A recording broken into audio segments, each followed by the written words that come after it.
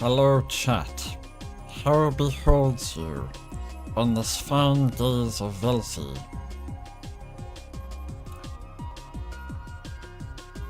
You liking the intro music?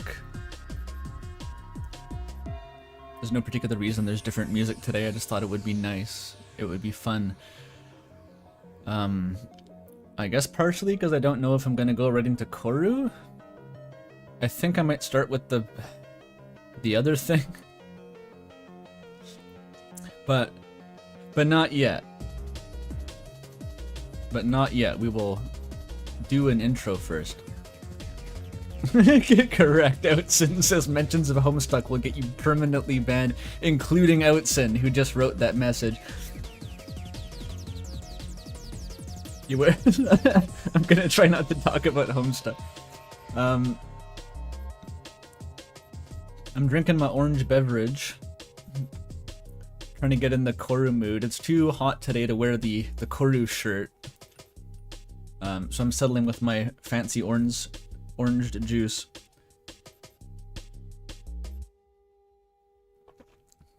Or a little bit of orange juice and soda water because I don't want to gum up my throat too much.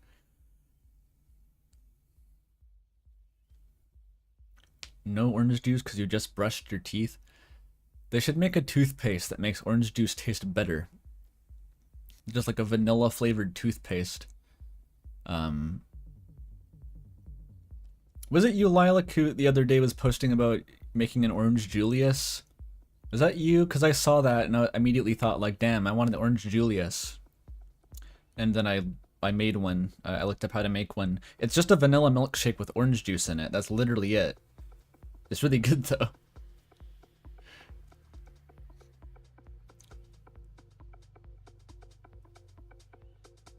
I forget if I've been adding cocktail bitters to fucking everything because I have them and it's just like, well, I might as well just put them in liquids. It's like if you have a hammer, everything looks like a nail. It's one of those situations. Usually it makes things taste better. It's kind of like a condensed eggnog spice in a suspension in a fluid. Usually doesn't hurt. But anyway, yes, orange Julius, very nice. You finished the game after you recommended it? That's good. Are there updates on when the next episode comes out? I don't know. Maybe if any devs appear in chat, as they often do, they can tell us that. I honestly don't know. Like, for all I know that this fucking thing came out. Which last stream was described to me facetiously as the Intrusive sweepstakes, which I assumed was a joke. I was like, that's a shit post. And then no, it's real, kind of. They made basically a Spamton sweepstakes parody, but for Corru, a couple days ago. And I haven't really looked at it yet, beyond like the first page or two. So I'm gonna look at that. And maybe at the end of that, there's an ARG that leads to, oh, there's actually Corru episode 5 just released. I don't know. So maybe there's already new content. I literally don't know. But I'm pretty sure that at least very soon there is going to be episode 4 add 1. Soon, you know, soon. Within a month, I assume.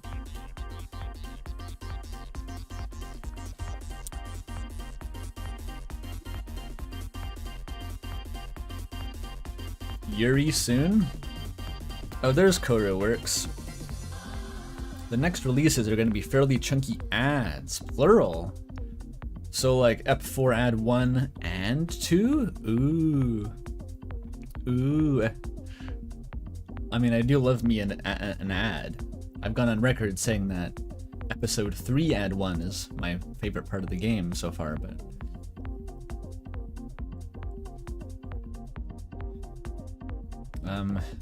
yeah, maybe... in like an ideal world, I can just stream this week, and then by next fucking week there'll be a new edition to play. Assuming I even finish episode 4. The reason I entertained the thought that this could be the finale was because I'm kind of out of side content. The previous stream has been padded to hell and back by side content, but then they patched in new side content in the form of a Spanton sweepstakes, so fuck me, I guess. I don't know if I'm gonna finish this stream anymore. But yeah, I wouldn't assume the editions would be released at the same time. I know that episode 4 add 1 is the next on the table here. The Intrusive site was made by the delightful critter who invented Intrusive. I had actually very little to do with it. Who was that? Are we talking Sola or something? I don't know where Intrusive comes from. Flanburger. Okay. I have no idea who Flanburger is.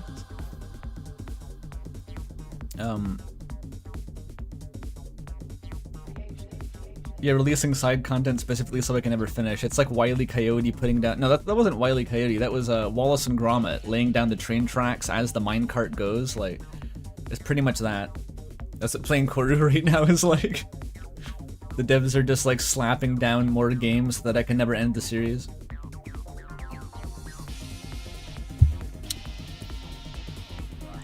Intrusive was a Discord joke about a fake boss by fine friend Flanburger that you made as a real boss. How else do you get ideas in this economy? You shitpost on Discord until you say, fuck it.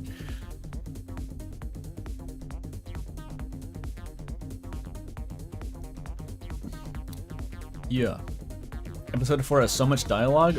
Doesn't every episode have so much dialogue though? Like episode 3 has so much dialogue. It is tiring to go through like the embassy segments and just there's really so much more reading than you remember in retrospect, but and I'm a little bit lower on sleep today because my sleep schedule's been a disaster this week. That's not even worth noting anymore though.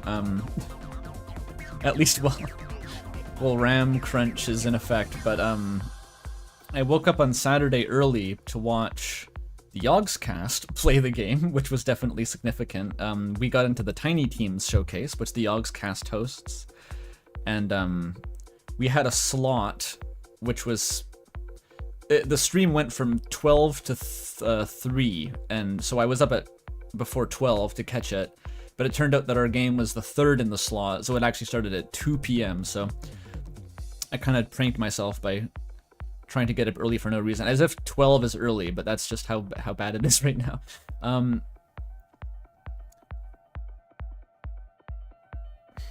What is the movie about Markiplier playing Corru? I saw someone say he was playing Voices of the Void. Last I checked, that's not the same game. Voices of the Void is already like a... It's like a... What do you call it?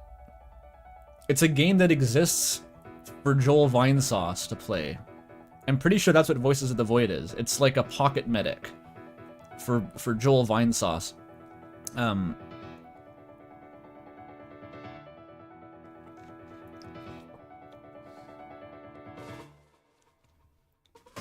You played a super old version of it? Before they patched in the... I don't fucking even know what's in that game these days.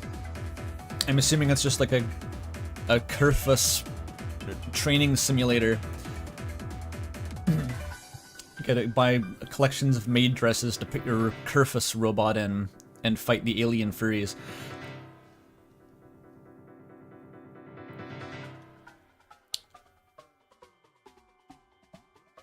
It has dedicated... Oh, there's a bunch of them now. I remember when it was just Joel. It was just one game made to specifically exploit Joel's intense fear of aliens. And it was beautiful. I haven't followed the series in a while.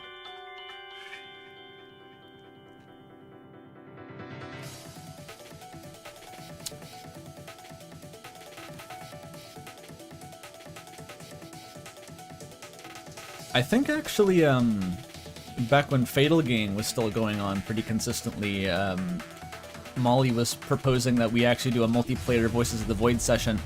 I don't think that game has native multiplayer though. I think it would have been like a weird modded thing. It would have been a disaster, but it never ended up happening.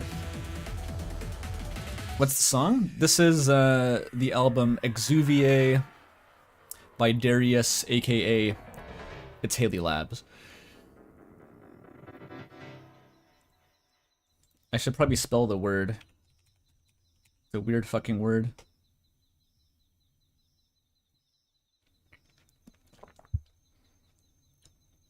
You can always do what Kricken and Charborg did when you press save back and forth every other day to torment each other, or you pass the save back and forth. Like a succession game of Dwarf Fortress, yeah. It could be interesting. Have you seen the Black Knife cover by Joel? Yep, I saw that. It goes hard. Who would have thought?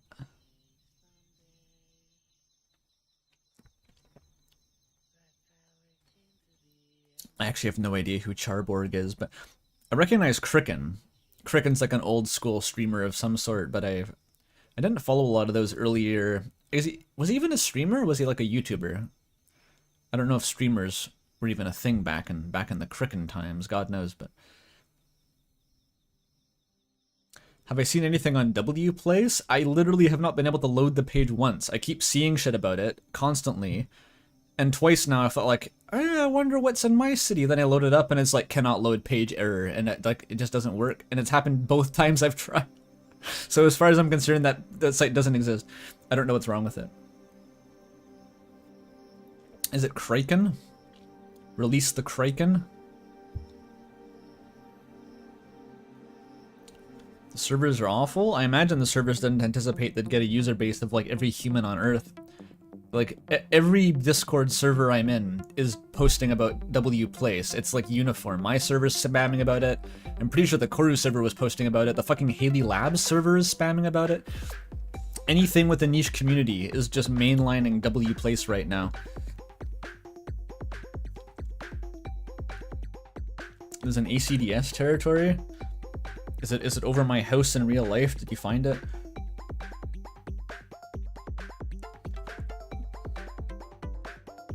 It's mostly Deltarune. Actually, just like globally, mostly Deltarune. It wouldn't super surprise me, but there's Canadian Akazet in Vancouver. Fuck yeah. Isabel, I have free Medicare. Type shit. It's 90% Deltarune because it's made by Brazilians. I'm not sure what the cause and effect is there. Okay.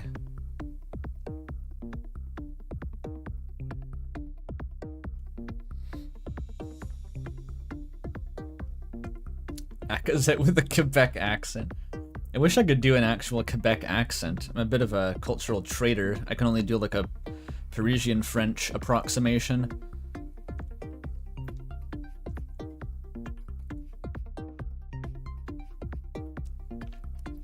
It's because Chris is Brazilian. Oh.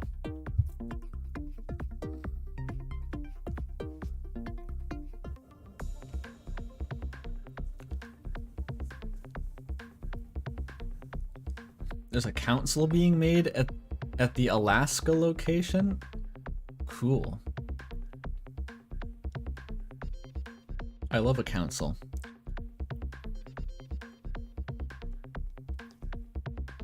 Oh, you know what I did yesterday? Mildly interesting. Very mildly interesting anecdote. I went to a thrift store for the first time in ages. I haven't really gone in those. And I'm glad that I did, because I don't know what the standard thrift store shopping experience is, but I walked in there and I found like these two items that seemed like custom made for me. I was like, god damn.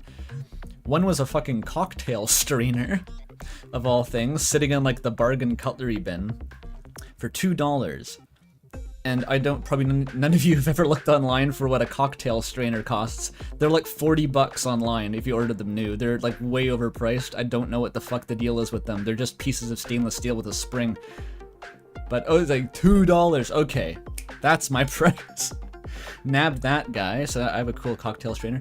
And the randomest object that I actually needed and wanted were these 2 novelty bookends with rabbits on them. And they're adorable. I literally have a bookshelf in the living room here, which I used to have 2 speakers on, which held up the books, but then I moved the speakers to the kitchen, because I want to listen to music in the kitchen. But now there's like gaps in the bookshelf, and so the books fall over. And so I literally needed bookends, of all things, and they had little like bunny rabbit sculptures, and I was like, fuck yeah, give me some grandma died and like her bunny rabbit bookend ended up in the thrift store, and I just poached them instantly. It was a massive win. People are asking about 17776. I am a huge fan of that. I read it a year or 2 ago. Very big 17776 fan and 20,020 fan. I'll be a 20,021 fan if it ever gets made.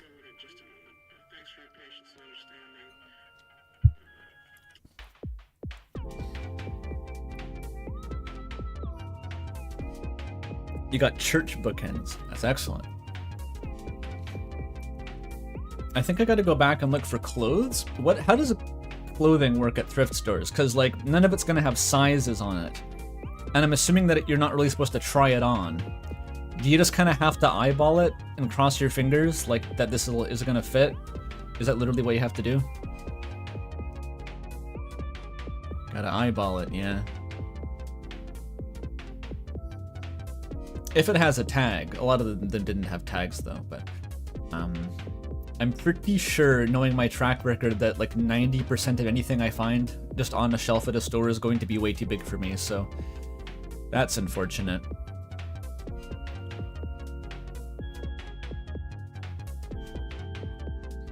Isn't John Boyce making a 1776 book? I thought I heard about that. I don't really know anything about it though. Maybe. Would be cool if true.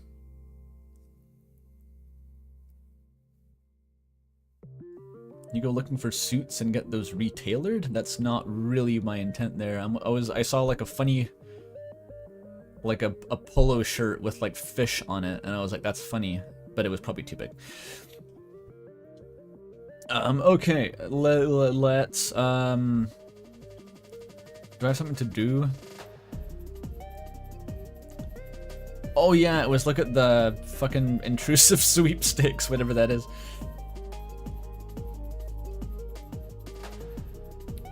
It was also the craziest Akabel fan art. I just kind of want to show that off immediately. I saw this on the embassy server the other day and I was like, dude, what the fuck, dude? Insane. Where's my window capture? Alright. 3, 2, 1, Yuri jump scare. Boom, get Yuri'd, idiot. Who made this again? It was, let me see. Kita. This is by Kita. And, oh shit. My window minimized. Come back. It's all gone wrong. Wait, my stream page minimized too. Everything minimized, god damn it.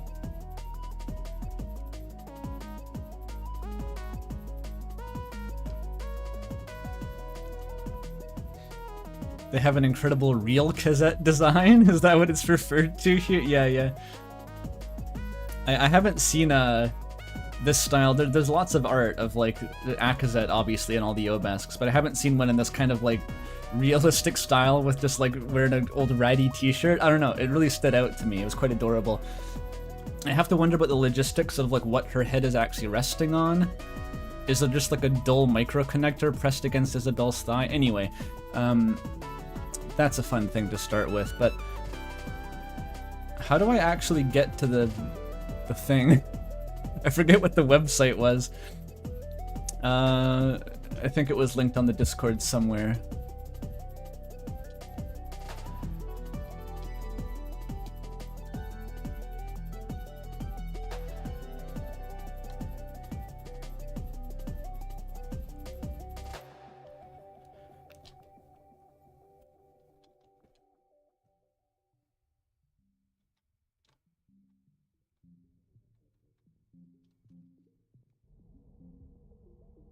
How is the horn resting there? I mean the receptor?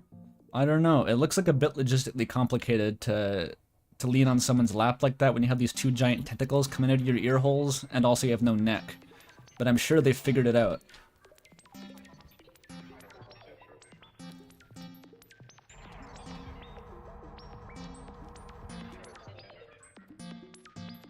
It's just intrusive.party. Oh, I found it. I found it.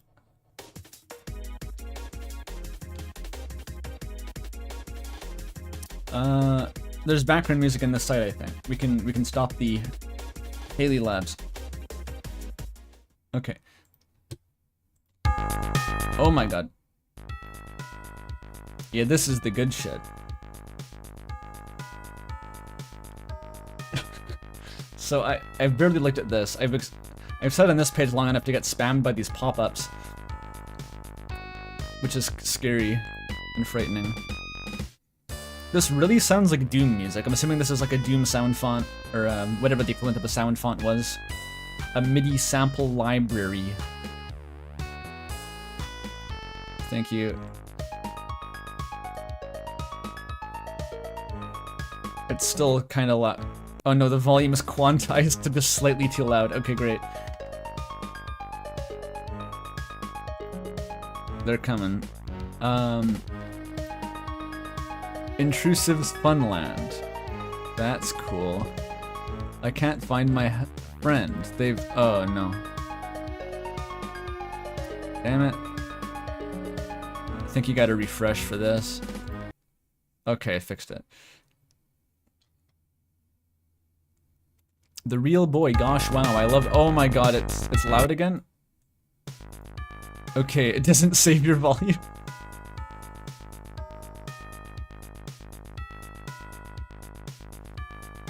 Yes, it gets faster the longer you stay on the page. What the fuck is this? The real boy, I love this one. He's so pure and I can see the love in his eyes. He's big and beautiful and his smile adds to his great personality too.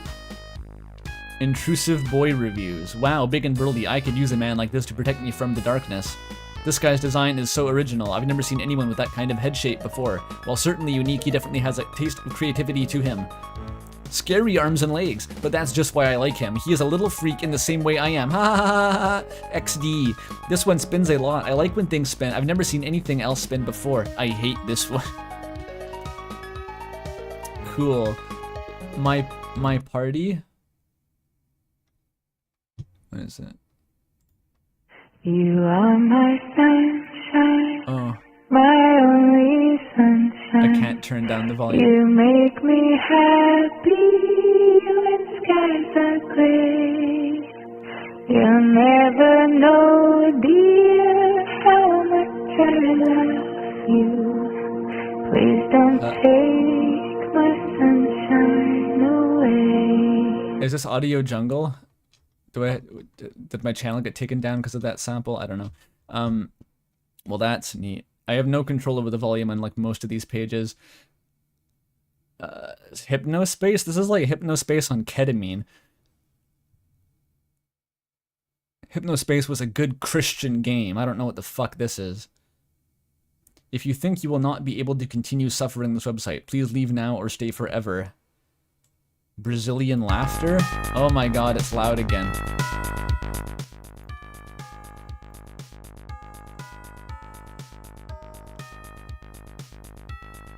He always struck me as someone who I was able to really resonate with and connect with in video game, from his glorious scene with mingling with Interloper to the heartbreaking finale where he saves that child from fire. No other character has been able to strike me with as much joy as him. Cha-cha-cha.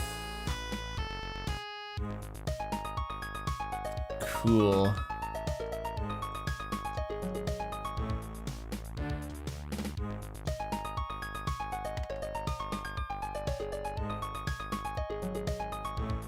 My favorite places in the whole wide world. 79% left. Oh. Okay. Alright. Okay.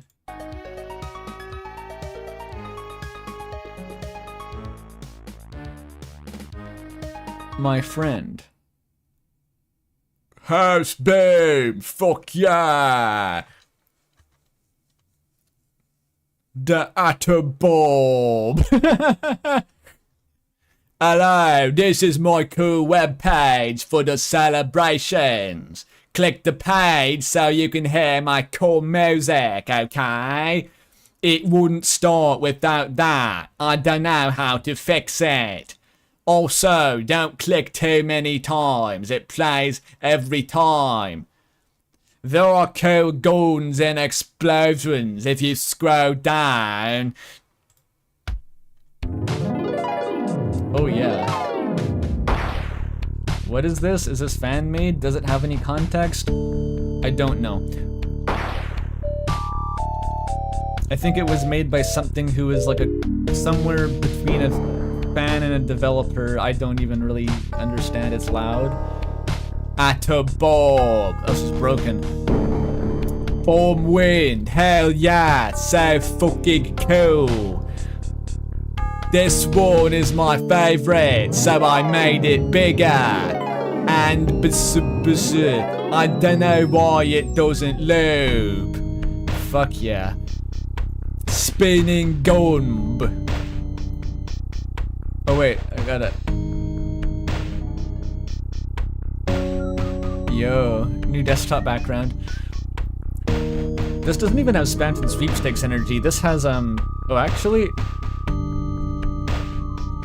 I can turn down your version of the audio here. It's still loud for me, but I can turn it down for the stream. There we go. This isn't even spam and sweepstakes. This is the fucking RTVS Sonic Forums roleplay vibe here. Like, just whatever the fuck is happening on this page.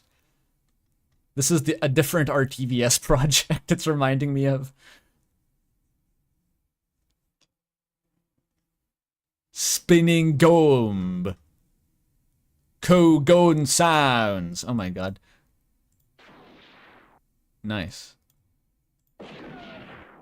Nice. Bastard would be a wonderful character to port into Hypnospace, I agree. Not with anyone in chat, just the proposition this website is implicitly making right now. Oh yeah. That's the good shit. Goons. Can I click on these? Oh, that's okay. I love this one. It's so big. So many booms. This one's so cool. That's how they work. Tiny boom inside of them. This version of Bastard likes the letter B. I love the sound this one makes when you reload it. Okay, that's all the cool guns I have. Thank you for enjoying them. Thank you, Bastard. Oh, okay.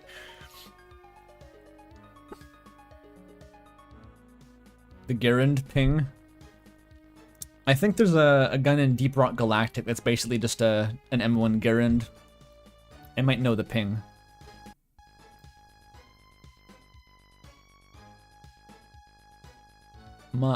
I've looked at these ones. Intrusive forever.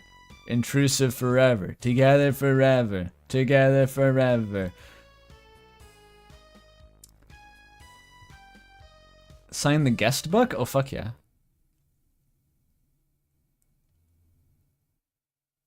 There's more to find. Is that moth? Is that like a pixel moth? 27 pop-ups. Sunshined, yes. What the fuck? What the fuck? Stop it. Stop it. I remember your information. Is this safe surface? It's MIDI safe surface with no volumes. Ah, I can't hear myself talk.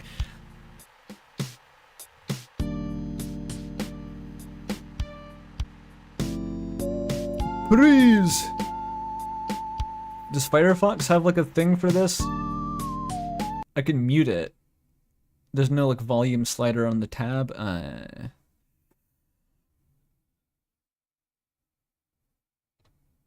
Oh. I patted some guys. Sword awesome! Why is my volume so high? What do you mean my volume? It's not mine, it's the website. Is that Flowey? Oh, clearly that's Thorn from Ram. Who the fuck is this?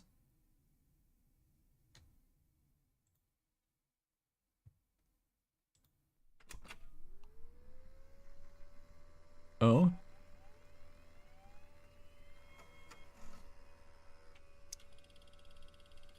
These are credits, these are dev sites. Oh, I think I got to this page when I looked at here earlier and I was like, I just thought this was part of the fucking ARG.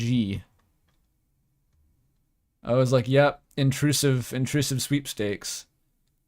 Prostate cancer symptoms. Can I get the corru.observer from this fake browser?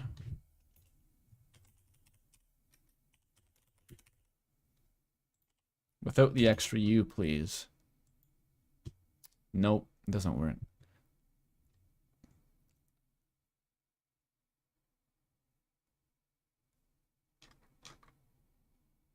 Google.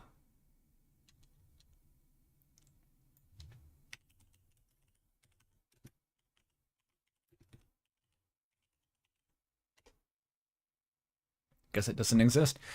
Okay, how do I get back? This is someone's like ARG, just unrelated fucking like unfiction experience. Okay, cool.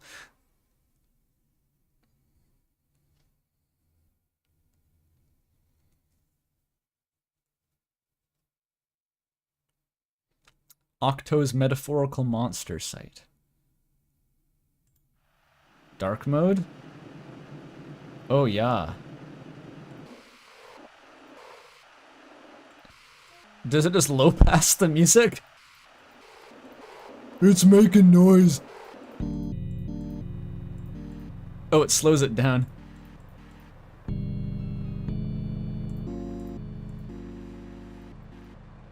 Is this what DJing is? I could do that.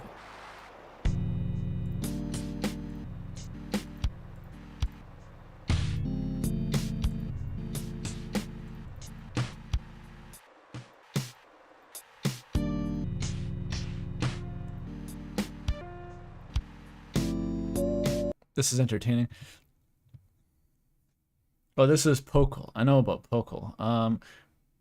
Welcome to my website. I keep my art and other things here.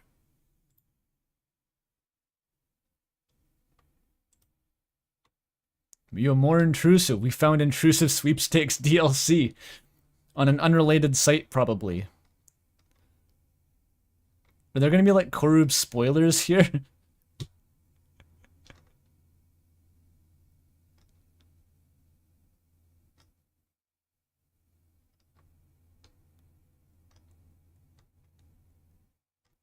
What the fuck? I literally don't know any of this. That's like a pre-existing intrusive site, I guess. Ah! It's loud.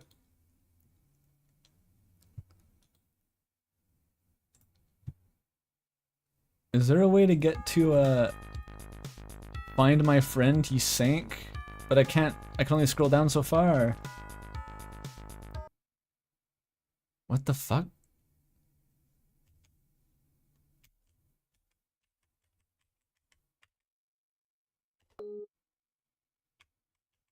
It's the Deltarune piano?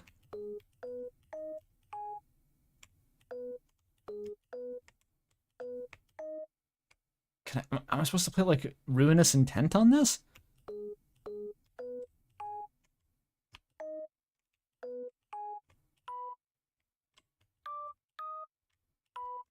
I think it is. It's on some janky scale.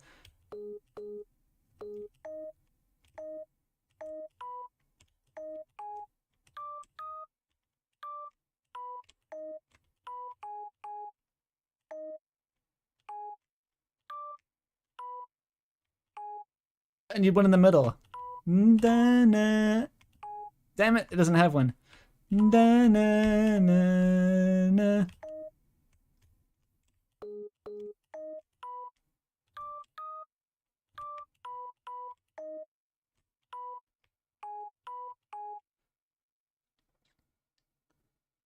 What scale is this? It's fucked up. Megalovania? Oh.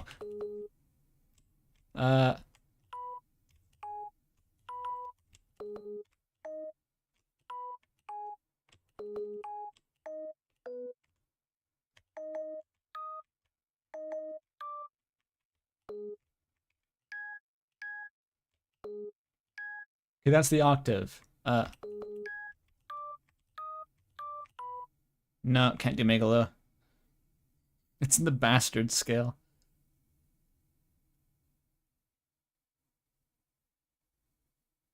I can't believe you can't play Megalovania.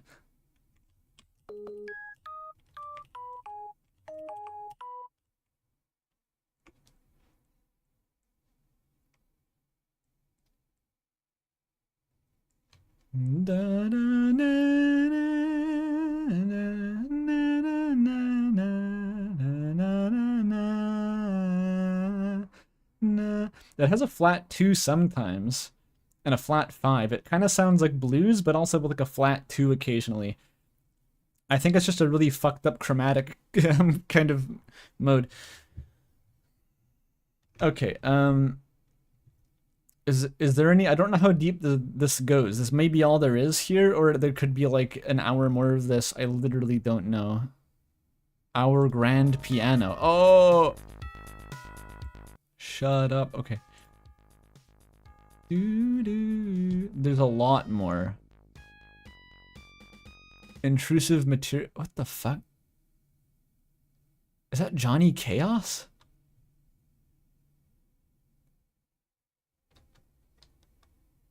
Nintendo.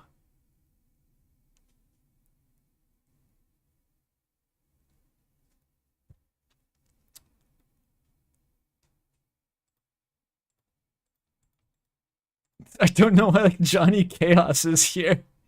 Concerning.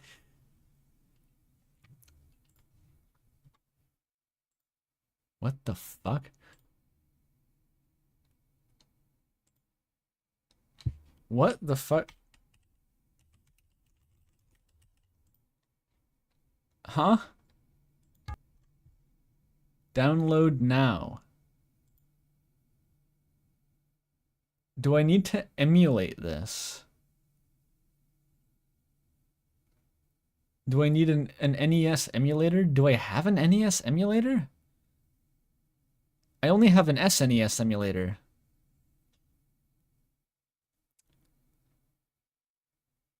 I was joking about the Bubble Bobble parody. I was joking. That was a random, a funny haha. Like,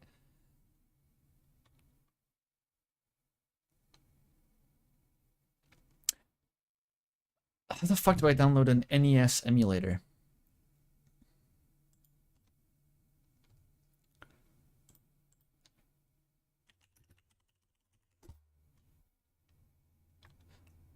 Oh, true, I have RetroArch. I should probably go through RetroArch. Can I remember how to use fucking RetroArch?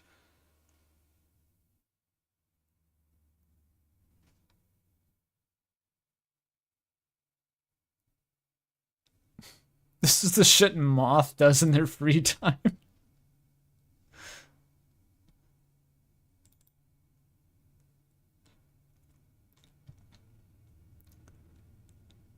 I think I got RetroArch and exclusively used it to play fucking Warship Gunners 2 for the PlayStation 2, my childhood favorite, because my actual PS2 console broke years ago.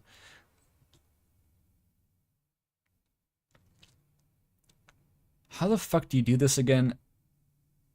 You have to get like a core.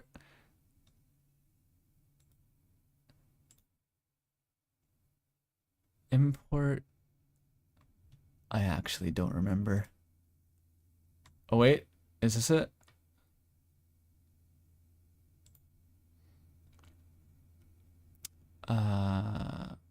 Install or restore core. Oh wait, no, probably download a core.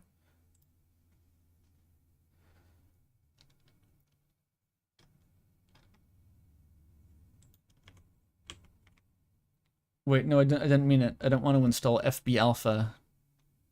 I don't even know what the fuck that is. That's probably a crypto miner.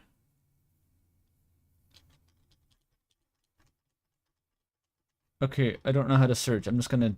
It's alphabetical, it's good enough.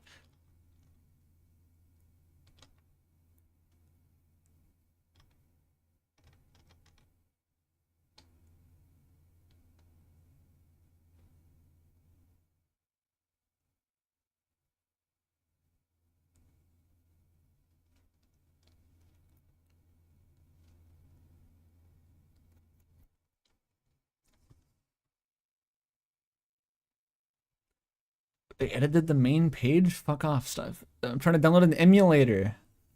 I have limited attention span here. Alright, which one of the 400 NES emulators do I download?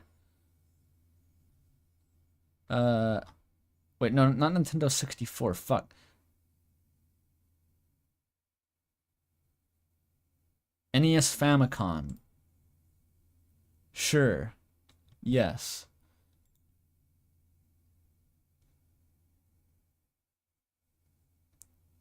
Load a core. Did it work?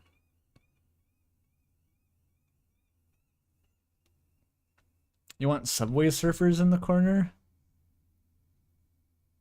Well, what kind of Subway Surfers would I add?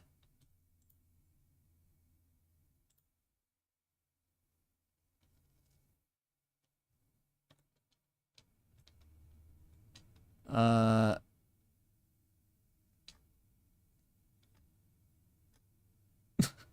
just going through YouTube Rex. I've just been watching like Scorpy streams recently. Just put on...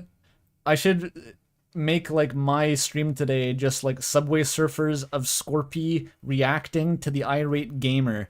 And so it's like a triply nested reaction stream. That'll work, right? That's a disaster. I shouldn't do that. RTVS Sonic forum stream? Okay, now you've sold me.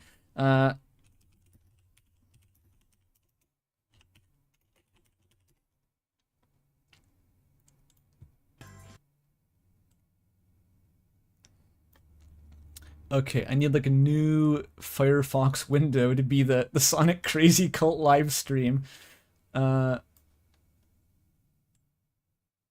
But like small and quaint.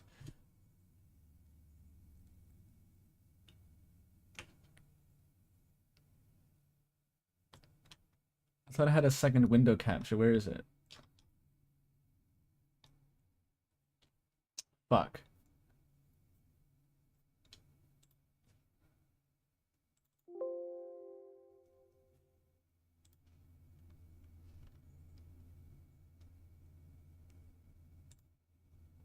Yes, good.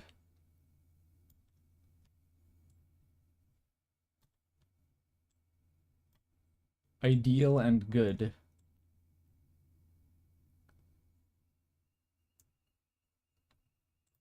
I don't know if Evil Chow's ever broken character. I don't think so. I don't think they have. I think Perfect. They just posted that on Perfect. the thread that they've been in. I'm pretty sure they have a report thread because of that. Yeah, I think Chow Chow reported. So who's that? Randall Keith Orton, you fool. He owns you. Randy Orton is better than you. I like his tattoos. They remind me of the logo from Shadow the Hedgehog game. I think Super Mario has tattoos like that once. How the fuck do I install the core? 4 times. 4 times. I am win, you are lose. Wow, did his mom and dad name him Randy after the Transformers? What? Typed in That, the wrong that field. post got mangled. Oops, I put my text in the race. Sorry, I don't know how the button works. Aha. Face palm. Dude, don't double post. Are you farking stupid or what, kids these days? Location. No, I've already installed it. Wrestling Why is doesn't fake. it come up in my Sonic cores would menu? own them. Help me. Sonic God.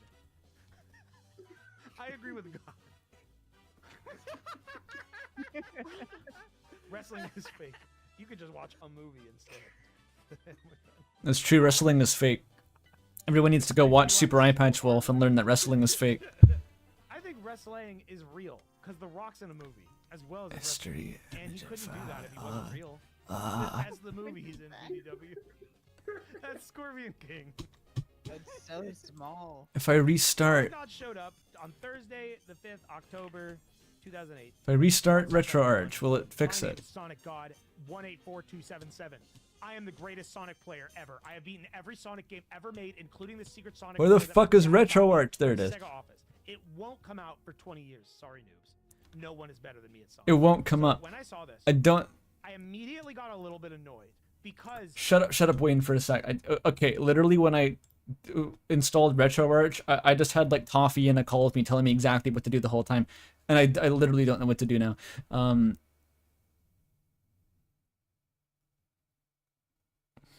Moth Simulator.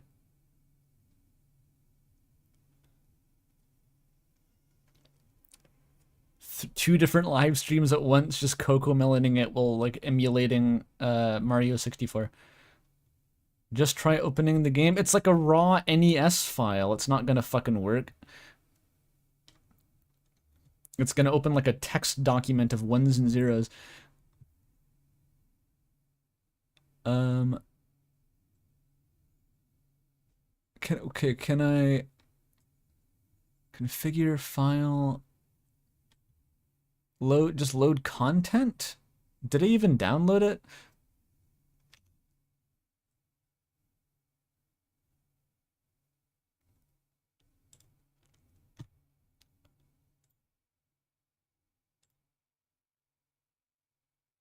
I've downloaded it twice now. It's 64 kilobytes. What the fuck is this?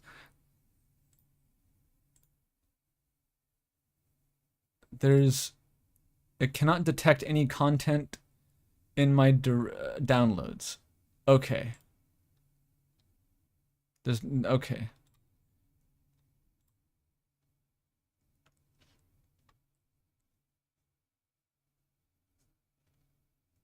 Drag the file onto the RetroArch window.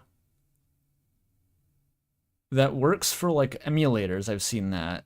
This is like an emulator hub. It's like an emulator launcher. I don't think that's gonna work. Why is it fucking full screen? Let me out, RetroArch. Jesus Christ.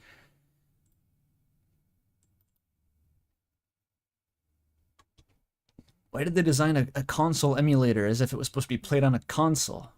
God damn it, you're breaking my balls here, guys. Alright, just drag and drop. It works. Okay, it works. It works, I guess. Sure. Please capture it. Retro.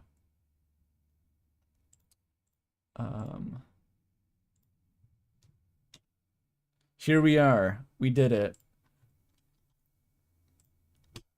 We really made it.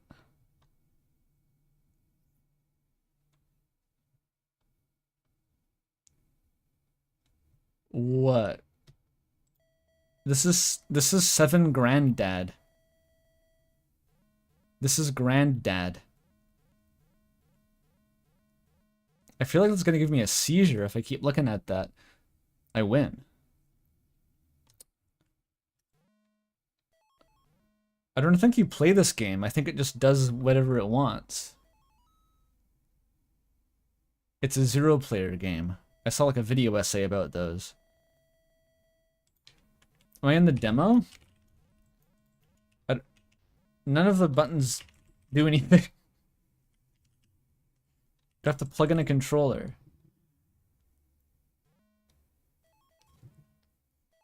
This is the game. This is the demo. Okay, I'm gonna plug in my fucking controller.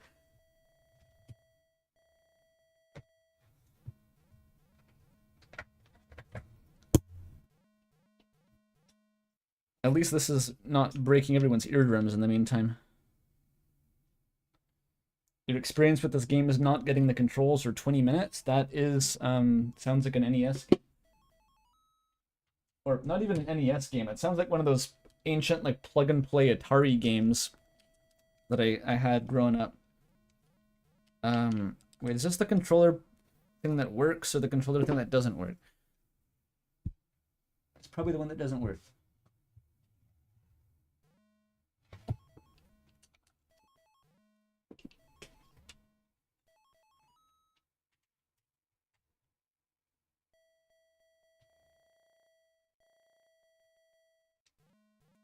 Where did it go? The cable.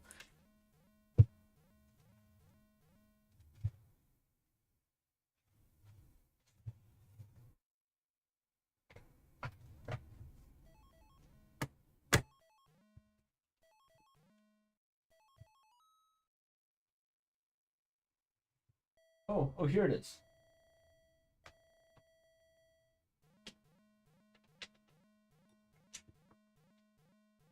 I literally forgot that I had a cable plugged in there. Okay.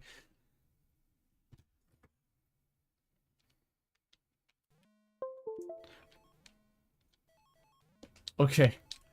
Please. Oh! I can do something! Okay. Select and start have an effect on the game.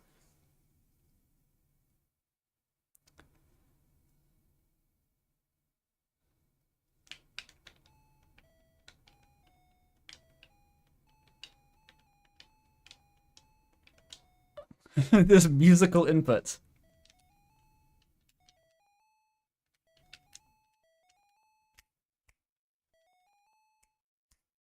I can't go one note higher. I was trying to do the Addams Family.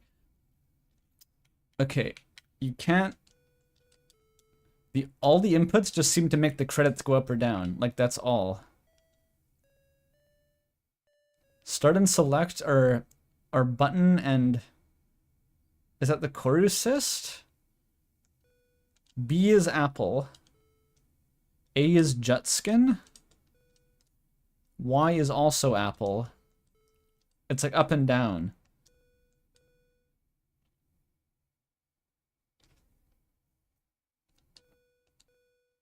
Are you not getting sound from this? Oh, shit.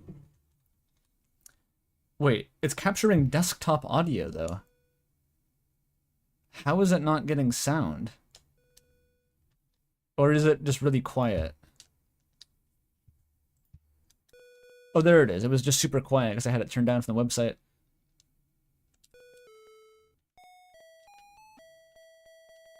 Okay, it started.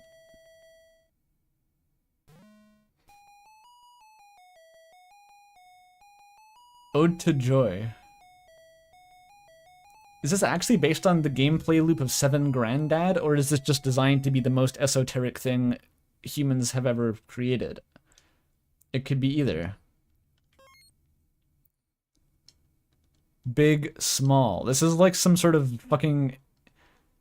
It's like a tarot gambling game that your, like, grand uncle would know how to play, and, like...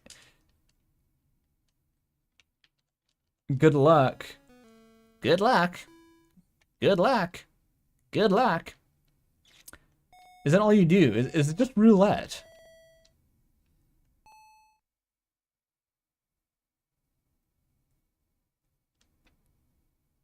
It might just be roulette.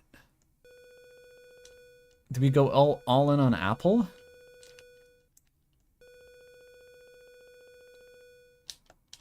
I can't go all in. It cuts you off.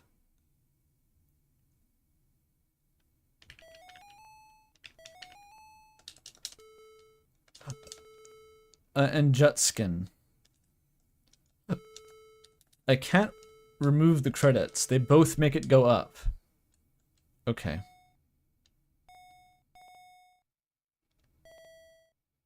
Is that a fucking cauliflower?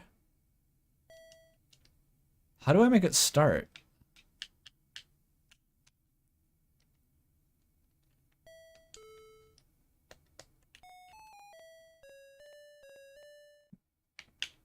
Okay, as far as I can tell, no button actually makes it start. That somehow did it. Apple! Apple! I can't stop winning.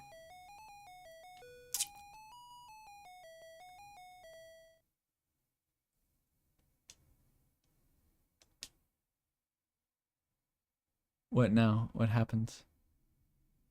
What happens now? Oh! What is this for? What is this? There's a star? Big, small. Does this reveal a secret in the blueprints if you play this for long enough? I feel like it's gonna give me like a code to read a Rajan better.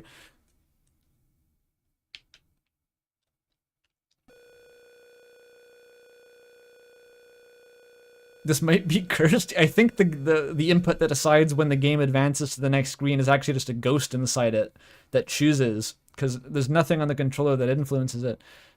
Okay, I'm making money though. What are the numbers above those?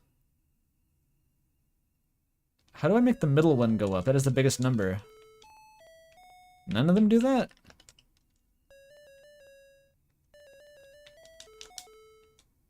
Can I play the Flintstones theme? That's what I need to find out.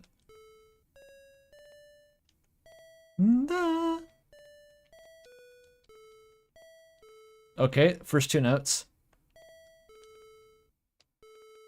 Can I go higher?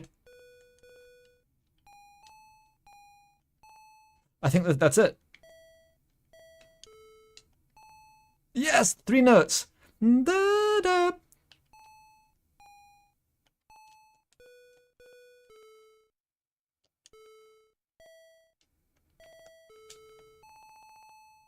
I need a lower one.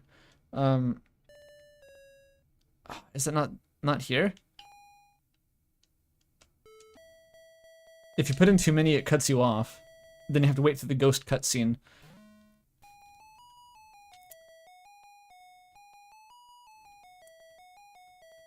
Did I win again? What even happened? Always Apple.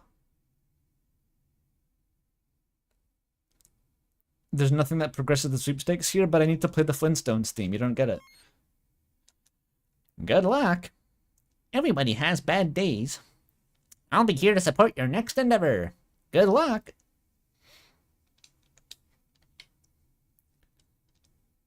Always go for the apple. This is probably a game you go to some rural community in Ukraine, and every man over the age of 50 knows how to play this, and it's like, yeah, this is just what you do. You sit around like a folding table and on your back porch, and you drink shots, and you play like Intrusive Granddad, and you're like betting real money. Wait, I had the 7 Among Us fetuses. Okay, I did it.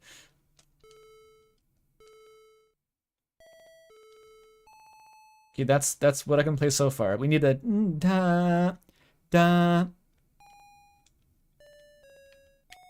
Is that it?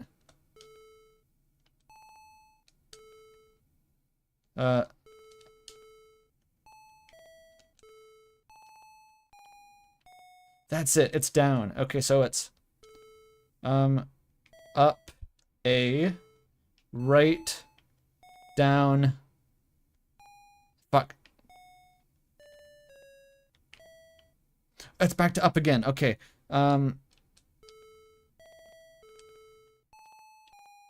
Fuck. I can get it. I can get it.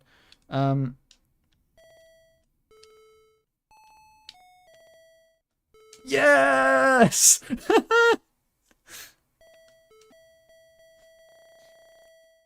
Next time we're gonna go big. The kind of thing only the most addicted gambler would touch. Wait, I didn't win anything? Oh, I can keep playing the Flintstones. That's good. Fuck.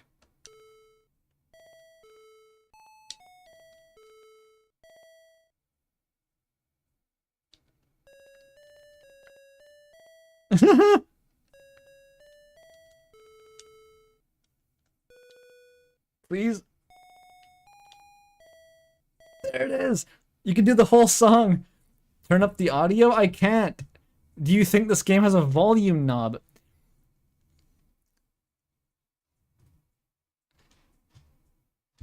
It might be in my Windows mixer from last time I played RetroArch.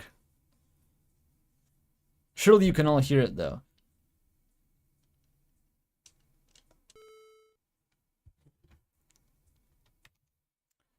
Okay, fine, I'll check the volume mixer.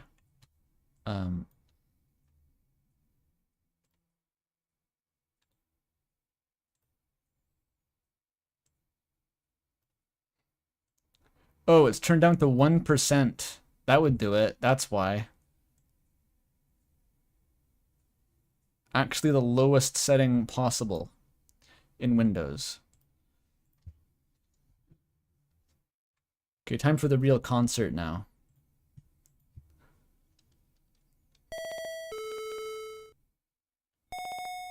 I forget how to play it.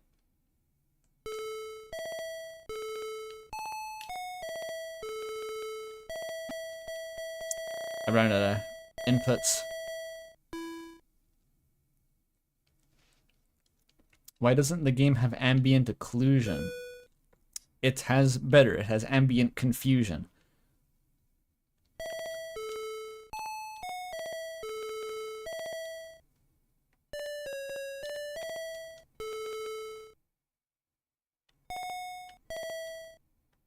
What is the second last note?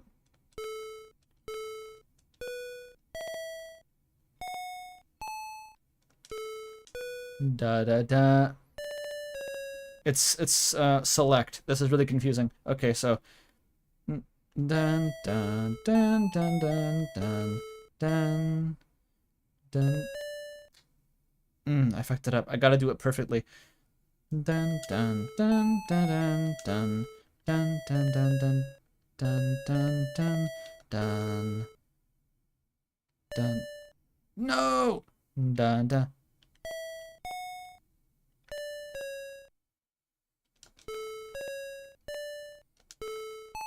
What is it? Oh, it's the Y button. That's it. Okay, we gotta sit through another one.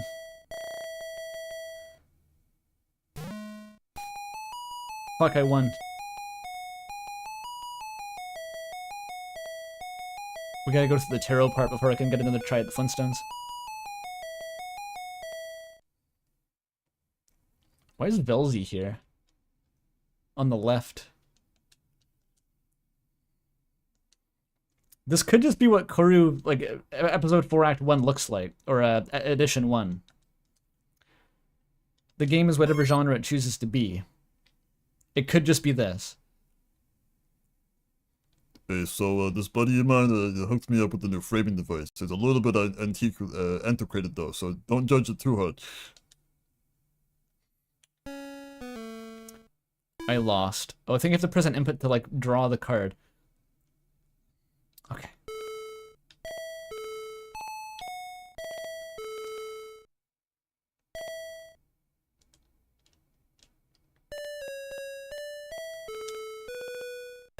Yes! Nothing happened. But what matters is that I got it.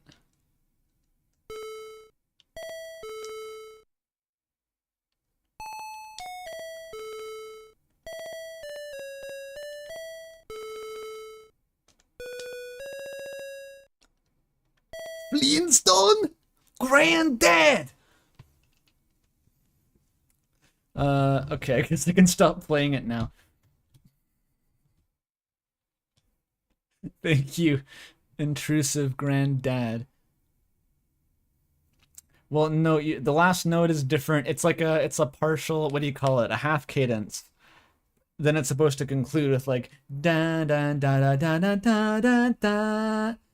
I don't know if I can do that. That's ambitious. I don't feel like learning this anymore. This game felt like a bad omen. It's a bad omen of itself. The omen is that you're going to be playing this game for the next 10 minutes. Let's get rid of this before it's too late.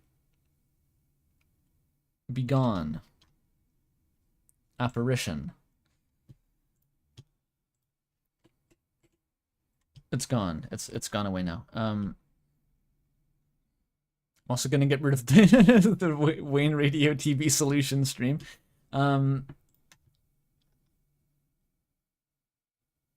Wait, please come back.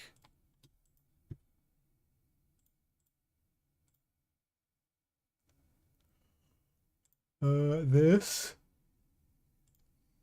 We're back. All right. We retraced the trailhead. Please upload your cover to YouTube. Bro, where are you watching this? It's miraculous that I had the right notes. I think it's just a major scale. I think if you just have every note in a major scale, you can play the Flintstones theme. Okay, take me back. Take me back.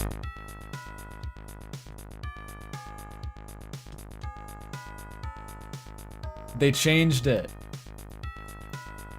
The devs put out a patch. Hi, Mr. Cunningham. That's cool.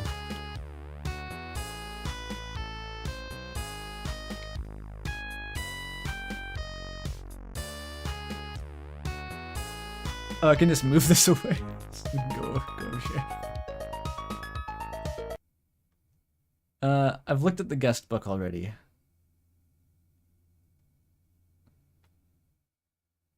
I played the Flintstones theme. Why is there no stat for that?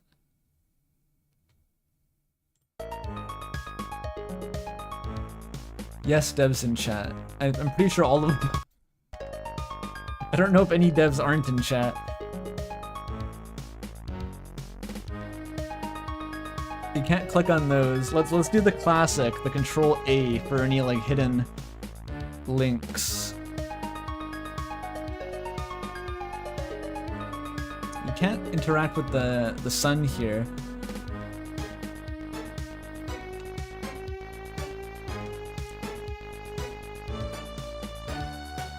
Can I sign the guest book? It's the same page. Wow, big and burly! I guess they're really into forearm strength. This guy's got like the pro climber physique.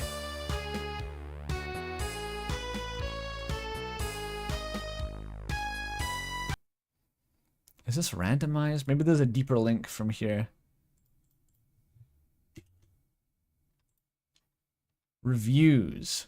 This game must be seen to be believed. It was a sort of experience to me.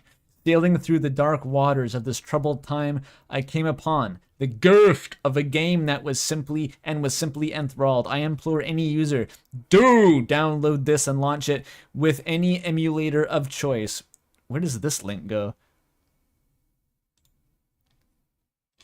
Oh. Oh.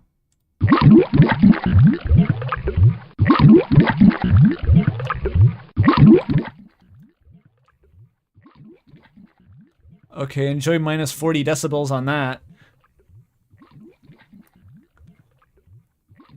It's glooby. Oh, it stacks, it stacks, it stacks. Okay.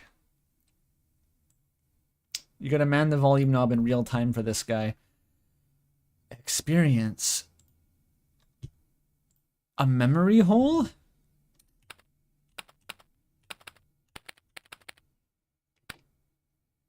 No, no, that's not right.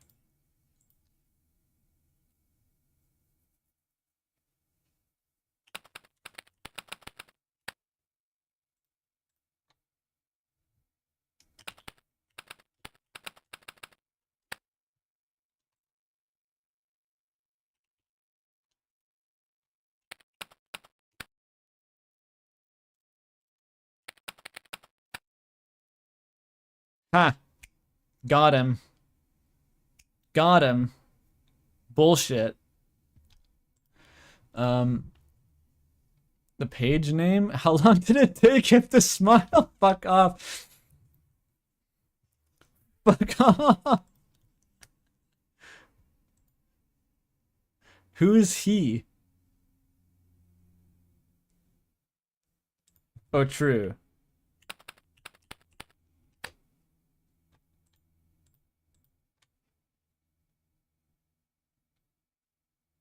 Intrusive. 0 second.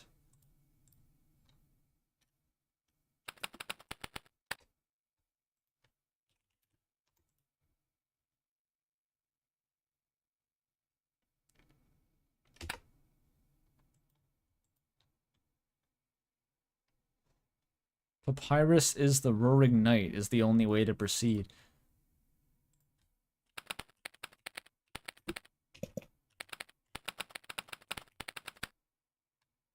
Oh, okay. That was a Deltarune spoiler. I'm sorry for exposing you to that.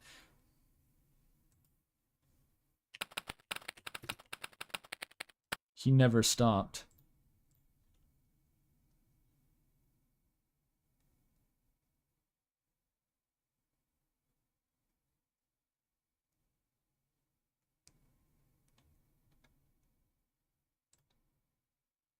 What the fuck is that? It's like it's like an auto-generated password pop-up, but I never use auto-generated passwords. There's a clue in a different page. Can I just like insert this this Yuri illustration into the slot and it'll work? Like maybe he just wants this image.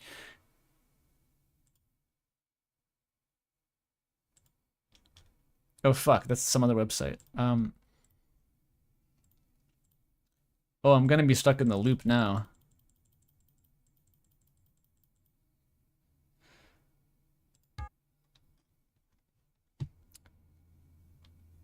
So there's a hint somewhere. Fun for... Is that LJN? Oh my god. Laughing, joking, numbnuts. This image is no longer available. Visit the embassy for information. 1989? I could try that.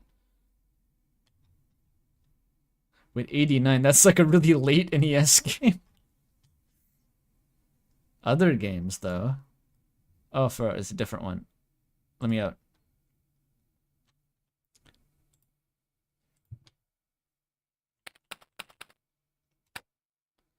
Not quite.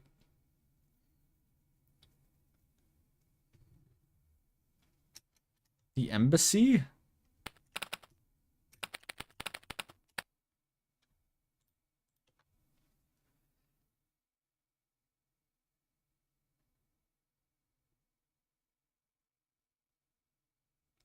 Yeah, I know the trope is that the shovelware got released into the 90s, but... Oh, I have my controller plugged in still. The longest cable in the universe that I just like dragged out of my desk. Okay, let me coil this. Fuck.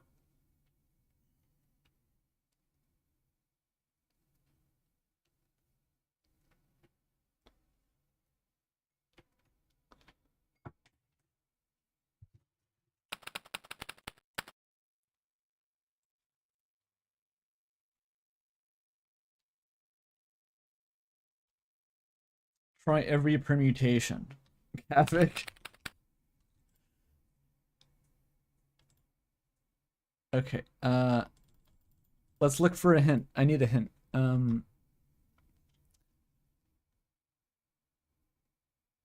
XX Couch Boss XX. What about experience? No.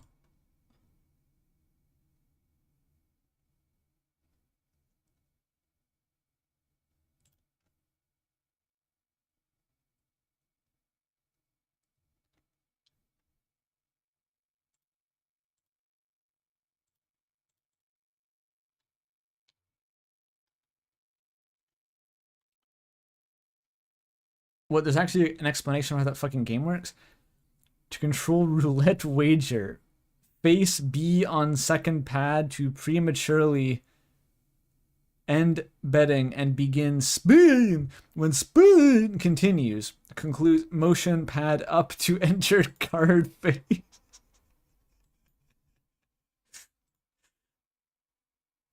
Utilize motion pad to input desired action. This is actually written by an Obesk.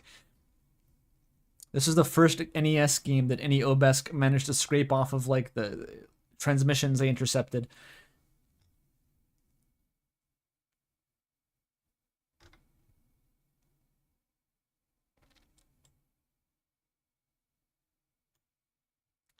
This is the best gambling game to me. Me and my cat Cashmere have been playing it all day. Huh. And you don't need to reload it every time, not like some other games. Thanks, developers. Much love and 7-year big bangos to you.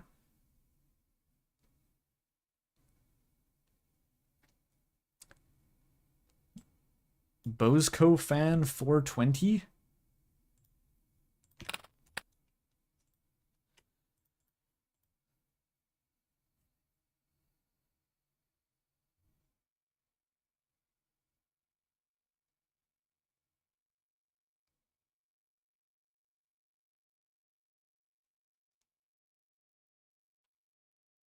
Pull up the Yuri again?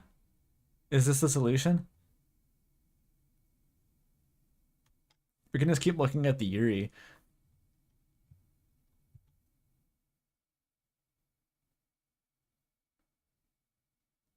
You drew. Oh yeah, there you are. I've just had this on in my back pocket here.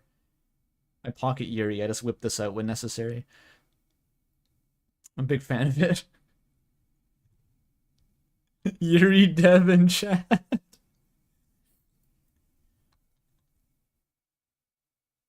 The only improvement I think you can make to this painting is if you added like a slight visible imprint in Isabel's thigh where like the dull bone connector was lying across it. That would be really funny.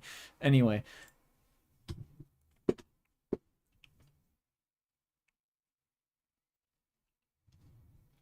Copy the image and paste it into the text box.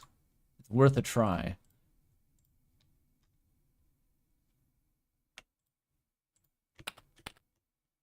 It doesn't appear to work.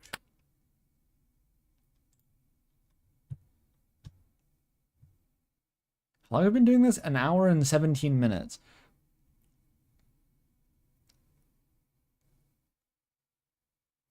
Dullbones connecting the dull, not on Velzy's stage. Okay, I guess that's fine. The dull version of Akazet's neck is resting on the dull version of Isabel's thigh.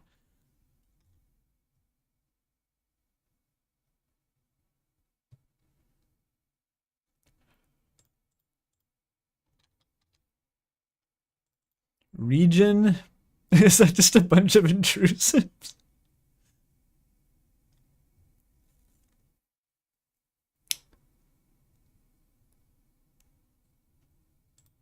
Are there any other links on this page?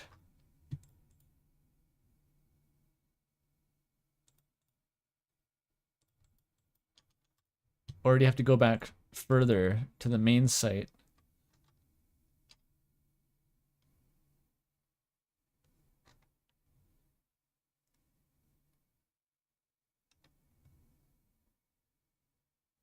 Intrusive forever. This is just the piano. Oh, loud.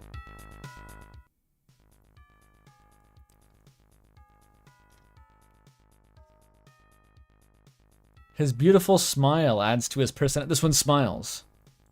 But how long did it take him to smile?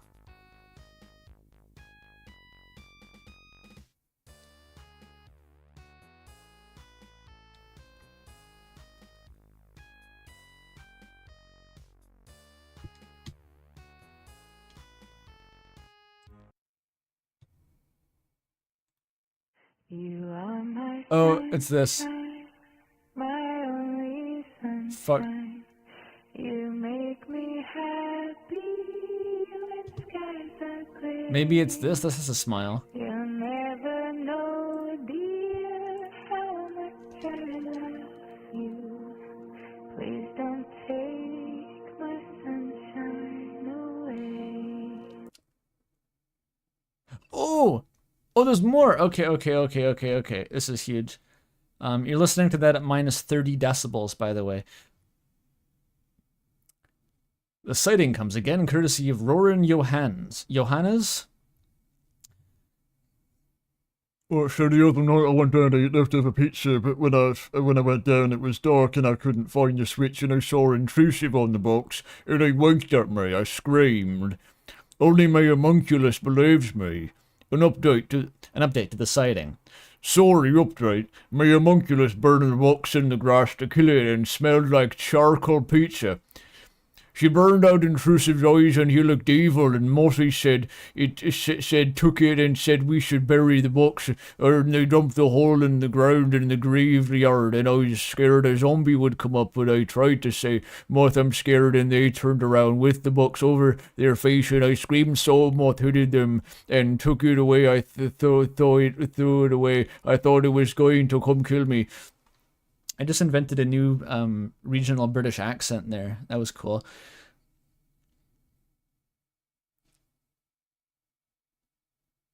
It's something. For those that enjoyed these sightings, be sure to take a look at the ones from their homunculus. So this is just an actual parody of the Spected Sweepstakes here. Homunculus.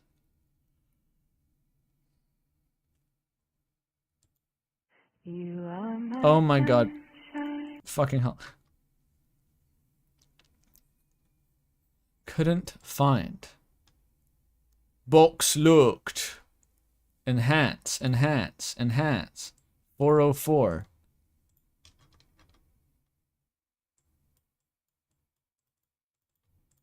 Oh, is that the number? Embiggen? Zoom in?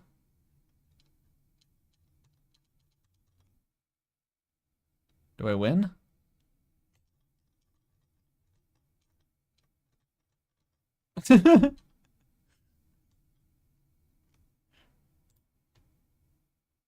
Oh. Instinct played. Knowledge no longer visuals.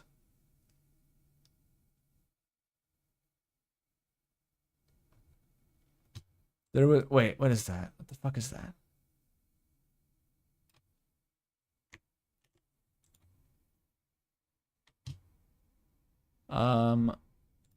Can I input this into the box?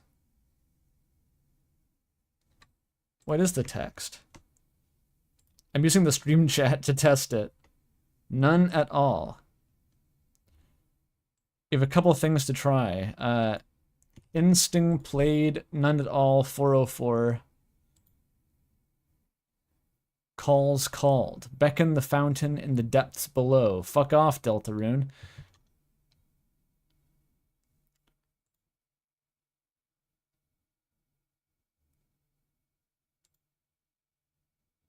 Pops closed. Rid of the annoying pests.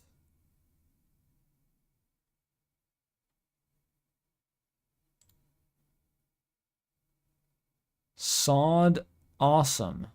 These are the things on the guestbook page. Look at my guns. Okay.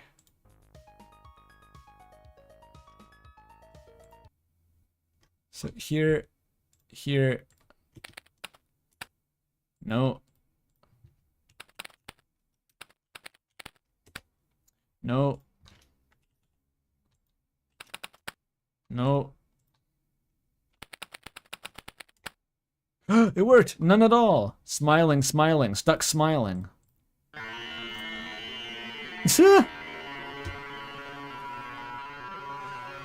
Legally distinct smile.og.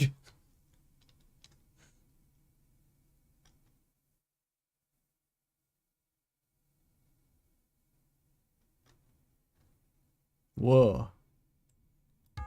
Did anything happen now? Teamulated. Yeah. I teamulated.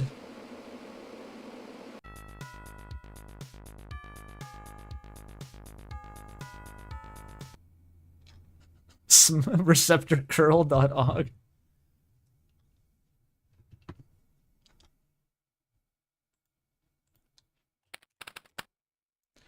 It's the same.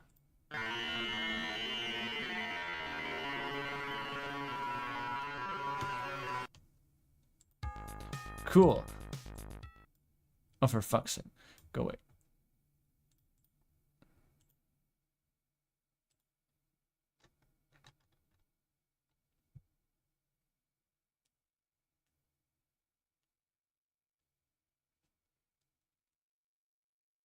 I hate being teamulated on stream. Me too.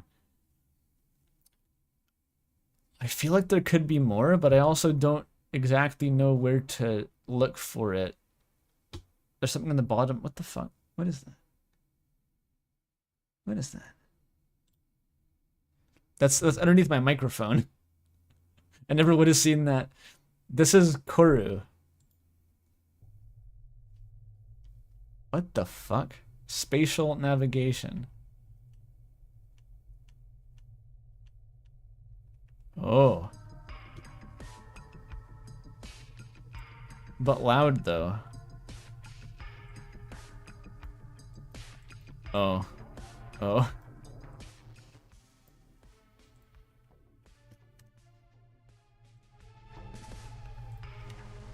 It's ruinous intent. Oh. Hi. I'm in the Clemens Romanus? I can't actually click on that.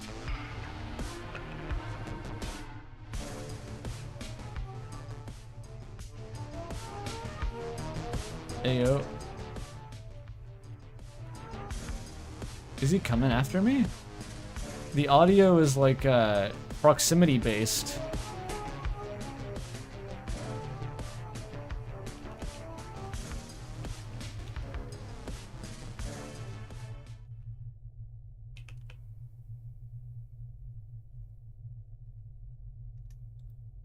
There's no event log. There's no moth. There's no math. He's not actually following.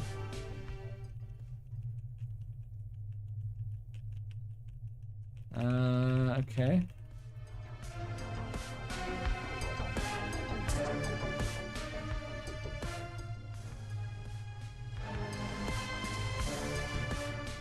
The rotation makes it look like he's following sometimes. Fuck. This is the real hell maze.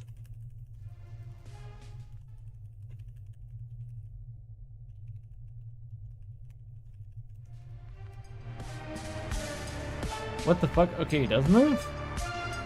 Kinda? She ain't nothing to me, man. Okay, bye.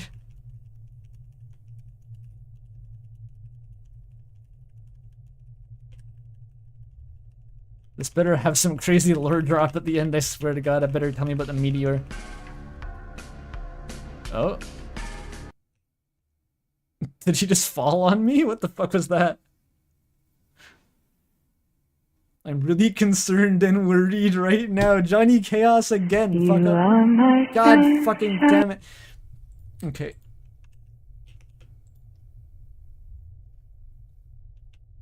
Do I have to do that again? So that was like a fail state. I lost? Something's wrong with it. Okay, now it works.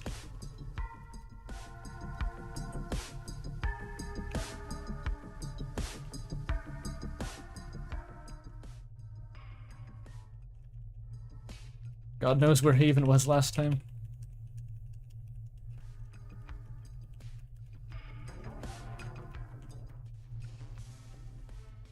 Send Johnny Chaos to the website to kill him in real life.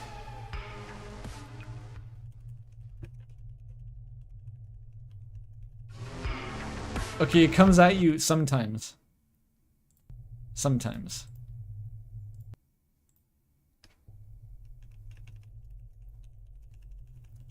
I'm still not sure how to navigate this place at all.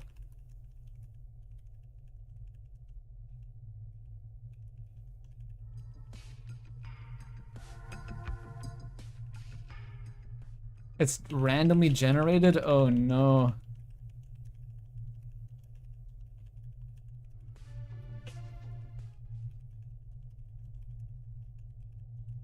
I'm gonna get carpal tunnel from pressing the keys like this.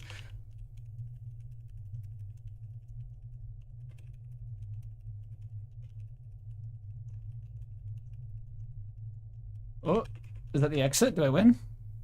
I won! Actual site error. Something. It could be a diegetic actual site error. You never know.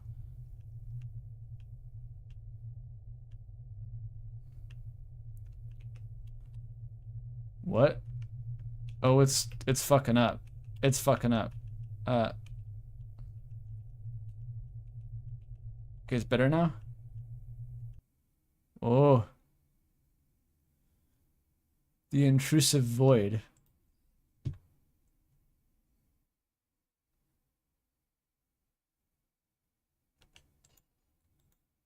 What now?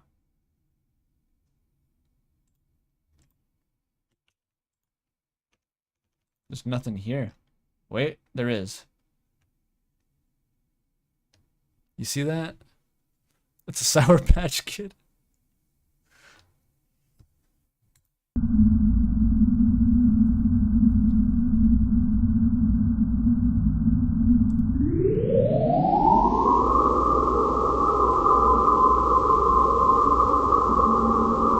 Hello. It's loud.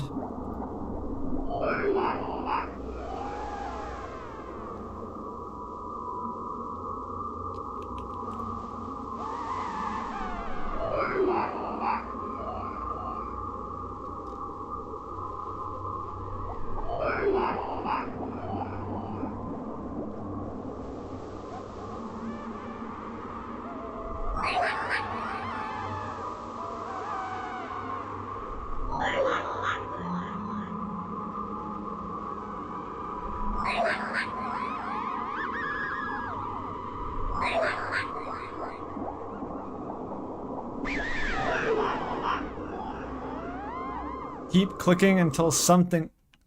Lucky! Cha-cha! I'm turning it down even more. It's so loud.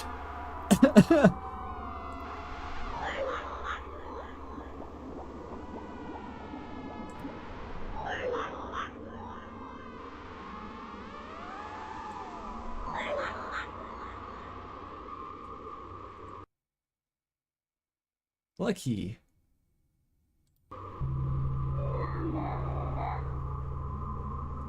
This might go on forever.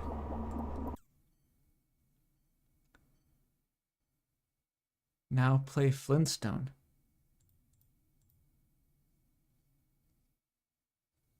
That's it? That's that. Oh. Okay.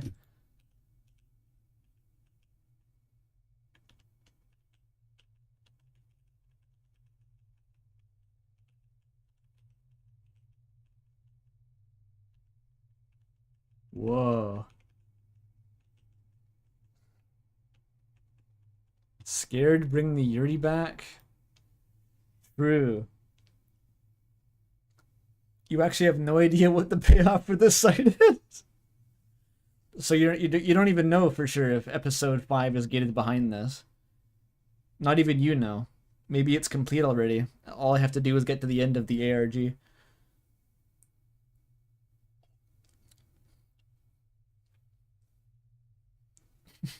If there's episode 5 and you're fucked. They're beating you to market. Okay, I think I'm gonna do like one more pass at the hub. And then if I'm feeling there's maybe things running out here, or at least my ability to find them may be running out, but I'm gonna start playing Corru.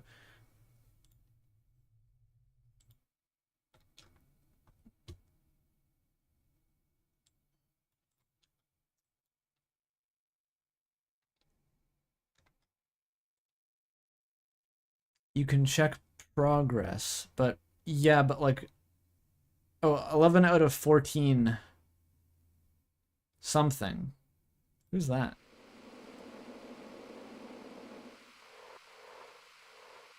I'm gonna give him shaken baby syndrome.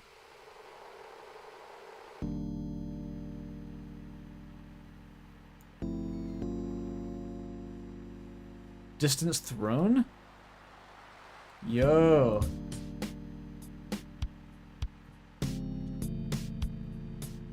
Now that's fucking pod racing.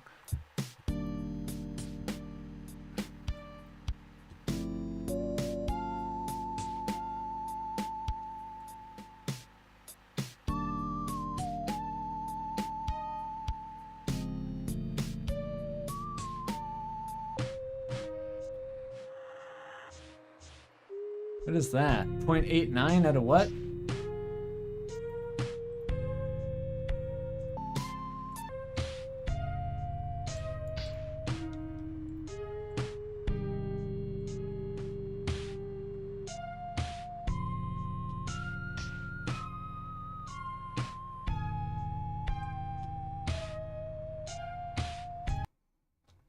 Ooh. That is the piano. This is just Bastard's Hypnospace page. What you can... This is just for the wide image. There's another one. It's still here.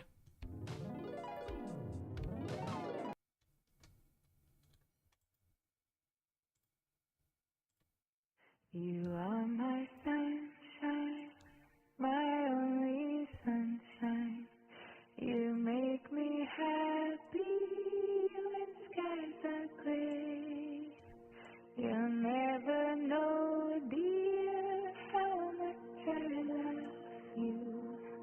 Please don't take my sunshine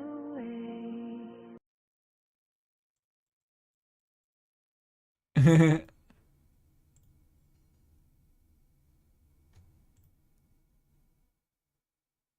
Succumb to his embrace.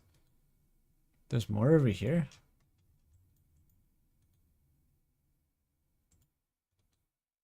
It's just long.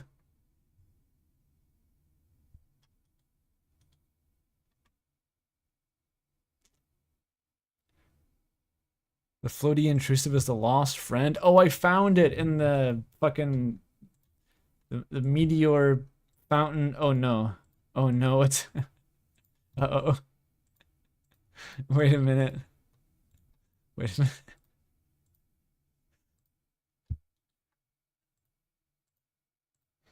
Can I put the friend into the slot here?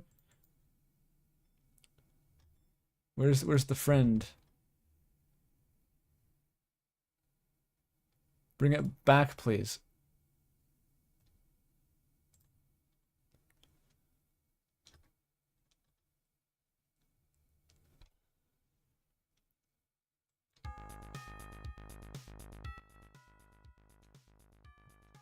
I can't find the friend again. Oh no. What happened to him?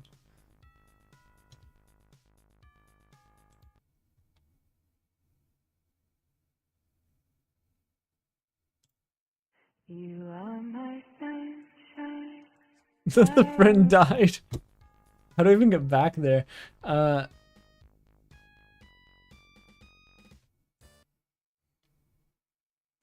it removed my stats.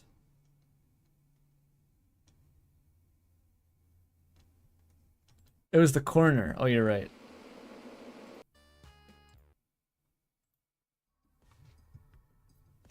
I have to do the maze again, which may or may not be really easy. Who actually knows?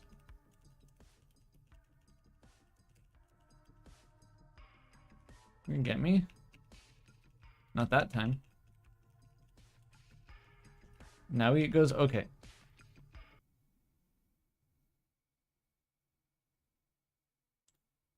You are my sunshine. Why here? My only Was it Wownton?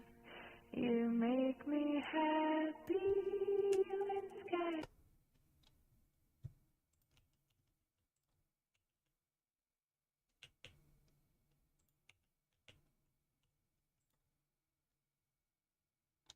Maybe?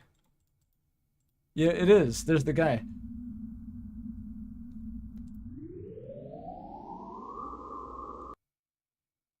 First try, idiot.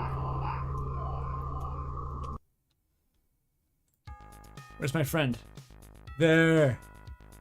Look, I found him. Look at him go. Classic intrusive. Thank you. Thank you. I'll say goodbye soon. Hooray! Thank you for finding my friend. He was hiding very well. Cheeky, haha. So, I'll give you something special. A little intrusive of your own. It's so simple. Just add the script to your place on the net. Is this for your like NeoCities site? Webmaster's note. The mod version is out of order. Hold off. Cool.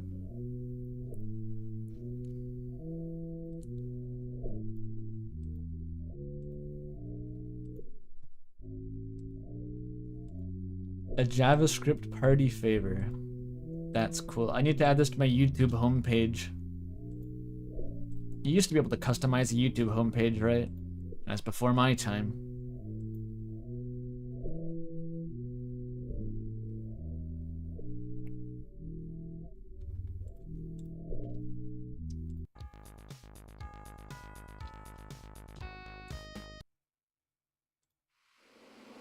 That's a huge win. I'm still missing 2 of God knows what. It's the use of camouflaged. You don't have to tell he's there.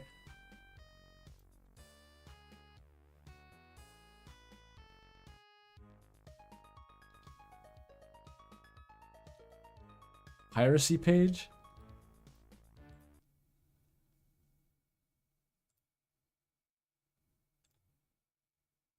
What the fuck? Oh, that was a code. That was a I understand. Write down. Fuck, I'm not gonna remember it. Wait, this is ASCII. Simply put it in stream chat. Lamau. Okay, no one post. That'll scroll up too fast. All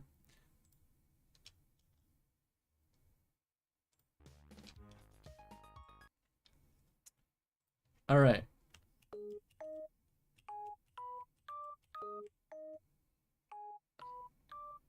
I think I came pretty close to playing that before.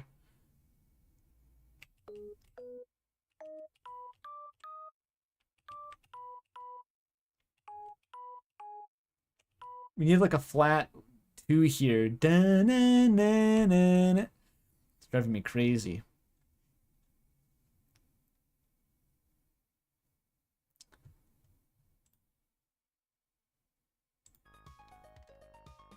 I got a stat for that, right? Yes. Insing played. There's one more thing, though. One more thing. What the fuck is it, though?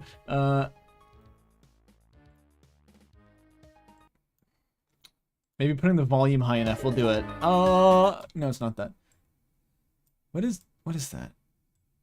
Is that just white space? It's actually white space. Okay, never mind. Just kill Sans. Hint on piracy page and in 404.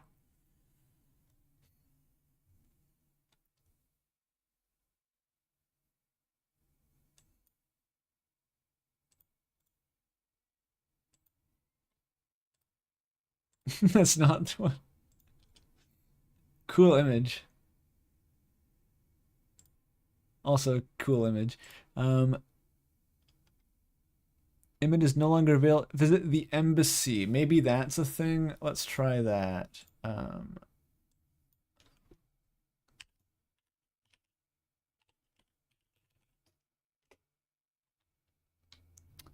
Oh, this is actually a 404. Okay. This is like the dog check page.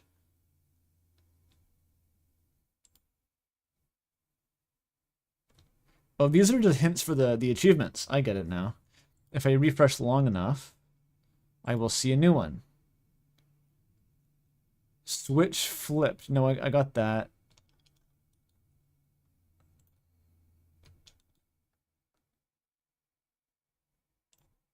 Ops and chat claim Flintstones is the key. I already played Flintstones. There's loads of them.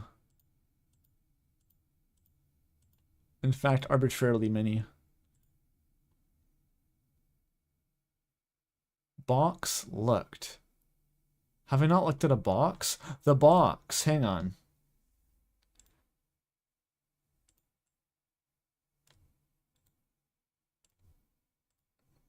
Fuck. This keeps getting me.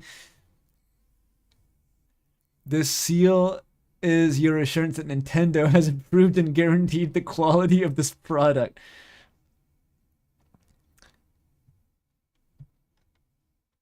I can't find a secret code here. The fun of any for all play and gamer.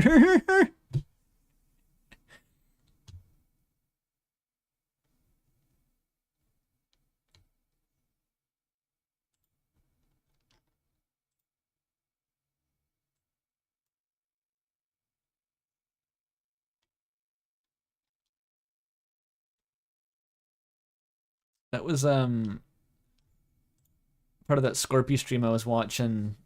Just going through like shovelware games basically. One of the studios in the intro montage was just called Enjoy Game. It was awesome. I think that was the one that worked on the Beastly game. Truly joyous.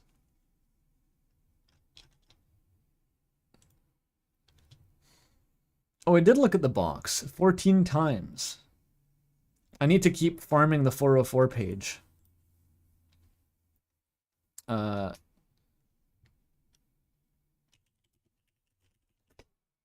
we go. This throne. I did this. Press into his horrid flesh. Oh. Records. Repeat. Refreshing darkness. This is a secret.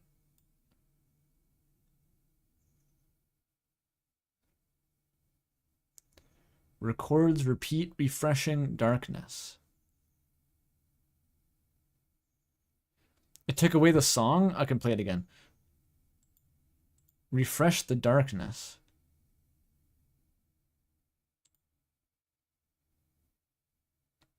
This guy's cool.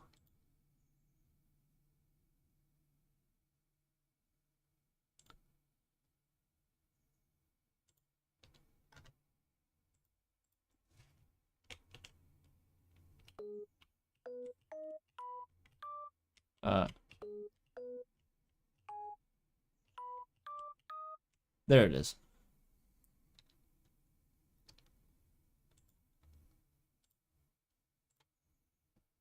It took it away again. Or maybe I did it wrong.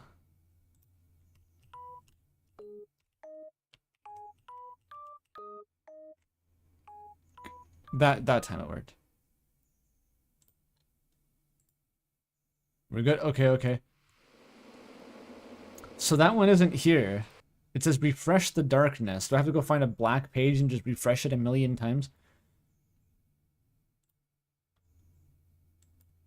8% left.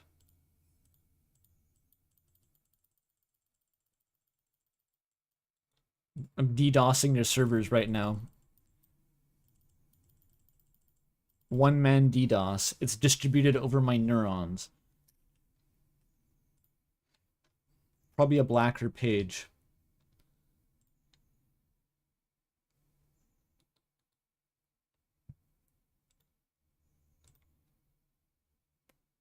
What's the blackest page?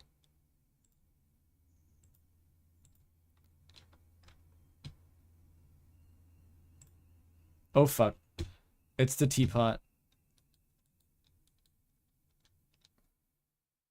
Error 418.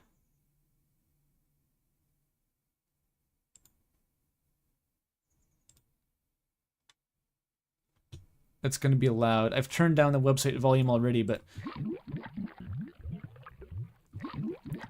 this is the key to everything. If I just watch this for long enough.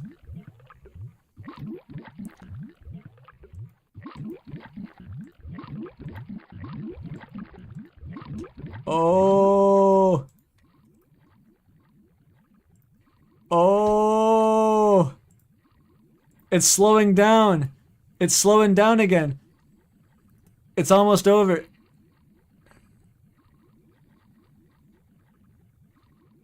I've turned it down for you, but I can't hear anything.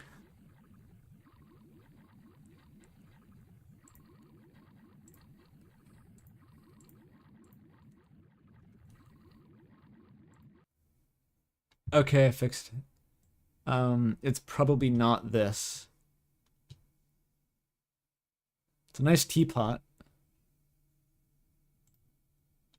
Clicking the page halves the current speed, but it never stops. Zeno's paradox ass teapot.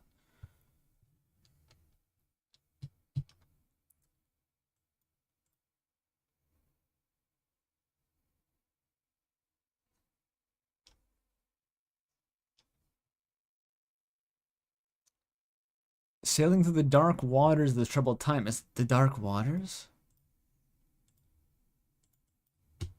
This page is kind of dark.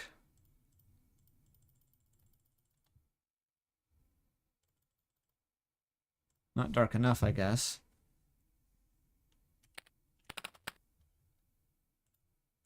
Just refreshing every page now.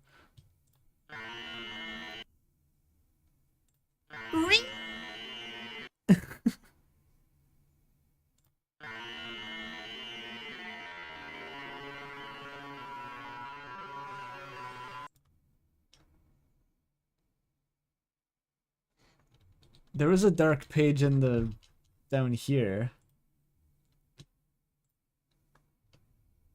Oh, it was dark for a sec. If I get caught by intrusive, does it take me to the dark place? I forget. Getting caught is half the challenge here.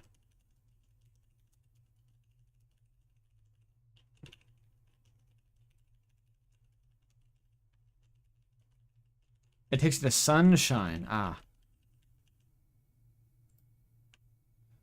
Oh, there is an actual log here. What the fuck? Can't access rate. Background music is undefined. Cool.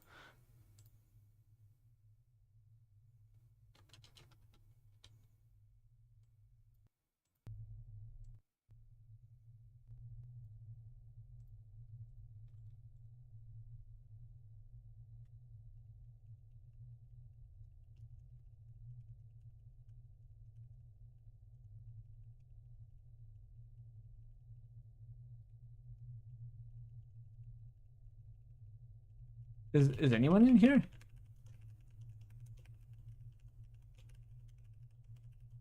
I think intrusive forgot to show up.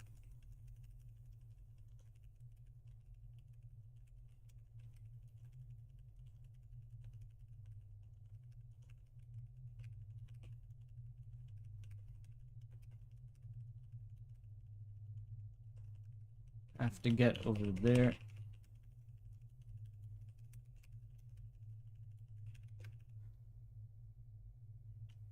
Something. Grievous error.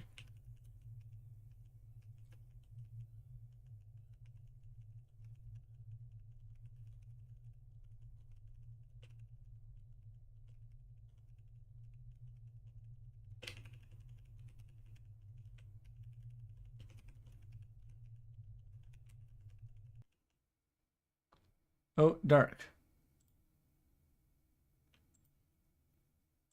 The Wountain.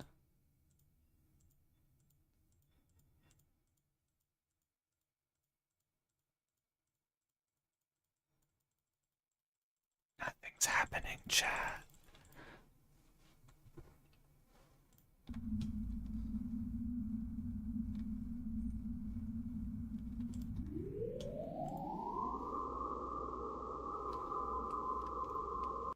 Probably not there.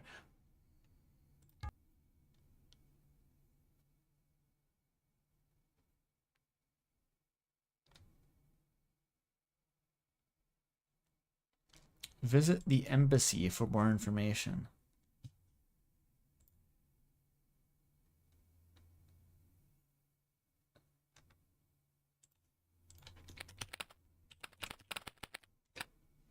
No. Didn't work as a link either. Tassel?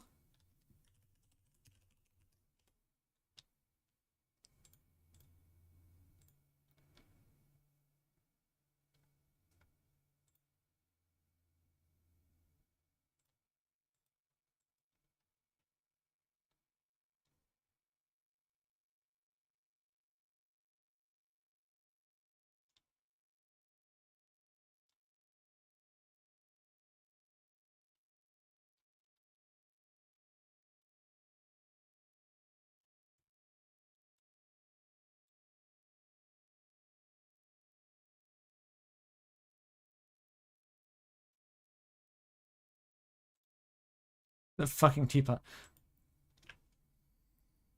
Like Chef Boyardee, my rhyme is truly cooking. I don't know if Chef Boyardee is gonna save us from this one. All we've got is this. Is this the solution?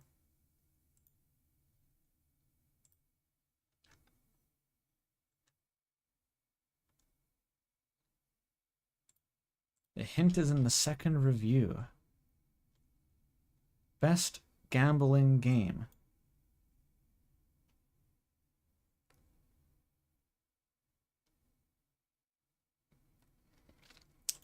Don't need to reload every time like some other... Oh.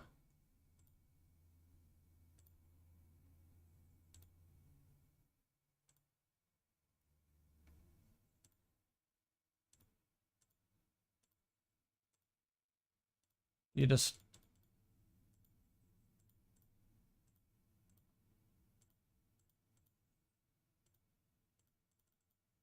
Wait, what was that? That was something.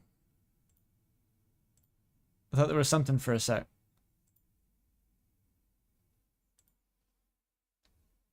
The darkness.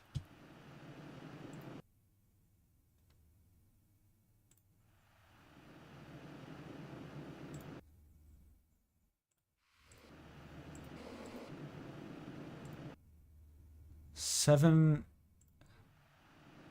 0.7? Wait, the number is changing.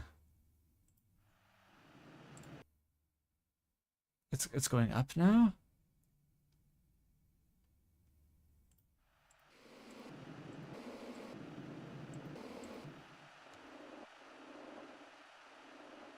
Is this just an Uboa reference?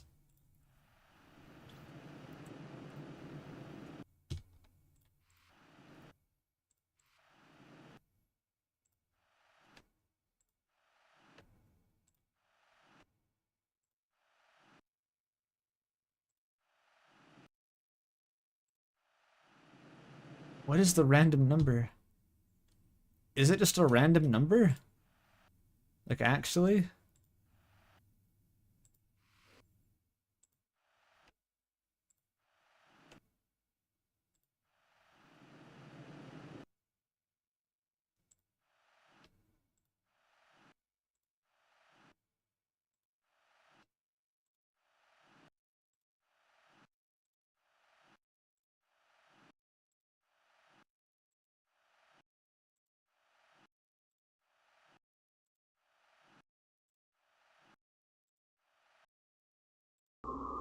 Yay! Finally!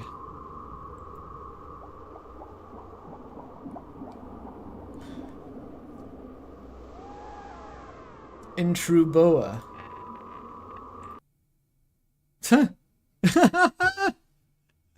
Fuck off.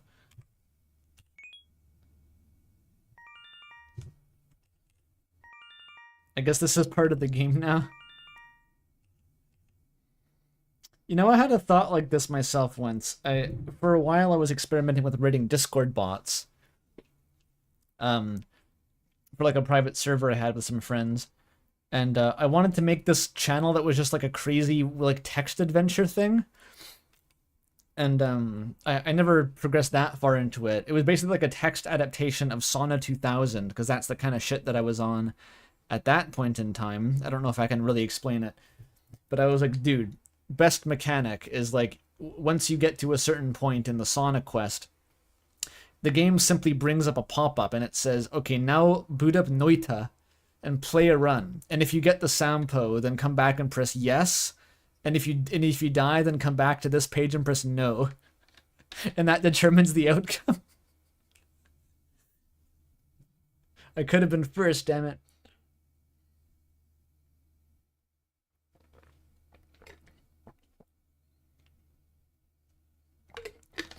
Now beat all of Yume Nikki. Okay. I think we're done with that now. I think we have finished.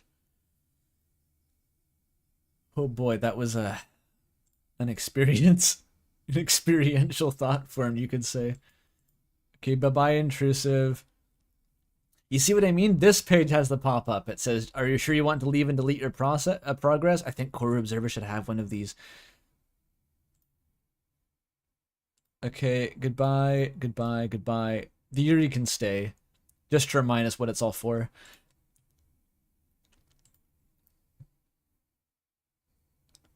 And 1,000 arsebucks from Aku. Thank you for that. Andrew, you creature. I came here running for Yumi Nikki Online. It was... What did you think I was gonna, like, do a playthrough? Who even told you about it, dude? It was a link on an ARG.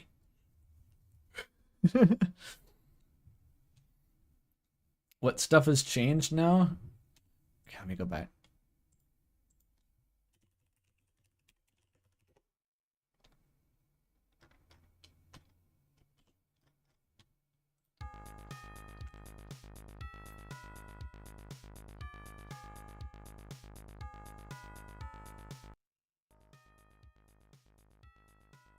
What's happened?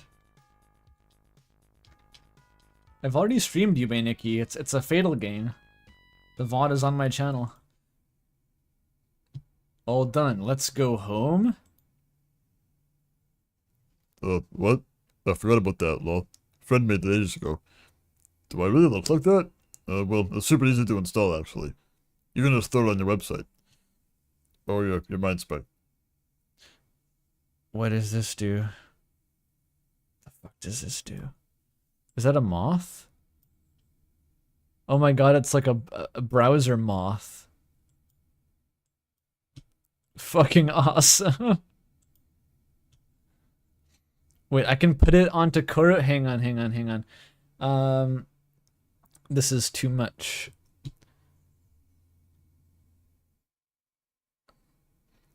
The mod version is out of order. Don't do it. Oh. So it's out of order. But I could have this guy just permanently in corru.observer.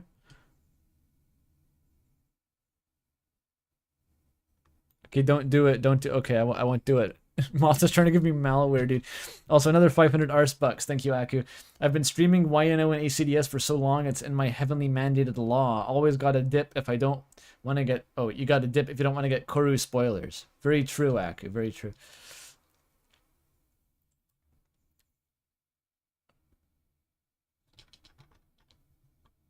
You can add it in system management, but everyone's saying don't do that. It's going to break the game or something.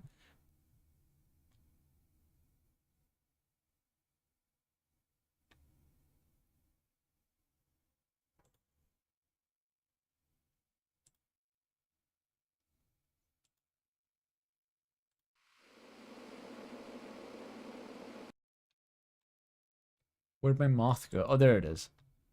Fucking yeah. Shake them around.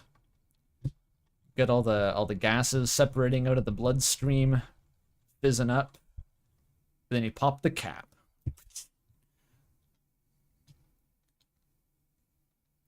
Links? What is links?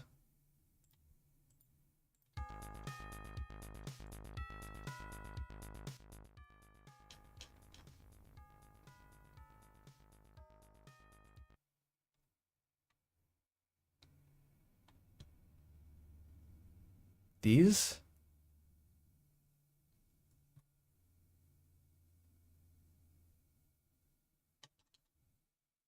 After the URL.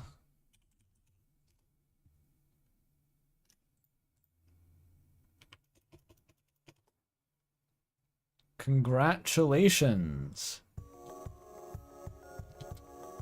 Whoa. You and I have crossed a great threshold together. Well, now I can't read it this fast. The one only you and I can experience. I can only thank you for playing along. Now, what shall we do next? Very, very unfortunately, nothing. Due to uproarious controversy, uncouth actions toward a discarded steel can, Intrusive will...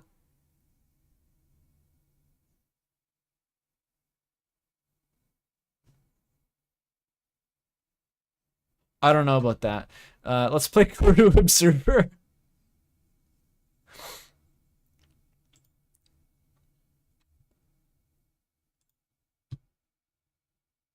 Thank you for coming to Intrusive's fun party. There was a crossword puzzle. I think I'm gonna play corru now. The chat can play the crossword puzzle themselves if they want. You know what? Let's take a fucking break after that.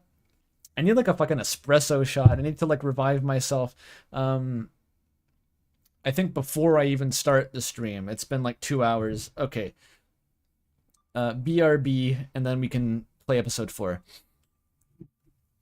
I'll turn the sound back up.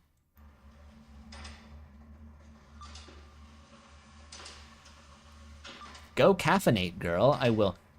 Actually, maybe I should leave it with some,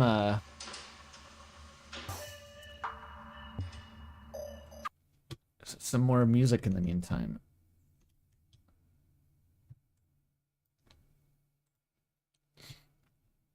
Where did my music player go? What could be good? Circe's Bluff. I don't even know what the sound's like. That's probably good. Yeah, have some weird noise music. Rock out.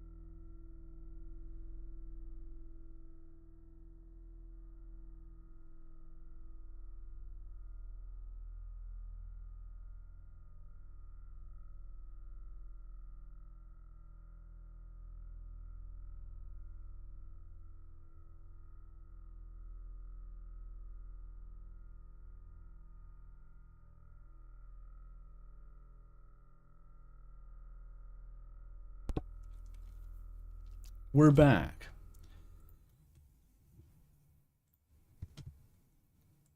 Oh man. What chaos this has been. What absolute chaos.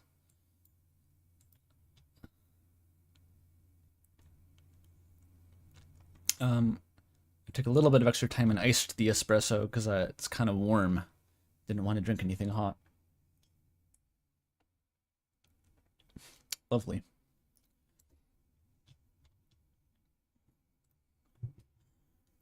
Whew. Time for peak. I agree. Right. Moth paces in the dark. A dark shape held to an ear. You receive a welcoming wave that turns into a vague gesture to the central cyst. Look, we're just trying something new. There's a lot of waiting time and observation. Strange? Like what? Oh, well, we're still poking around. But there's some promising stuff here and there. But, right. Can I wait for the full report? Okay, then send them down once they're ready. We'll process them too. It's async, you know, like we can do more than one. Yeah, look, the contractor just got here, so I need to go. We can talk about it later. Thanks, dude. Yeah, bye.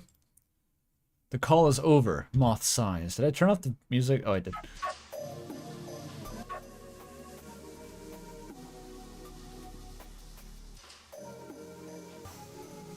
Beautiful.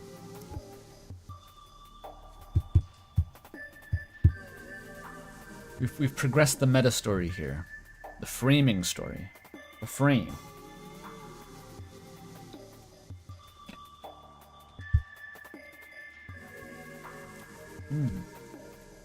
Iced espresso is nice.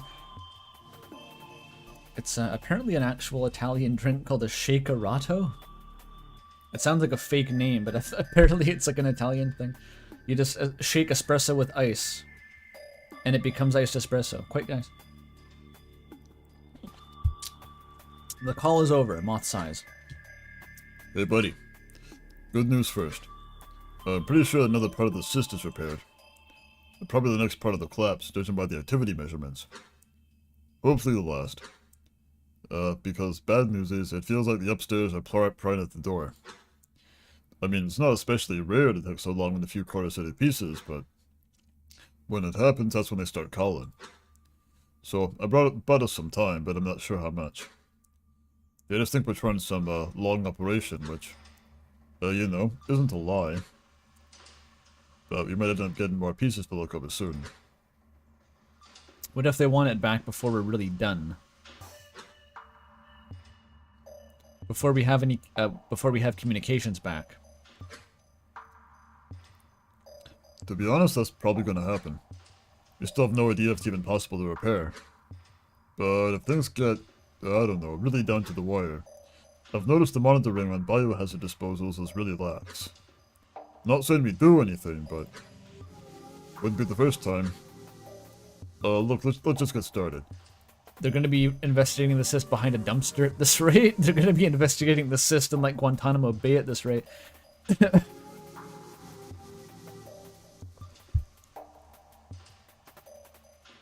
Spooky. I forgot they were supposed to get another cyst shipped down. What if it's actually just some bullshit, though? It's actually just like Kazuki's Yuri cyst and nothing else. There's nothing on it.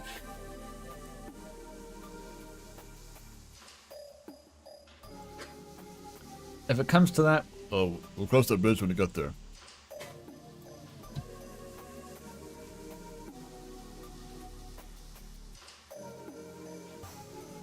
Yeah, we couldn't get into a second cyst because of Nose Velzy. How's that gonna work?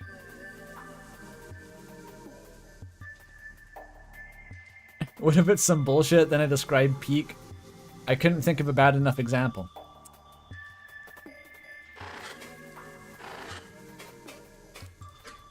If it's just Kazuki's like melodramatic diary about how much she wishes Akazet would notice her and her cool jellyfish dates. That is of immense cultural significance, obviously. What's up? No questions yet, Moth. Let's just, look at cysts. I insist we get started.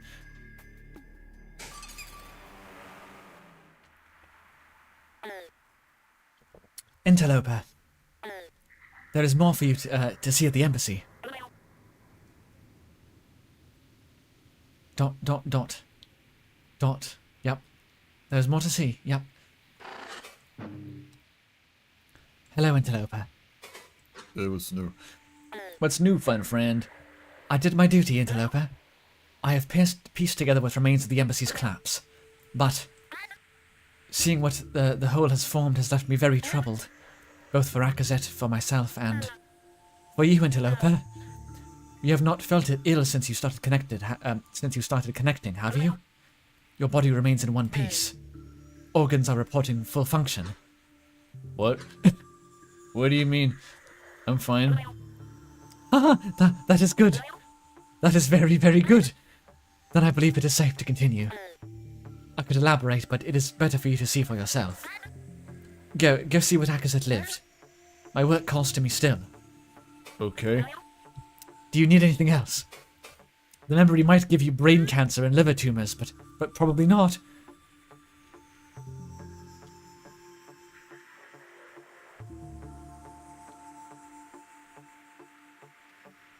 What's that one Will Wood song?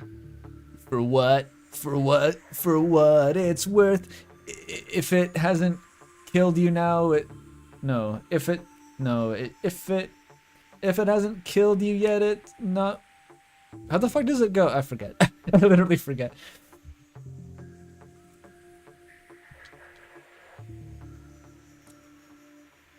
If it was gonna kill you, it would have by now. Yeah.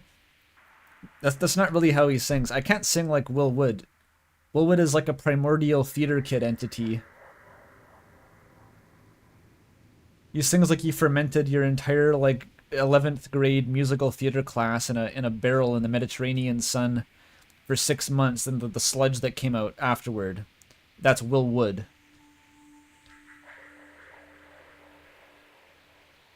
Bit failed, we'll get him next time, yeah.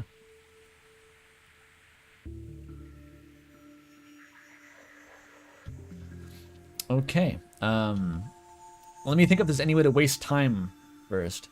I don't think so. I've done most of the memory holes. I've done all the Jokesy Ozo, except for random encounters, and I think maybe a couple effigies. I haven't found that one that's like in black space. Gilly Dream? No, I'm not going to spend another 6 hours doing a frame run. That's not happening. Oh, the Parasite board. You're fucking right. I make abstrue. Abstrue. I don't even know that word. And excessive metaphors, like Jello Apocalypse. I believe it was a simile, in fact. For 1. 2, I don't think abstrue is a word. 3. Did he have to compare me to Jello Apocalypse?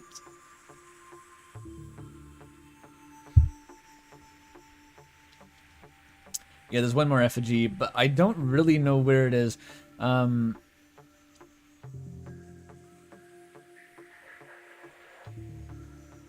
Should I look at that first? I don't know, that's gonna be more fucking around. I kind of don't want to do any more fucking around. The Parasite board is kind of just like an extension of the vibe of the Intrusive party. So, Interloper, are we fucking around this time, or are we finding out? You only got one option, buddy. Choose wisely. Fuck around, or find out. I think I'm gonna find out. Maybe I'll take a break if I want to fuck around, and the embassy is being too dense with information. So that's not a hallucination, eh? Like, Joseph Anderson is streaming Homestuck, and Jello Apocalypse is there. That's like a real thing. Because someone in the chat just mentioned that. I thought that was a thing. I convinced myself retroactively that it was like misinformation or a joke. But that actually happened. Why? Why does Jello Apocalypse even know Joseph Anderson?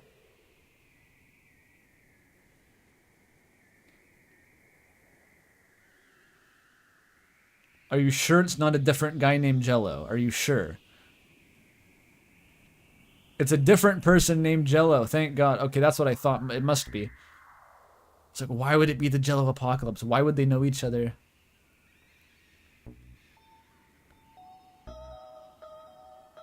What about Jelly?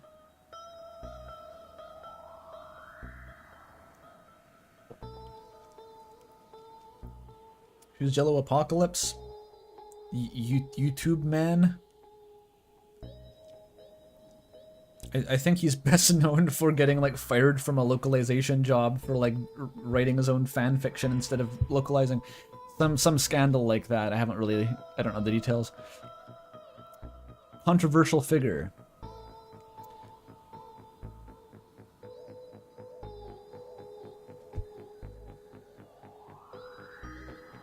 What the YouTuber that Joseph streamed with was named Jelly, like from Corru. Seriously? Why does this keep getting stupider? No, are you? This is a shit post. Everyone's in on it. Everyone's just shit posting at me. This is fake.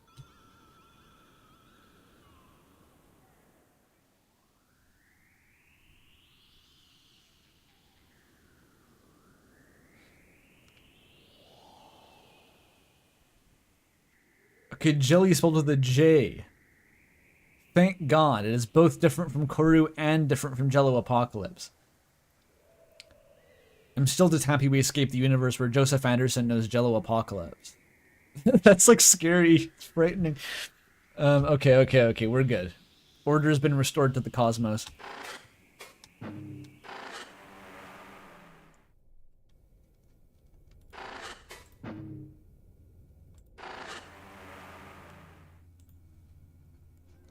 Alright, so this is a fake bullshit Gelly. We removed Gelly and put them into Jokesy Ozo. And this is like the World Machine version of Nico. If you replay one shot, that's a spoiler, but it's so far out of context that doesn't even matter.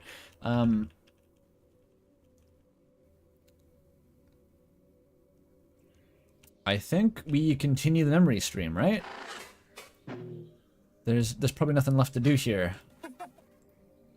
What do you need, Akazad? Yep. What's wrong with Kazakh? I don't think Kazakh's a character. You might be thinking of Tozak. I think Kazakh is a ship. But not the Clemens Romanus kind. Speaking of which, I was watching this video yesterday. I think it's not a super new video. It was the Spam Tenna video, like the manifesto. It was like over an hour long. It was by this like primordial Tumblr entity who'd never done anything else on YouTube apparently before and just crawled out of the void to make a Spam Tenna manifesto. Remarkable.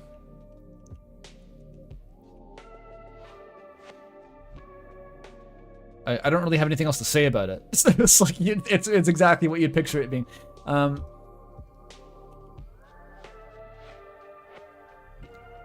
Did it convert me? I don't know if I needed to be. I mean, I was receptive to the idea of Spam Tenna.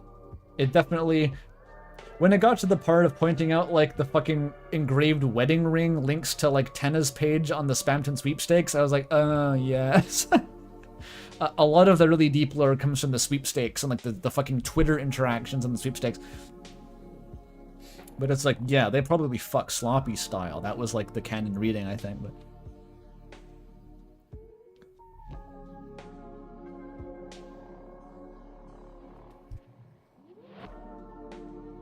they were divorced without being married. I think that is the case. They passed directly into the divorce phase without going through a liquid medium. They sublimated.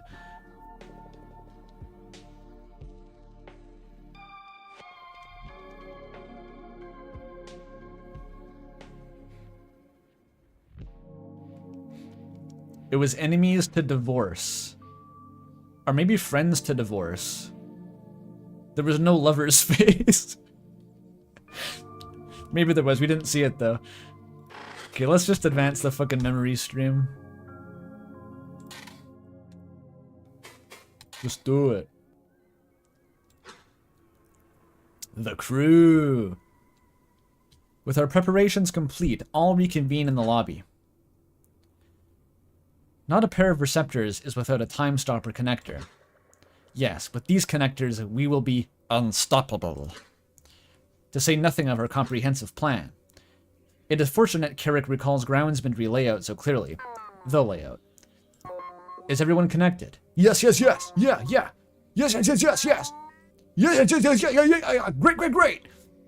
The yeses continue to echo as we all agree in unison. I cannot help but laugh. Prompting a similar sentiment from everyone at once was unwise. With all these connectors, we should keep our thoughts focused and distinct. Despite the looming darkness, I sense the team finds some humor in this as well. Immediately, we set to a discussion under constricted time. Yakfu, was the time stopper damaged at all by your maneuver? It appears to be working as expected. Wait, what was the maneuver? Wait, I think I skipped something. Didn't I skip a thing?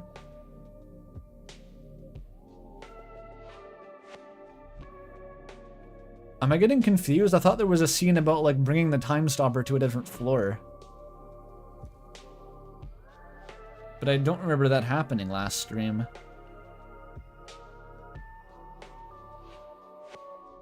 Maybe that was part of when Gakfu did the groundsman override, and I forgot about it.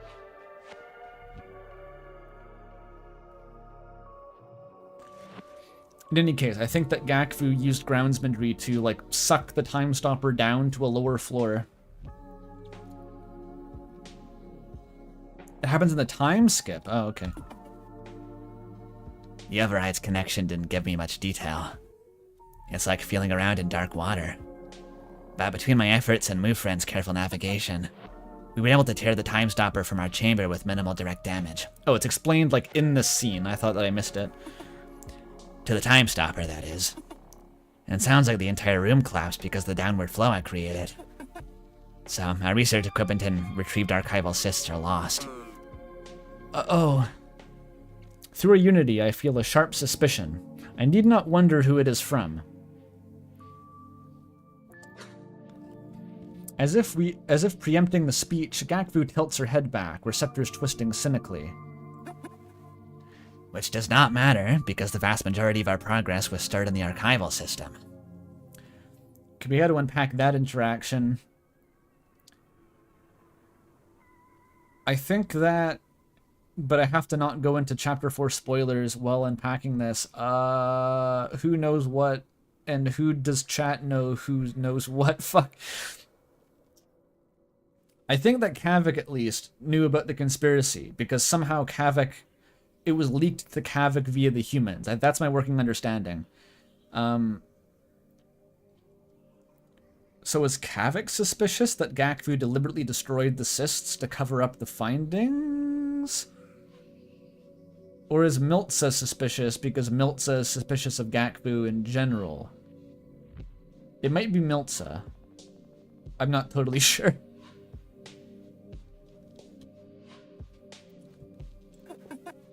If we can seize the groundsmanry before the archival spine fully gives out, it'll all be well. If not, well, we'll be able to reflect on our mistakes with Velzy personally. Unnecessary loss. So, we will have the time stopper's full effect within the groundsmanry segment then? Yes. The time stopper's relocation should put us more safely within its effective range.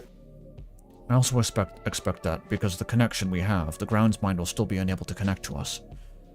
Well, we'll be unable to disconnect us. Barring a direct physical attack on the time stopper itself, of course. But we have seen no interference ever since we first descended. And with the corru pressure lightened, we have some time before it is a threat again. All good things. But still the eye blinks. Time is limited. Pressure will build up again for the same reasons as before, and the time stopper, its shell will give way. Maybe we can find out what's blocking the corru flow to begin with. I still recall the plans from the embassy's early growth. The spire has a system of hearts that form and pump the corru. A large central one at the bottom, and then upper hearts to support it. From what we've seen, I think the upper hearts are probably intact. but the great heart within the groundsmanry no longer churns, then naturally they must be struggling. So if the groundsmanry truly is malicious, that would be a simple organ to target and cause this kind of collapse. Interesting. Thank you, Carrick. Another objective to consider if the demand for time becomes too great, but we should stay close to our plan otherwise. If we simply seize the groundsmanry core, it will surely be trivial to repair. Come, let us board move, friend, and be on our way. Thank you all for visiting Golem Maintenance. I hope it was an enlightening journey. Before you go, Itzel, how long will you be away? I should mark your availability. Itzel's in a coma. Oh no. I will be back in a few weeks, Gilly. Okay, see you soon. Goodbye, Gilly. Thank you for all your help. A shared distant guilt carries through our connection, which I understand. But all know this clueless golem is better left to maintain the cohesion of the segment. Besides, it will be easier to repair once we have stopped the collapse. We're leaving Gelly behind. Oh no. It's okay, we rescued the real Gelly. Well, not the real Gelly. They left the real Gelly behind in the collapse, but... The real fake Gelly we rescued. This is the fake Gelly. Okay, let's go. For real this time, let's go.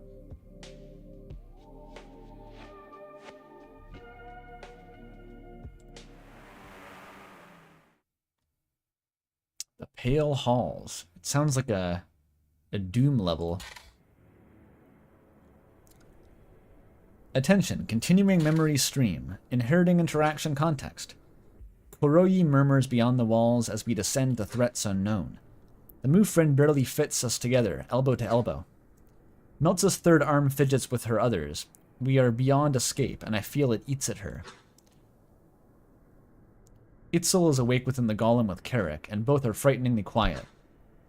Oh yeah, Itzel popped out of their coma after smashing the construction golem's head in repeatedly like the ending of Hunter x Hunter. And going apeshit and screaming and just howling into the sky like an animal.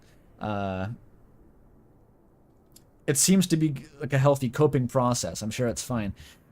But I feel a bubbling grief and rage through our connection, which Carrick must be trying to temper. Bozko rests against the wall and silently assists in prying apart the golem viscera we dragged in, while Kavik fashions his explosives from their organs. There is an excitement in his motions, perhaps the only among us to carry unwavering confidence in our plan. And Tozek, tending to Gakvu's time-stopper connector, seems concerned over her new complaints. She clutches her head as if afflicted by a larval migraine. They still get those. It started only a blink ago, not long after we started to descend, strangely. Another thing you cannot hear, huh? It's like buzzing. Too many quiet words to understand. I can make do, it's just terribly distracting. No, not even after swapping our connectors. But you are right about communications. There must be other dull-equipped golems doing what the Dulzika has done. As the wall of noise is almost identical. And it hurts you, all the same, even without a communicator. I think it's because Gakvu has the groundsmanry cyst. It's coming through the groundsmanry somehow. She's got the shining, basically.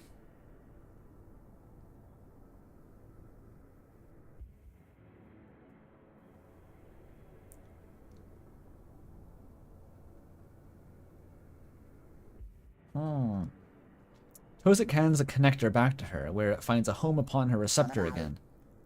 Another hint at some greater truth of this attack signal. Still yet to form a whole. But I feel it is safe to assume that whatever is attacking us is using something approximating groundsmanry. That is surely why you can sense it, even when we cannot. Well, obviously. It is plain in Tozik's receptors that he was not done speaking, and he is left staring at Gakvu with a flat expression. It strikes clear regret into her. Sorry, Tozik. The signal or the noise or whatever, it's causing such incessant irritation. But aside from it, I do have insight to share. I was simply thinking aloud. Speak, Gakvu. In our foes, whenever I've twisted or struck them. And occasionally in the remains of others we have left in our wake.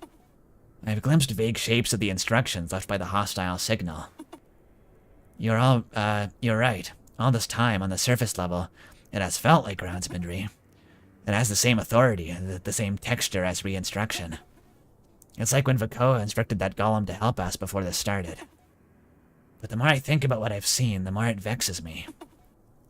They were not given new directives, for there was no clear thoughts defined.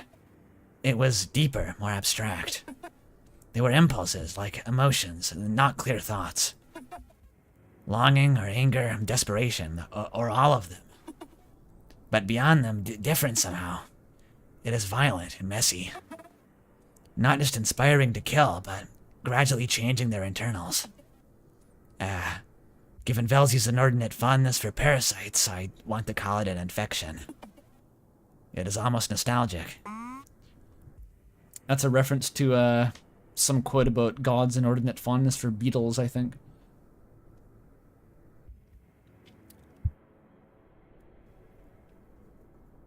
This vexes her. I think I noticed something similar. In the dull nodes I harvested from golems we've been fighting. The most recent ones are so weirdly malformed, I had to actually break some of them off from their bodies. Right, dull nodes are some of the strange ones.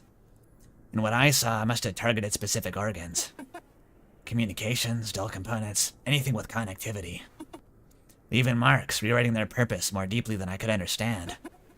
Spreading outwards and fusing together, creating unfamiliar shapes. At first I thought it was simply the result of our foes sludging and cohering. But after seeing more, it's deeper than that. It's intentional, but incomplete. Does it make any sense? I struggle to place it in words. Anything touched by the signal has been changing slowly. To what end, only Velzy may know. Infection is fitting. But what does that make of us? Wounds aside, none of us have shown any symptoms. Yet I clearly recall the signal passing through me. Well, think about how inconsistent it's been. Only some devices, only some golems. Some risen against us, and some entirely sledged by the signal, or unresponsive. You recall how Move Friend simply began to die instead of immediately trying to kill us? Yes, the echo is still intact, like Gillies or bar friends. It seems like consciousness is a barrier to some extent. But it also means that it can attempt to grasp something and fail. Either by luck or bad connection or failing to break through strong instructions. Like that of our mind cores. I think when the first signal hit, how in my brief unconsciousness, I must have nearly taken hold of my leg, for it began to melt and change. But at once, almost without thought, I rose and fixed it. I was able to reform it as if it were a simple incoherent shape instruction after sitting for too long. Their legs fall asleep and turn to sludge. That's so fucking funny, actually. I forgot about that. You sleep weird and you wake up and your arm is turned into putty. And you gotta shake it around until it pops back into shape.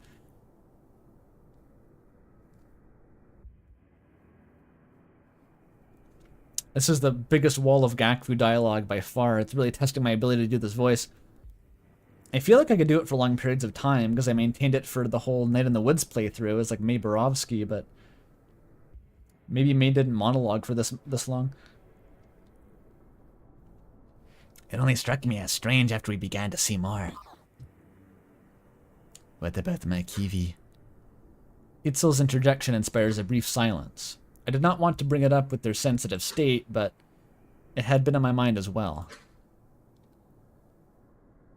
How Doskelby seemed to hold her memories, yet still declared us usurpers. Doskelby held her memories, yet still declared us usurpers, inviting us to come with her just before shattering her mind core. It was damaged. Her mind core, it had a deep wound upon it. Is that enough for it to seize us? Frightening thought, given the precise targeting of our foes. This time I thought they were simply destroying them. The whole time, I thought they were simply destroying them. But now I worry, what if they were not just broken, but changed? Bosco remains upon his duties, clearly listening but indifferent. It is unusual that Milza has not given her insight. Does she have any? She fidgets so strangely, clearly uncomfortable with the topic. No, I'm overthinking this. It is just a worrying thing to discuss. That is natural. I really love how psychological Corru gets. It really just takes its time churning through characters' mental states, but also like other characters' perceptions of characters' mental states. It's all trying to get simulated in Akazet's head here, juggling the different perceptions. Well, whatever the truth may be, we will pry it from Velzy in time. His timing is well placed, for the murmur of Kuroyi slurs to a halt. It slows, in fact. A gentle thud marks our landing upon the pale Corru base of the spire. Hello, everyone. We have arrived. Fortunately, the structure here is still holding, so the entry vein is open. Are you ready? I can open the path now. I will wait here for you this time. Kuroyi pressure is fine. Just a moment, my friend. Everyone stands fully, organizing themselves and their weapons. I should only need to briefly reiterate the plan, especially after the exhaustive deliberation done during our preparations. Oh my god, Gakvu looks short now. Gakvu used to be the tall girl, and now she's standing on the far right. I think that Tozik's cheating with his longer, like, taller receptors, by the way. Miltza is just the size of God over here. What the fuck?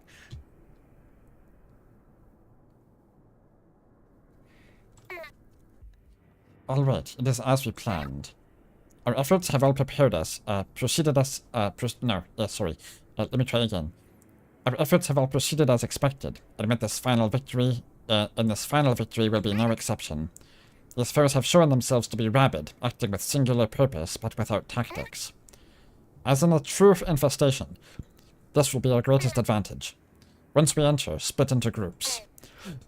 Follow the ring hall of the groundsmanry in opposite directions until we all meet again.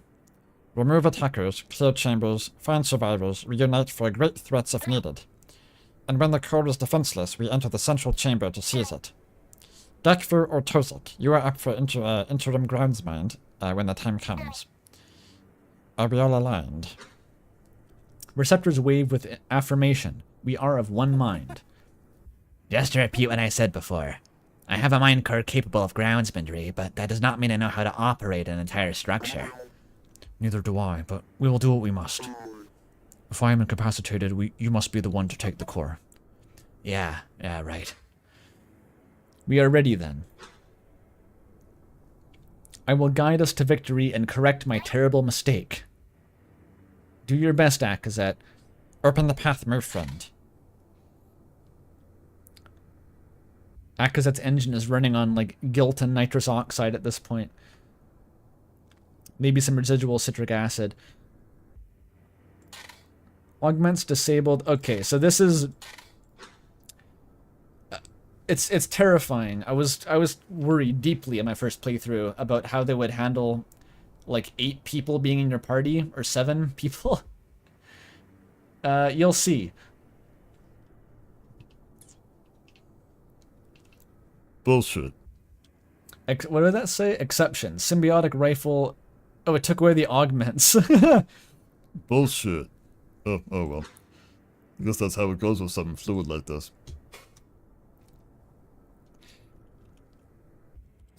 Alright. The entry vein, our first step. One of the only paths into the groundsmanry segment's shell. The entire segment is a fixed shape, like golem maintenance, but out of structural necessity. Formed from a mixture of black corru and dead sediment, creating a unique marbling and shimmer. The rare pale corru. Particular structure of black corru and dead corru sediment. Immobile but extremely strong. An Ekavik favorite. So it's kind of like rock. They invented metal. A misleading name, for it is closer to dead metal.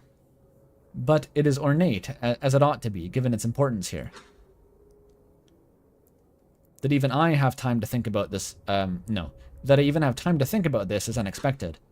for there are no foes. It is quiet. Not even a single golem or quo body marks this place. Some relief passes through a connection until we get a better look. Luminescent swarm displays nearby flare with warnings. Our groundsmanry sigil... It is sigil. Our groundsmanry sigil is in disrepair, almost rotting. Behind it, a wall-length window pulses with bright nonsense, illuminating the area further. Still working, trying to show something, but failing. Strange. Operate according to the plan. Kavik, Tozik, check the terminals, the state of the segment. Akazet will watch over you. Itzel, Carrick, Bozko, Miltza, check the doors adjacent to the chamber. If you find any foes, immediately retreat. If there are no foes in there either, return to notify us. We should not split up too much before we are ready. Oh, and Gakfu, sense what you can from here. The core should be just beyond the wall, I think. The team sets out to their duties. There is a blink to examine the area. So they've invented dialogue markers now. Huge. Dialogue marker. Oh boy. So this is the next many hours. That's the album cover. I know that one from Spotify back there.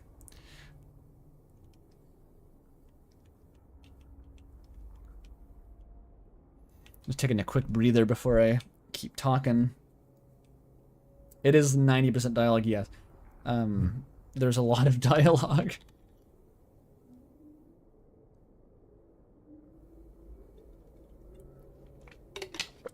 I'm just gonna be drinking water.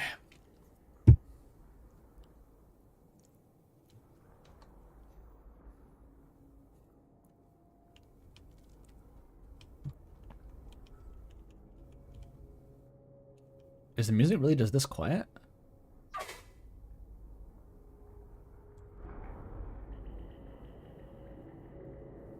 It's super quiet here for some reason. We might be 2 streams here. I think it might. Yeah, it's possible. It would leave a short stream though. Heh. The Gak. Let's talk to Kavik. The Vic.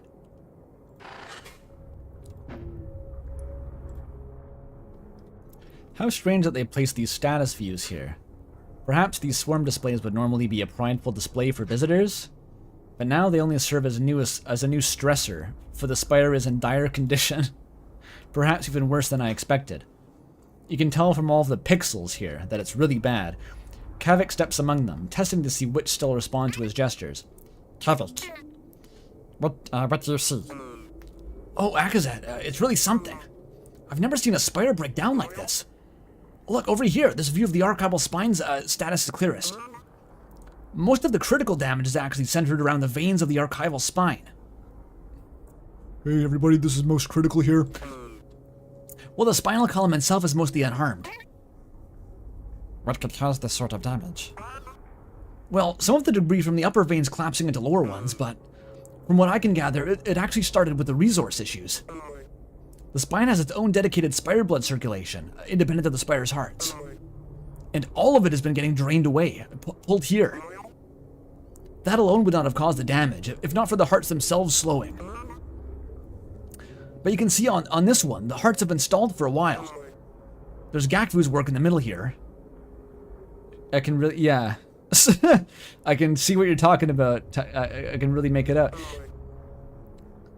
That dip in the center, as well as near the second heart. How minor it seems in a place like this. Or perhaps it's already mostly undone. And with these other veins, do you see it? The strange distortion, a loss of pigmentation and cohesion in the light swarm. These ones are not responding to me, so I'm not sure what's really going on there. But that dark pattern is so familiar too, it's like... don't mind my speculation. Go, attend to the others. I'll let you know if I have a conclusion. I will leave you to it then. Be prepared to. Kavik's just rambling. basically act as that shit is really fucked right now. Go talk to someone else.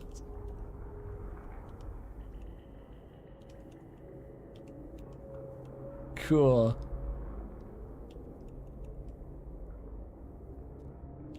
Kavik seems really sweet. Kavik seems lovely. I would love to know Kavik.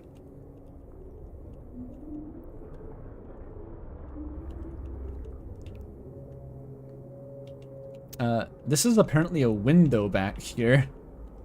But it's like a window into a fucking nuclear reactor at this point. It's just white.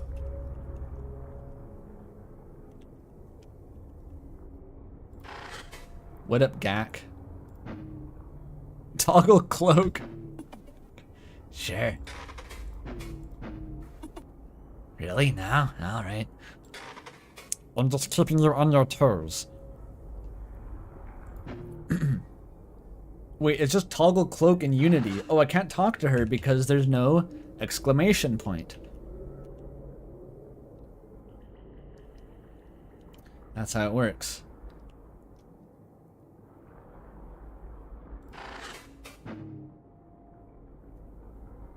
Approach Kavik slowly, holding the carrot in your hand. Tozik puzzles over this faulty terminal. He swats at the luminescent swarm forming the floating display, cutting into it with his corru from the side, looking for something within. This other side is still operational, though. It appears like it would normally be a map of the area. I can kind of tell it's a map. It's like a ring, and there's chambers, and we're in the yellow one. Kind of looks... And in the middle, there's like the Eye of Sauron. You don't want to go in the middle. Not to be confused with the Eye of Velzi.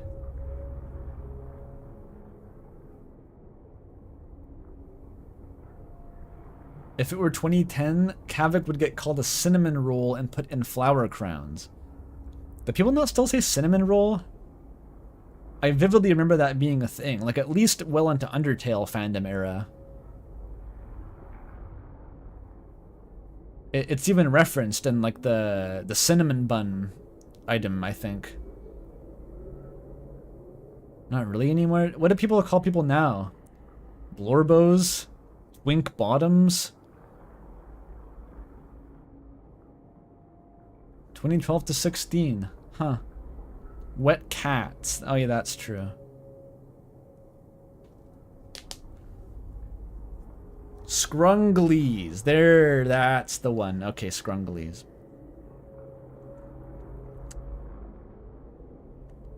But Scrungly is a different connotation. A Scrungly is like a weirdo. A Scrungly has to look like distressed. I think a cinnamon roll is indicative of purity.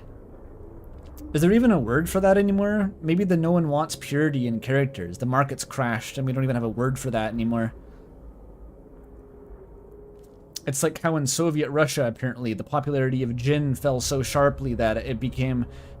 People sold it as juniper tonic. They lost a word for gin because no one wanted it. I can't believe I have an apt comparison for that in my pocket, but I do.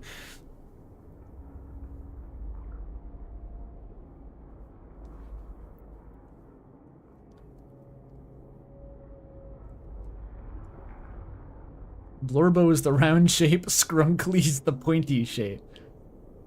People grew distasteful of woobification. All these lovely words that the internet has given us. Is there any such thing as a woob? You can be woobified, but is there any like canonical woob? Can you build a Woob Goldberg machine to woobify your cinema rolls? Wooby. What is a Wooby? That children's cartoon with the rabbits, Max and Wooby? Wooby and Max?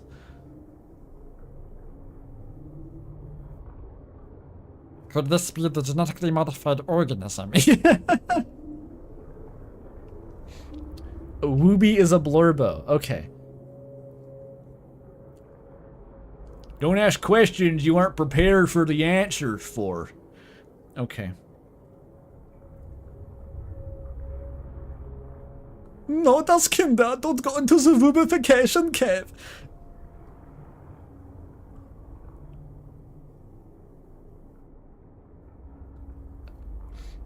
Inherited context. Wooby equals cinnamon roll. Implied closest cultural equivalent. Okay. Was there a term before cinnamon roll? How far back does it go? Did the Trekkies in the 60s have their own term for this? My curiosity has now been piqued. Because it's been shown that I, too, have a role to play in the changing linguistics of fandom culture. I've experienced the loss of the term cinnamon roll. A sweetie pie? Aw. Kawaii. Moe? I think that's an adjacent one. I don't think that's earlier. I think that's parallel.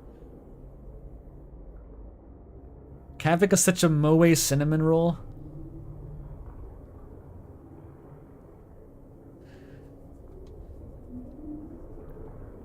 Anyway, it appears like it would normally be a map of the area.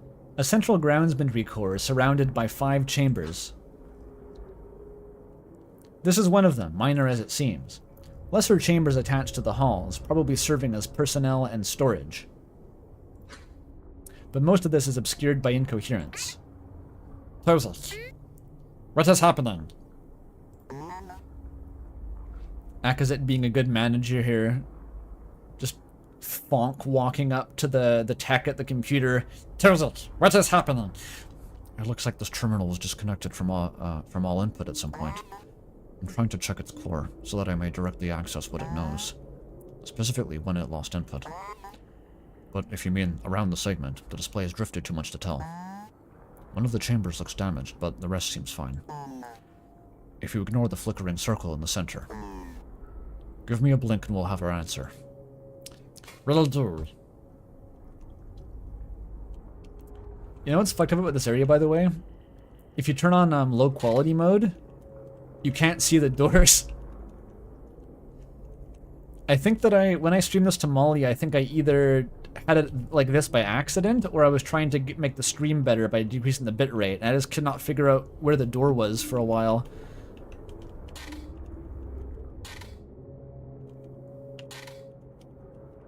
Expensive doors.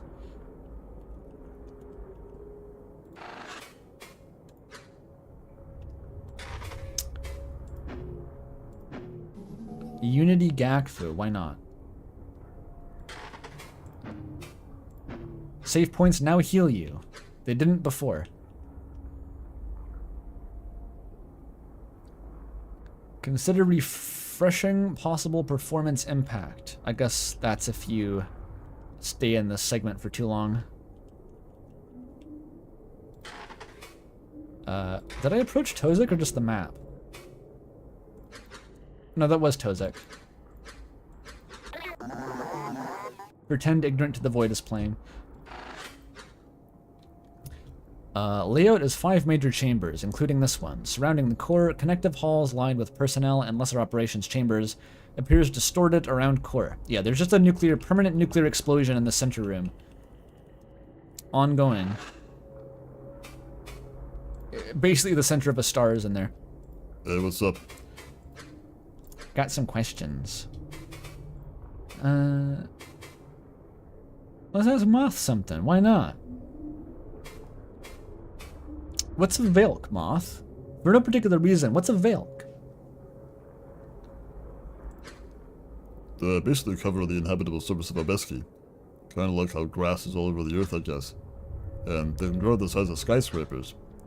Actually, Akazet said the skyscrapers were taller than the tallest Velk. Okay, so strictly smaller than skyscrapers. And they're apparently able to walk. They have a lot of legs, lots of legs. And when one dies, the whole ecosystem forms around its corpse. Which the Obesk are a part of somehow. Sorry, I don't know that much about them, honestly. Obeski ecology is not even close to my area of expertise. I mostly study corru stuff and Obeski human interactions. A little culture here and there. Don't get me wrong, the Velk are really important to them culturally.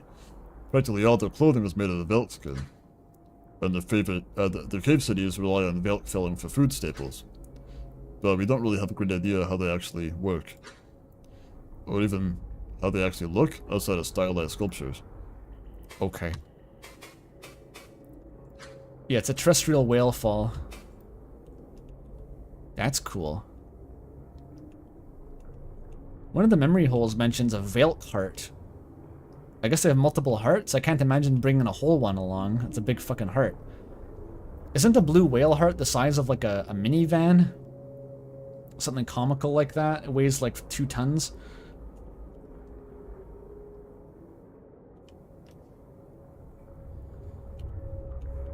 Om nom nom. It would look like that video of is that a heart? I swear that there's a video of like a kitten, a tiny white kitten, just like gnawing on a cow heart or something to metal music. Excellent video. It would look like that, but Akazet, just like crouched over, face completely covered in blood, gnawing on like a gigantic Velk heart.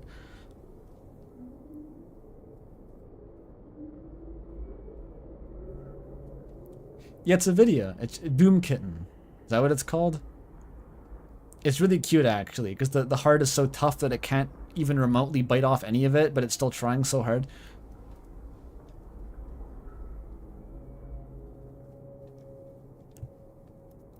I was always curious, you know. It's like, what happens if you, like, your little dog is, like, begging for a Thanksgiving turkey, and you're like, what the fuck would you do with that? There's always a part of me that was like, wouldn't it be funny? Just give, like, this tiny dog a whole raw turkey and see what happens. Just see what the fuck happens.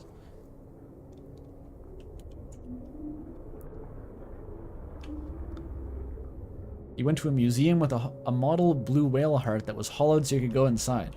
That's cool. That's the kind of shit that would have at, like, the Vancouver Science Center.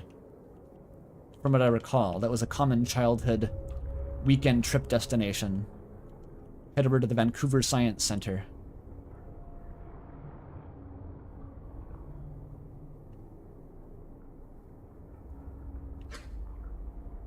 Not this way, not yet. Not until the team is reassembled. Oh, I think I have to advance time. I think these all have, like, unique flavor text. Maybe not. It's a... Diagrams and warnings, we already know, little time remains. Shit is fucked! Shit is fucked! Shit is fucked! Thank you. I guess I have to proceed the narrative. There's like an advance time button. Proceed. I linger near Gakfu, watching over the team as they find what they can. But something about the twist of her receptors in particular worries me. She stares into the window, or perhaps beyond it? What is it? Even with a closer look at the window, trying to make sense of what it shows is fruitless. It is nothing, just squirming black and white pigmentation. Simply incoherence, or... yawn. A true attempt to display what is within the core chamber? This is where that buzzing was coming from. But this close, it doesn't pain me as it did. Yet it is so much clearer now, and it is not without sense. Gakfu's chuckle carries a bitter hate. In my larval youth, throughout my work on the Okizika. This being the giant monument they tried, that they had a religious cult that was basically throwing people to the dogs, trying to build a monument on the surface. And they were all getting eaten by Sekri constantly. That's the Okizika. My work on the Okizika. If the clouds parted at the start of a gaze's work, and Velsi's eye could be seen plainly. There was a song they made us sing, where our voices had to be in unison. The Okidoya. A part genuine prayer, part to raise our spirits before our labor. And part true intention, to call forth predators in the area that we may eliminate them before getting deep into work. That is what I feel now from this place. The same sort of unison, like a cave city in constant song. But this song is not sound, it's like a feeling that passes through me. I would think it was some cruel mockery, a joke from our aggressor. If it were not only being spread through groundsmanry. And in the silence of her pause, I realize.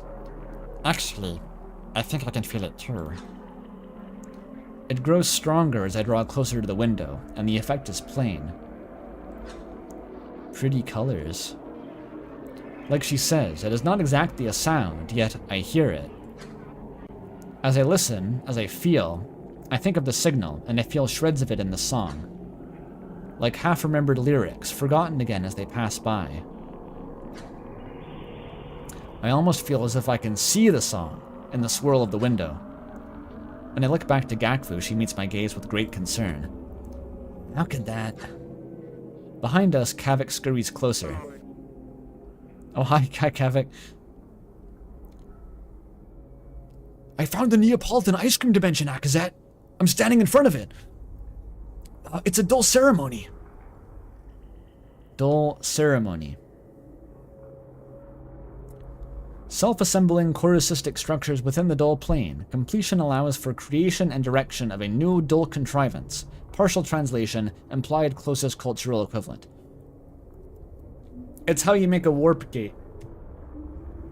It's the thing that makes a warp gate.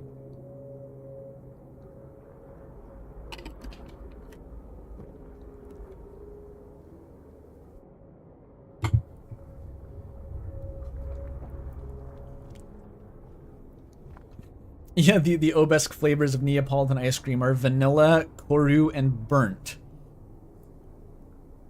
Burning black liquid charcoal activated carbon. A little bit of blue got in. That's just the corru going rancid. Or maybe that's blue bubblegum pollutants from the ice cream factory. It's a cross-cultural constant.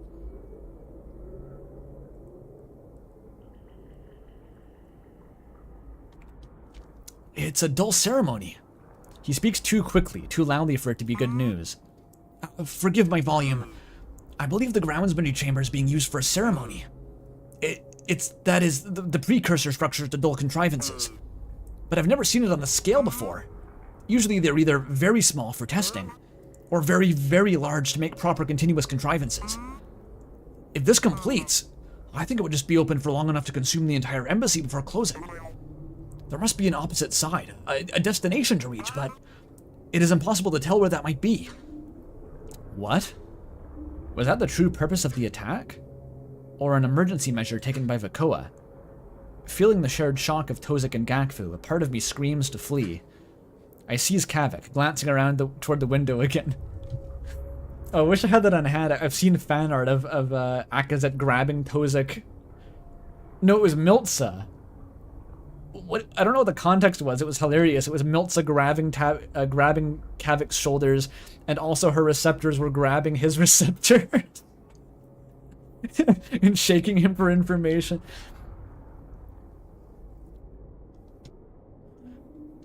I seize Kavik, glancing toward the window again.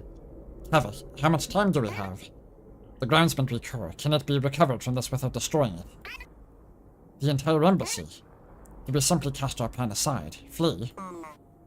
Aki, I don't know.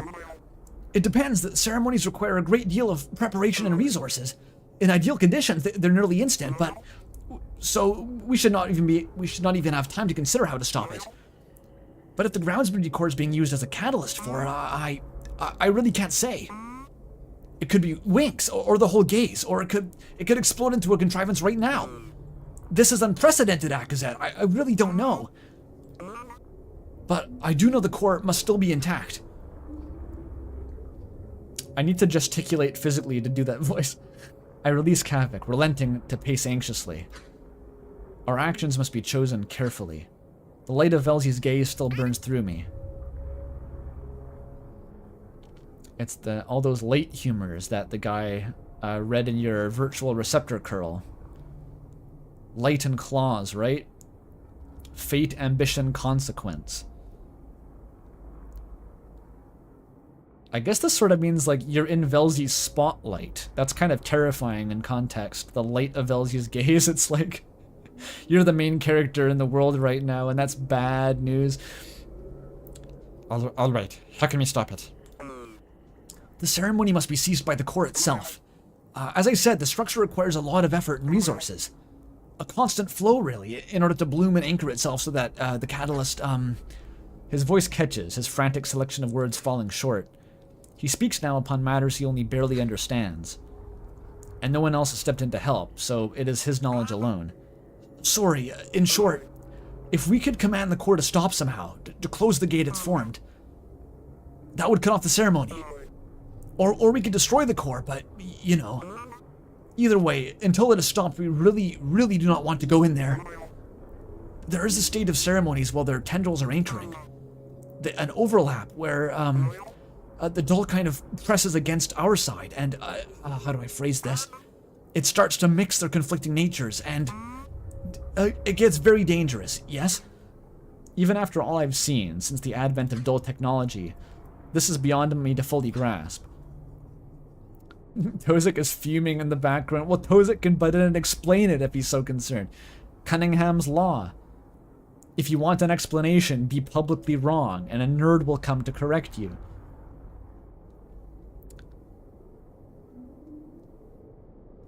This is beyond me to fully grasp, but his fear is all I need to know.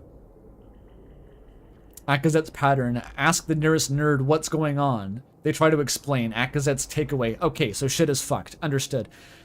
Gakfu stares into the light of the window, searching. This does not make any sense. There's no reason the Corps should be able to do this. Ceremonies must be formed using truly massive grand cysts, right? Yes, but mainly for resource reasons. Only a fraction of the catalyst mass is actually used in managing the operation. The rest is consumed. It's used in the formation of tendrils and organs. Ah. And what resource is greater than the embassy's critical systems? Tozik remains silent, having cut into the side of the map terminal for a direct connection. From the doorway nearby, Itzel, Carrick, and Miltza return. Oh, they've just been gone. That's why they're not interjecting.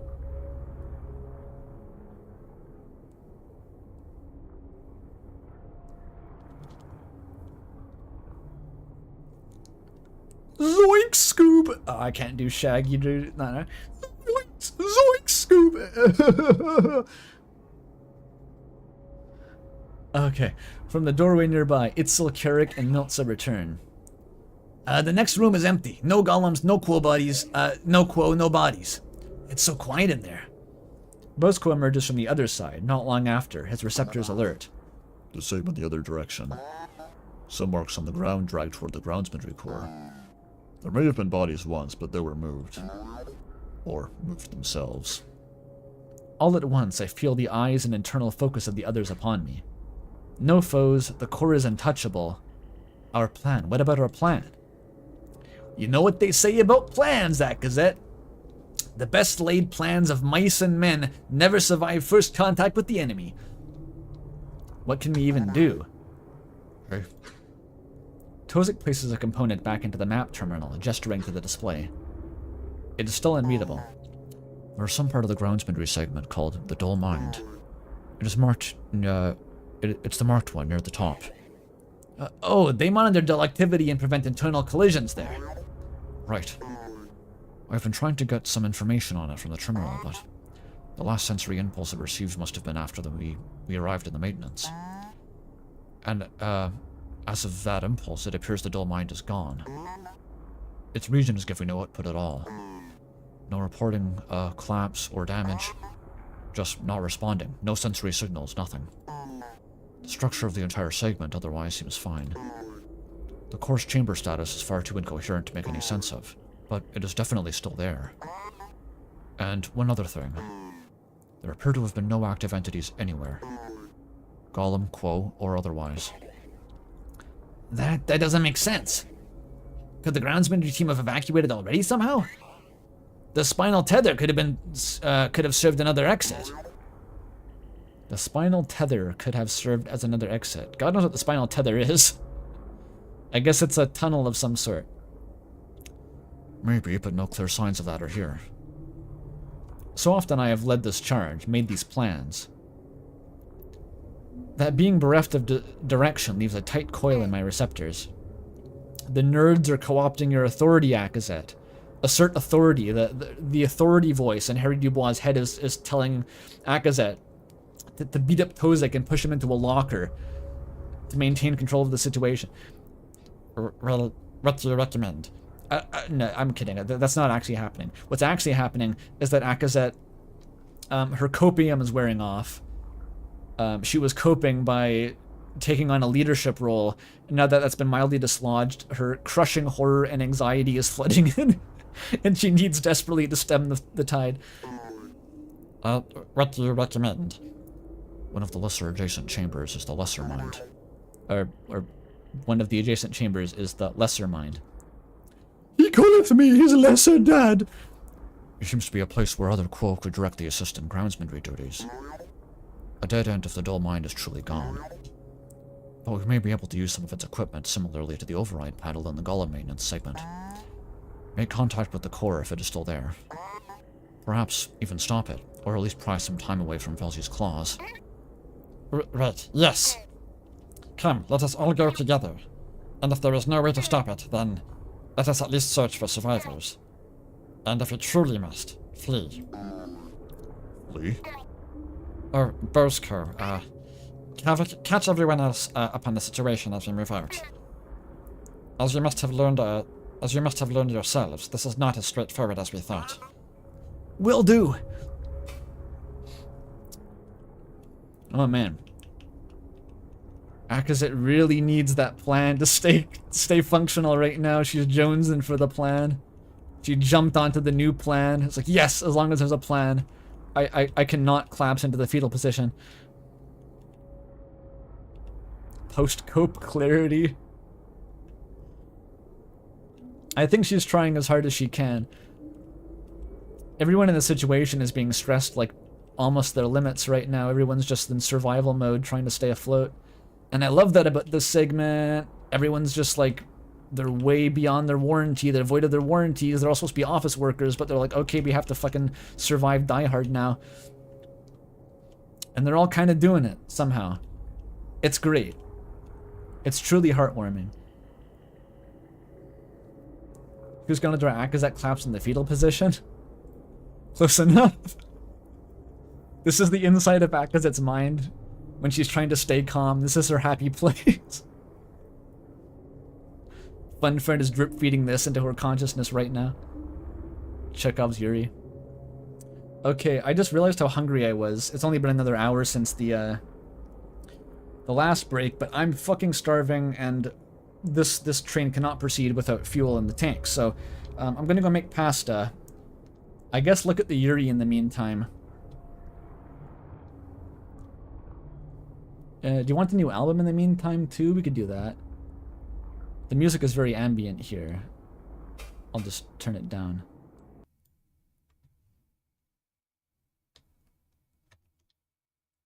What should I put on?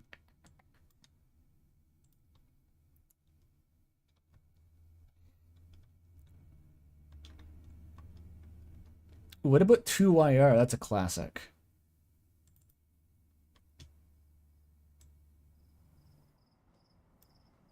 Here, listen to some like experimental bullshit while I make pasta. And look at Yuri. Have fun, everyone.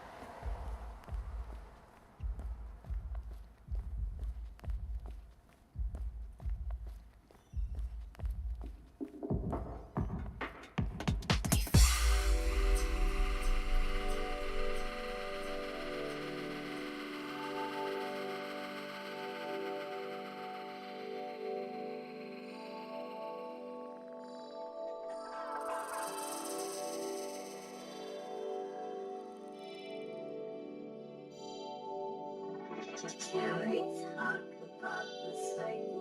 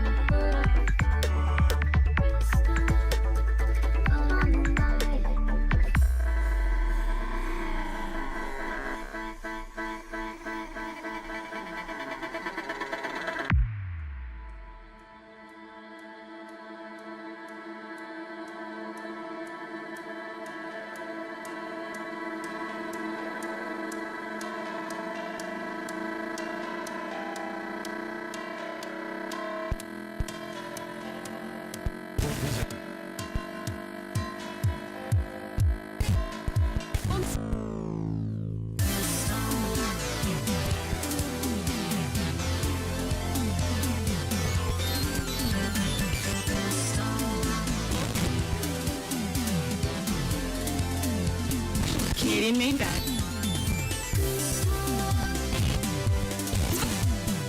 Kids. Stop. North.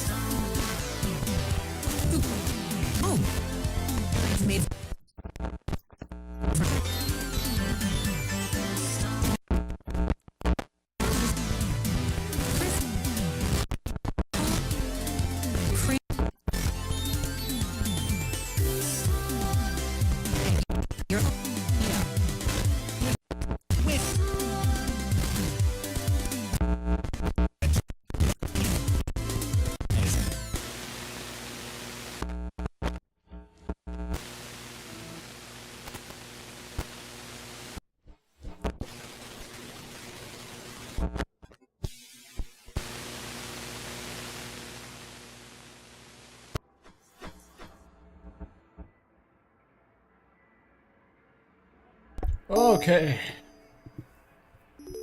I'm back. Turn it down a little bit. Haley Labs Associates. 6% volume, please. 6. There we go. Okay. Made pasta, half pasta. Made more espresso. Iced the espresso. I got a whole fucking Italian meal here. Maybe the most Italian meal I've ever seen. Italian sausage penne. Fresh basil. Iced espresso on the side. Mamma mia! And also some more orange juice, just for fun.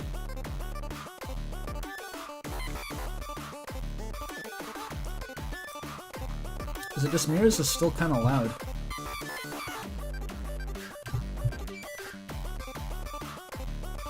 I'm gonna have to go down to 5%. There we go.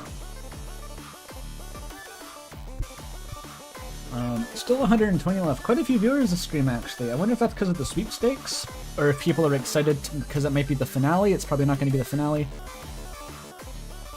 Traditional Italian orange juice. That's kind of, you know, kind of Italian. There's a cocktail I heard of just today called the, I literally forget the name, named after some Italian guy. It's literally just a Campari screwdriver. The cocktail is you take orange juice and you add Campari to it. And you call it a cocktail. I'm going to try it, but not on stream. Corru demands wretched sobriety. Corru, that is. I don't know if I said Corey by accident. Episode 4 is kind of a monster. I don't know if it's longer than episode 3 in terms of text, but it does take a while to read out loud. It's very dense. I don't remember it being longer than, or I don't remember it being specifically longer than episode 3 either, but I do recall that I had to, I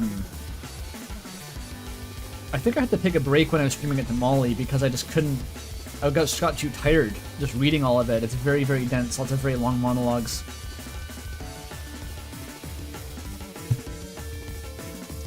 There's also like fewer battles. Like the battles are bigger, but there's fewer. It feels like. Maybe that's a false memory.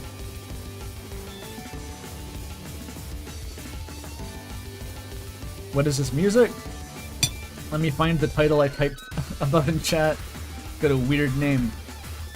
This album is 2YR 40:20:649 by Haley Labs Associates. Just 2YR.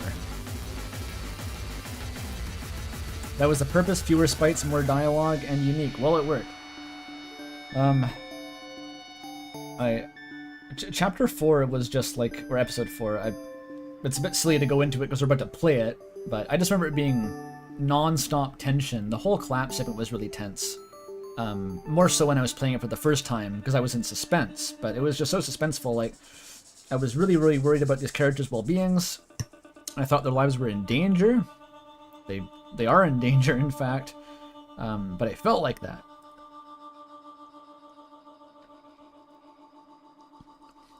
It was just perfect. Really kind of like sitting up, kind of sweaty at 2 a.m. with your eyes bolted to the screen kind of experience.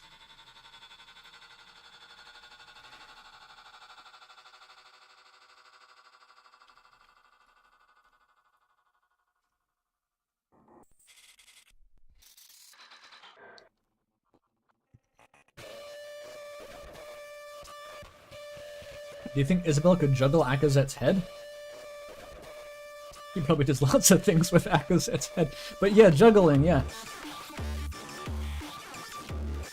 Probably.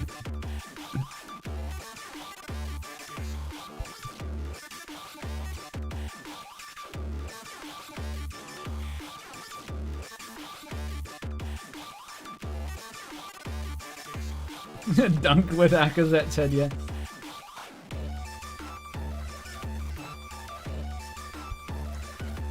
Having the Yuri as like the stream banner wasn't really a planned thing, it just kind of happened. This is now Yuri's stream. I love Yuri, her famous catchphrase.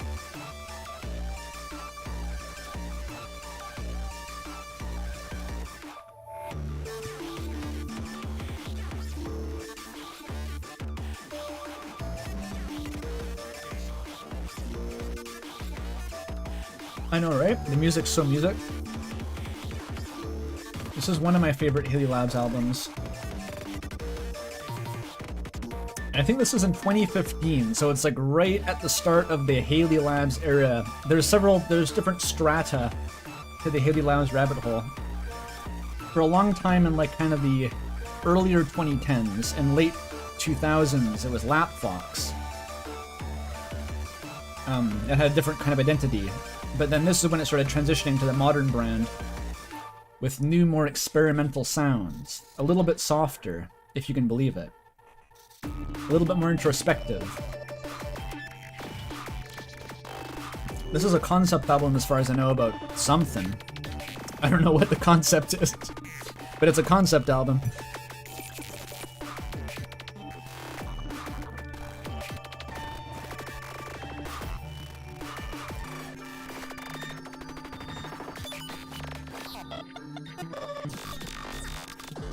But something, yeah.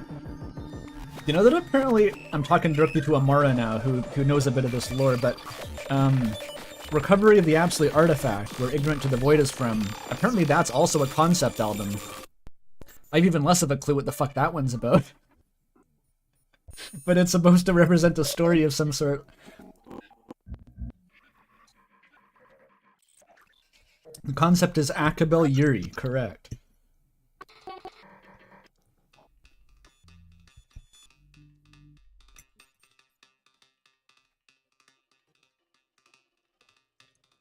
The concept of a concept album, yeah.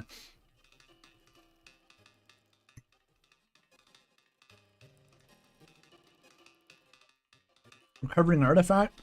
Probably not, honestly. I don't know. That alias's backstory is fucking nuts if you read the wiki, but I don't want to get into it. I think they sorted it out in The Hague, it's not my business.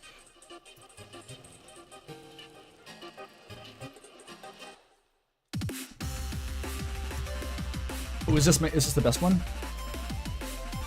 I think this is it. This is Cataclysm at Lakeshore. Best song on the album, IMO.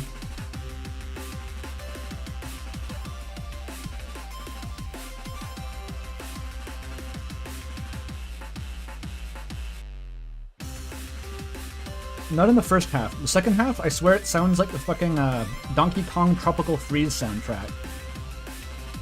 Which, if you don't know that game's soundtrack, it might sound underwhelming. If you do know that game's soundtrack, though, you know that's like a ridiculously high compliment. Donkey Kong Tropical Freeze has one of the most absurdly good soundtracks I've ever heard.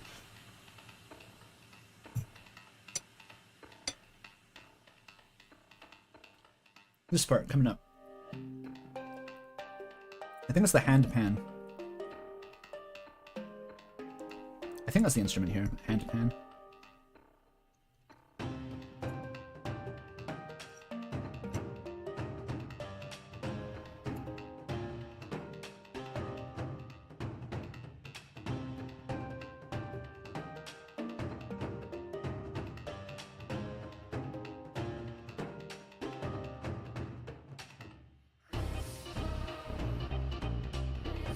Oh yeah. Refract the edge crystal.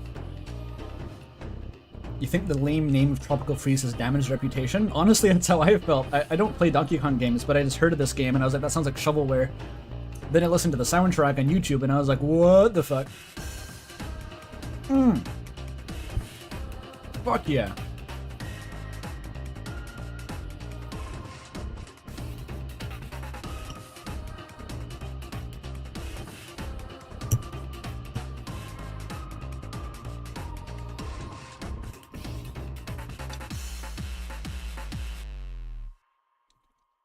The time signature of this is 4/4, I believe.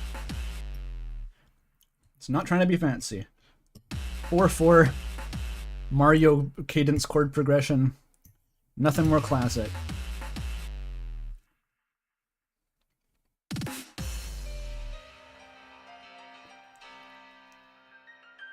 Still eating the pasta. Slow and steady. Donkey Kong was so good at the music. Unless it's Donkey Kong 64. I don't really like the Rareware Donkey Kong soundtrack. Anything with David Wise, I think. He used Donkey Kong Country and Tropical Freeze. Anything with David Wise in it. God tier. That's the guy who wrote Stickerbush Symphony.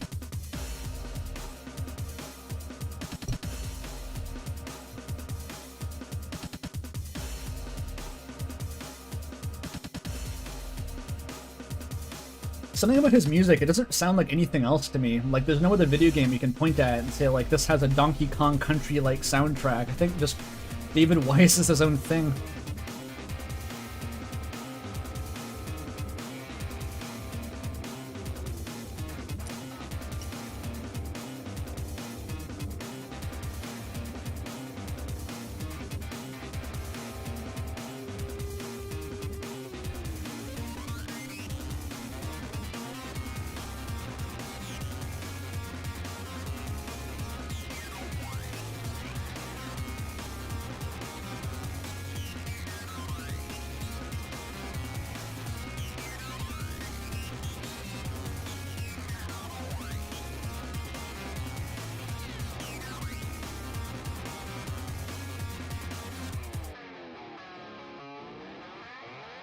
What's happening? I'm eating pasta. Furiously.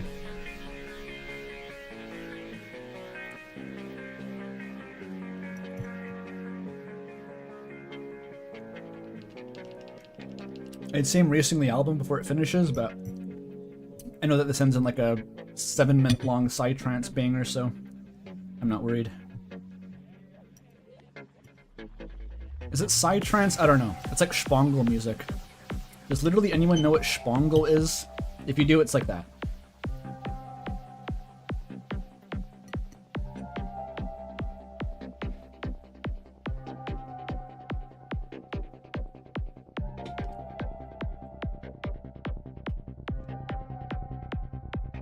Consider the Donkey Kong rap. If he hits you, it's gonna hurt. Maybe this is the Psytrance banger, actually. This is like standard Goa kick drum here.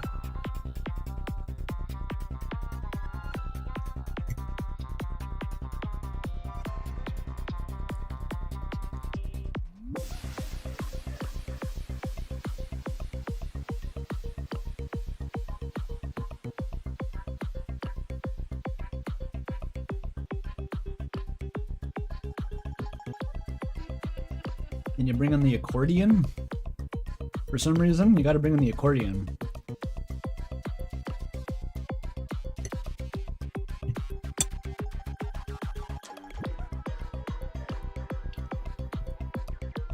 You are listening to... Where's the name? 2YR 40:28.649 by Haley Labs.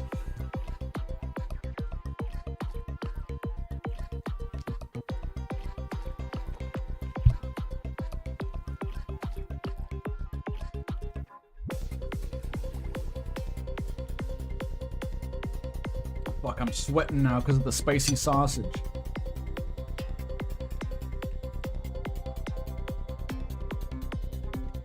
That'll do it. I don't know why the album's called that. I have no idea. It's probably extensive lore.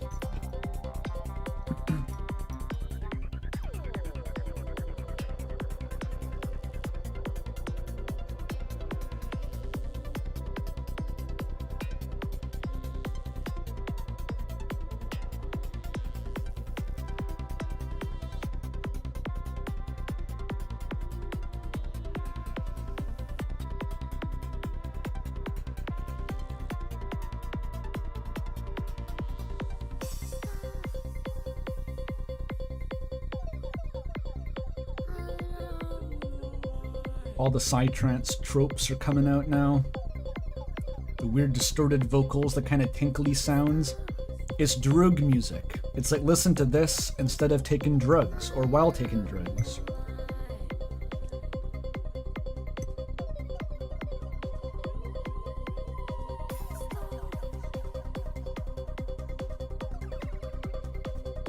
All internet music producers know is synthesizer, 10,000 free aliases, letters, numbers, and names, and lie.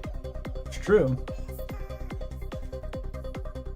As far as I know, Femtinel doesn't have any other aliases yet.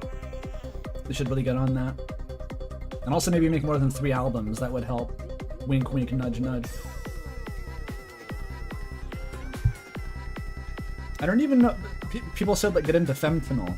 You'd like Femtinel. How do you get into Femtinel? I listened to all her albums, and then there's no more. It's like there's nothing there. It's like, what the fuck do I do now? There's like a dozen songs. I don't want to hate on Femtinel, I just legitimately don't get like, if you identify as like a hardcore Femtinel fan, like, what are you listening to? You just like looping the album?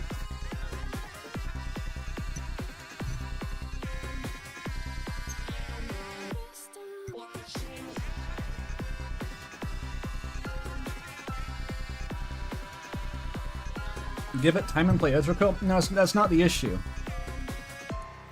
The issue I'm saying is that there's none of this to chew on. Because I was coming off of my Haley Labs binge. 200 albums. 6 months of continuous immersion. And then the next rec I get is, hey, if you like weird internet musicians, Femtinel. And I was like, okay. And then it was like an hour. And then there was no more. So I was like, oh, well, shit, okay.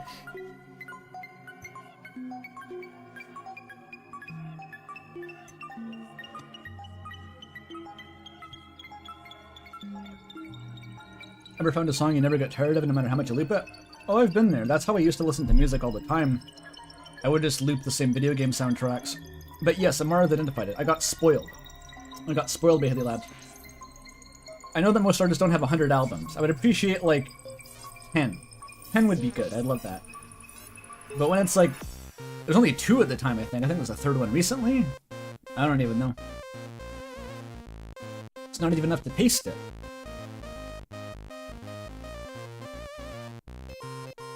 I'm almost done the pasta. I'm so close. Do I know Sewer Slut? Yes, I've heard of them.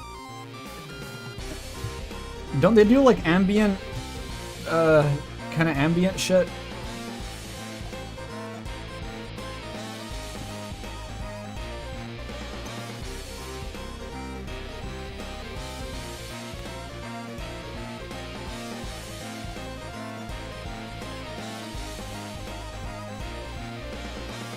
Azali. That sounds interesting. Never heard of that.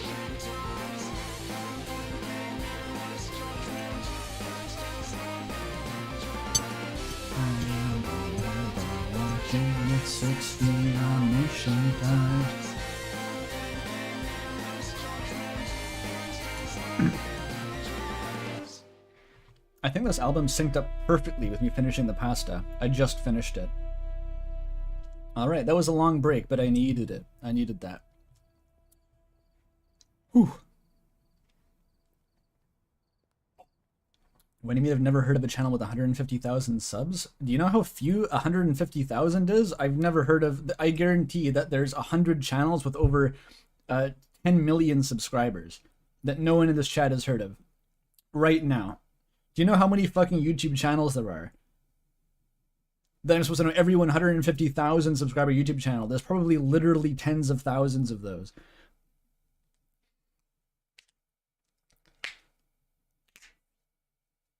Okay.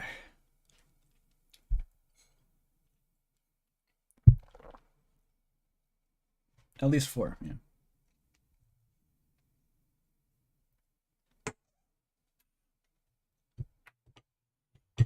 You're also talking to the guy who somehow merged Nux Taku and Rebel Taxi into the same guy in my head and was calling him Naxu Taxu. So that's like not a good starting point. All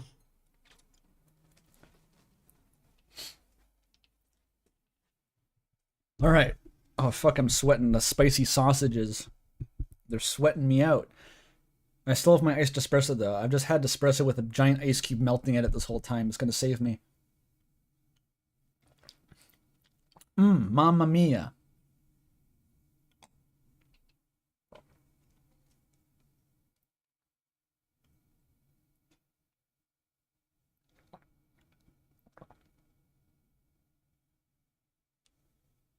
You didn't know who Moist Critical was until 2 years ago. That's when you're not suffering much by missing at this point.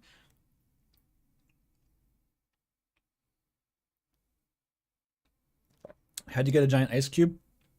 It's a trade secret. The trick is that you don't own an ice cube tray, and so you have to fill up Tupperware containers with just water and freeze them, and then crack off chunks of it with a spoon. That's how you get a big ice cube.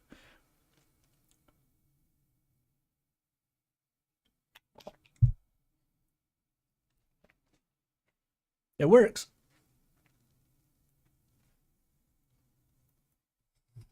Okay, we're actually done. We can go back and safely resume our coring out. You don't use a hammer? No, it's not about mass. It's about velocity. It's because you're holding the ice in your hand. You don't have the ice on an anvil. You don't want to explode it. You're holding a puck of ice over like a cup, and you're smacking it with the spoon, and little bits are coming off.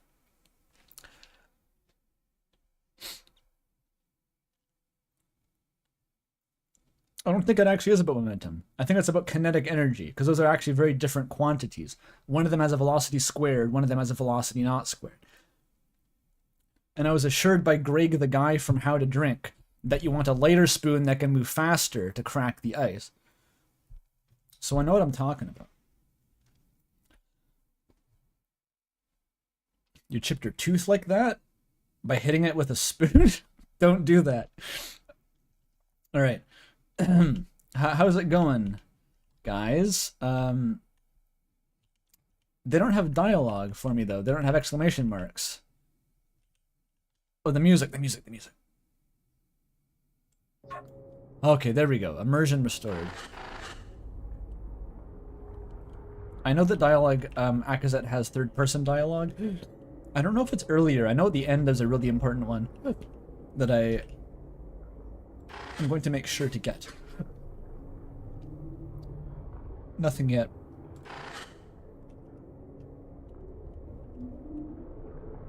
Sounds like it's about sharpness. Well, the spoon isn't sharp. It's a dull spoon, but theoretically the force is concentrated onto a small point on the surface of the curved spoon. Anyway, it's really not that important. Kavik's slayful Chelsea boots? True. They're very whimsical.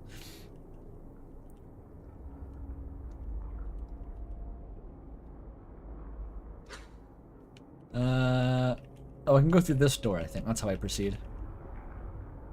Alright. The fuck is that? Adol's altar? Or Adol's altar? Recreation of carnivorous stationary fauna. Hollow central structure captures organic material for sustenance. Root bulb forms over time. Ekibic religious significance. Cool. Adol. I'm just going to assume that Adol is the Obesk equivalent of Adele until proven otherwise. We could have had Adol, you know, rolling in the Koroi.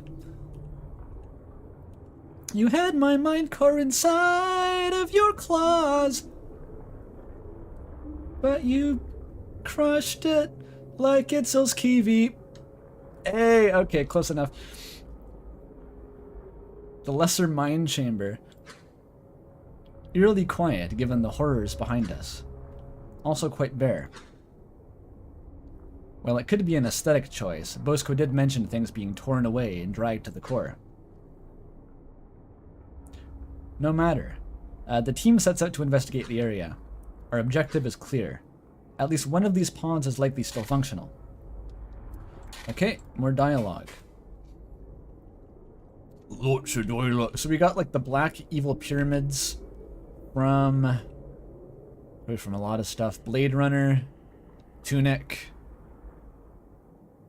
Did Fez have probably Control? Lots of black pyramids. They're always good. Super hot? Okay. Egypt. Those are different colored. Memphis. Yes, the Bass Pro Shop.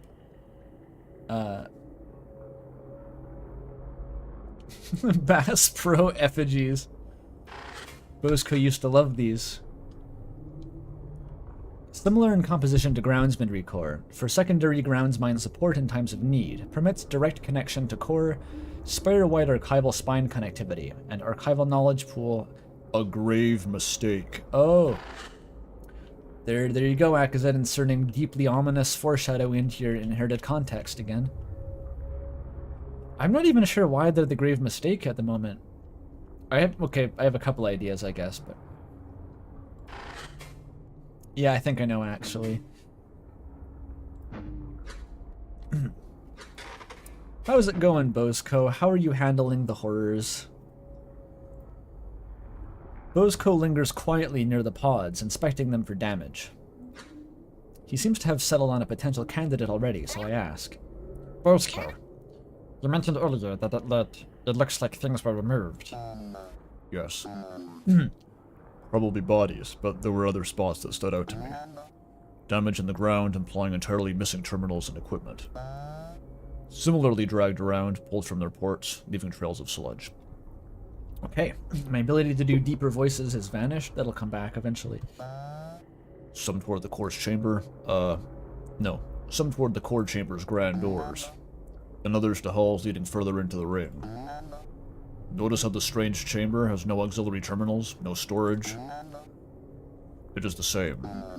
There was some greater effort here. Perhaps to serve as fuel. That is strange indeed. A few storage containers and tool terminals would hardly help a ceremony's hunger, surely. Bosco is quiet, similarly puzzled, but uninvested. We will know in time. Bosco's dissociated as fuck right now.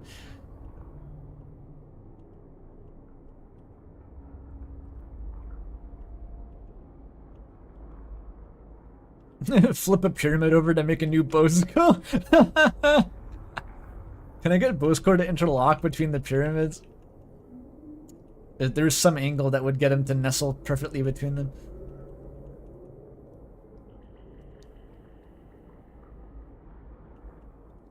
You heard someone do that voice in another video, and the first thing you thought it was Akazet? Perfect. Just wait till you watch Lord of the Rings. You'll never believe it.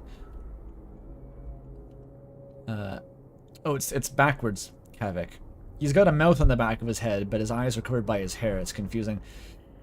Hello, guys. What are you doing? I'm not in the way, am I?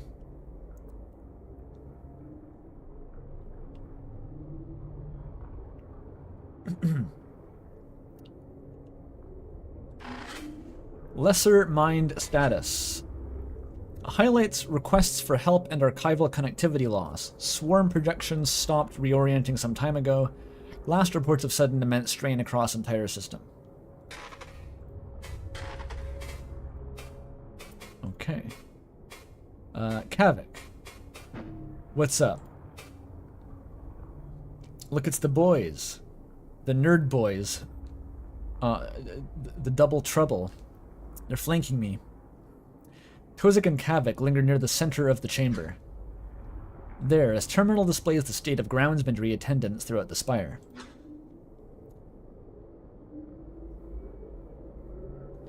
A similar display to the one within the entry vein.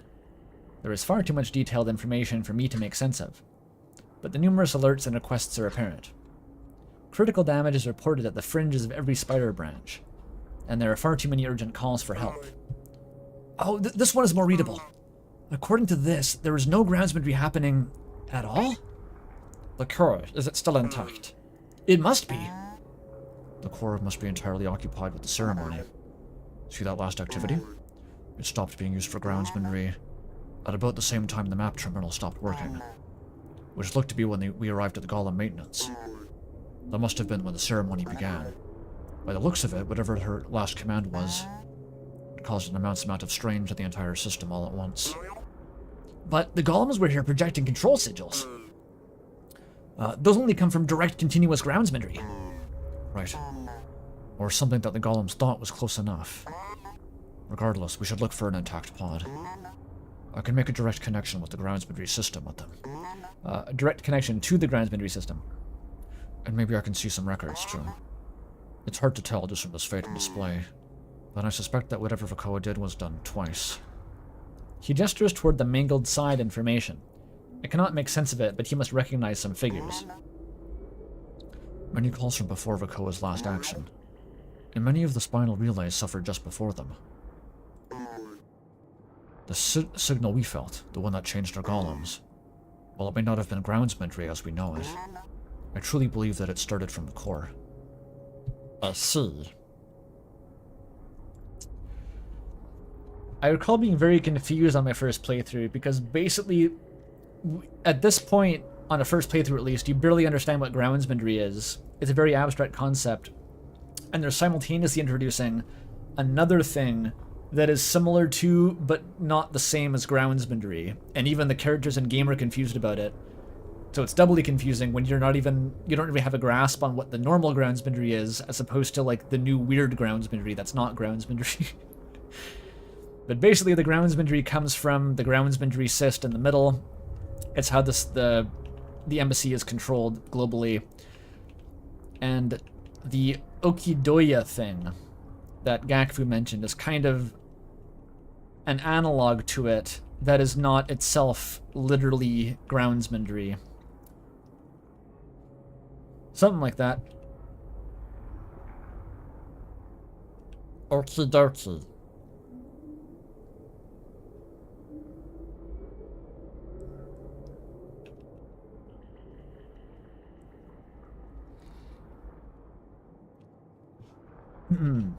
Lost in the world-building sauce. How's the big lad doing? Itzel and Carrick linger in our golem near the core chamber door. Since that fight with the construction golem, they have sparsely said a word. Yet they are within our great weapon. There is some risk here. So I approach. Itzel, Carrick, hello. Given the weight upon our receptors, I must ask, Itzel, are you feeling well enough to fight? Your and Carrick's combined minds will lend well to the golem's abilities, but... That is it. We will only be here once. And it will be my only chance to exact vengeance for those killed me. I will have the murderer answer for all that they have done. Okay. Until we meet again behind the Velazes stage. I would have this be my only purpose. Itzel's Kunkitsuragi, don't worry about it. Itzel speaks calmly, but their bitter rage is clear. This does not sit well with me. As long as I can become a self-guided vengeance missile, a pure rage golem, a literal rage golem, I will be on the team. it's great. That's just what you want to hear as the team leader. Mate loss is always terminal, often immediately. Always terminal is interesting. What does that imply? Like, sooner or later you die? I mean, sooner or later everyone dies, you'd think, but not quo. That doesn't sound like a strictly human concept.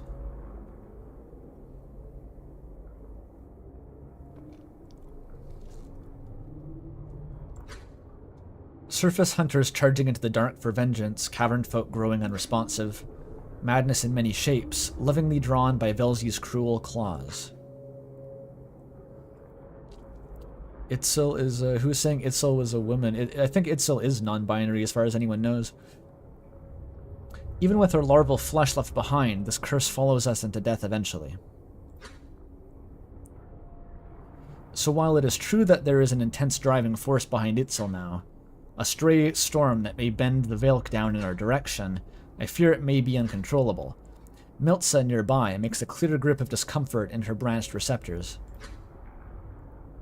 They go nuts. It's like the light bulb in 76. Very apt, actually. They go nuts. But she is silent.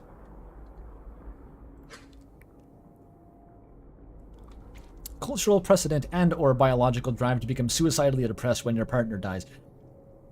It sounds like it. I mean, humans kind of do that, but it sounds like it's obligatory almost. It's accepted. It's par for the course with the obes. It's scary. And I cannot blame her. What is the choice here? Leave Itzel alone in the move, friend? Have them trail behind in their most vulnerable state, physically and mentally? Besides, Carrot grounds them. Would it not be beneficial to Itzel's chances of recovery if we allowed them to truly claim vengeance? Don't worry, Akazet. We've been speaking internally. I'm quite confident in Itzel's ability to help. It'll be fine. All right.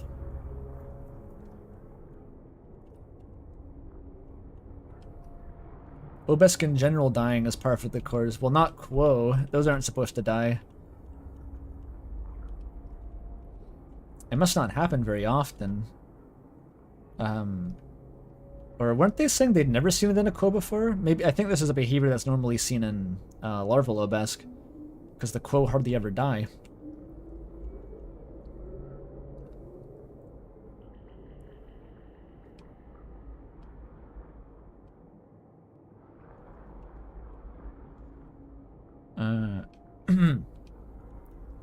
Miltza, I haven't even had to do your voice this stream. I hope that I can. Miltza lingers near our golem, still quiet. She fidgets with the small remote coordination drone we formed for her before descending. Actually, we didn't make one of those. I skipped that. Sorry, Miltza. A simple sphere with robust dual positioning and propulsion. It is possible that she is truly busy preparing it, but really I don't think she has said anything since we arrived. Clearly she is nervous, as she always has been, but it seems more intense than before, perhaps to the point of distraction. Some support should help, as the others investigate. Miltza, how beholds you?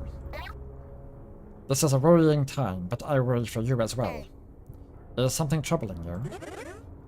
No, Akazet, She places the drone in a pouch within her cloak.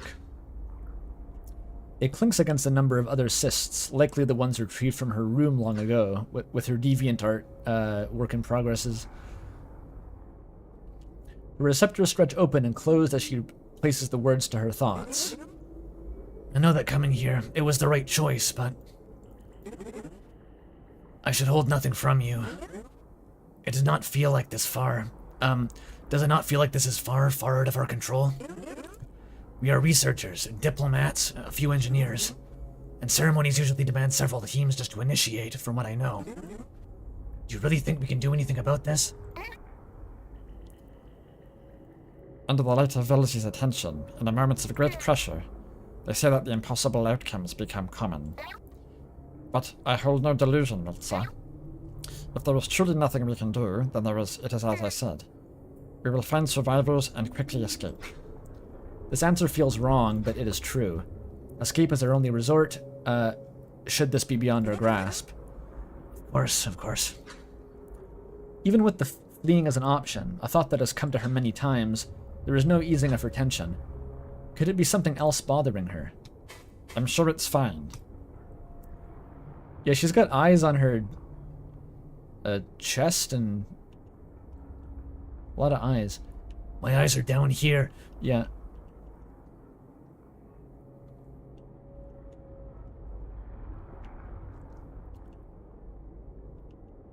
Oh, that's a hand eye. It's her third arm down there. Okay.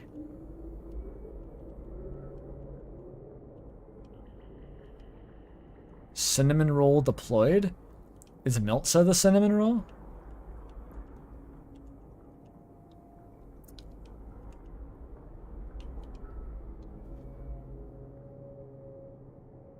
What do you mean, what did I think it was? I thought it was just on her stomach. I wasn't saying anything lewd, I just forgot that she had a third arm there.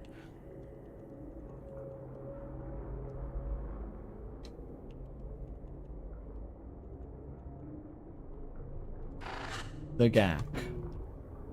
Toggle cloak. Resist, Akazet, resist. As I approach Gakfu, who stands apart from the others, preoccupied with the web of veins extending from beneath the cord chamber door.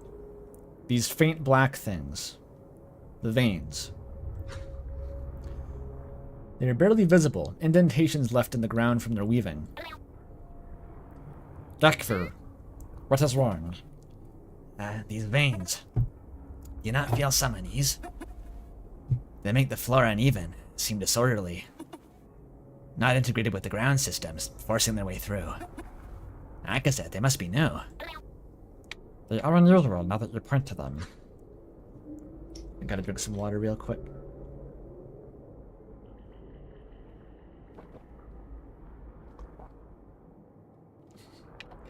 Canonically, Akazet stands there and toggles Gakfu's coat 568 times. It's a stim, Gakfu. Let me stim.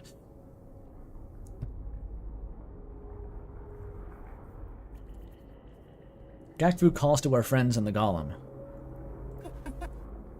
Carrick, is this standard? These ground veins.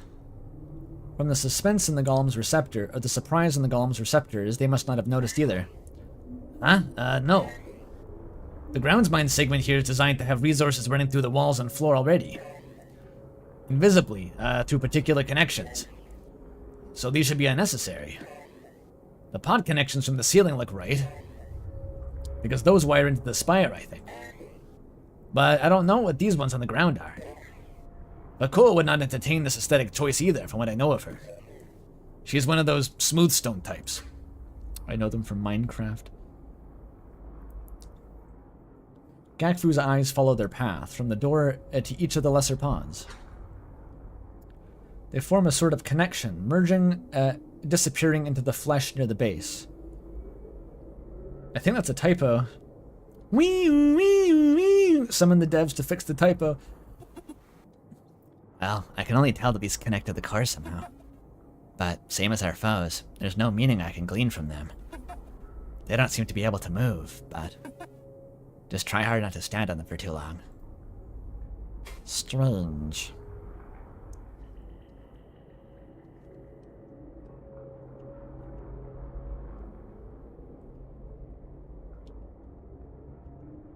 I say pacing back and forth across the vein she told me not to stand on.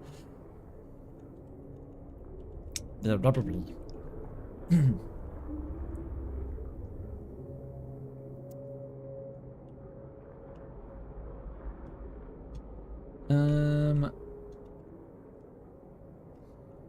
No more dialogue, eh? Uh-oh. Uh-oh. There's no escape.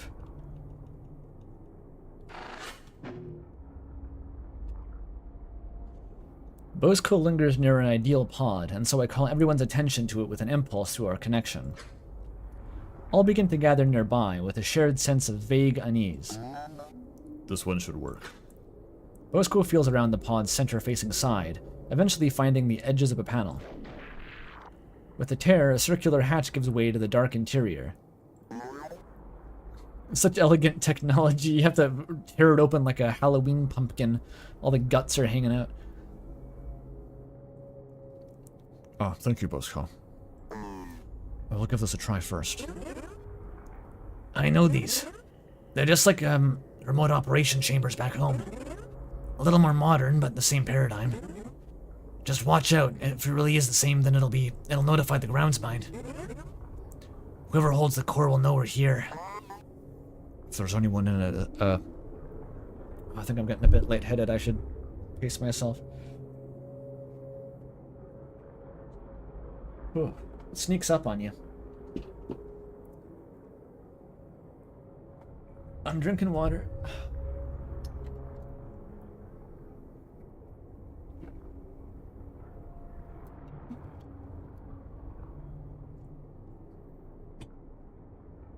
Tozek makes me feel lightheaded. Like I said, this game's got a type for every freak. if there's anyone in it at all, at this point, they already do, given our movement. The floors must still be feeding its sensory information. Let me see if this works. Tozek reaches within, pulling a wired connector from the interior. He removes his time stopper connector from his favored receptor and puts this new one in its place. We all watch, anticipating a simple answer, but there is something in the wavering of his stance. Suddenly, he doubles over, gripping the connector. With a quick motion, he tears it from his receptor, casting it away. Its physical tether snaps and it cracks upon the hard wall, splattering purple. Terror resonates through our connection. Miltza, nearest to him, takes a cautious step back. Tozek, are you... With an agonized groan, he grips his head. The exposed corru of his quo body rippling unnaturally, gaining a strange sheen. As if some sort of shockwave passed through him. Kavik quickly approaches to help, but Tozek waves him away urgently. Bosco hovers close, prepared, if something is going wrong. There's something. Ah, shit! Tozek, that's a membrane failure. We need to act quickly. How did that happen from just one connection? Nobody else connected to anything. Tozek grips Kavik's arms urgently, but his limbs move strangely, as if half asleep. It sees us. The golem is reporting... Everyone get away from the core! Our focus shifts to the grand door to the groundsmandery as we shelter between the pods. Where we expect them to open, maybe to reveal an attacker, the Okidoya, heard once gently, screams out through our minds. It's like a shockwave of madness, invisible tendrils curling out from the core. And before we can move, it passes over us. A sourceless light suffuses the chamber, illuminating shapes we cannot see. In the presence of their vibrance, edges grow inaccurate, shapes twist and expand, relations shift and obscure, the very fabric wavers. Color bleeds from everything, mixing in the air apart from their objects. The ceiling, it is gone? Is this a projection? Something presses against us, as if looking at us. Kavik, Tozek, anyone. What is happening? Is this the ceremony? Is it completing? I don't know. I think this is the overlap. It must be growing outward. Another shock strikes my mind core. Some part of me is falling, but the floor is still beneath my feet. I found it easy to ignore as my feet fell through the floor. Sorry. There's a feeling of some great shape slithering, coiling around the chamber, and when my mind recovers enough to see, the room is unrecognizable, lost in itself. An island of sanity with frayed edges, as if suffocated by the surface vapors. And from it, something has come for us. Misshapen things, hazy silhouettes, formed from this broken nature.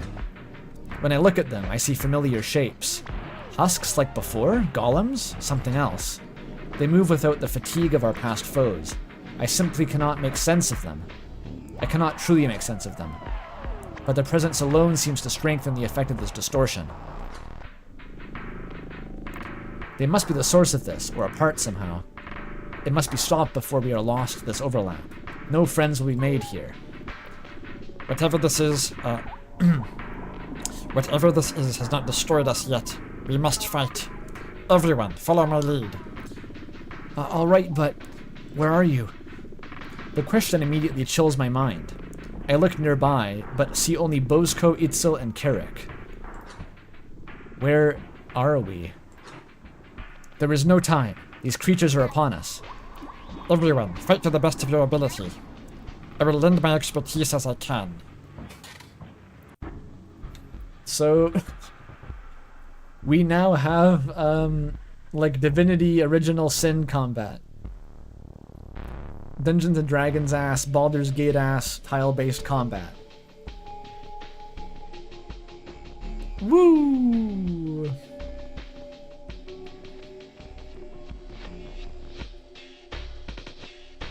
XCOM. Well, I guess you are fighting aliens.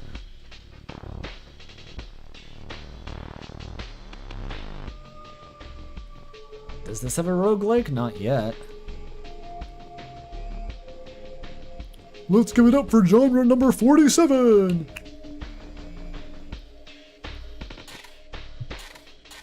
Blah, blah, blah, blah, blah, blah, blah. I mean, we must be rid of these foes quickly so that it can help the others. But the corners of the room have become distorted and dangerous.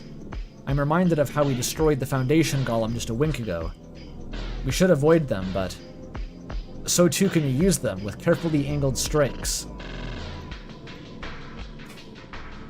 The barely visible this shit. The rainbow sherbet. It damages things. Check this out. Spring! Spring! A spun. Okay, we got Akazet and the two Bara Husbandos here. See, this one's like 2/3 non-binary by volume. It's at least Bara. Let's just go and rip their heads off, basically.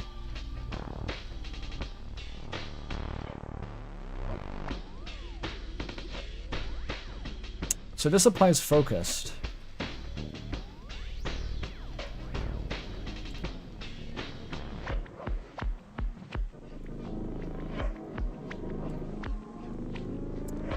I'm thinking stay behind Bozko. Oh, I've got this crazy shit.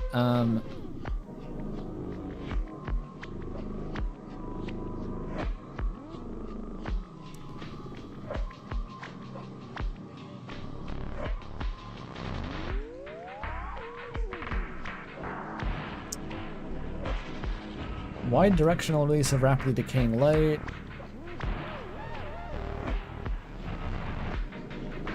I kind of forget how to use these, to be honest.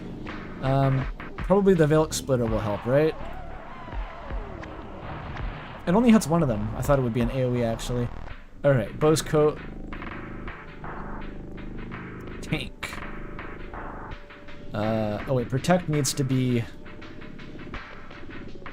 more like this? There we go.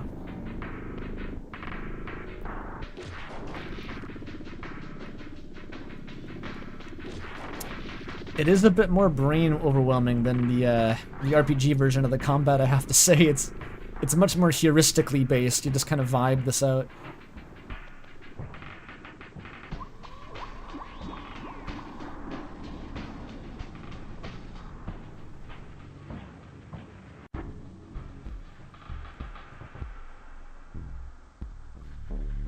Oh, the rifle's an item.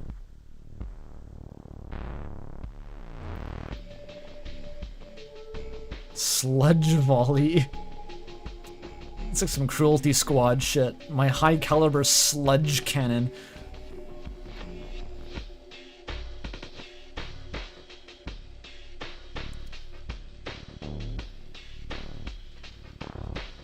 Prepare wide projectile attack in direction. How does this even... Oh, she just did it. Okay, I thought that would... I could aim that. Can I just blast these guys with my dull flare? Oh, this is how it works. You step back, and then you flare it up. How many am I hitting at this point? I can't tell. Oh wait, this will hit Akazet maybe. That's probably bad.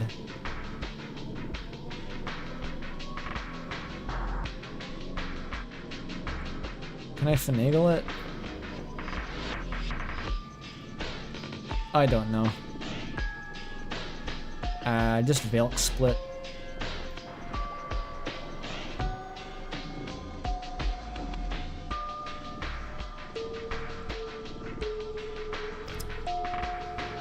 What is this one?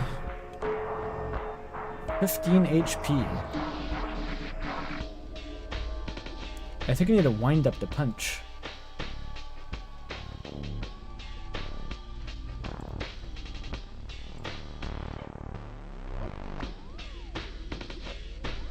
Wait, is it an AoE? I need space to do it though. Wait a minute. This. I think it hit both, maybe?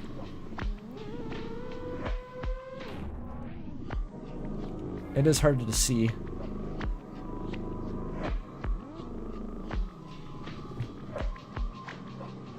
Okay, Akazek got knocked all the way back here somehow. Oh, I got Sludge Volley. What does it even do? It's a huge AoE. Okay, try this then. Take my Sludge Volley. Wait, what did that even do? Does the volley happen later?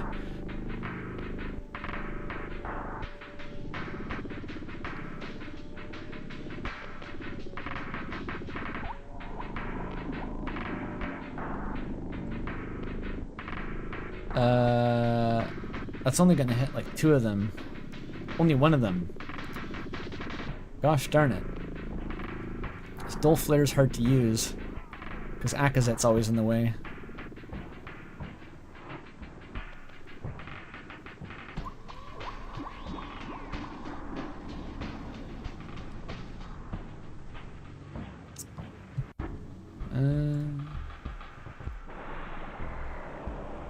Oh, the Velk Splitter is an AoE.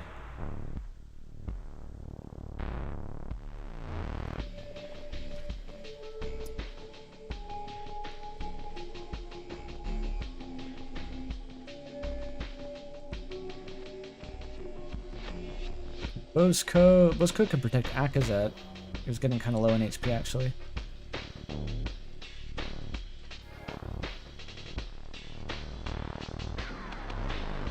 Oh, there's the Sludge Volley.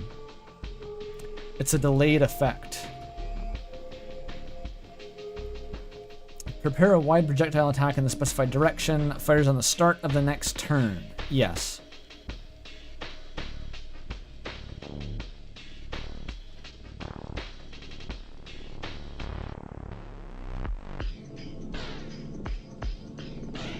A coiling. Coiling jet skin.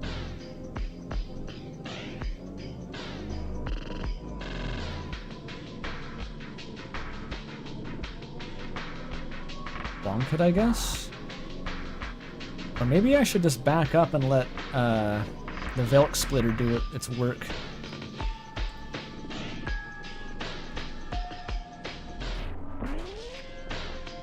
Oh, there we go.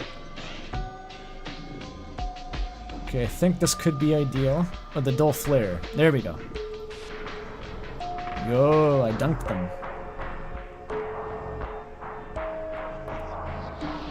These fucking redirectors. I remember those. Back up. Back up, Bose Coat. Your dummy thick ass is getting in the way of your own punch. There we go. Bonk it. Did anyone find it hard to scan entities during this? Yeah, it's pretty hard. That's what I mean about, like, the spatial combat doesn't really give you as good access to information as the RPG combat did, which makes it more chaotic, I think. It's a little bit less tactical, almost, despite being more tactical. It feels more frantic to me. With our foes fallen, I shift my inner thoughts to the others. My wordless request to gather their senses is granted immediately. I only hope I can guide them well enough. The music's kinda loud. Kinda loud. Yeah. That's better, okay.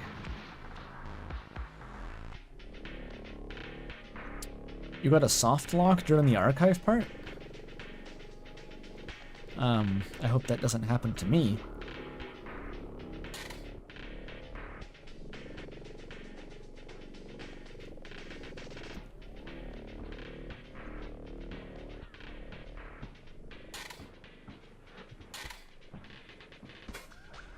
Follow my instructions.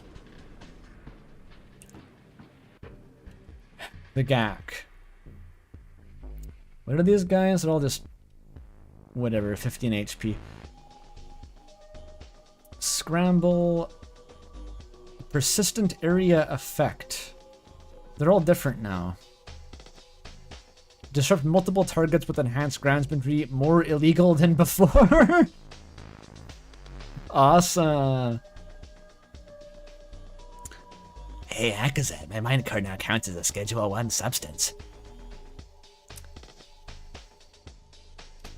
Destabilized, is that like a ground thing too? It's just an AoE blast. Okay. Well, get in there. Can I... oh, it's like a big arranged area denial thingy. Yeah, fuck him up.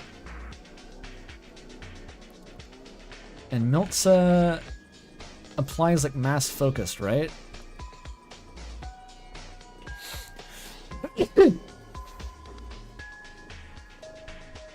Oh god. I'm sneezing. Very limited range tactical observation. This will help. Yeah. And Kavik mostly throws bombs. If you stand here, Kavik, can you just, like, lob one over? Oh, you sure fucking can. Check that out. Get wrecked.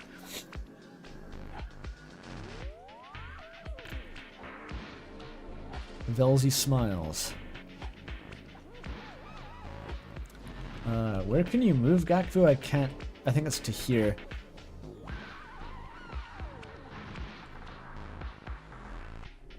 Fuck it. Destabilize them. That'll help.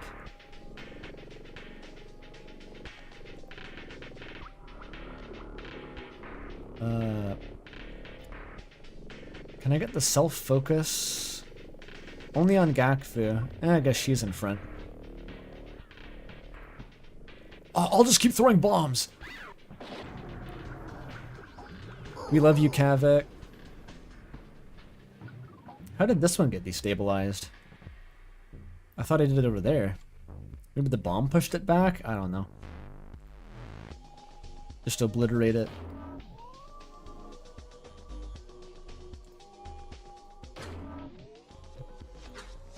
The last of the entities dissipate from the attacks of my friends, but we find ourselves thrown into yet another distortion of the lesser mind chamber. Or were we ever elsewhere? I can hardly make sense of this place. All I know is that there are so many more of the beasts here.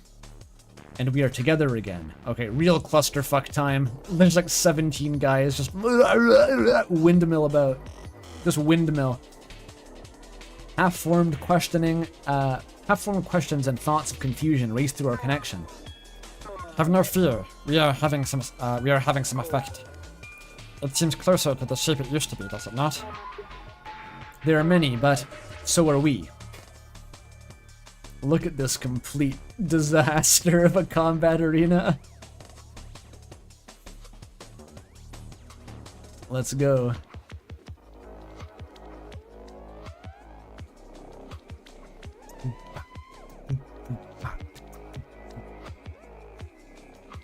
Good music too. I gotta keep it a bit lower though, otherwise it'll stress me out too much trying to talk over it.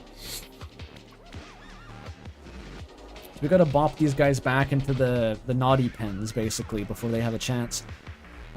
Does Overwhelm have knockback? Is that a stat? It's based on tiles traversed. Here's what you do. Just ram it. Bonk. Oh, these destabilize. That's what they do. Okay. Okay, the Golem... You gotta get the Dull Flare off as soon as possible. Just obliterate them with the Dull Flare. You gotta do it. How far does it go? Pretty fucking far. Yeah. Alright, Gakvu. Just go apeshit. Just fuck him up. Oh, I didn't do very much, actually. Okay, Miltza will help, though. If we all cluster together in a front line, I can mass focus everyone so that we don't take damage. Kavik throws bombs.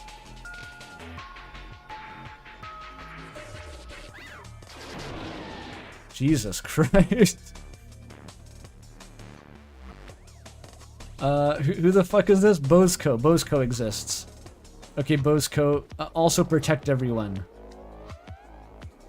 Except by everyone, I just mean people who aren't Miltza, because she is on the wrong side.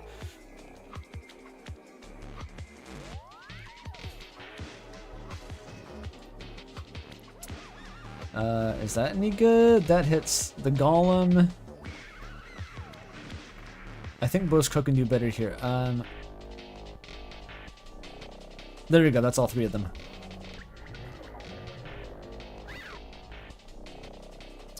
Okay, they're throwing delayed bombs, which you also have to keep track of in this visual clusterfuck. That guy's coming up on my boy. Akazet just dodges that naturally, doesn't even give a fuck. Do I have a Kavruka? I don't know. I don't really care. We're kind of past the point of tactically using an item. Let's just wreck things. Can Akazet hit both of these? Not quite. Maybe if she was a little bit closer.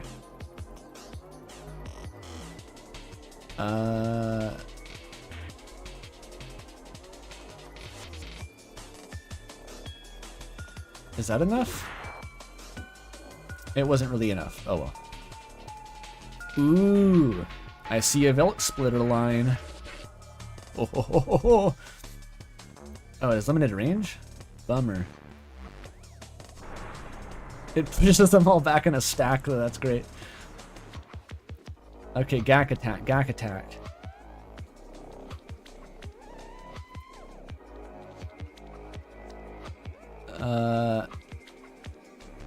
Fuck these two up, I guess. Absolutely rinsed.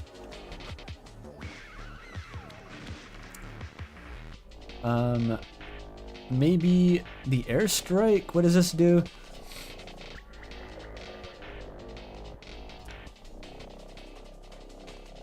Persistent area from user. It drains foe's HP. There's so many effects in this mode. It's just like I don't really even know what this is gonna do. I'm sure it's good though.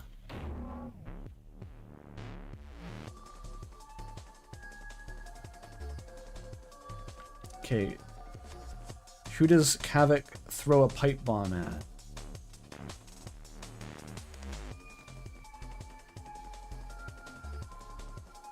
The thought of an evil mode version of this is kind of terrifying, though, because I think you can get away with coasting just on, you know, vibing it out in normal mode because it's not that hard, but if this was evil mode, this could be extremely mentally taxing. I don't think Gakfu can hit, or Kavik can't hit these ones, because Akazet's too close. Does anyone need healing? We've barely taken any damage. Oh, okay, never mind. I guess you don't get to aim that. I just healed everyone. That's fine. Can Bozko just go and bop some people into the death pit? I think Bozko should do that. Didn't quite work.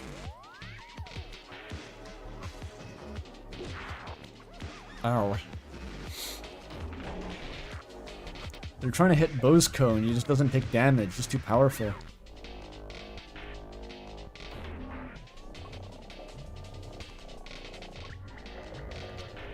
Okay, Golem is taking hits. Oh, what the fuck?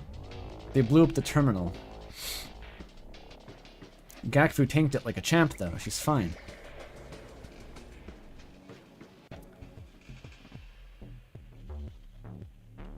Okay, what if Akazet takes a running start? It missed? Aw, fuck me. Okay, well, it was a good thought. The Vilk splitter always works, though. Such a strange feeling. What's the feeling? What do you mean? Okay, Gakfu retreat to safety. Gargle blast him. I'm dropping like flies now.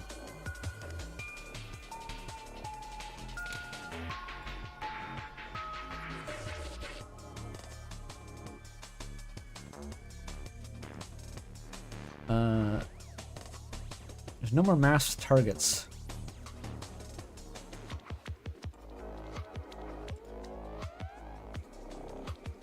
What is the effect on the ground? That's the drone strike. Wait, can Kavik not access this because it's blocked? I've never seen that before. I'm just very tightly clustered, I guess.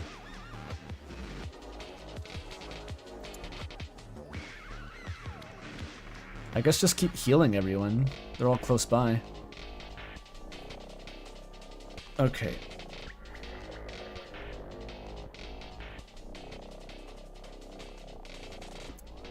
Oh, what the fuck is that one? Oh, I know what that one is. Never mind. There's a mystery man here. Unable to affect by any means.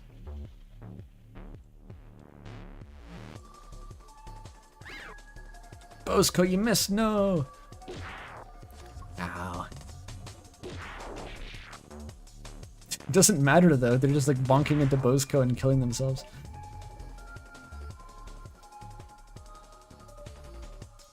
Alright, Akazet, one more try with the big rushing attack.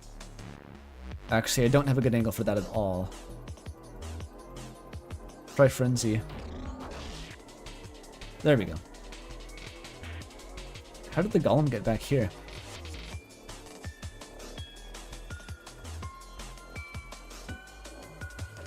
It's completely boxed in. I don't think it can escape.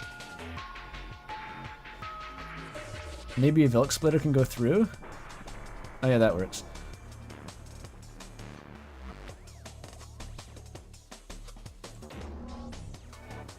Okay, we're just mopping them up now.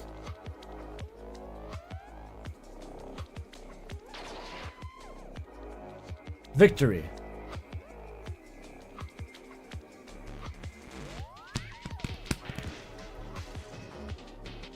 Those aim and brakes are kicking in big mode though. Oh, okay, let me catch up with chat. Corru works. One of the things I want to do in the Embassy rework is make Episode 4 abilities closer to what's familiar. Some Episode 4 fight revisits too. I do think it's interesting now, but it could be better. Yeah, I'm trying to articulate my thoughts on this, because, like, I don't hate the Episode 4 combat, but I do think it's a little bit less engaging than the Episode 3 combat. Maybe that's the right word. It represents the spectacle well, especially in the later parts. It's like this sort of chaotic rampage and mayhem. It simulates that quite well, but it does feel like there's so many options that the limiting factor isn't what the characters can do, it's what your brain can handle thinking about. And so it's usually you spend less time thinking about what the best move is and more time thinking about just like just doing it, just like navigating and making something that looks like a vaguely good idea. And it's hard to drill down on what the biggest difference is. Like, obviously, it's harder to parse the visual information because there's so much more of it. Like, there's the entire actual game board on top of all the UI you already have to keep track of. So that's a part of it. But yeah, it's also that the abilities are sort of like merged together and have so many different stacking effects that are contextual. Overwhelming, I guess, is just in a word to describe it. But I don't really envy you the task of improving on that, though. It's like a very difficult problem to solve.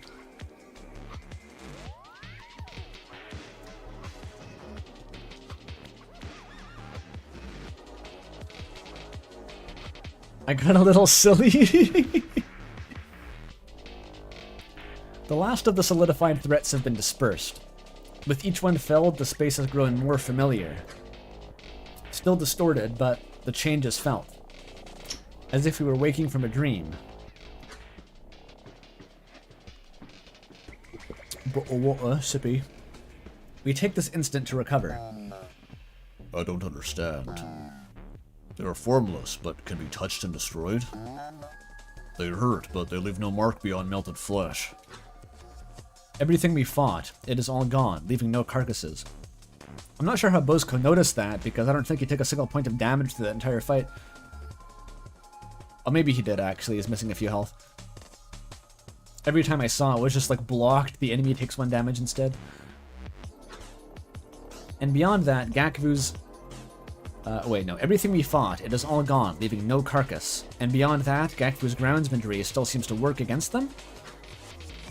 They cannot be Corru, can they? These questions must wait, for one entity remains. Malformed and impossible to distinguish, like a haze in the air.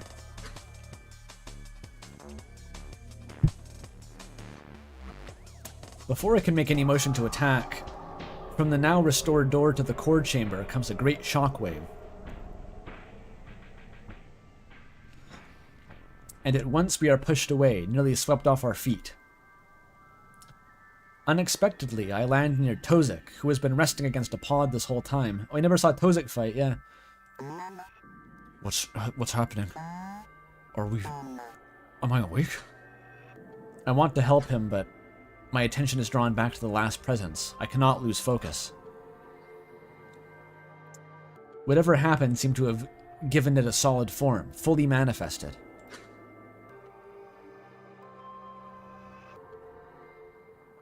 But still, I can barely make it out. Is that Vakoa? The music synced with that too. The ominous blom. Bathed in the same light as our incorporeal foes. There's no time to make sense of this. Whatever wields her form does so out of malice. Akazet is firmly in kill mode. Stay at range, attack in unison. Wait for my impulse. Our inner chatter slowly falls to silence, the others listening for my direction. Vakoa, or whatever wields her image.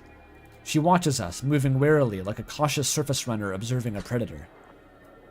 Though she stands before the only discernible door, there is no measure of hostility shown. She's not trying to block our way, merely address us. Out of precaution, we keep our distance for now. There is some intelligence here. Look at that movement, even her receptors. Her receptors. It really looks like, just like Vakoa, right? It is curious. Receptor movements are subtle, difficult for a parasite to mimic. And in this figure, I see a sort of pensive remorse. Does she persist within? I must at least try. Even Zuzakri are capable of reason. Wakoa, what holds you? Does any part of you remain? Her attention fixes upon me, and spots dance across my vision. It is like her attention is physical, some sort of contact. The Okidoya focuses upon me, maybe all of us.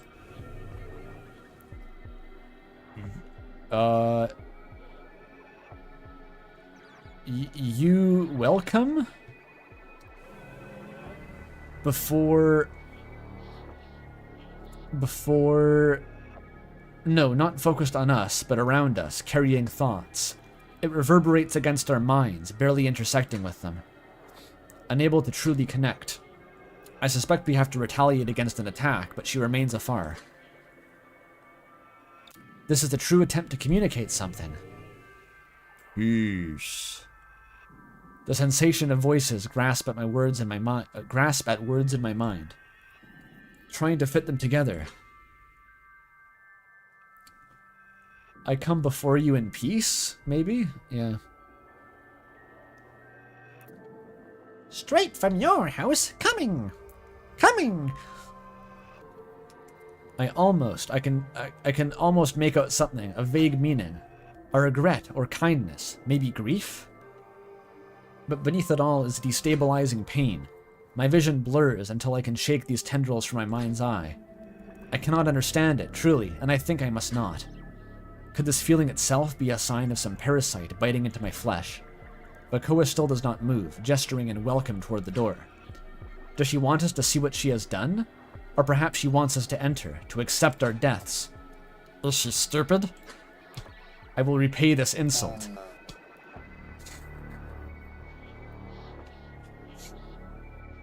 This one took me out, of course, on my first playthrough. Happens to everyone. Is she stupid? We do a little joy.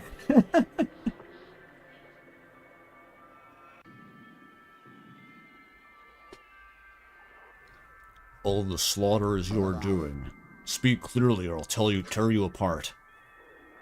Bosco must have come to a similar conclusion, for he speaks with rage. Something within reason clearly lingers within the shape, for it is taken aback by his words. These are not mindless husks we face now. But they cannot be any more than parasites. No Quo would ever abide this tragedy. In his anger, the Okidoya grew silent. Bakoa's receptors convey a sort of frustration, maybe. It is always difficult to tell with the Jut from afar. A pause is heavy, all of us frozen in uncertainty. It speaks again, not in words, but visions, a memory. Oh! What is that? It looks like a first-person view of someone's hand? Stands too far. A sharp limb pierces through my chest. Oh, that's the game over message. I collapse into the rising spider blood. Here. Again. My mind recoils as it passes, already slipping from memory. A memory of death, perhaps? A threat. Bosco lacks my confusion. He is shocked, frozen. You. How? Bakoa's attention shifts from Bosco to her golem. Another vision comes, stronger, louder, clearer. Upon the ascension, catafalques, gazing up into Velzi's eye. Everyone knows what a catafalque is, right? It's his closest cultural equivalent. Everyone knows what that word means, right? No one had to look that up. It's common knowledge. For those who happen to not know, a catafalque is a raised plinth that a body is placed on during a funeral, I think. I think that was what it meant.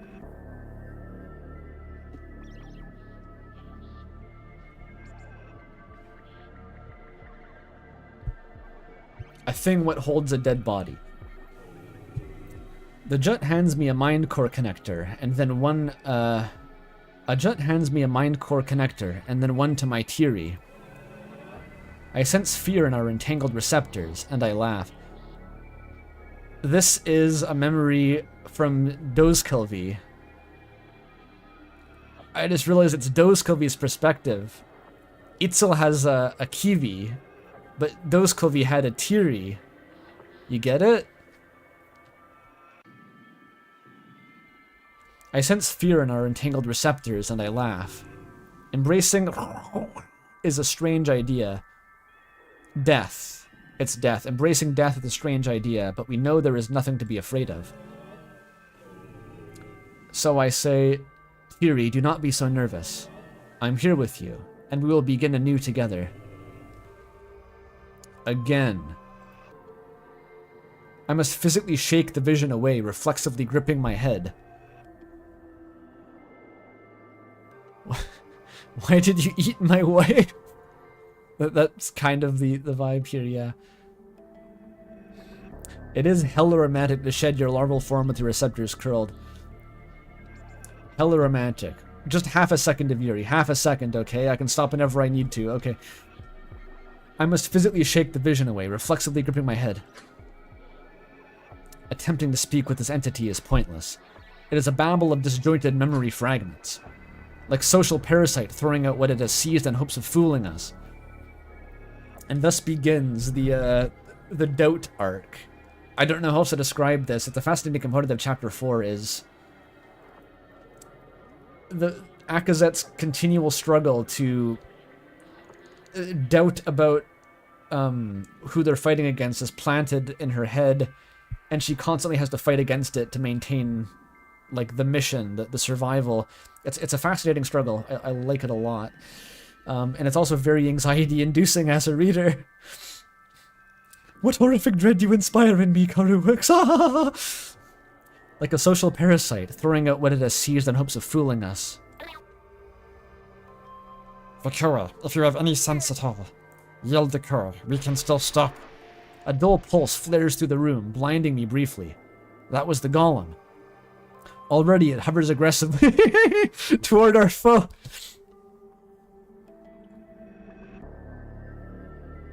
The skybox is the fear texture? Oh god, is it? Wow. Already it hovers aggressively toward our foe. Itzel, stop! Zuzukri. Zuzukri. Attack destroys this thing. Itzel has lost it. The shared sense of righteous vengeance is almost overpowering. Before any of us can parse the situation, the golem is already upon Vakoa. Its other gauntlet swinging and glowing, preparing another destructive dull pulse. Vakoa is unharmed from the first blast. What would a second do? Itzel, we must be rational. No, no more of this. You all know it is no different from our home. An infestation, a mimicry. Immediately, once close enough, Vakoa seizes the charging gauntlet. Then the other, almost without effort. And at once both are torn away. Thrown aside, exploding violently against the walls.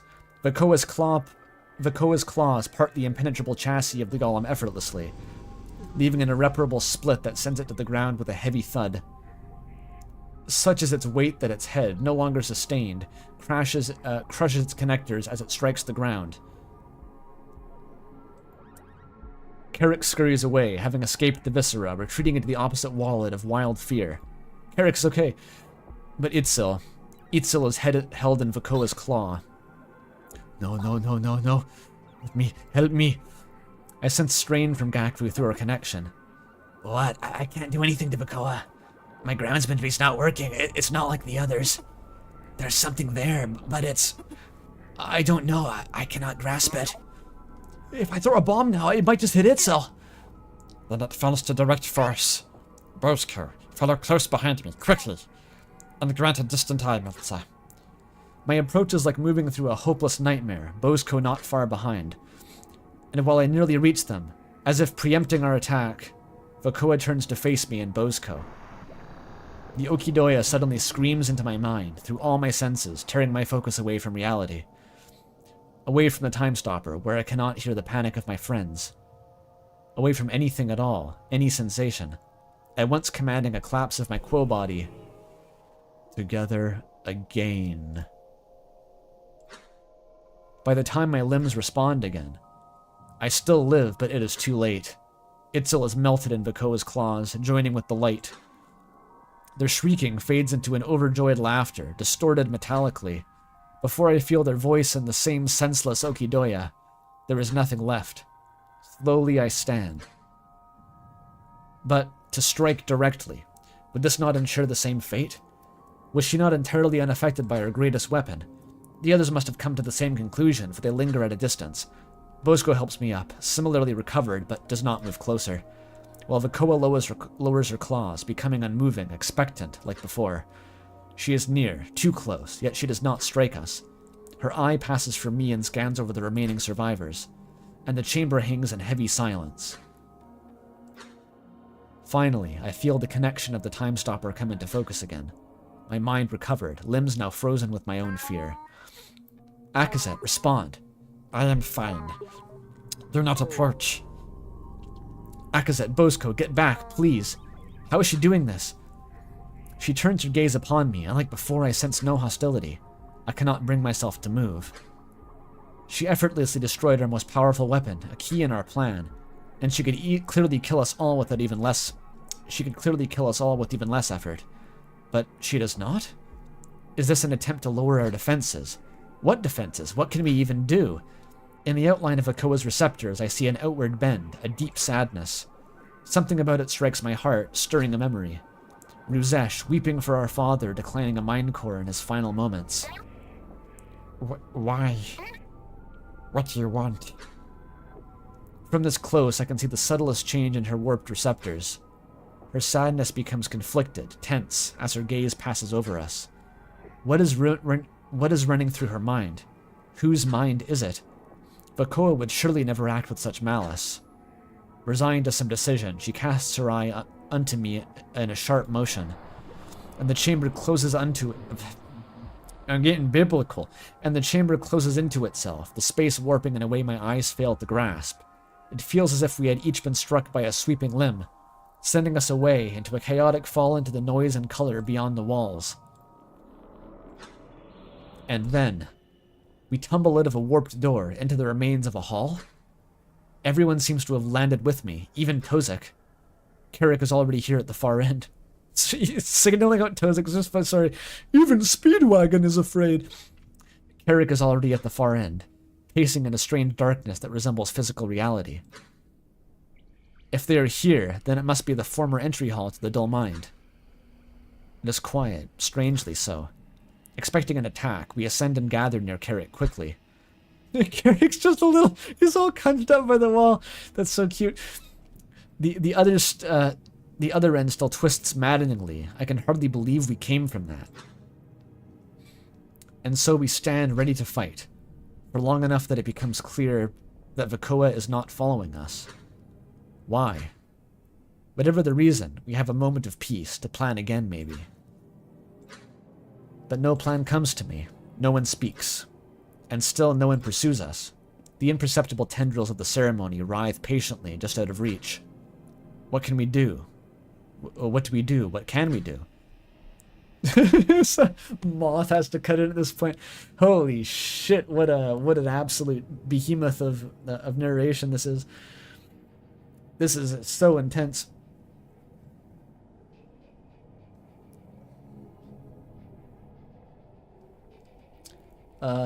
This is deeply fucked. The other side of the room goes into the four-dimensional asshole of Satan. It's real bad. Even Moth is afraid. Moth ran out of popcorn. It has indeed gone nuclear.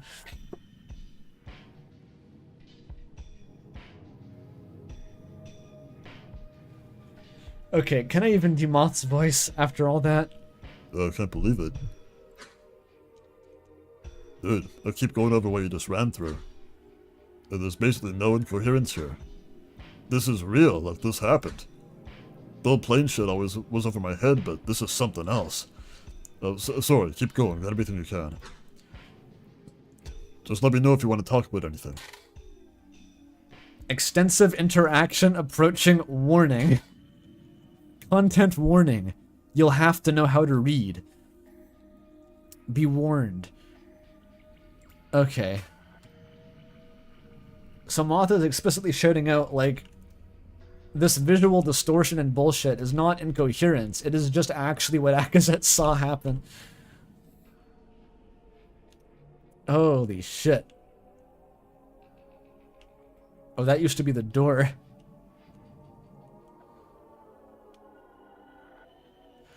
Okay. I'm gonna take a slight breather there. That was a lot of reading. Everyone's going to bed now. Amara's going to bed. Night, Amara.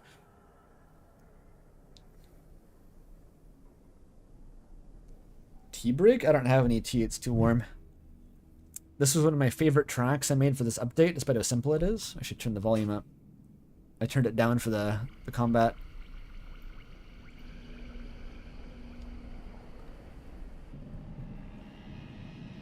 We're making a decent pace. We've been going for, what, 3 hours of actual corru? There's still a lot. There's... What the fuck else is there in this episode? It's hard to remember. A lot of weird shit happens. I'm drinking water, though, not tea.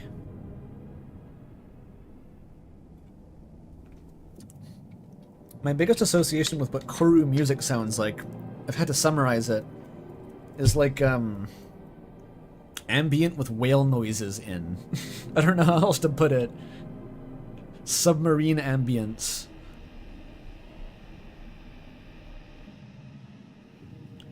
It's all very aquatic.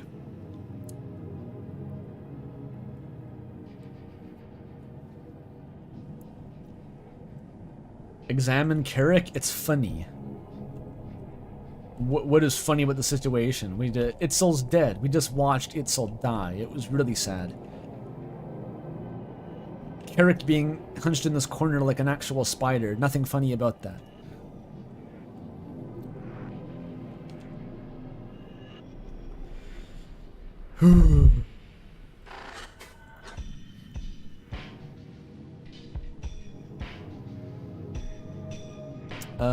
Explicit purpose recollection, reconstructed context, surrealist, Mark of Voltanzi. That's the same as before, isn't it? Oh, did he say Carrick? Carrick. Re-debodied. Veldy wills them to lack a body, it seems. Wait, Akazet's roasting the mind core in her mind here. Carrick, not Kavik? Sorry. Tovik and Kazakh are getting mixed up in my mind. Obesk boys' names, am I right? I'm not sure how to open this. Oh, that was a door? Dude, I didn't even know. I'm assuming this one doesn't work. Does it? Absolutely not. No, I don't want to. Not doing that. Okay. Just walk into the void, Akazet. Something cool will happen. I'm sure all those chaotic Cthulhic spirals feel really nice on your skin, actually. The door's stuck. The names sound vaguely Romanian, do they? Interesting.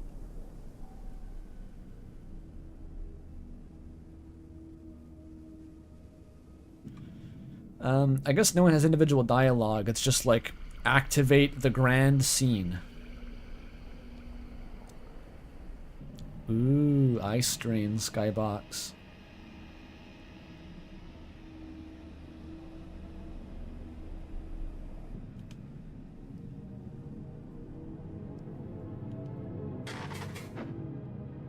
Gakfu, I'm gonna want your cloak off for this. Just kidding, I'm just fucking messing with you, Gakfu. I wouldn't do that. Okay, Akazet. Oh, I can talk to Moth more about this, sure. Hey, what's up? So about that groundsmanry. Yeah. Oh, man. Check Akazet. That's a good idea. Is there ever an impact to Gakfu's cloak? I don't think so. I literally don't know why that's an option. I guess if it's annoying to you.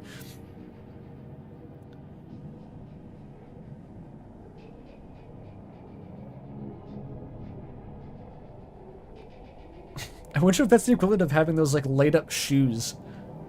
Just walking around the office with your like rainbow strobing heelys on. That's what Gakfu's doing.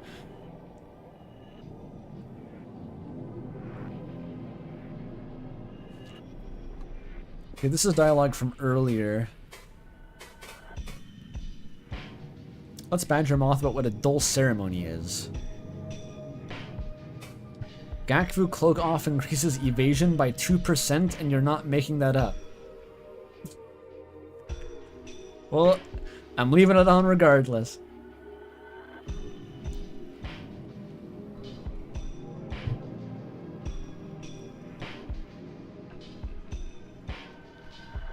Streamer can't read?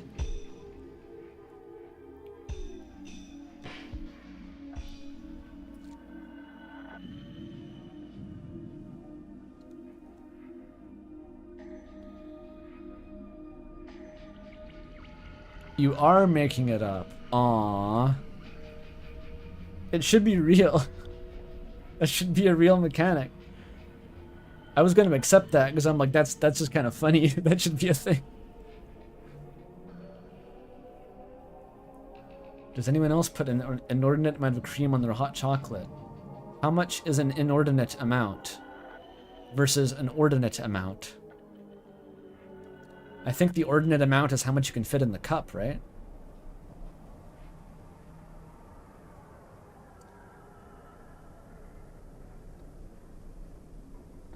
You want hot chocolate? I don't want hot chocolate. It's hot. It's just passively hot in here.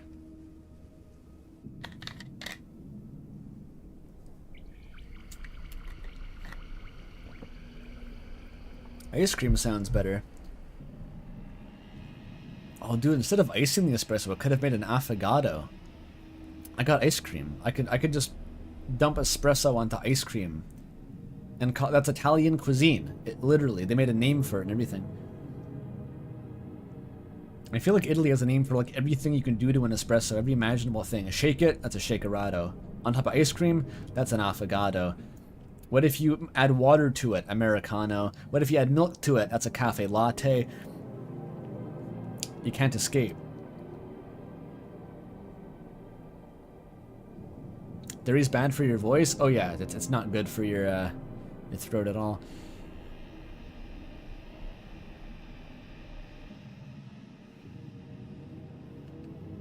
What about motor oil? Then it's it's a Ferrari? I don't know.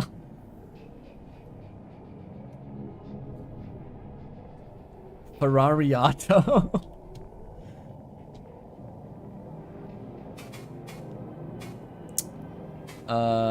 What about these hostiles? What do you think is going on with these thingies? The hostiles? Not sure what to call them. I guess it said specters or illusions. I'd call them monsters. Like as an Undertale reference. Well, they aren't incoherent despite everything. In fact, this is one of the clearest memories so far. So it's safe to assume they were just real, I think. It's pretty clear we have something to do with they have something to do with the ceremony. Just keep going, maybe we'll see. If not, well, that's yet another unexplained Obelisk phenomenon to put on the list, lol. Okay. A little bit less music, a little bit less.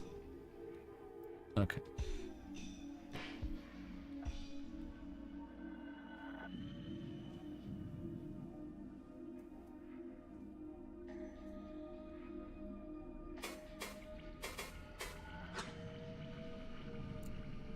Interloper canonically enjoys tactical combat. It's cool. Why wasn't this the default? That's seriously what's on your mind right now? Dude, focus. What do you know about dull ceremonies? You definitely know how to explain a dull ceremony to me, right, Moth? You know that? Not really. Sorry, buddy. I think this is the first good look at one I've gotten. We've gotten, that is, like as a species. At least on the public record. But still, it's fascinating to me how brute force the process sounds. I mean, even the approximate meaning of ceremony being used is the structure's name. It's not really something you'd call a scientific process, lol. Anyway, I think this is even close to how they'd normally make one. I don't think this is even close to how they normally make one. On account of the freakish monsters. Right, okay. Question? That's the same. Why? That's all old. Okay. That's all. I can't do your voice anymore, Moth, for now.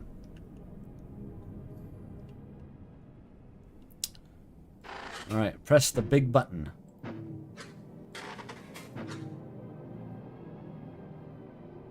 Refresh for positive impact. Not yet.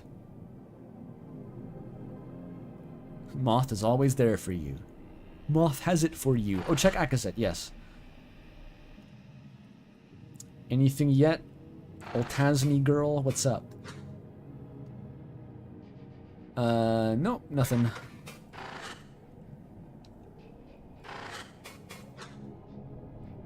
You're blocking it.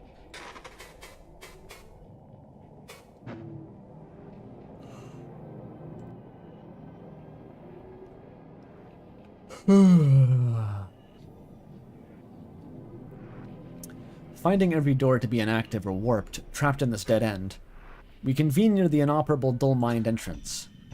From it pools black spider blood, implying a collapse within. It obscures the luminescent floor pigmentation, leaving us with sparse ambient light. Oh, the floor is glowing here. We are lit only by the window and the horrific dull light of the overlap. Horrific dull light. If you were a real gamer, Akazet, you would get this deliberately installed in your bedroom as like an LED matrix, and you'd like it. You would make this the roof of your bedroom.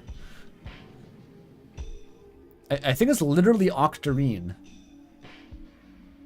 Is this not like in the Discworld books? The 8th color, octarine, is described as a greenish yellowish purple. I'm pretty sure this is basically the closest you can get to an octarine skybox. That's rough. We are lit only by the window and the horrific dull light of the overlap. Bozko watches over the path behind us. While Tozik has started to stand, still looking ill. Oh yeah, Tozik is still going through it. He raises a claw to say that he is fine. Kavik still moves to examine him, but then freezes in shock, checking his own connector frantically. He is the first to speak, sharing what we all begin to realize. The time stopper. It's not responding. He grips his connector, removing it from his receptor and replacing it. Turn it off and on again. A few others try it too. Is anyone still connected? It could not have been destroyed. We would have felt it. Nothing. I felt it stop after we fled. I just hoped it was a flicker. Our one remaining advantage, gone. Could Vakoa have noticed our use of it? Somehow derived focus from the ceremony to seize it? Or diverted focus from the ceremony? We must assume it is to be lost then. What do we still have? Vakoa's creatures will be upon us eventually. The team turns over their tools. We still hold a variety of items and weapons. Bozko and I both have decent capability, and Miltza has good reaction times, but without a wealth of independent combat experience between all of us, we will stand little chance. Not to mention the impossible nature of our foe. Vakoa is unstoppable, untouchable, and the foes that precede her were formed from the air itself, illusions. Like specters left upon the stage by those she has claimed. Oops, Moth had a bit of precognizance to call out this description here. But did she really want to hurt us? No, that is a stupid question. There we go, the doubt, silencing the doubt. She obviously does. Why else would she have killed Itzel? But she let us live. I was right there, Carrick too, and she chose to send us here and not give chase. A dark corner where she holds a clear advantage? It does not make any sense. Whatever the truth may be, the result is clear enough. She or her likeness is still an enemy that must be dealt with. I start to consider our options with the rest of our team in silence. But all at once, the guilt from what has happened falls upon me again. No, Akazet, you just have to think for too long. You're supposed to follow the plan. You warned you about this, dog. You warned you about thinking. There's like a toothpick that is leadership responsibility holding up like a giant, like Wile E. Coyote lead slab anvil that is labeled like guilt and angst above Akazet's head right now. But all at once, the guilt of what has happened falls upon me again. If this place is to be our graves, if we are to be usurped by parasites, they must at least know what has dragged them down into this pit with me. The truth. My friends. The retention snaps to the visual on that really cracked me up for some reason. Just instantly all 5 of them just whirl around. Where is Carrick, actually? They forgot Carrick. It's a Weezer. Like, Akazet's trying to work up the courage to make her admission, and she just says, "So, guys," and everyone just immediately marshals into, like, a line staring directly at her within 1 second, just like, oh. Yeah, Akazet? What are you gonna say? What did you want to say, Akazet?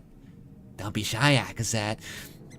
Their attention snaps to me, as if expecting me to spout another spirited plan. Is Carrick here? I don't see Carrick. But their hopes are fading. Their hopes fading are plain to see as they process my tone and see my tightly twisted receptors. I must tell you something. Before, when we discovered the spike in the call, a few gazes later, a self-delivered message found my quarters. Wait, Akazet, Kazki told us all that was porn, though. You what? Sorry. It was a threat. Something to truly ensure I did not speak. Why me, I do not know, but you must recall how strangely I acted. I wanted to find who it was, or if anyone else had received something like it. If any of it was real. But I was the only recipient, as far as I could see. So I crept into the materials segment and fetched an archive design. A converter between our thoughts and dead metal for the cousin's technology.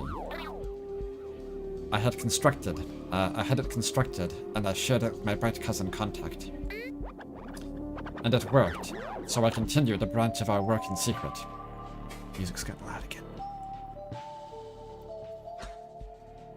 Most look upon me with confused worry, surely baffled at the relevance of this.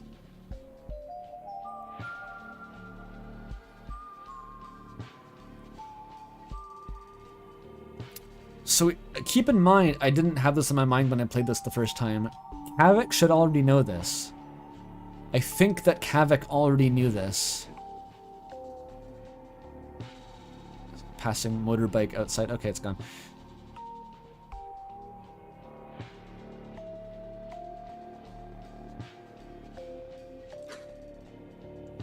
But Gakvu's receptors stand with shock. I bring a claw over my eyes as I continue, the weight of my words difficult enough to carry. Aww. So that image really flashed in my brain for some reason. I thought I could trust our cousin's word, that they could help me. And they did. We found the exact origin point of the call, but I told them not to go until I had completed my preparations. Once we destroyed the Dozika, I was able to get in touch with my envoy. And he said, just before all of this started, without consulting me, or even him and his team, someone in the hierarchy used our findings. They sent something to the origin. And then, surely not by coincidence, this disaster began. This attack, all of this, my actions must have been the spark. How many deaths must now find roots in my claws? As if I were the carrier that brought this infestation home. That's why you were so scared. Did Kavik not know this? How much did Kavik know? I thought he knew this. I'm confused by this, actually. Because there was the memory hole thing about... Akazet already pulled Tozik aside. Not Tozik, Kavik. She already pulled him aside. Oh, maybe he only knew part of it. Maybe, okay, no, it still makes sense. See, if Tozak only knew that, that Akazet had passed along the technology and they'd found the origin, then he wouldn't know the additional context about them sending a probe. Only Akazet would know that. Because Akazet had a moment before in memory where, she basically pulled Kavik aside and it was just like, was like physically, like grabbing him and like shaking him like a chew toy and just like begging him, you cannot tell anyone about this. You must not tell anyone. It was like a life or death thing. I'm pretty sure that has to be about the cyst and the struggle that she learned about. So yeah, I think he knew a little bit, but not the new context from Gordon. That must be it. Yeah, the humans told him they found the call. I think that must have been it. Yeah, because he says, that's everything we've been working for. That's good news, Akazet. And she was like, no, Kavik, no, you can't tell anyone. That's why you were so scared. Akazet, why didn't you let me help? I was right there. After the message, and knowing I was alone, it all looked like sabotage. All looked like saboteurs to me.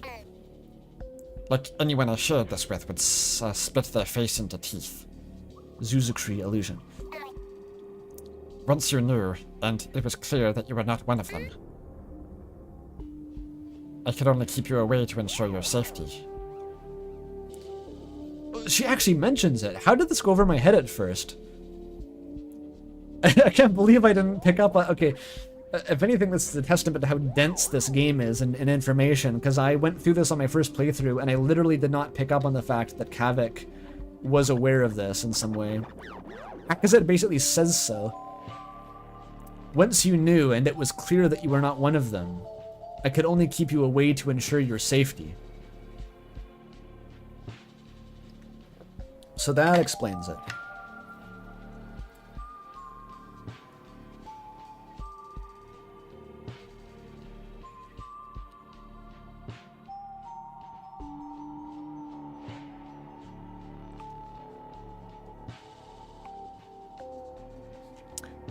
Oh, the dialogue changes slightly if you don't do the phone call.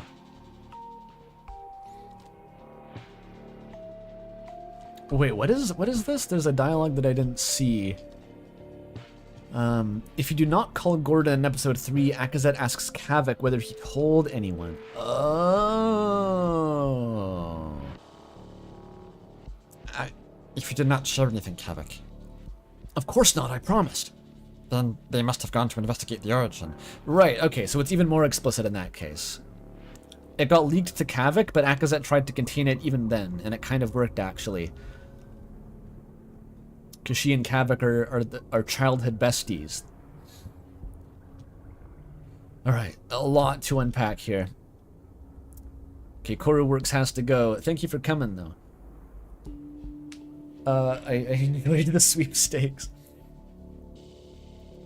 That one soft lock comment spooked me a little, though. I leave this console command here just in case. Start dialogue, bug out. Okay, sure.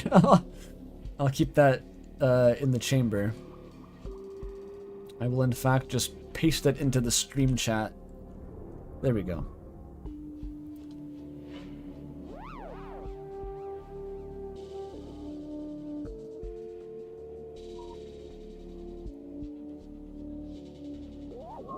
Siren passing. I could only keep you away to ensure your safety. But now, I know this cannot be the doing of any group, any saboteur.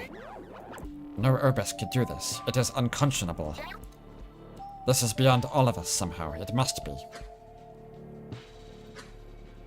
Bozko lingers between us, and the way we came, turned away. Miltza's receptors are like fists, her head finding support in her claws. Kavik sits against the inner wall, uncertain. But Gakfu... She paces, her eyes and receptors conveying some deep, troubled thought.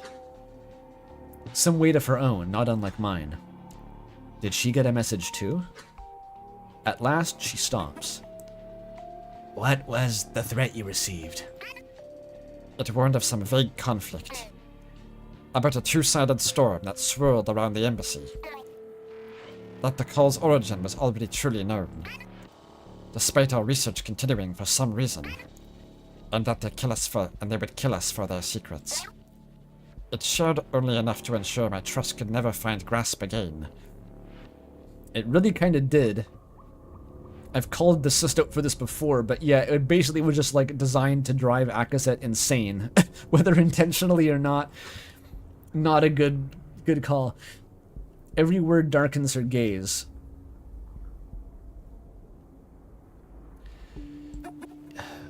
They broke the veil. All focus upon her, though Miltza's attention is the most striking. The truth come out. For the first time since we arrived, she seems truly present. Once we spoke about that, sis, you acted so strangely. The lack of progress, your absences, and a detachment. You started becoming like me. But all makes sense now. She pauses, choosing to find support against the groundsmanry chamber window. Gaze cast down to the sludge of the broken door. Whatever she is about to do is difficult for her, too. This was not your fault, Akaset. Whoever left that message wanted to protect you, I'm sure. But there's more happening than you know. If we are to die down here, then why not tear away the rest of this veil they tarnished? She pauses, forming a cynical, mischievous twist in her receptors. You will not hold conflict, will you, Miltza? There it is. Let us speak plainly. An unexpected shift of focus to Miltza, terrified, but realization is plain in her receptors, like a weight has been lifted from them. But there is an urgency in her voice, countering some implicit accusation. Spilling forth a stone in a collapsing cave.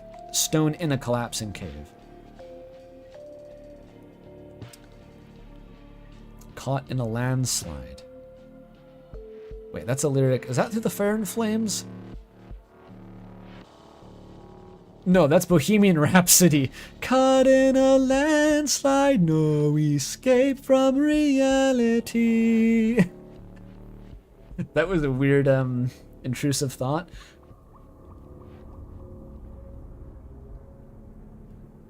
The two baddest bitches in your team are part of the conspiracy. Heartbreaking. This is why people ship these two, right? It's the enemies to lovers thing. Maybe I'm getting a bit preemptive, sorry. What? No, listen, Gakfu, everyone. You must know this. This was never part of any plan. None that I knew, none that I would support. Relax, I know. We may be opposed, but it's clear that we're not foes here. Your terror was enough to tell me this is not part of some greater plan. This is bloodshed far beyond even your madness. There we go. We have our what do you call it? Our reps for either side of the conflict here. We got left bow and right bow.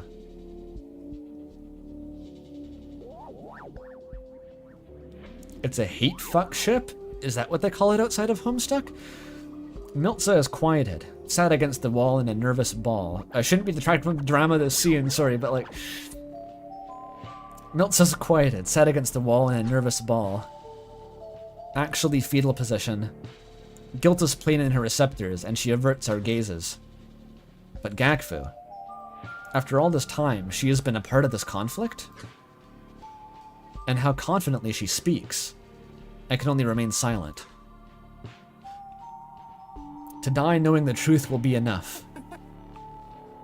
It is hard to find a place to begin. Especially with what time we may have. But the message was truthful, Akaset.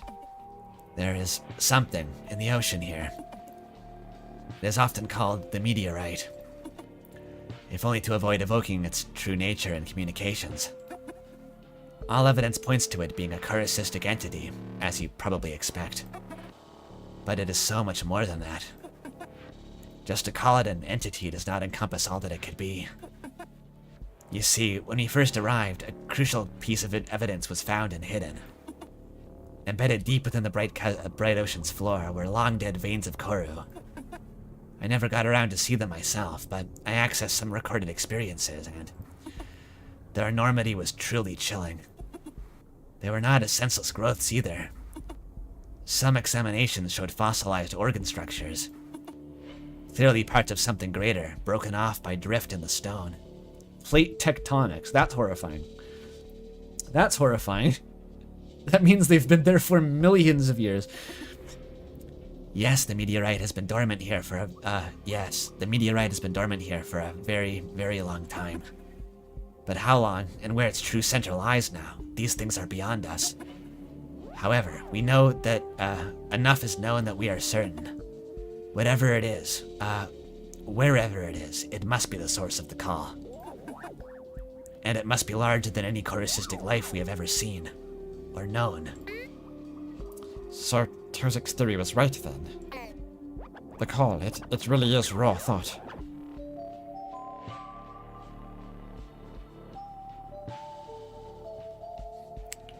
Chat's preempted me. Yeah, it becomes pretty clear, I think, after this conversation, who probably gave Akazet the cyst. It's the only one who isn't in the room, because no one else has a reason to hide it anymore. And neither Gakfu nor Miltza actually admit to sending the message.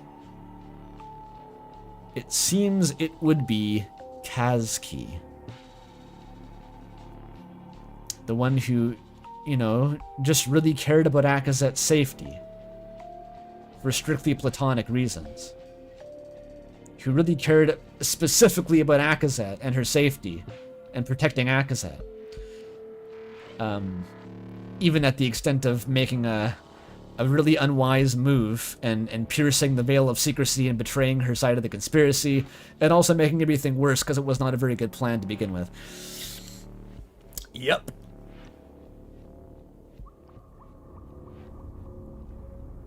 The parasite board makes it clear. I know what you mean, but also I want you to internalize what a deranged statement that is, that like the clear way to arrive at the conclusion is not like a basic process of deduction about like literally the only person left who's not in the room probably gave us the cyst. It's like by decoding all of like the encrypted metaphors in the parasite plane side area.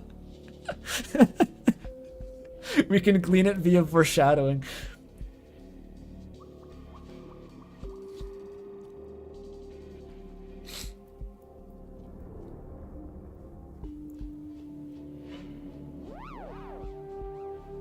Is Kansky pro or anti-meteor? I guess we don't know.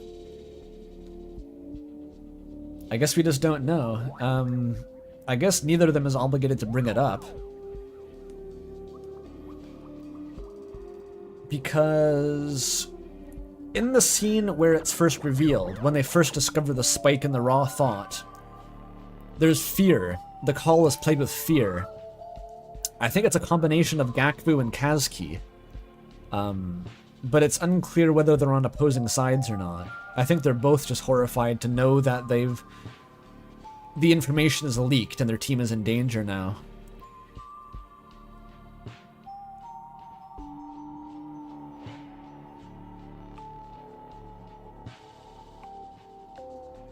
Yeah, the Clemens Romanus sinking via like lots of obscure paracanonical sources. It seems like a human cargo ship sank and bonked into it, and that's what started the call. That's heavily implied.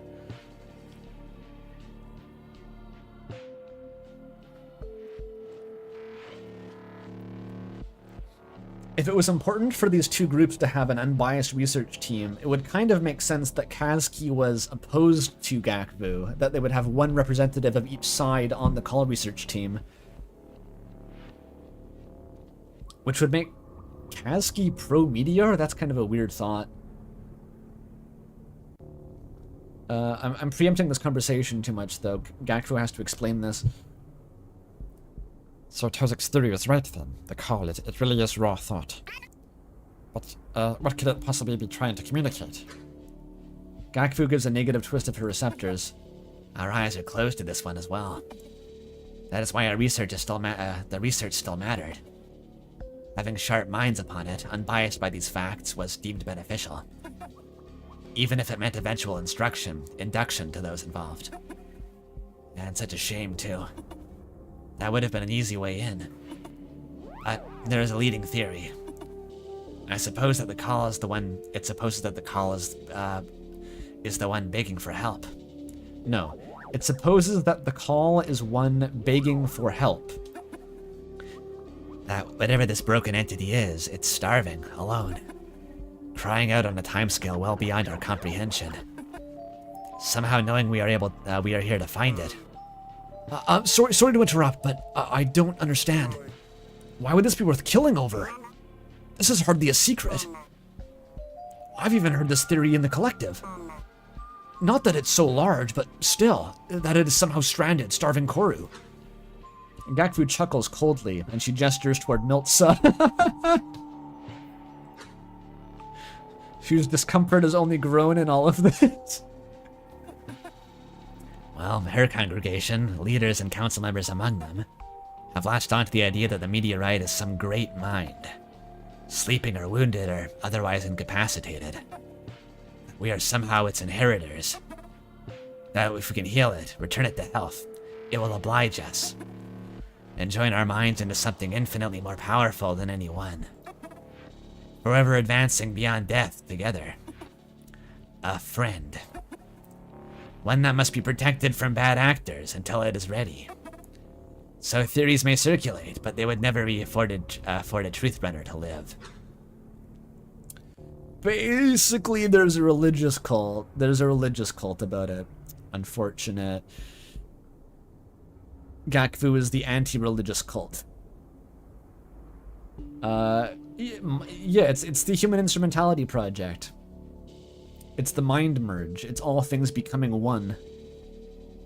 But they're only guessing is the important part. It's kind of terrifyingly relatable. They formed a very popular fan theory. A very popular fan theory about the nature of reality, with questionable evidence, if any, that a great number of people believe in very, very dearly, to the extent that it will kill you for trying to contradict it. Because they believe that this thing is a god. It's not great. Not a great situation.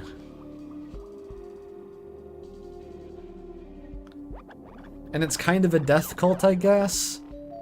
It's kind of like Everhood, I guess. Do you know how in Everhood it's all just like a big Buddhist jihad? It's like a death crusade, but if Buddhism did that, it's kind of like that. Does anyone know what I'm talking about? That was kind of the plot of Everhood. It's kind of like Rain World. It is kind of like Rain World. Fuck, you're right. It's Rain World. It's like, I'm achieving nirvana, and I'm taking you all with me. Kind of shit. We're all ascending to nirvana together, whether your asses like it or not.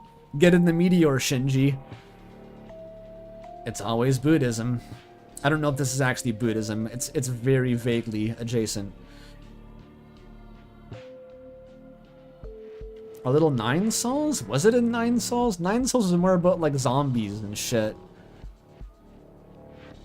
A little bit, are you talking like One with the Tao, I guess. That's probably like a sort of a very, very loose common theme throughout a lot of like East Asian religion, but...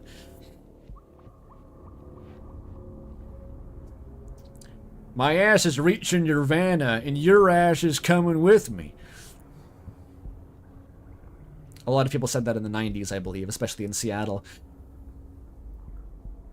A bodhisattva? A bodhisattva is someone who has achieved nirvana but stays behind on Earth to help others reach Buddhahood, I think. Which, I mean, I guess you could, if you wanted to interpret that as like a really extreme example, you could say that the bodhisattva goes around force enlightening everyone.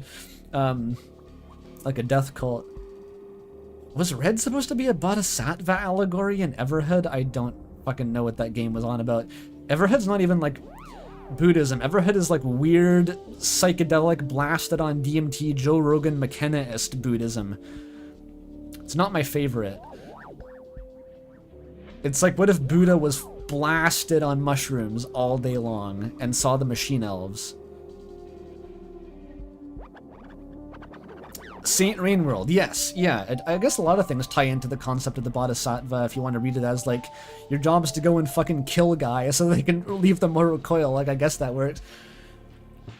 That was also Chairman Netro, I remember, in Hunter x Hunter. His Nen ability was referred to as a bodhisattva, which I think in that case it was just like a more of a superficial aesthetic reference, but I think that was the first time I heard the term actually.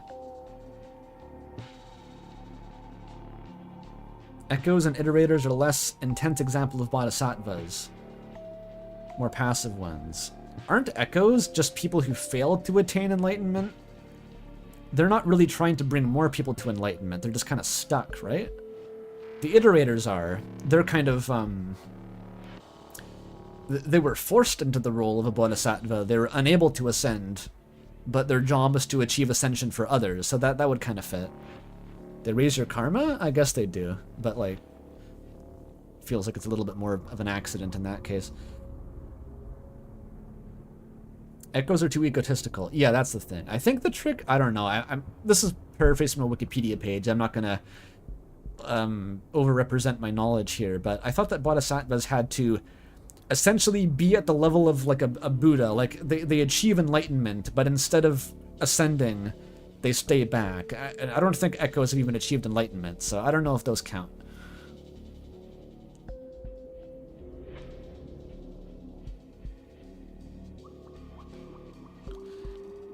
Anyway,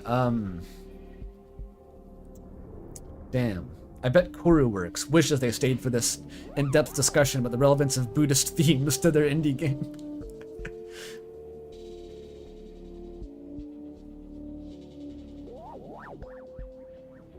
You used to think that a bodhisattva was a female Buddha?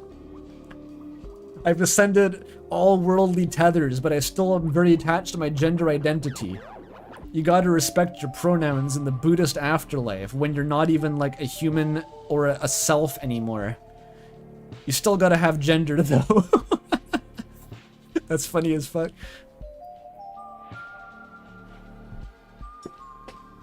Oh, so you're Buddhist? Name all of the hells.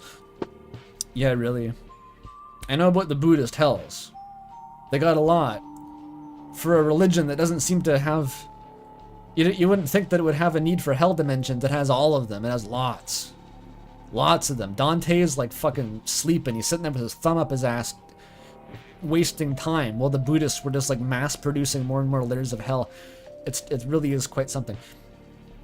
Who is mentioning Gödel Escher Bach? Who is bringing that up? I didn't even mention that.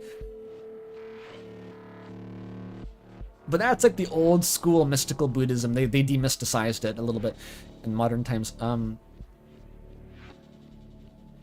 They had a billion years smooshing hell? You got smooshed? Are you sure it wasn't a smooching hell? That doesn't sound like hell, actually. That sounds kind of nice, but...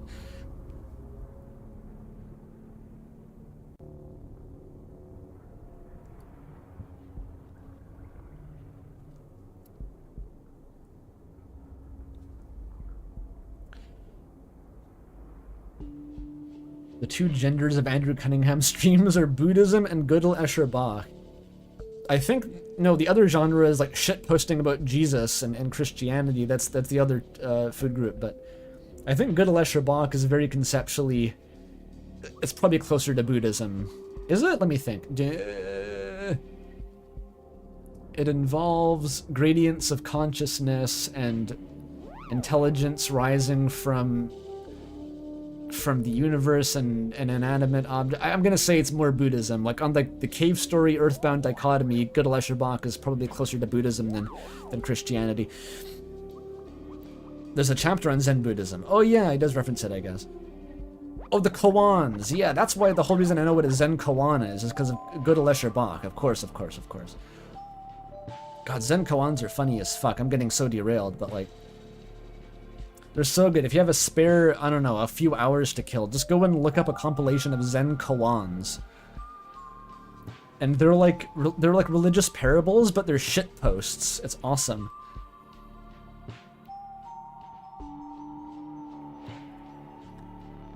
It's all shit where just like the Grand Master Monk, there's like a younger stupid monk, and the Grand Master Monk just trolls the shit out of the younger one and makes fun of them for not knowing how to do Zen properly. And that's the story. My favorite one, I forget the details. Basically, Grand High Master Super Monk tells all of the monks to build a bonfire and set his ass on fire, and he just was like setting and burning to death, and the other monks are like, why are you doing that? Doesn't that hurt? And the super monk's like, maybe it would hurt stupid people like you, and then just sits there and dies and refuses to elaborate. And that's the story. And it doesn't tell you what the meaning is or how it pertains to Zen. You just have to figure that out by yourself. It's awesome. Your shit ain't nothing to me, man. It's exactly that.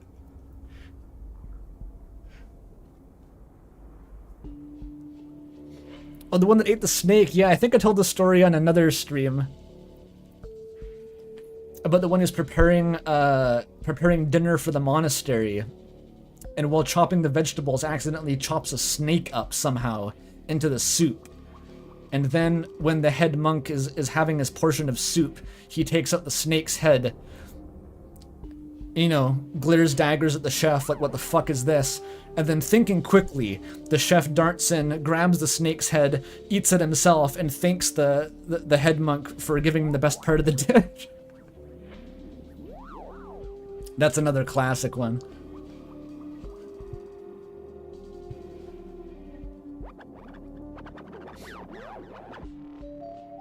Okay, that's enough. That's enough Zen. We have to proceed.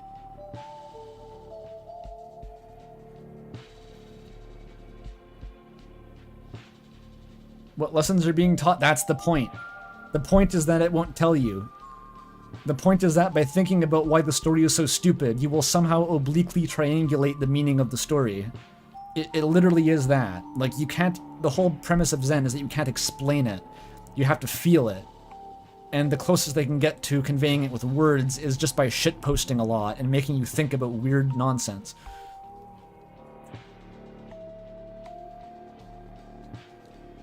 Okay. Gakfu pauses, and Miltza does not object. She scoffs before bitterly continuing. What an intoxicating dream. If the meteorite and its call were to seize our minds, if it finds us, our devices, if it ever really sees us. Her gaze shifts into the warped end of the hall, fading into the overlap. Then to Tozik, and the wounds we are still tending. Well, here we are. But this attack, this seizing of the core, the embassy, this is only a demonstration of what may come. To it, we must be specks of misplaced flesh, lost and wandering. The naivete to think that such a creature, so far beyond us, would be kind enough to let us continue as we are. No, it'll seize everything, our bodies, our minds, our constructs. Sure to discard whatever may lie within to feed itself. And to say nothing of what may come against the bright cousins and our larval kin. Belzy will have no more actors for its stage. It must be destroyed. With incensed receptors, Miltza rises to her feet. Here we go. Here we go. Reddit, atheist versus Catholic Reddit argument.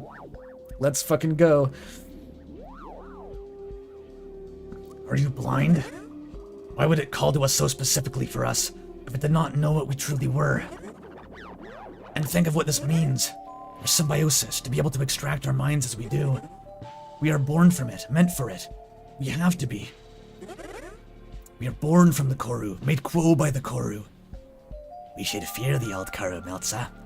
Which is why this is also wrong. Do you think I am inviting debate?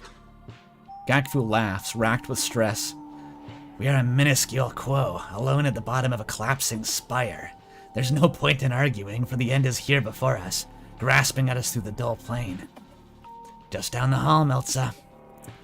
What must be the meteorite's hideous mind is wielding the images of our fallen. Wearing Vakoa's face as a Zuzikri would.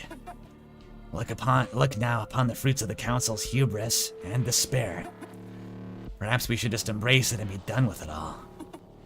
That way we'll at least know who was right, yeah? Of course, we should wait to see where this contrivance takes us. If the meteorite is so kind, surely it will be a paradise. Full of little helpers to free us from the sludge we will be buried under. Her jabs are enough to draw me out for my shock. Miltza got rage baited by Gakfu, actually. That's awesome. Kiss, kiss, kiss immediately. I don't really get the Miltsavu, to be honest. Like, they don't... I can kind of get in theory, but, like, I just don't feel it. They have, like, one argument.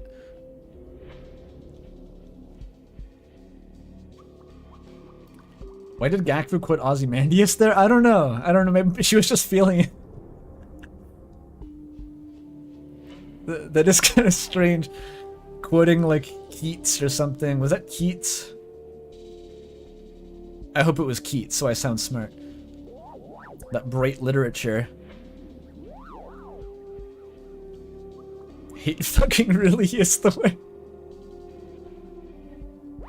Yeah. Hey Meltza, we're about to die and everything. Instead of arguing, you want to just turn around a corner and fuck like rabbits? Just don't even think about it. Just try it. Why not, Meltza? Literally, why not? Come on, right now. I guess that's the vibe. It was Percy Shelley. It was one of those guys who attended the Lord Byron orgies in the Swiss Alps, doing absinthe and opium, sucking and fucking and reading poetry and passing the opium bong around in the mountains, writing Frankenstein and shit, going skiing and writing Frankenstein and drinking absinthe. The whole room's hotboxed like an opium den during the 15th century China. No, that would have been 18th century China. One of those guys. They're all the same.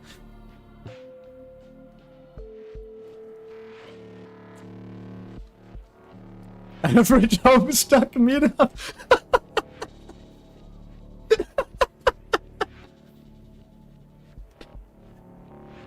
Exactly. I'm sure Toby Fox and Andrew Hussey are in the Swiss Alps right now. With Vizzy Pop, whatever her name is. Jane Vizzy Pop. They're all in the Alps together doing opium and planning the Homestuck pilot.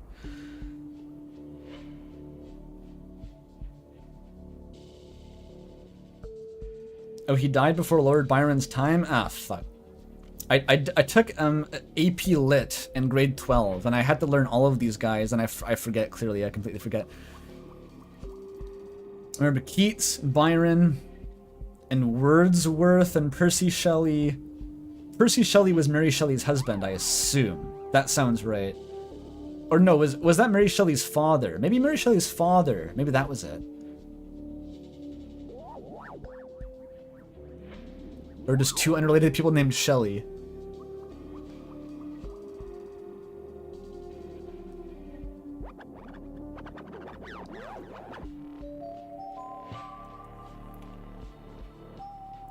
Byron was a big Greek enjoyer.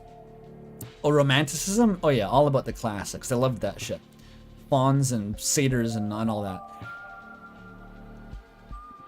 Byron had a fucked up foot.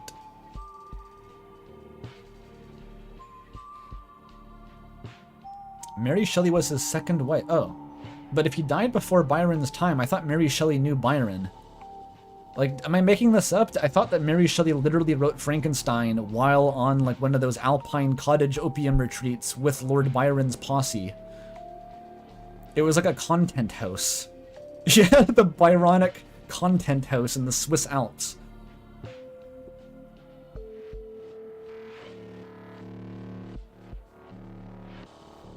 I may be scrambling it slightly.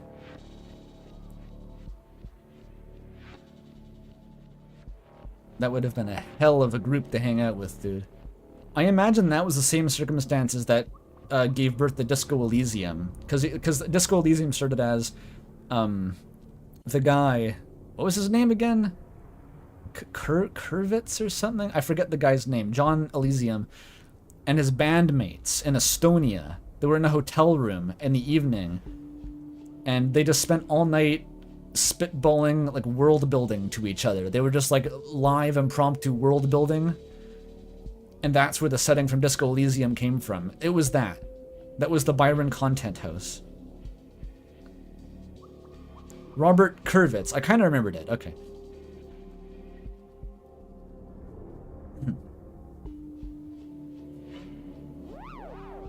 A crumbly post-Soviet apartment, yeah.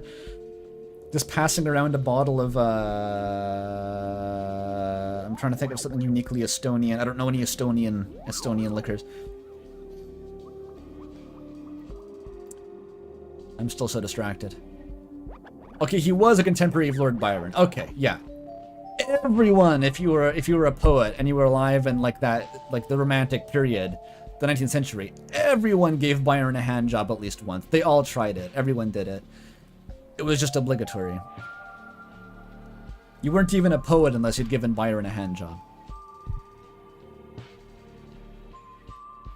Okay. We're gonna re-rail. We're gonna re-rail. And I don't mean Lord Byron. We're gonna re-rail the stream. Okay. Her jabs are enough to draw me out for my shock. This bitter sarcasm is a poor mask for her fear. Dakfur. This is not over. We have options. Before I can continue, Tozik speaks with some strain. Tozik is still okay. His voice carries a strange, quiet static it did not have before.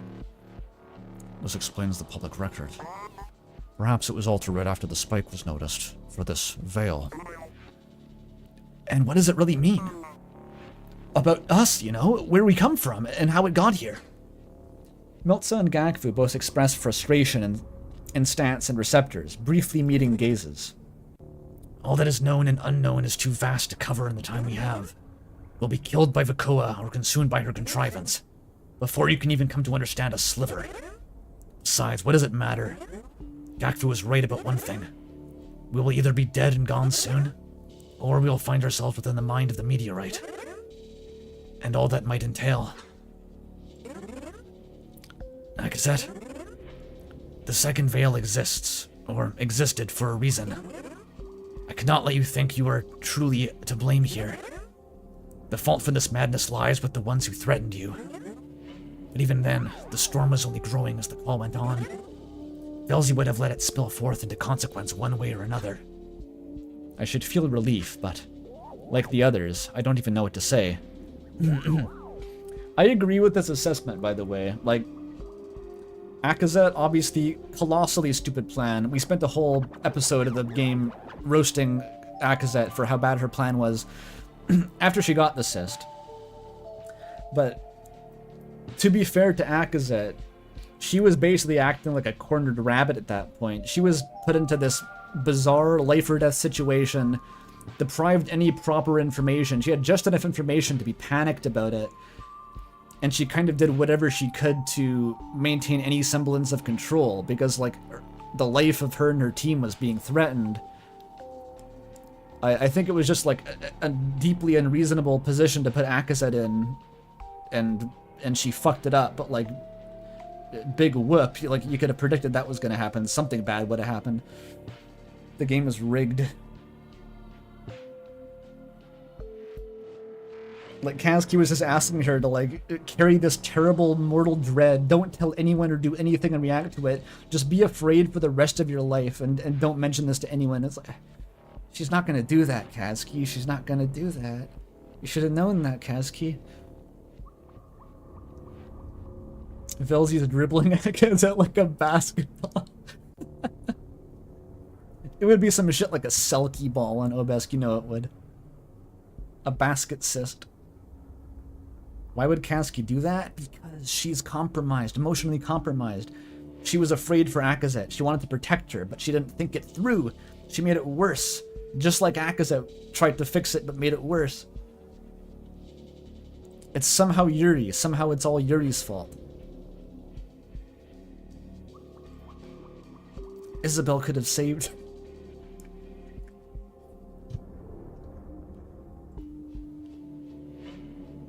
Isabel's gonna eat this shit up. Yeah, we. And Joxios. Oh my god.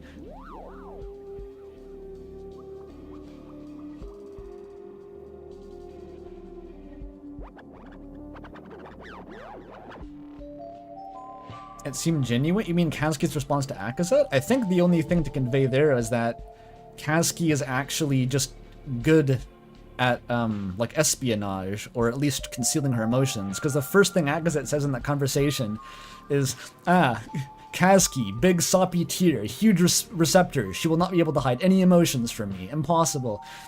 And like, maybe that assessment was not correct. Because she immediately just counters Akazet, gives her the perfect out. It was the porno cest. He forces her to Akazet to give a cover story by bringing up, I have a communicator right here. I'm going to tell everyone, by the way. Makes Akazet panic and retreat into saying it was the Yuri cyst. Like, it was the perfect response. It was scripted almost. Kansky is the femme fatale to Akazet's detective. Yeah, Akazet's the bumbling gumshoe. That's so true, actually.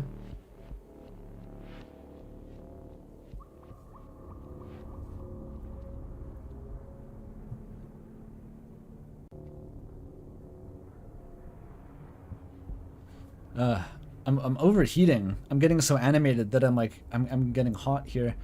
Should drink more water.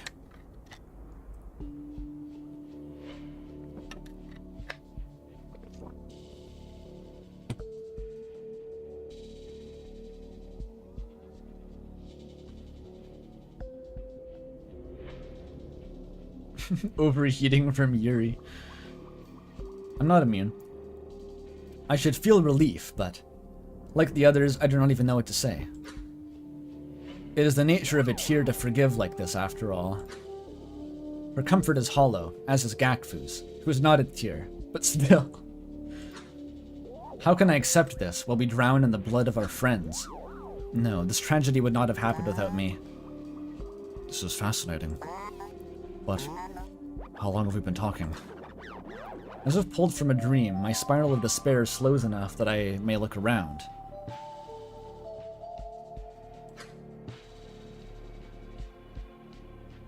The contrivance was not formed, nor have any foes found us.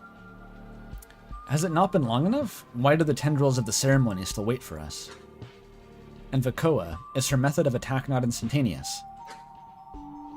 Is she not fatal to even touch? Does she just not care to pursue us? I think Akazet censored a thought here. Does she not want to kill us, perhaps? No sign of the entry. They've not touched the door. Wait, communications are silent too. There's no disruption, even with the overlap right next to us. Gakfu turns to face the blinding absence beyond the window. Yeah, said, it was so preoccupied, I didn't notice how quiet, it had become. How is that possible? Is this Vakoa's doing? Her focus shifting, maybe? Kavik suddenly pricks up, shuffling toward the sludged door. He feels at it, even placing his head against it to focus his hearing. Oh, wow. It's not her, it's a silence. From Tosik and Gakfu, even Carrick, rising from the corner, I see the first sign of hope. Why was Carrick not in that conversation, by the way? Carrick just had nothing to say about that. They stand in preparation, as if Kavik has just formed a new plan. What do you mean? A silence. I should have known. Dull minds always have silence spires, but they are so rarely used. That explains why the dull mind was gone. And the time stopper. Zet, silences are artificial shapes within the dull plane, designed to be isolated from all other connection. So it's like a pocket dimension, I guess. Like a signal sterile pocket dimension. Anechoic. Nothing gets in or out. You can think of them like bubbles or cages. They must be entered physically, you see. And they always must be maintained with an active construct. I see. So, there may be other survivors sheltering in here. All eyes turn to the broken door. The Faraday cage. Yeah, there you go. The spider blood that oozes from it is surely a facade, or maybe the result of a rough barricade.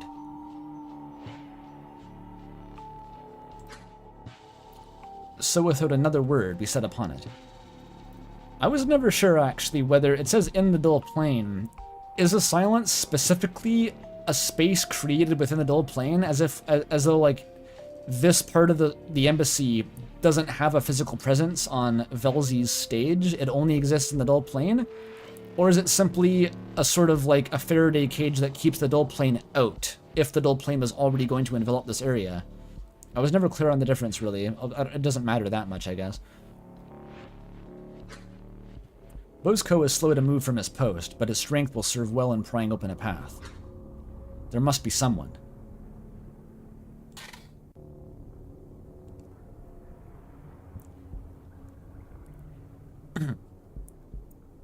A structure in the dull plane instructed from reality. Like the prison in Tunic. I don't know how much that helps.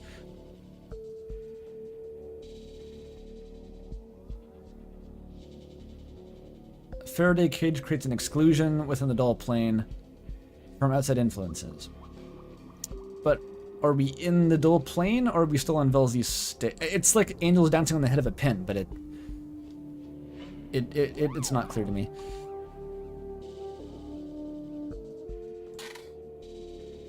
Extensive interaction continues. You got all of that, right? Yeah. Jesus, dude. We can talk about it later, but I made sure to mark that part of my logs. This is getting nuclear. Keep going. There we go. We're achieving supercriticality.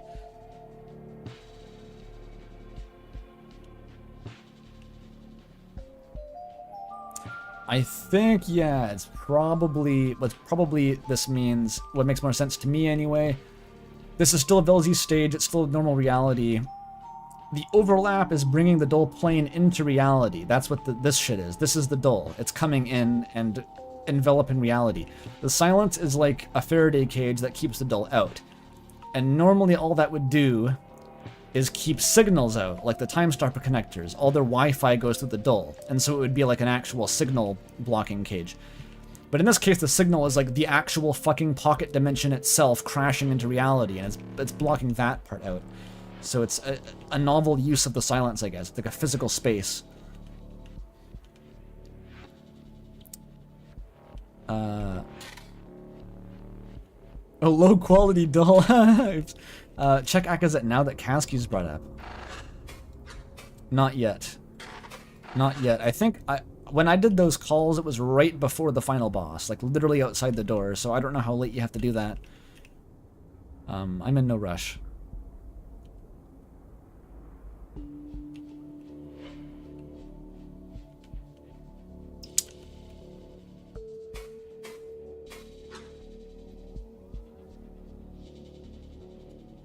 Dull monsters, hidden Nobel's conflict. This is what we've been looking for. The big guy is gonna go crazy when I turn this in. The big guy. That's all he's referred to. The big man has the rock. About groundsmanry, yeah, I got some questions. This is old. It's the same.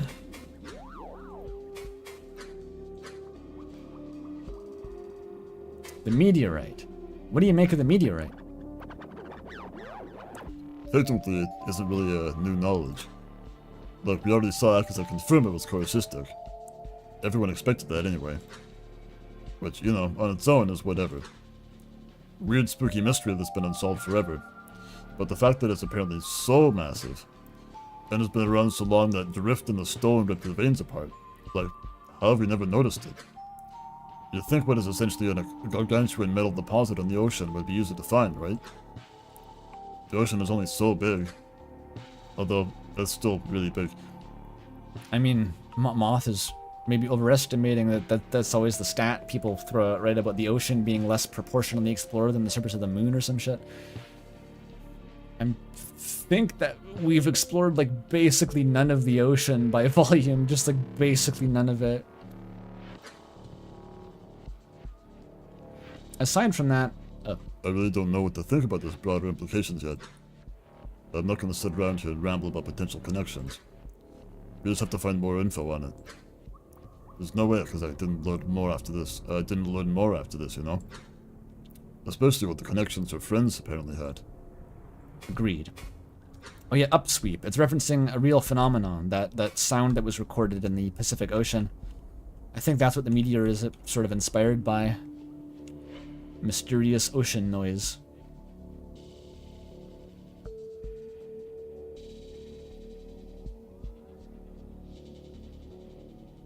Yeah, people are still in the ocean discovering like new species of squid and shit. Constantly happens.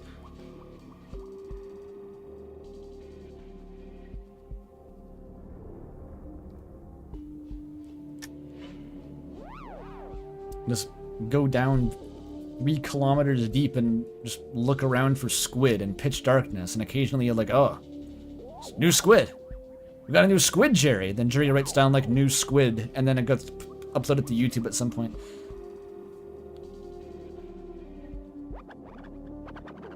The counter is that it's mostly empty space, but yeah, but any one of those empty spaces could contain a random number of squid. What empty space is going to have the secret squid that you haven't found yet? You don't know. One of them.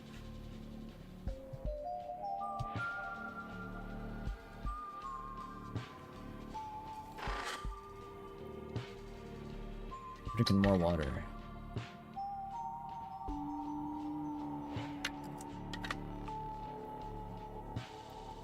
Empty space is potentially infinite squid storage.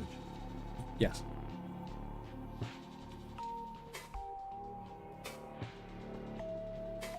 Maybe the squid just move around in a huge ball wherever we're not looking. Like 90% of the ocean is actually stuffed with squid at all times. They just run away from wherever we can look at. You know? Like there's no way we can survey more than 10% of the ocean at once. The squid are all gonna fit. Hold on, he's cooking. He's cooking shit. Yep.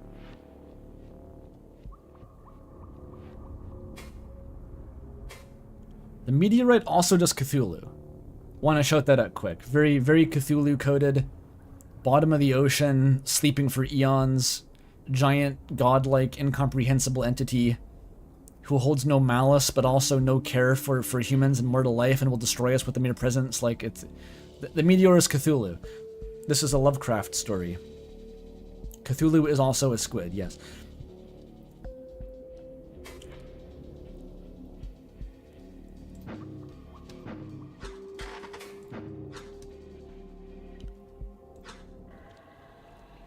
After some headway is made and with a great crash, the doors are forced open. We are greeted with a comforting darkness, granted by sludge obscuring the floor lights. The floor's damage was an illusion. Furniture had been piled against it and sludged, appearing like a collapse to the outside. Perhaps to trick Vakoa's golem, should any have remained? A wall is raised, some operational feature of the dull mind. Another chamber lies beyond the light of its central gap, giving off a constant hum. We slowly enter the clearing, wary of any more incorporeal foes. Hello? Can you hear me? I'm 1,000 miles away and... Just as I spoke, oh my god, it's her. A quo, a once jut, clearly intact and alive, leaps out of the gap. Look at this freak. Guess what voice I was saving for her? Pointing a crumbling, flickering disabler at us.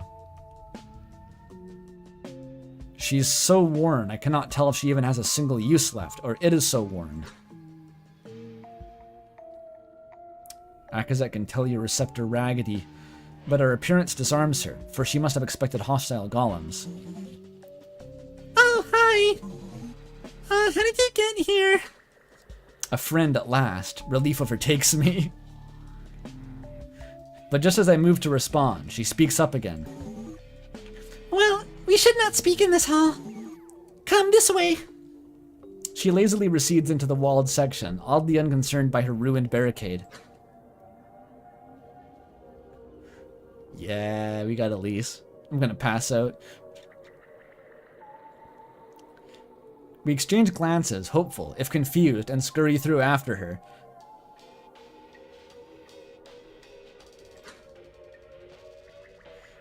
Though this place appears warped at first, it is merely a projection. Some impression of the dull beyond, imprinted upon the walls and floor. This is what I was saying about, like, the true gamer would have the mind-warping light of the dull as, like, a neon projection on the roof of their bedroom. That's Idril's speed. She just vibes with this. At the opposite end are piles of golem corpses and containers, dissected and cast aside. clearly having their organs and critical components removed. Such haphazard work was done here, and recently. Much haphazard work, that is. The only intact device that remains is the narrow obelisk in the center of the chamber, and the strange pod and trances... No... Let me try that again. And the strange pod entrances that loom over us. That was a context failure. Welcome, welcome. Sorry I didn't hear you sooner. Are any of you hurt? Here, take these. She fishes through the containers, returning with some restoratives and sphere. Tozik, still unsteady, takes them with an appreciative nod of his receptors, quickly moving to address our wounds and feed our limbs. She seems interested in his wounded state, immediately taking notice that something ails him. The eye of a Jut, I suppose. Is Idril the first female Jut we've seen? I think she is. I can't remember any other female Jut. Thanks.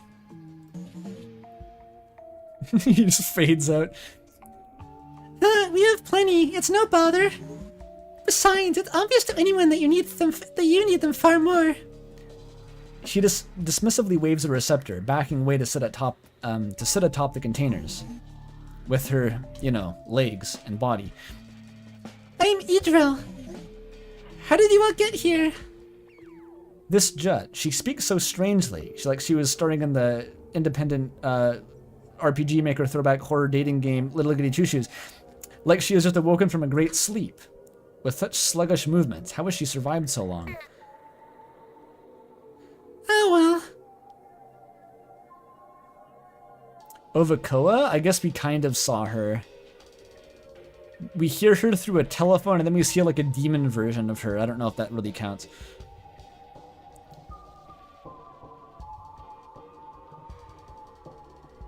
Well, we seized the move friend and descended to stop the attack.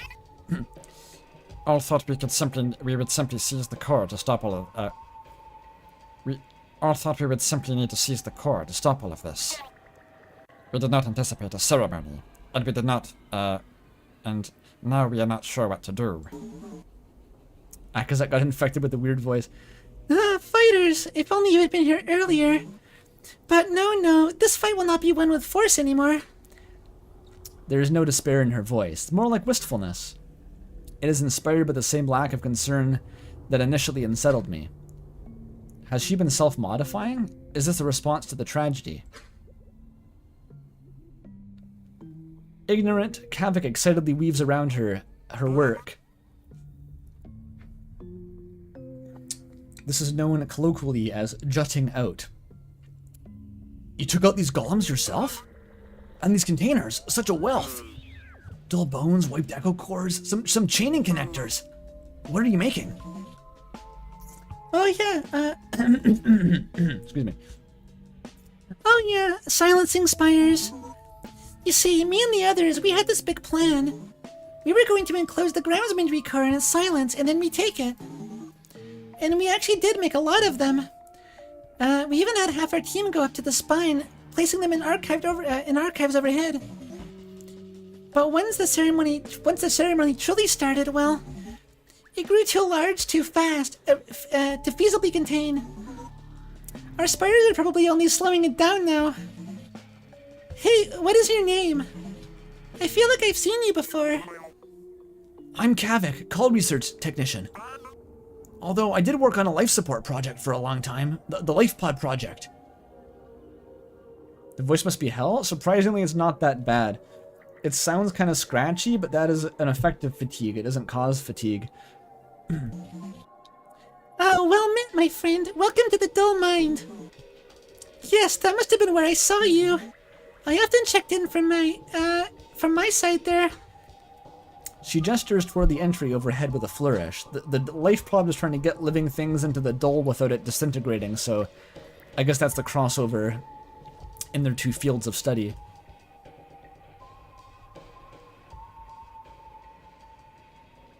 Good night, streamer, sweet siren. Bye, chillin' if you're going now.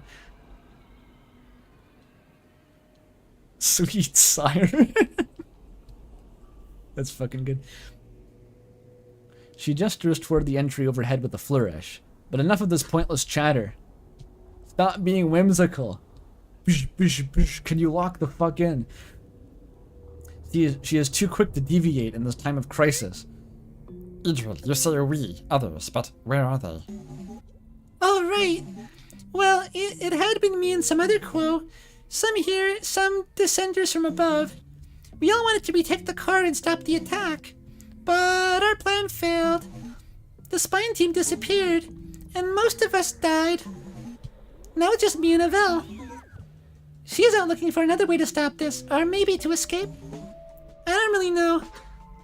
She shrugs, listless. Me, I have just been watching. What is visible of the ceremony from my Dolima pod is very pretty. It's like a parasite bulb blooming out from a dead beast. Curling around a fragment of the embassy's dull connectors. You can take a look with it if you want. It's still open. Just not the third one. In fact, you should probably not touch that one at all. It did catch my eye before, being the only sludged pod. That's Stubbs' voice? Who is Stubbs? This is Elise from Little Goody Two Shoes.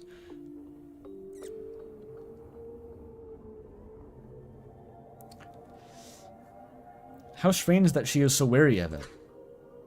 But when I look to Miltza, who visibly grows concerned over its contents, yet where I feel she might step in, offering some guiding compassion, Gakfu speaks in place, carrying a less friendly suspicion. If you're placing silencing spires, you must have known the ceremony was going to happen. How did you figure that out? Well, I was using my Dolima pod here when the attack started. And I had this silencing spire active at the safety walls up, where I was focusing on fixing a troublesome stray organ. So I guess I did not notice for a while. Not until other quo started to shelter in here, telling me what was happening. And then I finally looked outside the silence. I could see the core praying at the dull plane, preparing to open a gate. Which immediately revealed the problem. The core does not usually have a gate-capable organ. And from what the others told me, every resource was starting to get pulled here. Those two facts are enough to know the core is being used in a very, very bad way. So I just started doing my job. That is what the point of the dull mind is, after all, to deal with dull issues. So she just vibes halfway in the dull and, like, does maintenance, I guess. Stubbs from Shipwrecked 64? This is the voice that gave Stubbs? Wasn't it Nubs? I forget.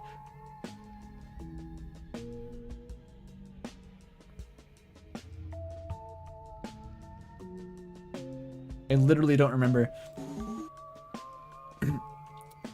Or was, haha. The silencing spires would have been a start to containing it, if you were just a little faster. It was Stumbler.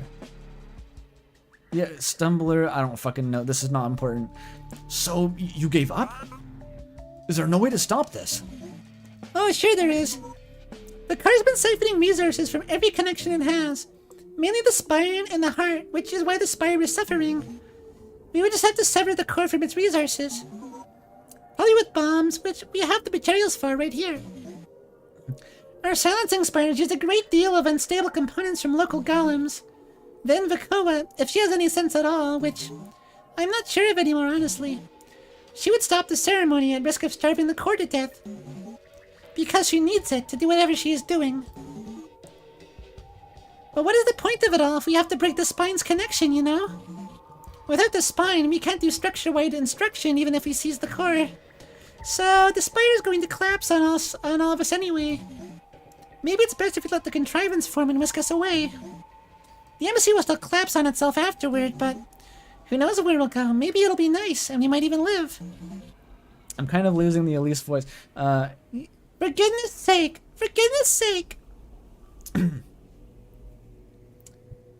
Good grief, Rosenmarine. You're getting on my nerves, demon. Don't try my patience, spawn of Satan. Ugh. I should hydrate? Okay.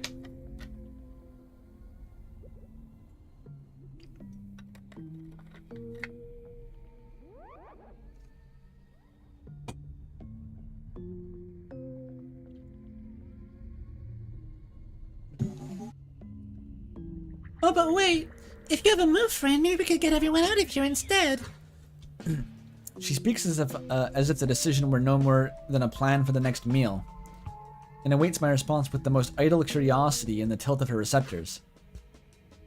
With both of our plans in ruins, is there really no option? It truly sounds like we can only flee.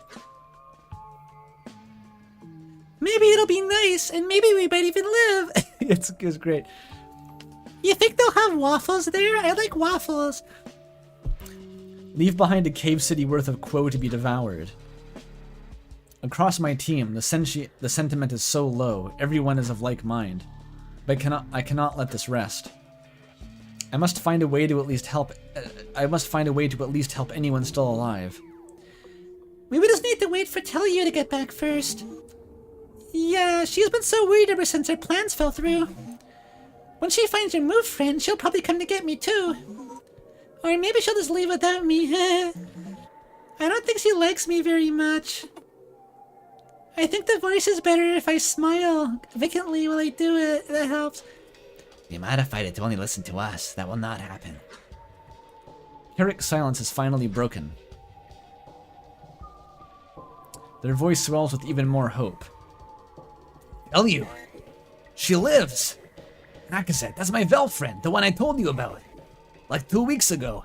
She worked in materials. That's a long way to descend. Imagine how much she must have fought through without a time stopper. That's tell you all right. Some spirit turns to Carrick, standing taller, marginally, as tall as a mind core might at least. Yeah, there's one more character to meet here. I don't think Tellu has legs, ass, or a body. It's just a question mark. Nothing much going on. I mean her signature anyway. Have we met a male Vel? No. No, they don't have those.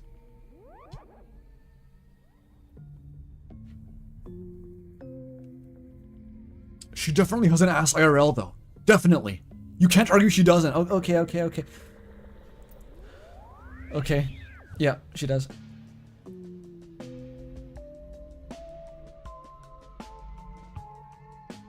I feel like most of the characters are just female in general. At least the majority.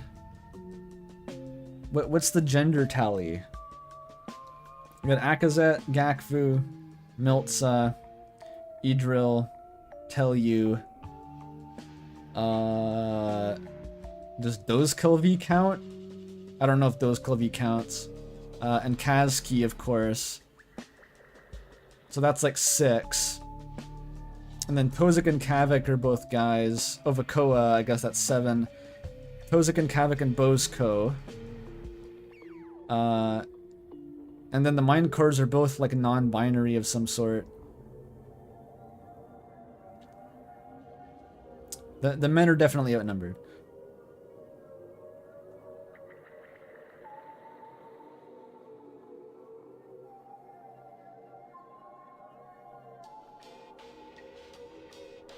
Oh, her signature's supposed to be coming out of the dole. Oh, that actually makes sense. It's like she's coming out of a portal. I get it. That's cool.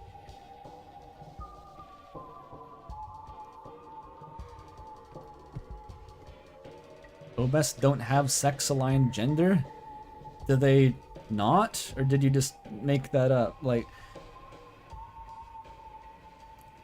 they have human pronouns well enough.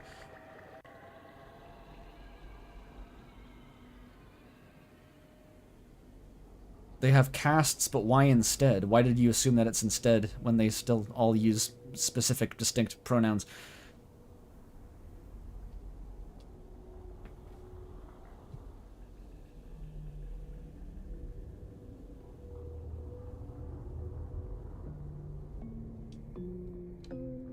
If they're supposed to be similar to humans and they still seem to they still have a human-esque family unit. They have like mothers and fathers, it seems. It would, I don't know. There's no reason to assume they wouldn't have a roughly equivalent reproductive system.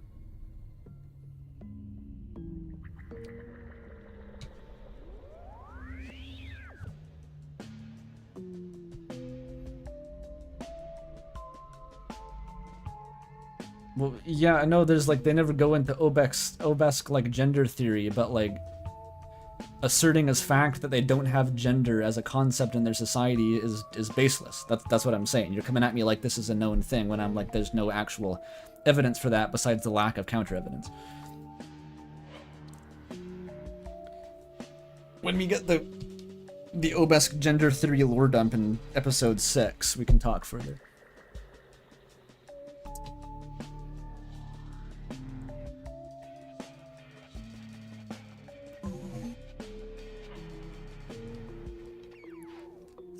Well, she's somewhere around here.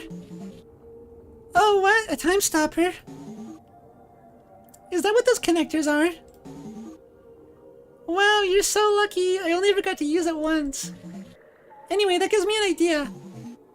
If you don't want to just flee, and you really want to stop this, then bombs are not such a bad idea. How does that make a difference?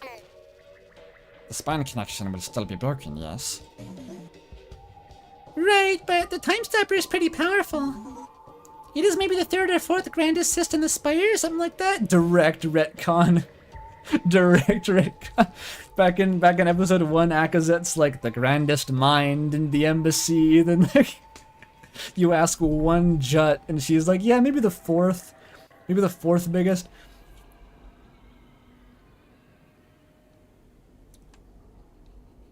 Lamp oil, rope, bombs. Especially bombs. She says one of the grandest. I'd be willing to bet she says the grandest. I'd be willing to bet. I'm gonna get footage.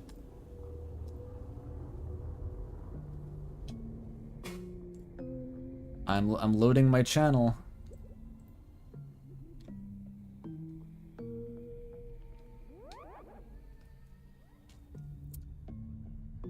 That probably would have been... Would that fit in episode 1?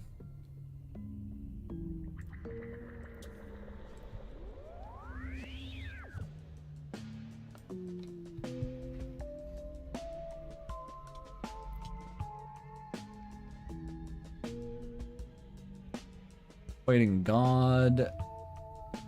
Here's the first arc. Okay, so we want to go gather the team. Bosco and Kasky. Remember Kasky, everyone? I like Kasky.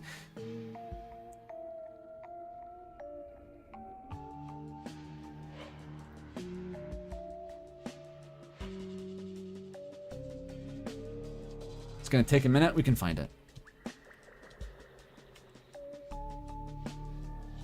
Absolutely.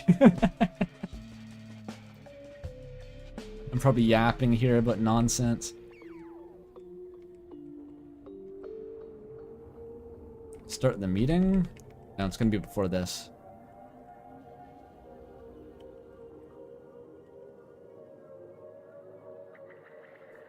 The scan says grandest. Okay, abort this mission. People now just are saying that it's grandest. Okay. Yo, Yuri. Nice.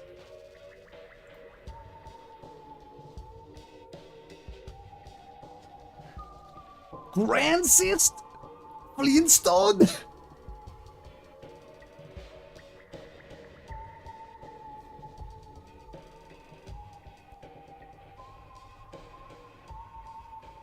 Did anyone first think her mouth was a kitty snout? I mean, I immediately recognized she has like yandere eyes and cat ears. This is literally a character from an anime somewhere. This is an anime character from an anime that I have not watched.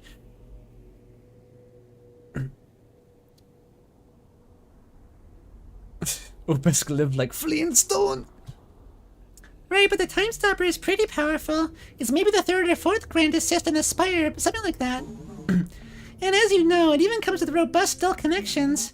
So whoever enters the core after we take it back, they could use the core's strength and authority to reform it into a big relay.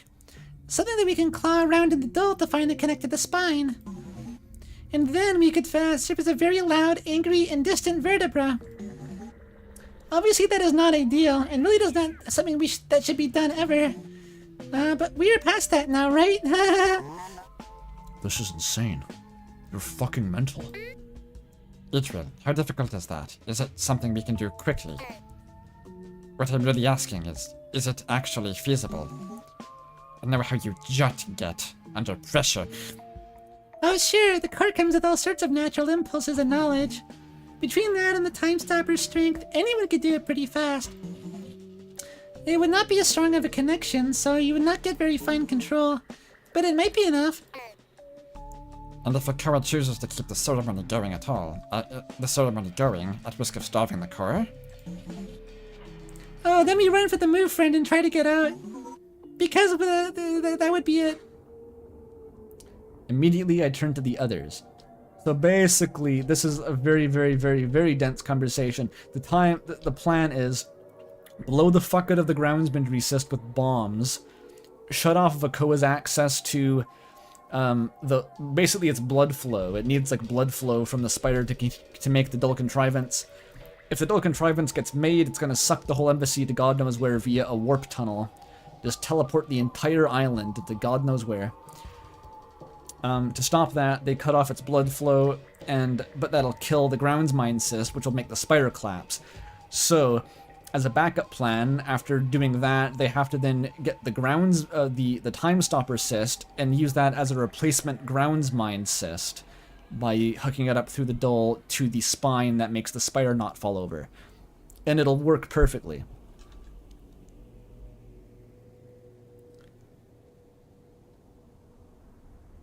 What's a cyst? It's kind of like a ball. Immediately I turn to the others. Out of everyone, Tozik stands out, steadying himself against a container, distracted.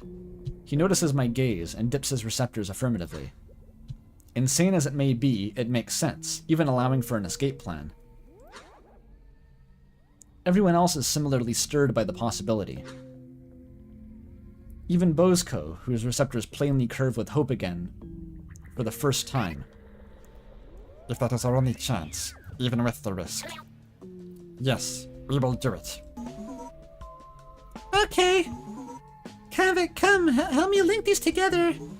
We'll need to make some pretty strong explosives. And we should have them, Stroke. We should have them for little silences around themselves until they detonate.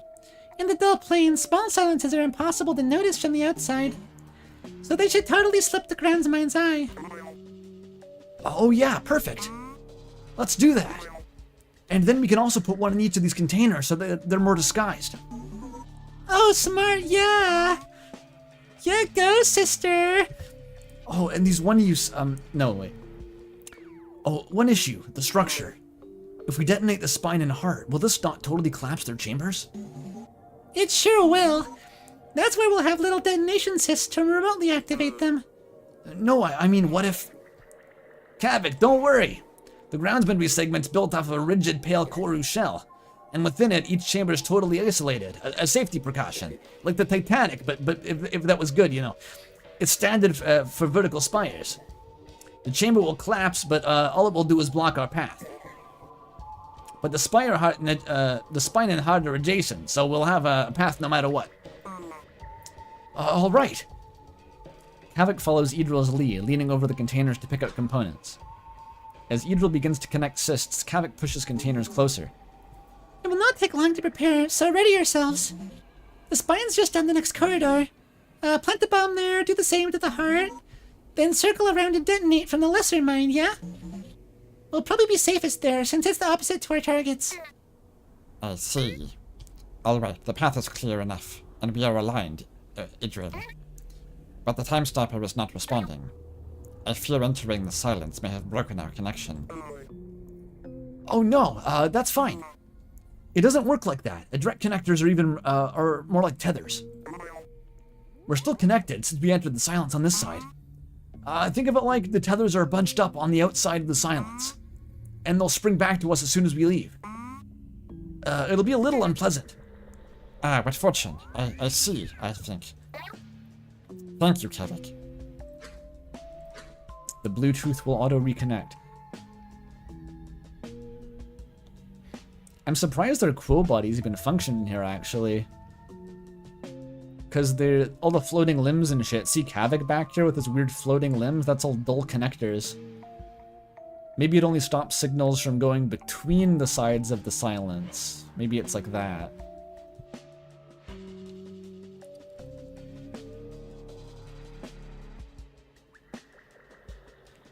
The connectors are on the dull making Gmod prop collisions. Exactly.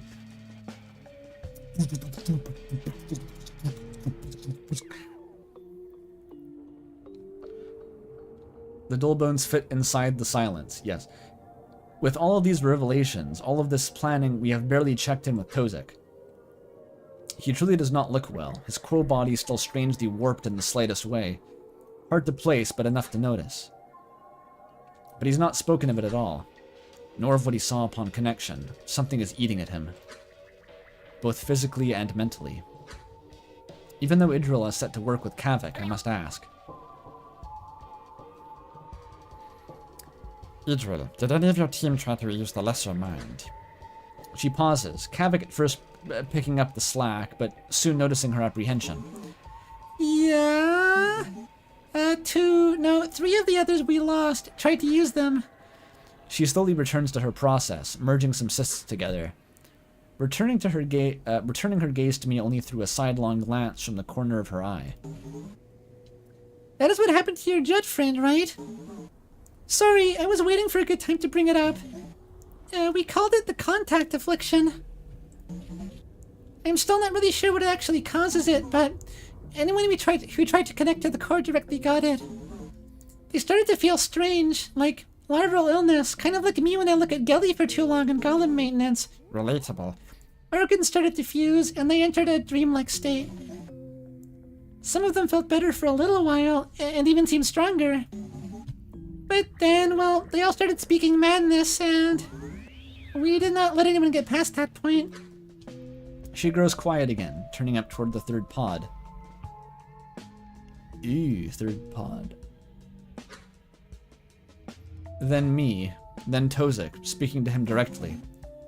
Listen, once it starts to get bad, you should disconnect from a time stopper. Just in case, okay? You can find a spare mind core somewhere, maybe try doing an emergency renewal. But, we did not. Across our team, a new dread grips us all. There was at least some peace in knowing the final death would be quick before. Tozik is at least deserving of this. How could we have been so careless? And after all that talk of infection, too, this deathly state of ours has made us too sure of our own resilience. He only slowly dips his receptors in response. Perhaps if we act quickly enough, we may find some help for him after our success? Gakvu approaches him, speaking quietly, some reassurances I am certain. Despite the Zenruka looming over us, our new path shines ahead. There's a few subtle instances of Gakvu seeming like a little bit closer with Tozik than the rest of the cast. Just a couple. I guess they work together the most. And she inspects his, when he bonks himself with the locked receptor in evil mode, she makes sure he's okay. Interesting. But that's extremely grim news, isn't it? Wow. You owe me a receptor curl. Yeah, you know, there's a little bit there. You could work with that.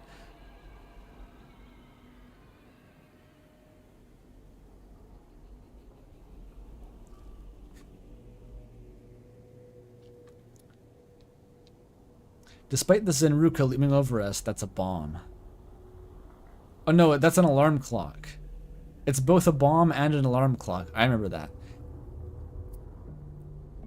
Despite the Zenruka looming over us, our new path shines ahead. After all, it would have been unlike Velzy to merely crush our hopes. All we need to do is go out, fight, place these explosives, and retake the core. I only hope this is not another cruel feint. Marked entities contain dialogue unique to this stream segment.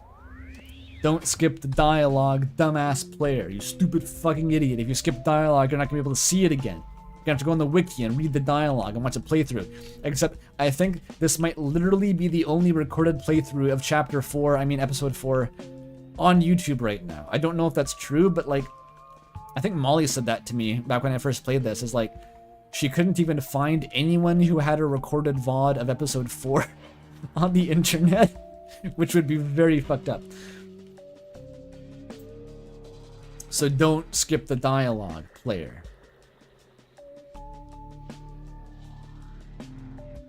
There's one other recorded playthrough that may have come into existence since I played it the first time.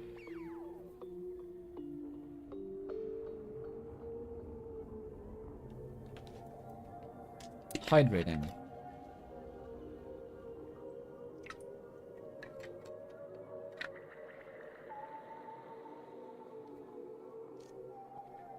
I have to pay more attention to Moth. Hey, so I think that Tozuka and Gakufu are dating? Just me, sorry. This is a repeat. Infection. Have you heard of anything like this infection? The contact affliction. Nope. And they've clearly done ceremonies to open contrivances before. But I wouldn't be so surprised if this was a known phenomenon related to that. Based on how their tech works, including quill bodies. It has to be thought, right? Something that Tozik picked up from the pod. It has to be a thought. He was infected by a thought. A cognito hazard. Like, think about disablers. They work by forcing the impulse to disassemble. And they're pretty sure that they propagate across the target's entire system because the whole thing usually melts. If thoughts can work like that in Coruscant, the little viruses, like little viruses, maybe we're just seeing the end result of that vulnerability. Malware. When your whole body is just like bio nanobots animated by a computing device, then you can get malware in your body. It's bad. This statement is false, Beam. I think it was the more kill yourself now, Beam. I think it was more like that.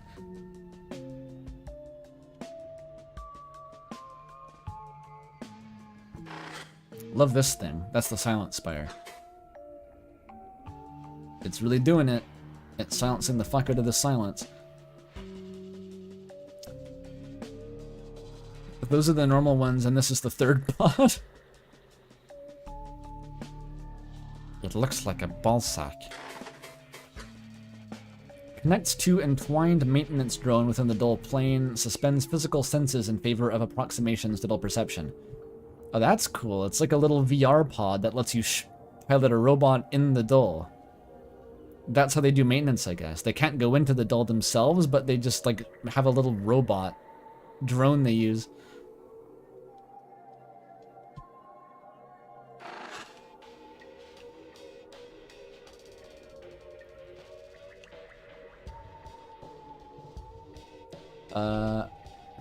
Oh, hi. Hi, Carrick. How you doing? They're taking shelter underneath the tallest member of the cast. Miltza and Carrick linger near the Dolomopods. There was some quiet, somber chatter between them. As I approach, they both briefly glance at me in acknowledgement, but Carrick continues with a small voice. I felt like we were getting somewhere. I'm no Tia, right? I've never tried to help someone deal with it. Especially not in direct mental connection. But I'm no stranger to it either. My father fought with some separation trauma after my mother passed. Me, my sisters, and brothers, it was like we became invisible to him. He told me that it was like the world was fading around him. An eye torn from his head. And that he passed with an eyes. Quiet, not ill, just unable to continue. So, yeah, I'm fine. And I know it wasn't my fault. It just feels unfair. Really, the only way it shakes out to being fair is if you're right about all of this. Carrick pauses, and while it is a natural place for Miltza to speak, she is hesitant, picking words very carefully, more than she might have normally. Is it because I have approached? I think no less of her. I show this plainly to her in the loose shape of my receptors. She is still no enemy. Maybe that is what she needed to continue. That's what I want to believe, Carrick. Whether it's there or somewhere in beyond Velzy's stage. In the end, our lives and deaths are only dreams. And whether that makes us up, and whatever it is that makes us up, it returns to the place that made, sorry, I'm really butchering this. And whatever it is that makes us up, it returns to the same place when we wake. That is... Elder Scrolls, I think? Surely a dream again in time. Also Buddhism, of course. There was a silence, an end to what must have been Miltz's check-in with Carrick. Not to be confused with the one that is surrounding us. It is good that she did. She's been the true navigator of Itzel's situation. Their attention turns to me, and I dip my receptors in greeting. Forgive my intrusion. We still need to move again. We will need to move again soon, so I wanted to see if either of you needed help. Well, a new body would do. None of these golems here are suitable. They have all been thoroughly gutted. I feel useless. Wait, useless? Nonsense. Even without a body, your structural knowledge has proven to be vital. Perhaps even more than your fighting ability. Not that it was lacking. But if you stay here and cooperate with Idril, this new plan will be unstoppable. That's a real catchphrase. Forget I love Yuri. We will be unstoppable. Akazet unstoppable quo jokesy.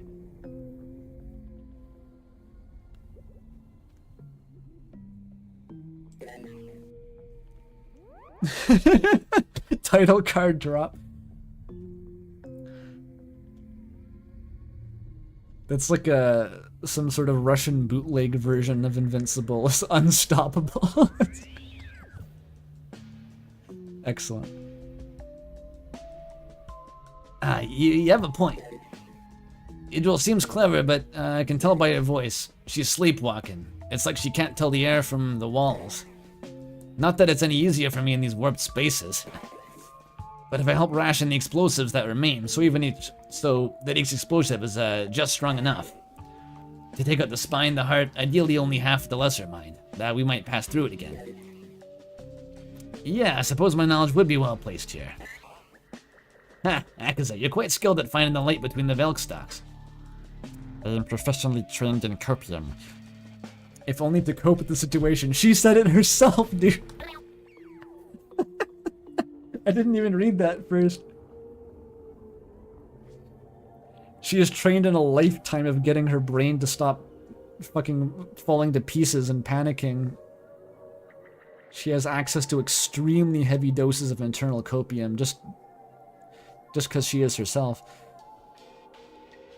Haha. Thank you. And Miltza, are you prepared to continue with our plan? Without any doubt, Akazet. If it's true that I dream of a peaceful joining with the meteorite. But this is not how it should be. Agreed.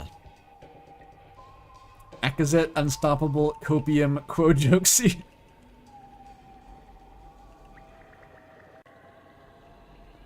Examine yeah, I've got to get the Idril lore here. Oder Vaznian personalism influence. That's a new artistic school. God knows what it means. Focused, oh, this is what it means. Focused on expressive, simple shapes, partial translation, inherited description, generated noun. It looks kind of like the other ones too, but I'm sure a scholar could explain the difference. Jet receptors, outward, symbolic of split presence. Common technical descriptor refers to the nature of dual engineer operations. Partial translation. So just being constantly stuck halfway into the dull. I get it, I get it. Self-designed in celebration of my forever waking dreams. Cool. That's cool. I think she's a little bit loopy. I think this one might be a bit of a freak chat. I think this one might be a little bit of a monster. Oh boy.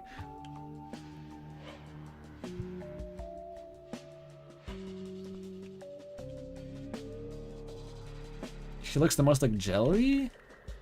I guess so. Maybe Gelly is a outer Vasnian personalist design.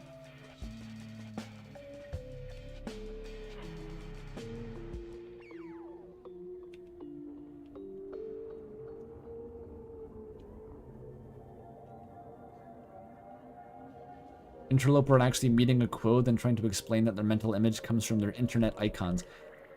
I mean, that's probably relatable enough. It's like knowing someone online for years as like a profile picture, then you see them in person for the first time. It would be that same awkward situation. I really just thought you looked like Hatsune Miku.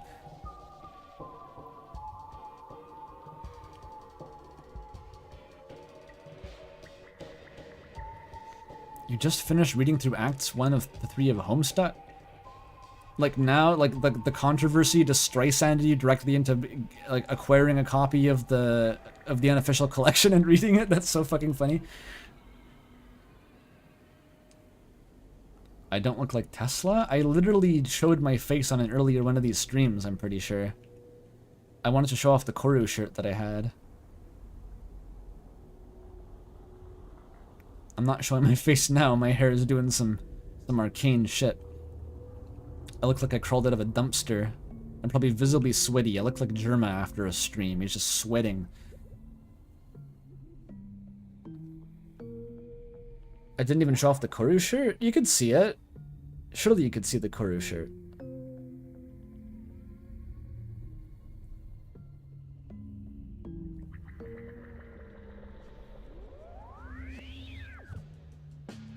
You assumed I had facial hair? I guess the mustache would do it, but...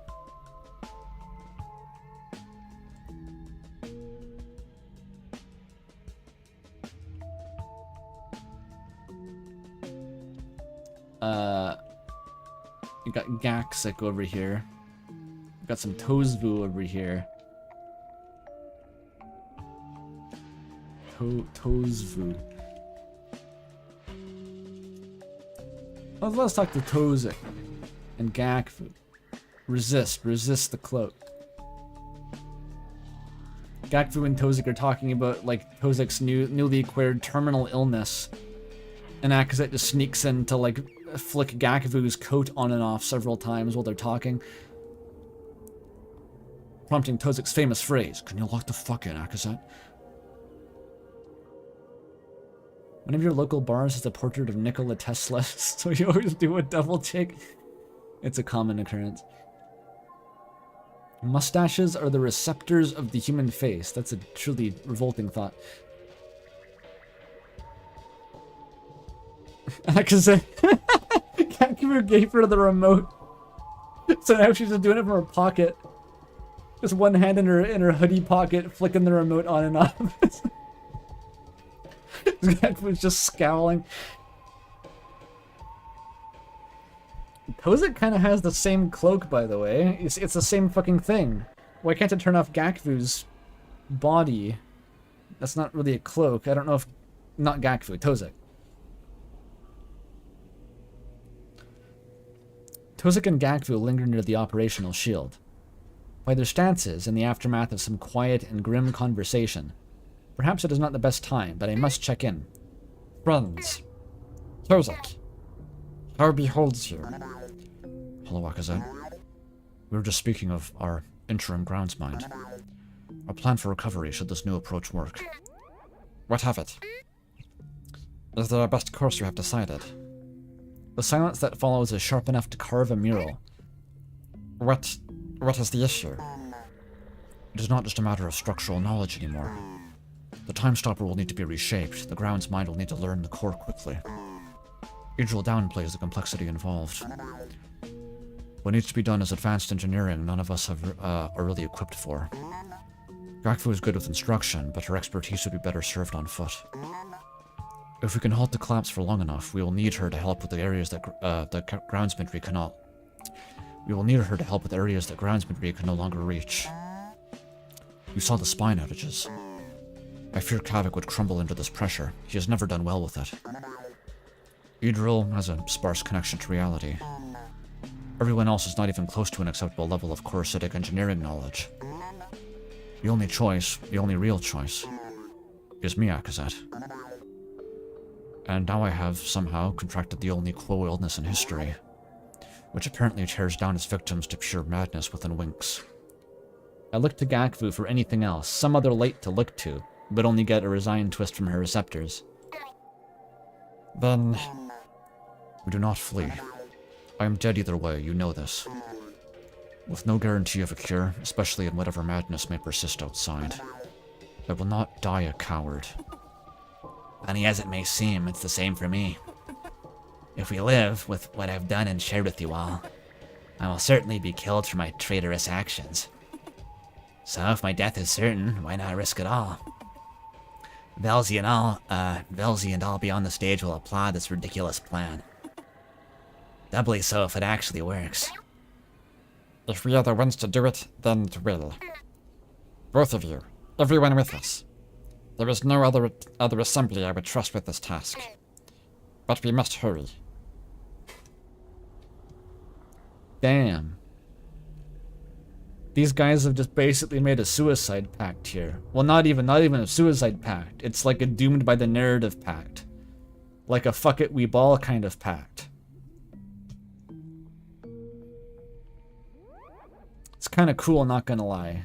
These two should continue popping off in the corner here.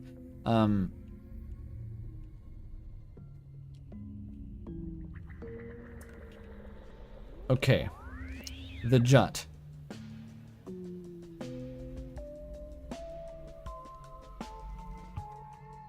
It is fucked up. It is fucked up to me. Given what we know about the Obesk, it seems like there's basically no infighting in their society, or very little. Especially Quo. Like, Quo dying is extremely rare, extremely horrifying. That these factions have cropped up that are so nonchalant about just silencing people by killing them. It seems almost out of character. It's a strange thing to grapple with, anyway. Like, you're used to humans doing that kind of shit in governments, but with the Obesk, it seems like they would be a little bit more grave about it.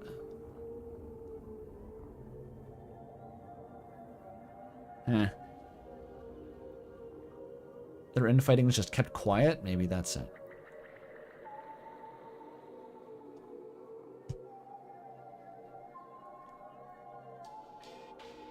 There's also just so few Obesk. That's an actual difference. Like, the human population is in billions. I think the Obesk population is probably at most in millions. It's like a huge difference. So killing an Obesk is like, that's a big chunk of the population you just wiped off the census there. It's really sketchy. And plus, they need their actual population to fend off the fucking predators and rain world zombies and Babadooks breaking through the walls at all times.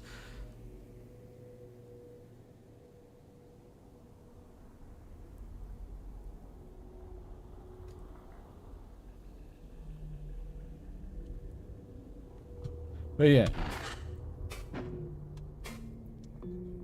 It's just wild that, I guess that Gakfu is just internalized completely, like, yeah, they're gonna kill my ass for breaching this topic.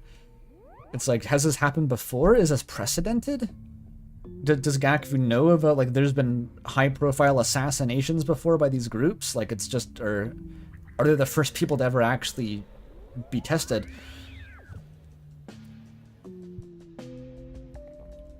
Kavik and Idril have organized some of the dead containers nearby, operating upon an open one. They do have a word for truth runners. I guess that's true. They've got religious cults and stuff. They have terrorism. Yeah, okay, I guess so. Gaku, it's kind of implied if you read between the lines that, like, she's basically like a... How do you describe it? She basically grew up in a cult and then got reverse radicalized to be like an anti-religious terrorist working against like an extremist religious branch. And then she ascended and got sent here, and she's kind of doing the same thing. Like, she's the vaguely... she's once again opposed to like a vaguely religious cult. She's kind of a militant atheist, I guess, with like the religious trauma. An ex-Mormon. Yeah, she's an ex-Mormon. But if that, but also like a militant terrorist. Like the ex-Mormon CIA. Velzy's fondness for repetition, yeah. But I mean, you can see why she would have joined the whatever side of the struggle that she's on. She sees some more people getting hopped up on big ideas about God and getting people killed potentially, and Well, I can feel the illegal groundsmanry coming on. a militant terrorist.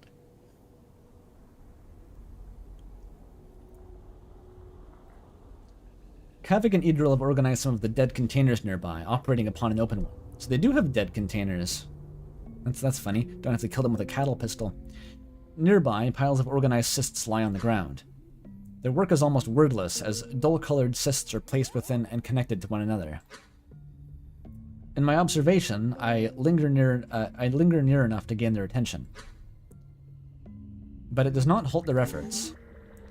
Hiya, Kazan. Was there something else you needed?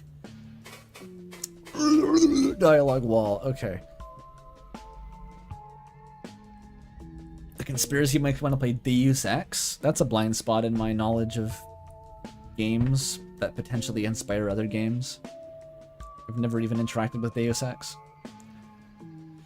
The question's creature is back.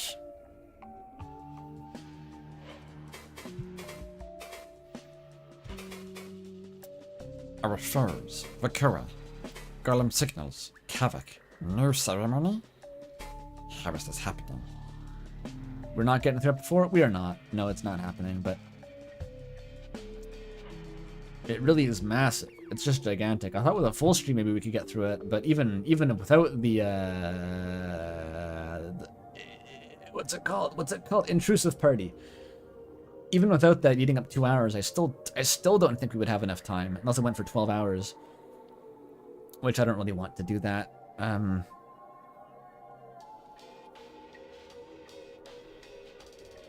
It really is just a colossal amounts of dialogue. What about Vakoa? Idril, did Vakura ever hint at this? Ever do anything suspicious? How could I phrase this to someone who surely knows nothing of the conflict? Has she ever expressed a desire to awaken an ancient entity buried deep in the bright ocean? Well, one time she did express a desire to awaken an ancient entity buried deep in the bright ocean, but besides that, not much. We didn't really talk much. Imagine the coldest Ekavik you know.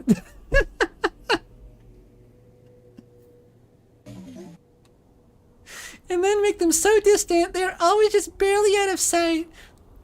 That's not even the classism, that's actually just racism. That is Bakoa. Always there, always operating and watching, and very good at it. But so very detached from everyone, even down here. She worked so hard, so constantly, rarely ever leaving the car. It was like she thought she was alone in her work, sustaining everyone above her by efforts alone. She pauses to lean into the container, connecting some cysts in the dark of its corners. You might think I dislike her because I say that, but that is what made me that's what made her a very good groundsmind, actually. Very fast, very confident, decision-making, usually for the best. In fact, if it were not for the senseless violence that the others told me about, I would think she has a very good reason to be trying to make a ceremony. And who could do it better? Nobody, huh? Wait, you never saw what was happening outside of here? No, not physically. When I have not been helping build the things the others brought me, I've been back in the Dolima pod watching. It all seems so far away in there. Cool. She has the perfect personality to be a building.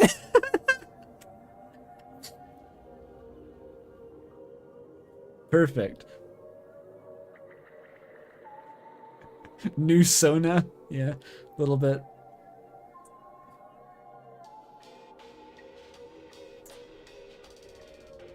Bosco has the perfect body to be a building, if you know what I mean. What is the Dolomapod anyway? Idril, what exactly do these pods allow you to do? Can we use them to stop any part of this? I gestured to the angled pods overhead. Oh, the Dolomite pods work similarly to remote coordination pods, if you're familiar. They have a paired maintenance drone within the dull plane, and when you connect... Naturally, physical senses don't apply within the dull plane, so it substitutes physical senses for approximations of dull perception. Just a few, they're imperfect, but enough to retrieve and operate upon dull structures. That is, if they are rotated correctly and properly acknowledging their own point of origin. Oh, and if you're familiar with the concept of self-imposed proximal location... Operating procedure required for most dull construction, partial meaning lost due to... no. Akazet is, though. Okay, one of Dulskavik's classic standards. Of course, I do not know the specifics, but at this time I do not care. She is growing far too distracted from the point here. Stop info dumping. Locked in. As if time were not running out. Kavik seems to understand my frustration before I even say anything. Idril, usually but at this point of the conversation, Akazet would get mad at me and tell me to talk about the topic again, so...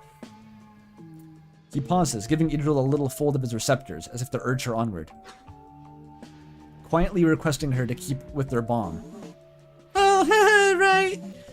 Yes, so to simplify, the ceremony is probably not operating under any correct procedure. So it would actually be very difficult to locate anything vital within the drone. With the drone, I mean. That aside, the silence is active, so if I took the drone out of its equivalent radius, it would just disconnect until the silence turned off. And then we'd probably be attacked. So, no, actually, the pod will not help us. I see. Unfortunate. Unlucky. Bad luck.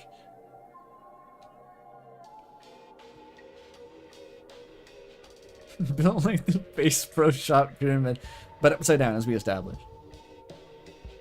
Andrew likes big men. Not personally. I was just making a statement of fact. Bro's built like something that someone built.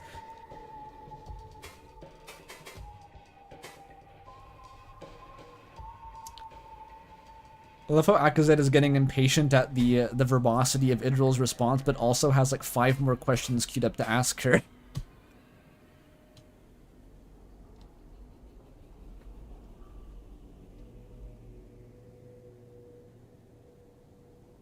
Straight up constructed, bro.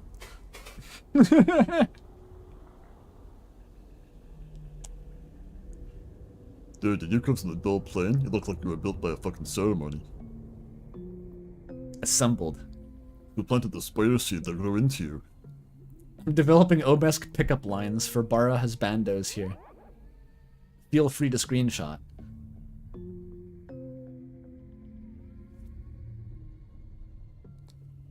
Did you work in construction, or were you the building?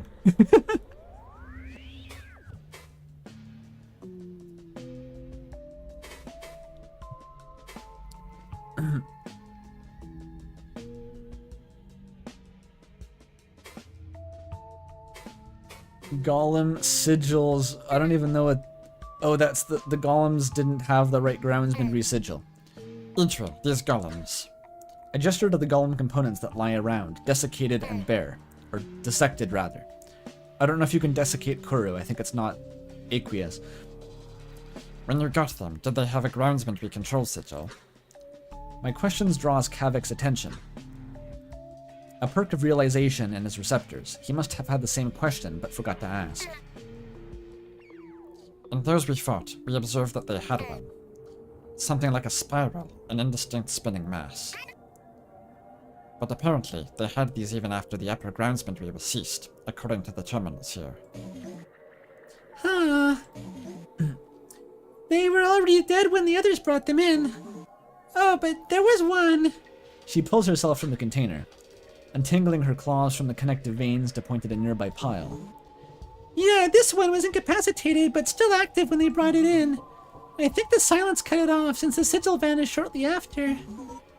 And while it cut its organs from it for use on the other silent spires, I did notice it was very strange inside. Very strange.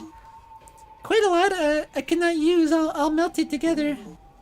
Still, control sigils, you know, they're just for accountability. If you do not have a signature when you're controlling a golem, it will intuit an identifier. Like a name or some impression gathered from your mind. Really, it's just a rare fallback, nothing to be relied upon. I don't think I've ever seen it used before. Velzy alone knows what they saw. She sets back to work without another thought. So that was actually like the signal doxed itself. That was its face reveal. The fallback just drew a raw picture of the signal that was animating them. True. Koroi is aqueous corru. It could desiccate.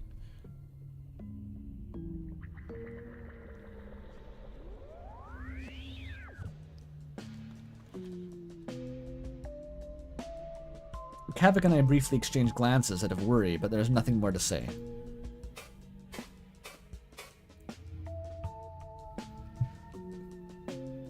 Kavik's gradually realizing the vibe is kind of off here. Because I was kind of happy to meet another doll, but... not a doll, another Judd, but like, I don't know, she's kind of weird. The longer I work with her, she's kind of scary. Badlands chugs Koroi.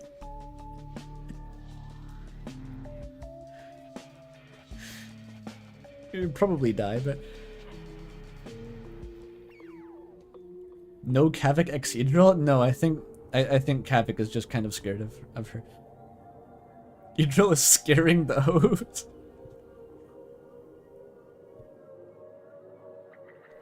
But he died with a smile. She's got the yandere eyes, okay? Like, that's not even a reach. She's gonna fuck you up.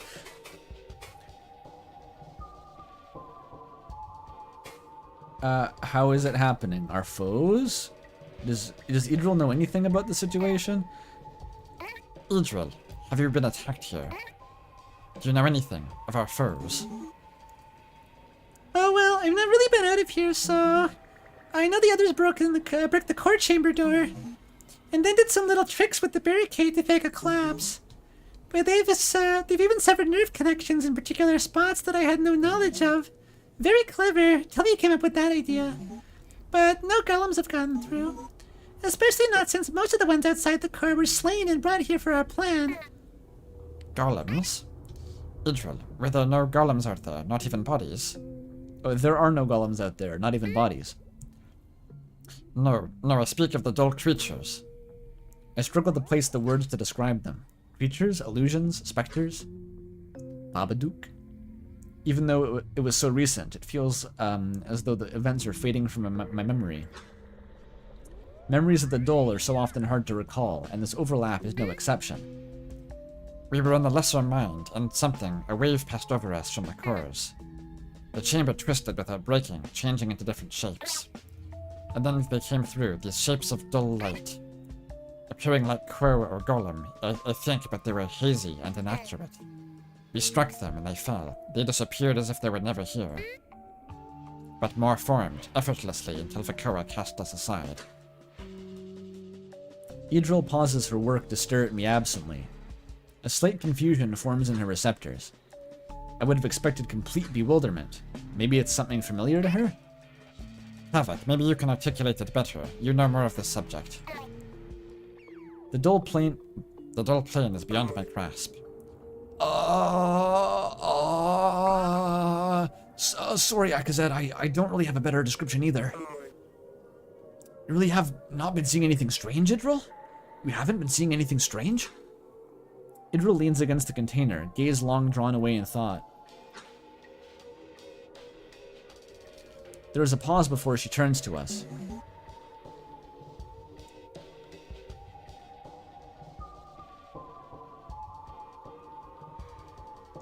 Oh well, while observing the ceremony for my pod, I did see the last pulse.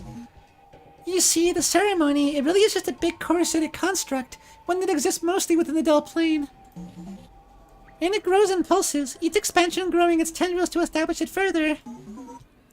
It's part of how chorus contrivances are formed, but usually all of it happens too quick to observe like this. The wave you saw was definitely the overlap expanding, which is normal. And the distortion of the chamber really sounds like Yutzi's displacement. That's like a wizard spell. Merlin's vanishing quill type shit. A really observed phenomenon in overlaps where anchoring tendrils displace physical space. Really, it's more of a pulling than a displacement, if the theory is right. But I'll spare you the specifics. I would love to be that. No, it would have to be that the ceremony was specifically consciously grasping the chamber you are in. Like grabbing through its protective membrane without breaking it. No meaning, no context. Romanization failed. You don't even want to know. You don't even want to know what Idril grasps through membranes on weekends. Kavik has paused his work, fascinated. It seems this phenomenon is new to him as well, despite his past work with the Dull. But unknown phenomena aside, there was something really strange. Tendrils from the ceremony that would normally be constructing themselves outwards acted like anchors for its growth.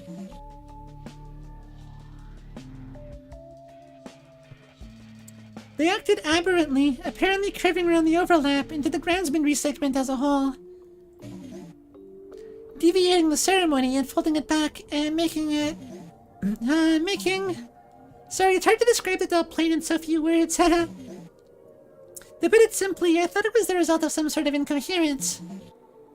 So it went wrong, and they curved around and into the Grandsmanry segment, holding back into it. I'm lost here too, honestly. That was the Cal stick?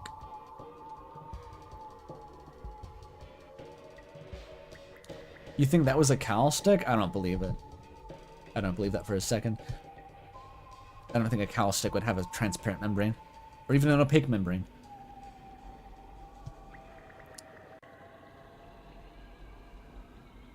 As in, parts of the ceremony falling apart. But it sounds like the Ko actually is diverting focus to the ceremony intentionally to make your creatures. Using the ceremony's limbs to form shapes within the Dull, somehow giving them intelligent direction. Oh, it's the Dull ceremony making like puppets come out. That's what the enemies are. Okay. And then stabbing them back through the overlap into our side. Just enough to become physical. From your descriptions, I think the presents may still have served as anchors in the widening of the ceremony, maybe incidentally. But that is completely crazy, though, to have such an accurate control. I cannot even imagine the focus required. You'd have to be like some sort of galactic gigabrain creature that lives for millions of years in the bottom of the ocean floor the size of a meteor. Like one of those. You'd have to have tendrils animate like intelligent creatures. You'd be like some kind of Cthulhu monster. Like Kraken Abomination, Yogg Sothoth, Nyarlathotep type shit, you know? I mean, that's just never been done. No one does that. Yeah, totally unprecedented. Wow, I kind of want to see it myself now, though. But it's better if I don't. Be sure to keep a record of your sight for me. Sure.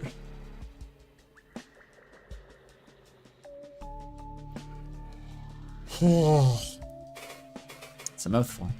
More water.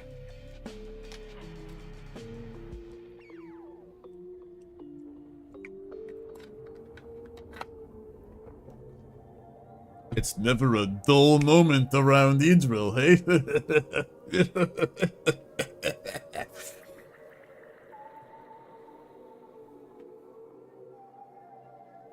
Hey, Akazit, do you think the meteorite is single?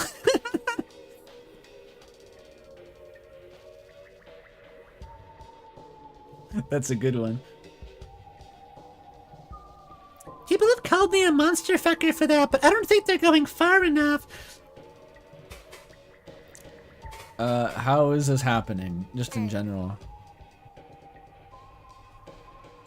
Idril, given your experience, perhaps you know. How is it that the core of this is able to do this? How is it that the core is able to do this? It surely was never equipped to act as a catalyst for a ceremony.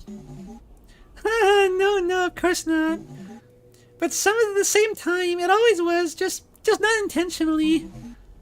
Really, any Sith with enough mental strength is capable of weaving with the dull, with a little modification.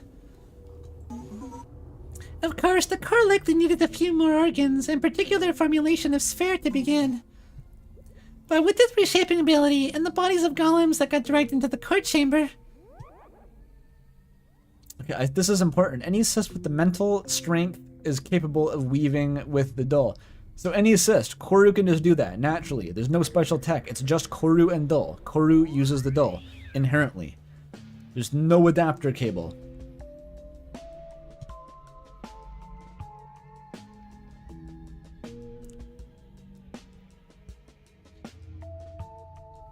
Kavik, she's a freak!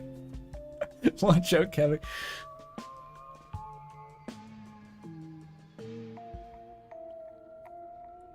Native dull support. Corru is like an organism, though. That's the fucked up thing. The Obesk didn't make Corru. It just exists. It's just a life form on Obeski, and they can interface with it.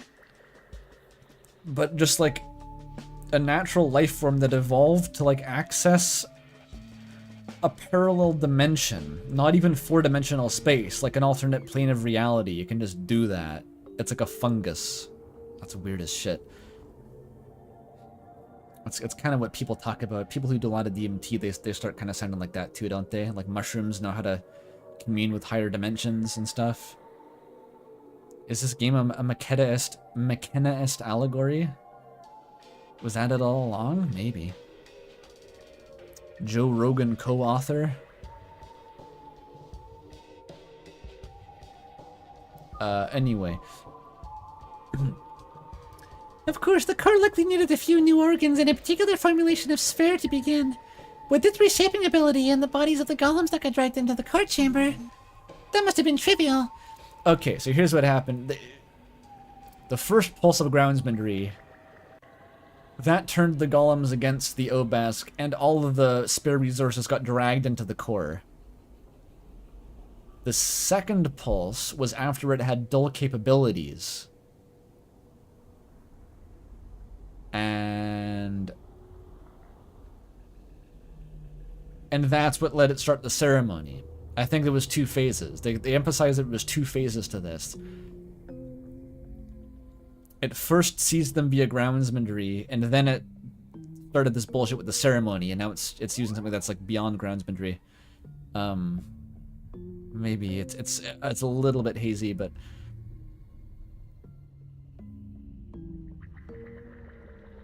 you keep staring into her eyes. Yeah, you gotta break eye contact. Sometimes you'll hurt yourself. That must have been trivial, so the only thing that would have been missing is the ceremony's sacrifices. A wealth of resources which also were around it all along. The spine and its knowledge pool running below our feet. These dense organs in the pale courier shell, enriched in spire blood, and the rich spire blood they helped to carry. It would have been absurd to think anyone would actually do this. But the tools were always within plain reach of the ground's mind.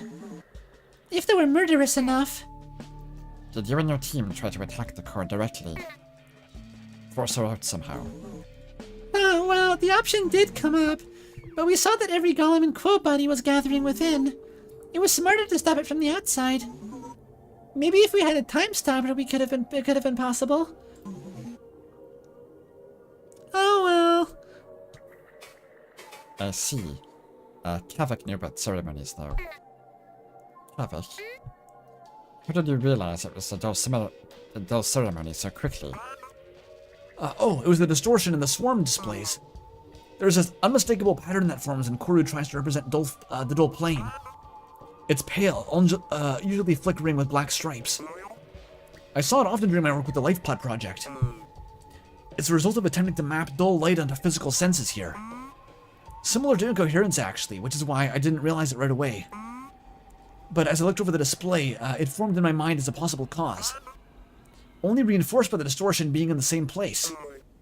Especially with the addition of that segment that map that Tozik was clawing at. Oh, and Windows display too. The window display.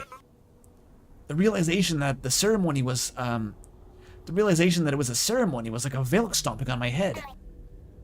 A shared reaction, my friend. Speaking as someone who has had a Vilk stomp on her head, if you had not come to that realization, we may have split up as planned, and, well, it is so fortunate that we have you here. Havoc chuckles, bashfully returning to work upon the explosive. Thanks, Akazet. Akazet, pretty good at moral support, you know. She trained in the copium mines, but you know, she's alright at being supportive when she needs to.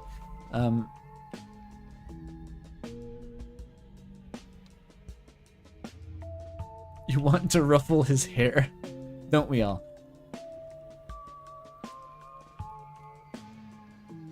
Okay, so these aren't gonna help because they've literally been like Faraday caged inside here. We cannot use them to interact with the core. Gakvu and Tozik have mutually accepted their inevitable deaths. Tozik is planning on retaking control of the groundsman core himself, because he is the most qualified to do the necessary engineering tasks to bring the Time Stopper as a replacement groundsman core. I don't know what Gakvu exactly is planning. I guess she just wants to die in a cool way, mostly.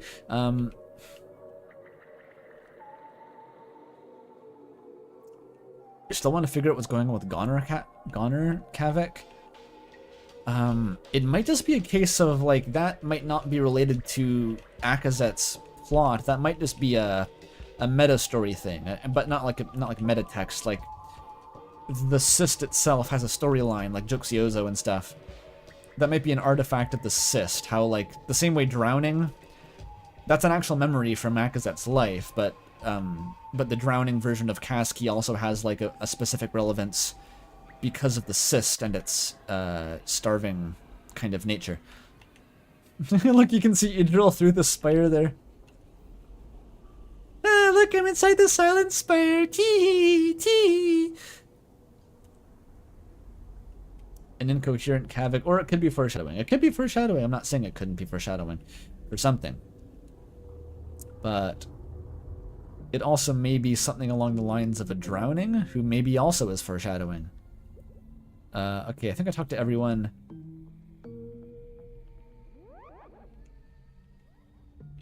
Kavik is just Kavik, though. Yeah, Kavik is... He doesn't really have many hidden layers. Or if he does, then they're really hidden. They're really fucking hidden. Like, we don't even know about them yet. He seems to be a fairly straightforward individual. Did anyone clip when Andrew said the freak shit as Idra? You can always go back in the VOD.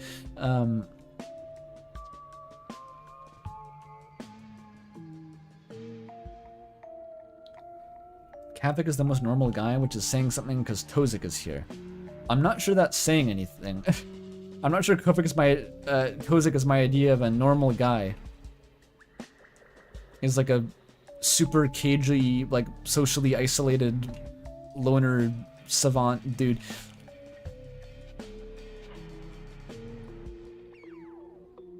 I don't know. I feel like the levels of normalcy among the Obesk are a bit lower than average among humans. It's kind of the Undertale monsters effect.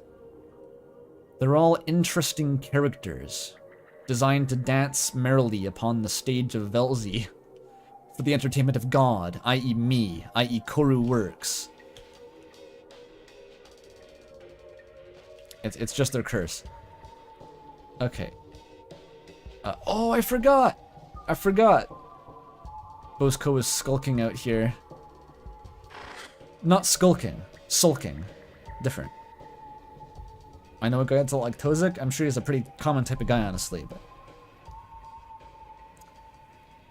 I don't know. I don't know if common is the same thing as normal. Somehow. Hey, Bosco. How are the horrors? Bosco stands here in the outer hall, watching over the entrance. Perhaps as an excuse to avoid conversation. It normally would be so unlike him. He's always been one to brighten, who brings forth conversation for its own sake. Enough to befriend Tozik, long viewed as a great achievement. Scaled the mountain. But this gaze has made him unrecognizable. It is not that he changed. It was some part of him long detached, buried, uncovered by this tragedy, forming the whole of his person, unseen before, perhaps not by anyone since he left Obeski. He is still our Bozko, but weighed down with the grief that has never been processed. We must not let it carry him out of reach. So, I can only try to be here for him. Bozko, we will be moving before long. What is on your mind? It's this door. He gestures toward the core chamber door, a grand construction. It shines with hardened spire blood, surely part of the sabotage to make this area appear lost. Or at least to make the heavy doors unable to move. Vakoa, or what wields her, is not stupid. She must know we are here. That Idril is within, and it is she who sent us here. She could take any number of actions to crush us immediately, to collapse something just outside this chamber. Just upon this one chamber, with absolutely no consequence to whatever she is doing in there. And why would she not? You have seen the carnage above us. I have been searching for a reason. But there has been no reason before. Why would there be one now? Why did we ever think that death would free us from our larval problems? Perhaps all this bloodshed was stupid chance, as much as it was back home. A single spore landing in the right place in a wall to kill everyone. To have us tear each other apart after so many eyes of progress, so many eyes of happiness. To have my gauntlets around the necks of monsters formed from the flesh of my friends, until the bitter end when the final memory of us will be lifeless sludge polluting the cousin's waters. Just as his voice nearly rises with despair, he comes to a stop. That's rough, buddy. Grasping his face with one of his gauntlets away from me. This is not about the door. It's not about Vakoa. Akazet, it feels like I am awake again. Like all of our work, those good times and recreation. I can't read that word. Oh, no, I did. That was right. All those good times and recreation. No, I read it wrong. I can't fucking... Akazet, it feels like I'm awake again. Like all our work, all those good times and recreation, were not real, never were. That everything between the fall of my home to the parasites, the fall of my home to parasites and now was just a dream. A dream that is quickly fading from memory, having no place here.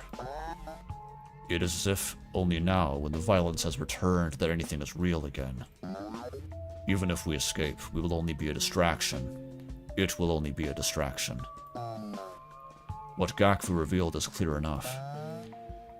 This will all come for us again, forever. That twisted repetition we can never stop.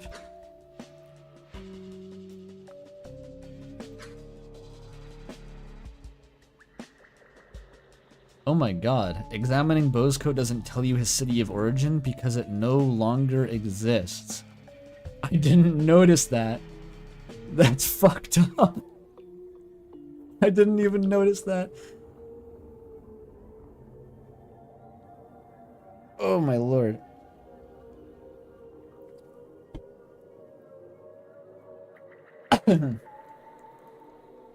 I don't know what to say. The burden he shoulders is far beyond anything I know, and to handle the sort of violent sadness is well beyond my expertise. But I do know, when a runner spirals into despair, there is one thing that can help ground them.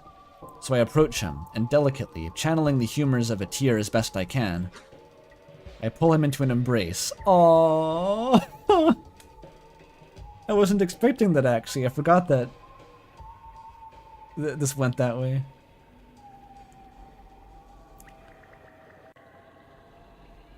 I super didn't expect that. Akazet's always so, like, logical in how she approaches these situations.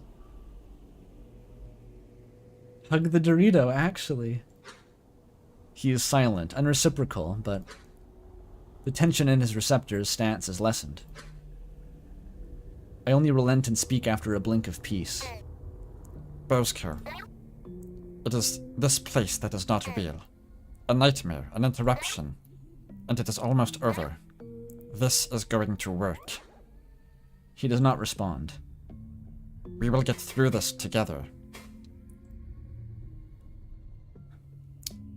I guess it was still logical, but She just doesn't strike me as the touchy-feely type, but the facts are carrying the facts are caring about his feelings. True.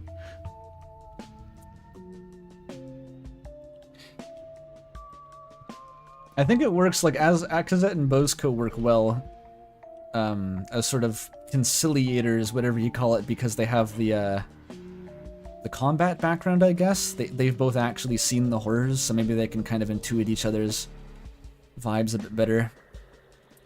Or Akazet can at least empathize. Mutual trauma, yeah. I'm not just picturing how Akazet physically reaching up to hug Bosco. Be difficult to reach.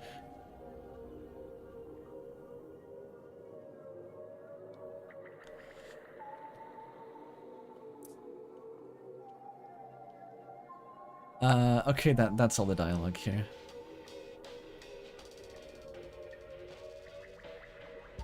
I'm especially picturing, I don't think his shoulders are quite that broad in actual reality, but like, how do you hug that shape? If you hug the sides, you're gonna slip down, you're gonna cut yourself. If you try to go over the top, you're no longer hugging him, you're hanging off of him like a cliff. There's no shoulders to target, those are like knife points.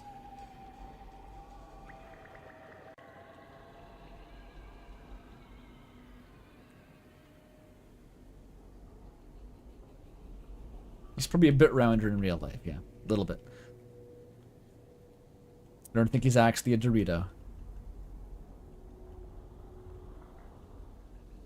Oh, there's the thingy.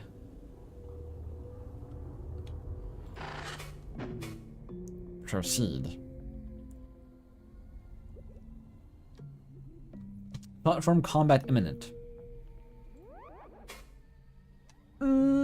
Maybe we break it off. If there's going to be a combat sequence next, maybe it's better to chop the stream off here before it becomes super duper long again. Because I'm going to get kind of tired. It already is kind of a little bit late.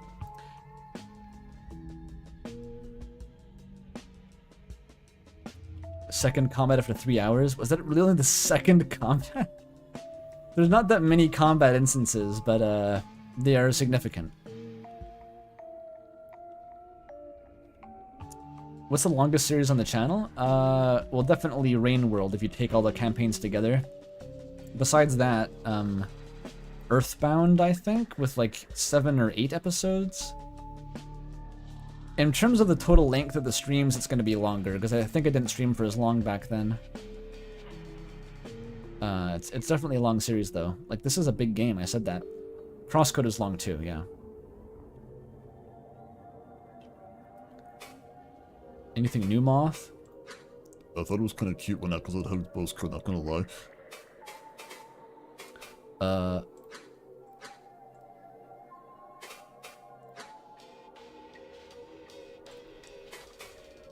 No, we're finishing this next stream, for sure. Like, this is probably the halfway point of Chapter 4, Episode 4, and we're not gonna have the sweepstakes to bog us down next stream. And also, I can just go for longer if I need to finish it.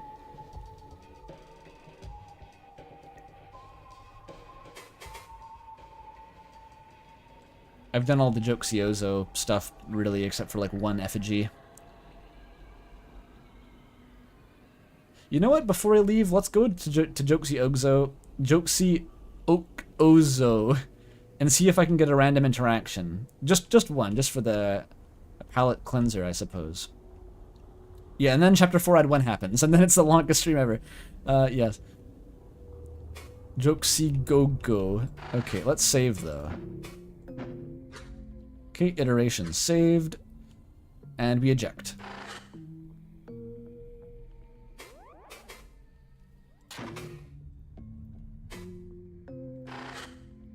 Bosco watches as Akazet just T-poses into a column of light and flies through the ceiling. Hi, Antelope. I forgot you existed, fun friend. I've been very immersed. Repairs are going apace. Nothing to share yet. I'll have more horrors for you next time, for sure.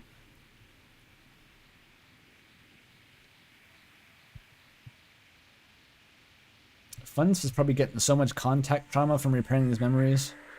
It's like, oh yes, I remember I was there. I remember that now. When we watched all those people die together. Let's take the scenic route, actually.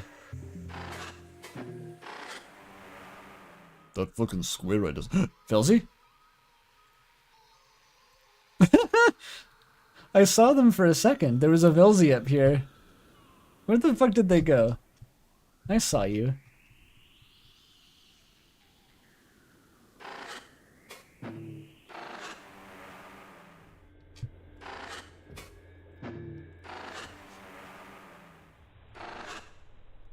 That was a real Gaster sighting. Real. Real. Hi, God. What's up? Hello, my beloved friend. Are you well? What can I do for you? Apparently nothing. Your dialogue ran out in episode 1. See you later. Maybe episode 0, actually. Take your time, my friend. How do you find intrusive? Apparently you need the humorist impulse on everyone. I've been told that. I don't actually know what it means. Or even what the humorist impulse necessarily is, but I've heard that is how you indeed do it.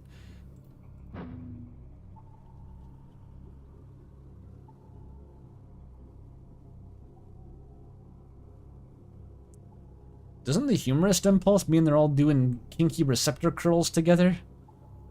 Why would you need that in a combat scenario? Why would Bastard want that? In his totally chaste and asexual combat montage. Strange call.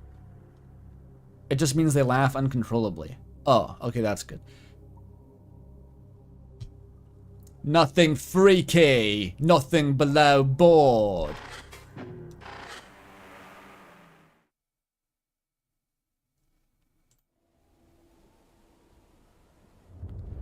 What is the plan? What are we doing? I'm just going back to Jokesiozo to hang out and see if anything funny happens, because there's a bunch of random interactions that trigger here. Also, I missed the council. I can't do a whole stream with no Jokesiozo. The VOD might stay monetized, even though I don't monetize these VODs. Because this music is copyright claimed by Oliver Buckland. Audio jungle. Audio jungle. Audio jungle. Audio jungle. Fuck it. Come at me, Oliver. Come at me. I need my music. Ah, E, ooh. Ah, E, ooh. Ah, E, ooh. Even the council's like, what the fuck?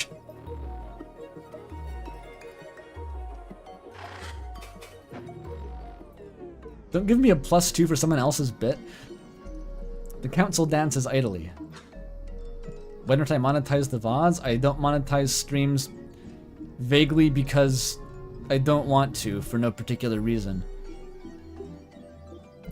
Well, mostly honestly it's because I wouldn't make very much money if I did. So it's like not that much of a loss, but also I consider the streams conceptually, under very vague terms, to be Patreon funded. Don't ask me why, it just makes sense. Their mind is fixed upon yours, awaiting the slightest impulse. It's also because the streams are kind of like only for my core community usually. It's like 100,000 people watch a video, but only like 100 people watch the streams. And so like, if my most intense viewers and followers are going to be the ones showing up, I don't want to be blasting them with ads for pennies. It just doesn't make sense.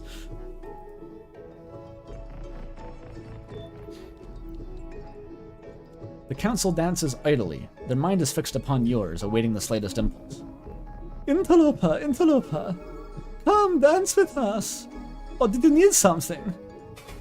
I was hoping for a random interaction. Hang on. Can I fish for one?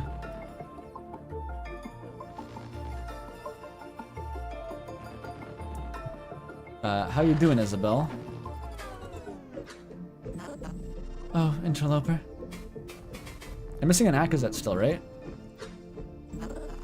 Better, interloper. That you found any intact is a weight off my pedals. I know there are more out there. There has to be. I don't think she has anything new for me until I find her last Akazets. Oh, here's the drinker.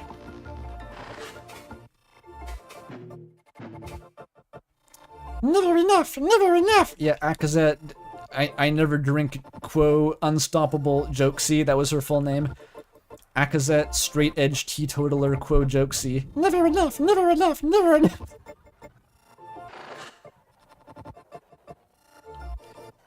Maybe that's from an arc of her life after the embassy. After the collapse. That happens later.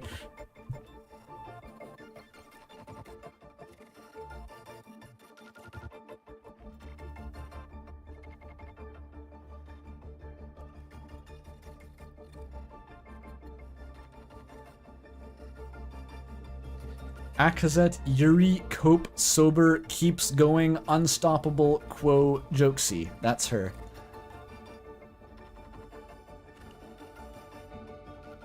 Interviewer is fairly creepy. I don't think you can do much more with this one. I already had this conversation. Okay. Angela bird. Isabel will fix her. She can fix me too. She can fix me. She can fix me.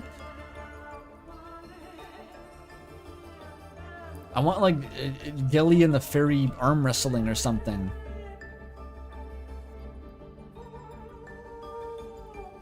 The fucking motley crew in here. Dog. Dog. The interloper. Hello? That's the same. Hi, Gelly. OMG, hi. Interloper. Hello. Hi, Gelly. Go again, go again. Okay, there's more gossip here. Oh yeah, the dog. The dog is here. So there's a dog here now. Haha, yeah. The cooler. I was quite surprised when I saw it arrive. Well done, interloper. Though I'm not sure if it's particularly lucid, it has not yet spoken. I found it very strange, but after I thought about it some more, it wasn't nature of its role to follow directions, and you gave it a direction to go here. It will awaken in time, I'm certain. But in the meantime, it does seem to be enjoying our company, and is not in pain. So who cares? Dream dog time, Lamar. Okay. Very cool, Jelly. Nice to see you, Jelly. Bye-bye. I hope she would keep that face. Well, there is a dog here. I was really hoping for a random interaction. Can you hook me up, Council? And like, seriously. If you head back to Clemens Romanus after episode 4, Moth has new dialogue. It's still marked purple. I mean the start of episode 4? Like now? I can do it?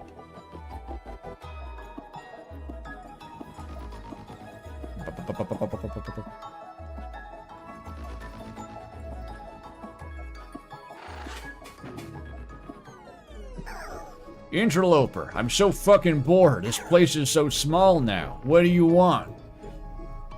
Actually, nothing.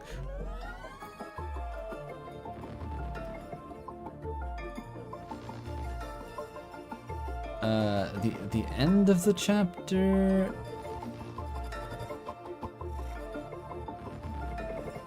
Just keep entering and exiting? Oh, it's only an entrance that works. I thought it was these sub-doors that could do it too.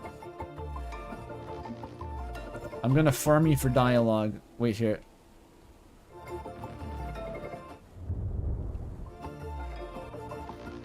A space between. A space between. I should probably turn around. Oh, back to the uncosm. Okay. Does it spawn at the top left? Oh, it does. A couple more rolls.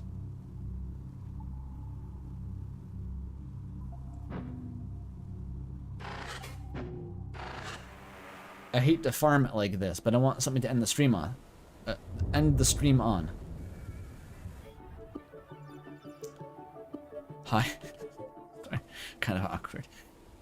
Kind of awkward. A space between. I waited for you. Thanks, God. That's nice of you. Let's go gambling. Ah, dang it. Oh, can happen in side rooms too? So I gotta explore it. Okay. There's much nuance.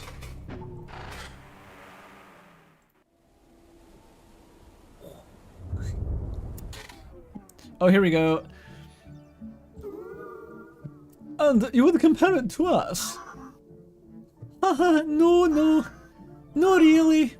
Only in form, not in nature. It was a thought space enforcing its rules. But it was as if it were Velzia's own foil to you. Where you permit our free dreams, it enforced its tyrannical requirements. But that's why I thought you might want to know more. After all, it's quite unusual. The tyrant's never been allowed the thought space to think in itself. The tyrant's never allowed the thought space to think in itself. Containing and directing the embassy memories as it did was very standard. But as soon as any conflict began, it also enforced every actor into rigid routines. Manufacturing and processing stray thoughts into wardens and custodians for the illusion. It was nightmarish and strange. Stranger than anything that's come before. Strange indeed. Where could the tyrant have found such inspiration? What is our conglomerations that stirred this development? Oh, we hope it does not see us like this firmament of yours. Whether it be in gazes or eyes, we will be on speaking terms again, we are certain. Oh my god, the council thinks that it can fix them. The council wants to fix Fun Friend. They both think they can fix each other. What dynamic is that? What is that a dynamic? Both of them I can fix them mutually, but not agreeing on what needs to be fixed? Like, what the fuck?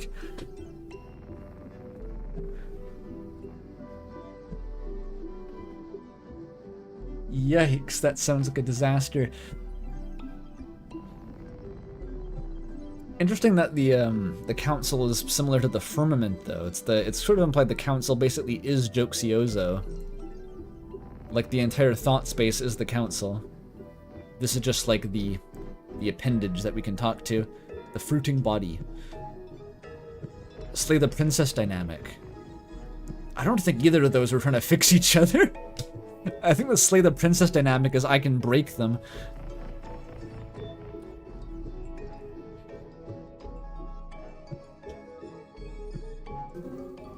We will have so much to discuss, so many questions. Now, about this bastard. Oh yeah, bastard. It started when... An attentive pressure weighs upon your presence. Gilly, oh dear. Oh dear, forgive the interruption. Is that a plural? It is, I think. I was reading a bunch of dialogue recently for a Ram character who talks like that. Get weirdly used to it after a while. Oh dear, forgive the interruption. But the interloper has arrived. Welcome, welcome. Hello, interloper. Did you wish to speak with us? I was just eavesdropping, really. The council dances idly. Their mind is fixed upon yours, awaiting the slightest impulse. Interesting, interloper. Come dance with us. Oh, did you need something? Damn it, it's gonna stay blue because I haven't told him to stop dancing yet. I misunderstand what the fruiting body is. I know, it's like the ovaries and the dick and stuff. It's different, but like... It's the equivalent of that, but like the part you talk to.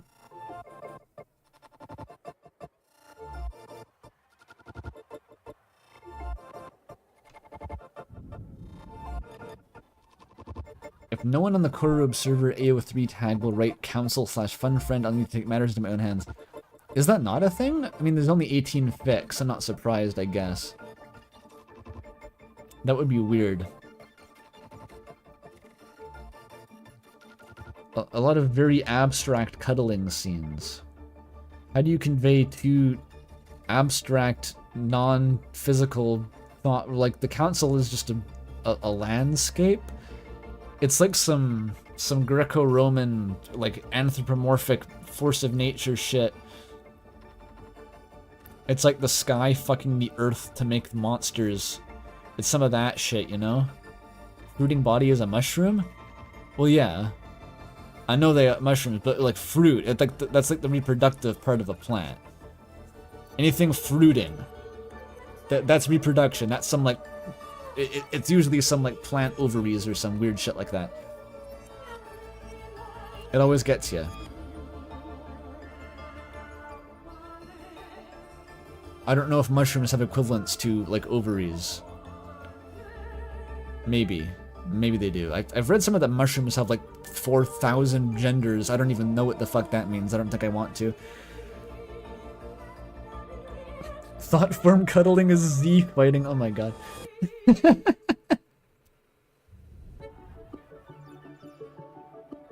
Mushrooms are the reproductive bit. Yeah, that's what I was trying to say. Like the mycelium, the actual fungus is underground. The mushroom is, you know, it's kind of like a. I'm trying to avoid saying the phrase that has popped into my head. Use your imagination.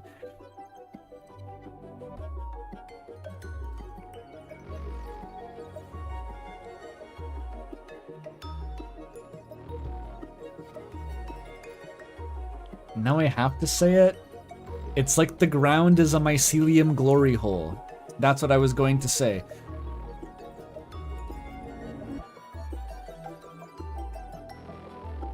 We're into the deep end of stream discussion now.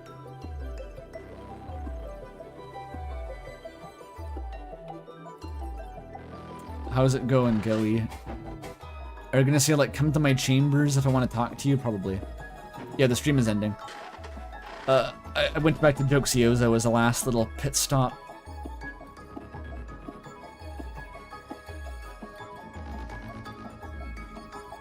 Alright, bye everyone. That was the first thing when you opened the stream? Nice, nice. Perfect timing. Okay, art time, art time. I'll turn down the volume. Oliver Buckland can still have my non-existent ad revenue, it's fine. I'm not even mad, I'm not upset, I'm not mad.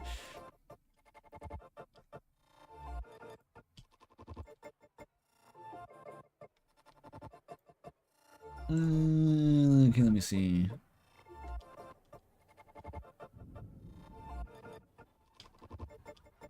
Oh, what the fuck is that, Coca? Oh, Jesus Christ. Oh, the art gets weird after Corru streams. Okay, where's the top of it?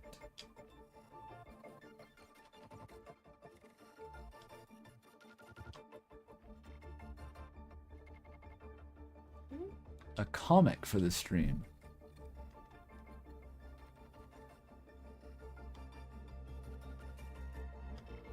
Looks like Shadow of Roserade made a video.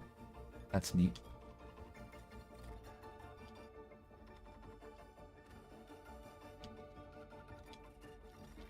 Death Knight designs in bulk.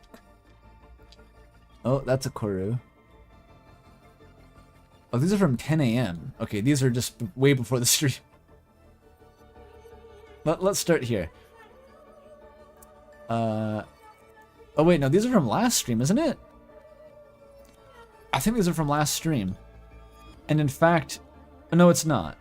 No, this is old. This is different. Okay, I was thinking of a sketch of Bastard with the effigies on their leg. That was what I was thinking of. Which I think someone rendered that, actually, on the Corru server. Let me try to find that, because that was originally stream art.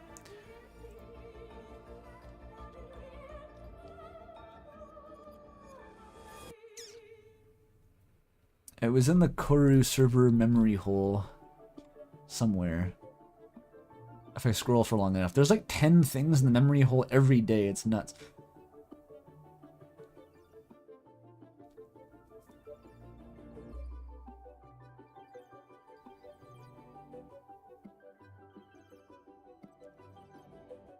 Somewhere, if I scroll for long enough. It's in my server too? Did they post a rendered version? And when? because I have to find this stuff. If you've been posting it like in the previous week, then it might be really far up.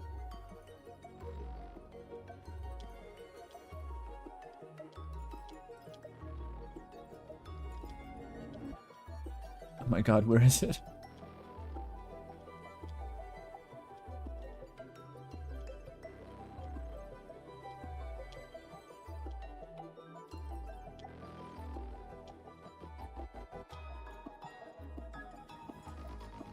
Is that Miltzfu? And there's some Miltzfu. I'm still scrolling. This is nuts. I found it. Okay, finally. It's art by Budibudibudibubebej. That. It's by that person. It's a render of a sketch from last stream of Bastard being the weird uncle to all the effigies. Beautiful. Okay, now I return to my own server. Oh, you can't see it? Shit. Shit.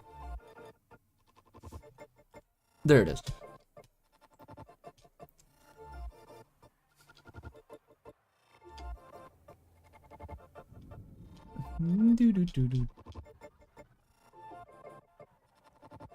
Oh, the previous one too.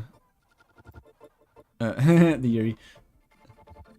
This is the real MP. I didn't even notice Isabel's got her hand on her head. Oh my god. Oh my god, I didn't even see that. Okay. Stay focused though. Yeah, so these are the first two sketches I mentioned. Okay, questions, creature.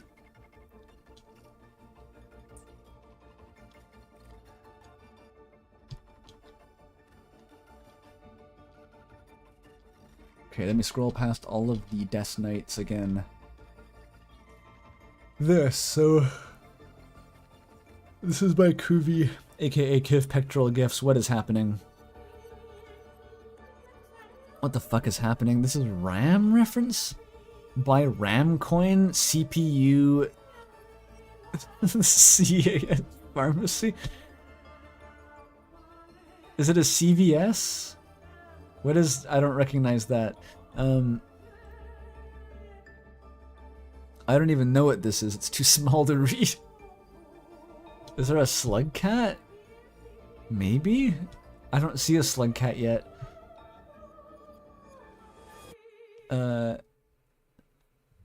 He's going to the aisles, dude. It's all Ramcoin. Who's promoting Ramcoin? This is the most abstract stream art since Kissy Cutie. This is what infected Dosek. He saw this for half a second. The Knight? Who the fuck is that back there? Is that... I have no idea.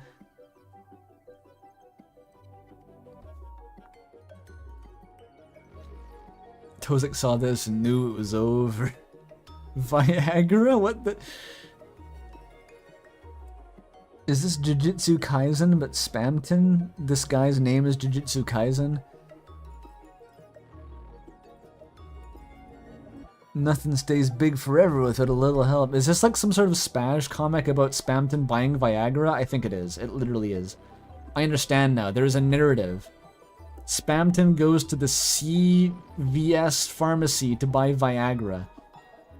Now we know, and Tozik is a cat.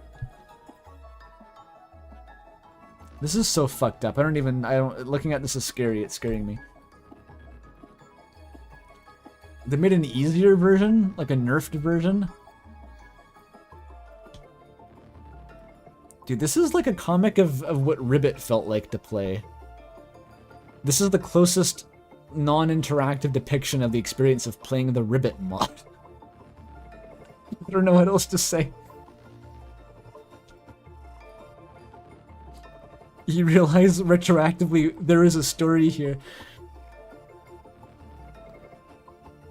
Is Spamton snorting the Viagra?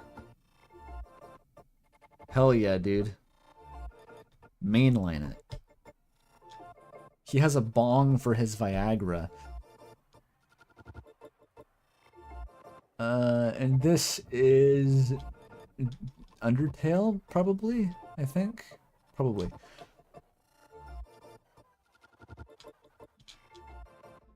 Death Knights are back. Yo, spam Intrusive forever. That's the artist. Also kind of explains the piece. That's kind of all you need to know. Dude, bro, dude. Yeah. Yeah. Yeah. I feel like Intrusive would be a lovely pairing with not even Spamton, specifically the Spam Totem. They have a similar energy of like something you'd see as a cutaway, not like a jump scare in a Courage the Cowardly Dog episode. They're on that level together.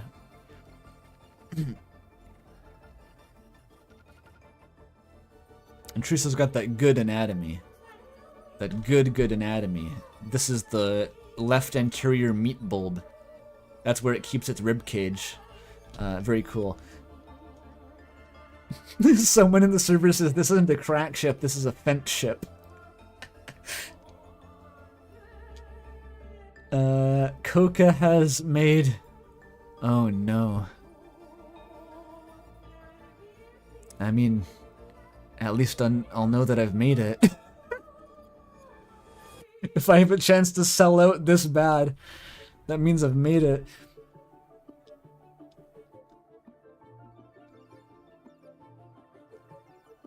Sign on the dotted line, Andrew. Sign on the dotted line.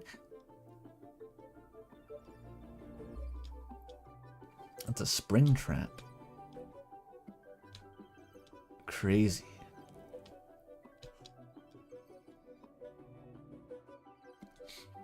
Corru stream art.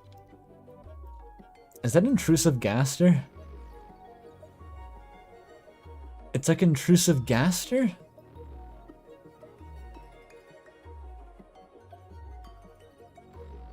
Jesus.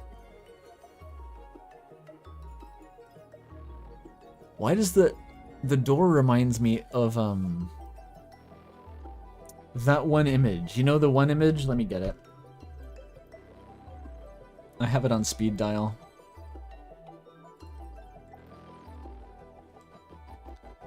This. My favorite Gaster. It's the same door frame. This is like a two panel comic. Notices you, baby girl, daddy's home. You see the vision?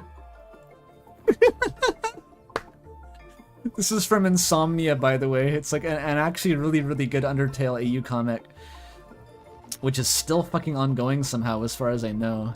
But the Gaster design is hilarious.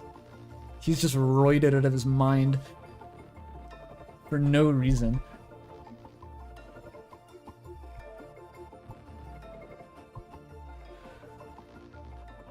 Ah, beautiful. WD Chadster. Okay, we got some imported doodles from the Corru embassy. Oh, but they're good though. We got this is maybe some design spoilers, but I'll just say, yeah, that's a face. That's a face to make. That's a face you can make if you want.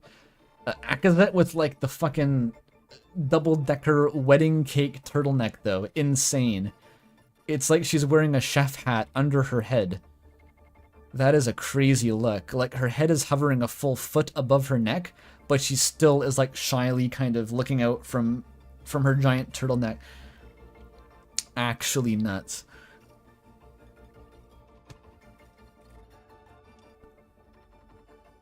And a curly-haired Gelly up here. That's quite nice. Why is Gakvu doing that? Why is she a toe beast with her toes out? Maybe because of Tozik? It's a reference to... Okay, wow. Wow.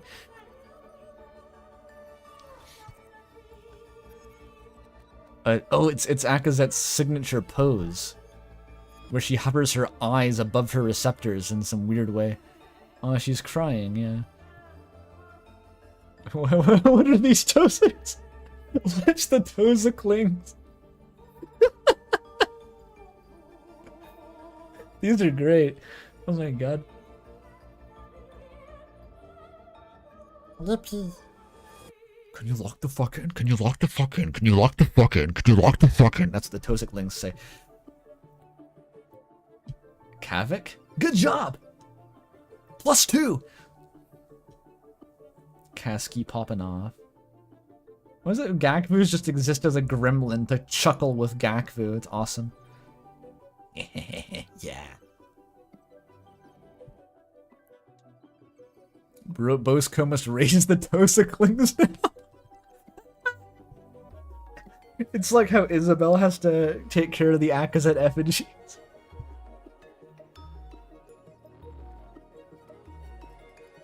It's his new purpose. I know your whole family and city died in a Sekri infestation, but how about these guys replace them? Is that okay? It would give him a new sense of purpose.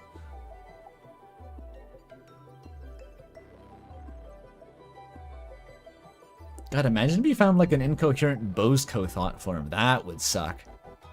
That would suck bad. You see how bad Kavik is? You see how bad Kazki is? How bad Isabel is? They're not even Bosco. What the fuck would the incoherent Bosco thought form look like? That would be horrible. Jesus Christ.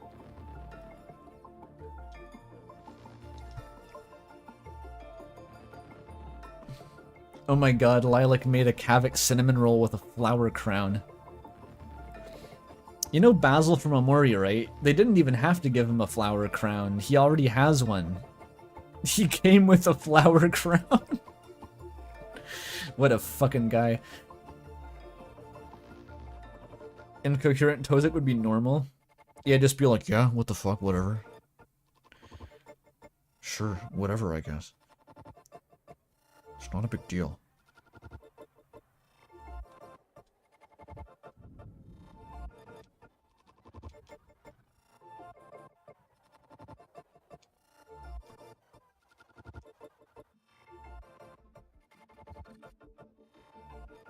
Why is there the Russian Treasure Island meme cartoon being posted? What is that for?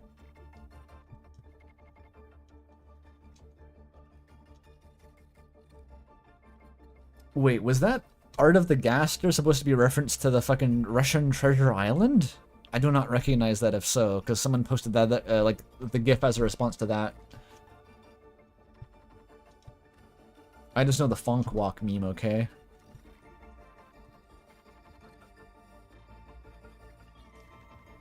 Is this Corru? No, it's Delta Rune. Someone just drew 1,000,000 high-res papyrus sprites. Okay. Outer Wilds art. Oh, hell yeah!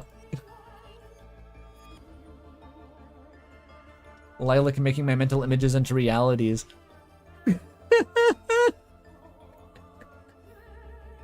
Happening constantly. It got filtered out of the thought space. Fun Friend censored it. He's like, this is too embarrassing. It's gonna tarnish Akazet's memory. I have to curate this slightly.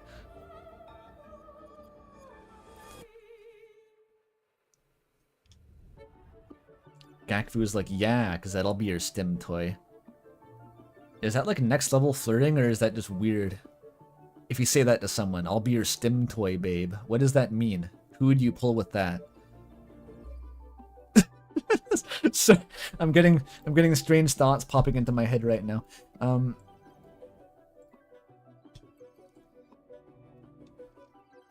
I'll be your baby sensory video, Akazet.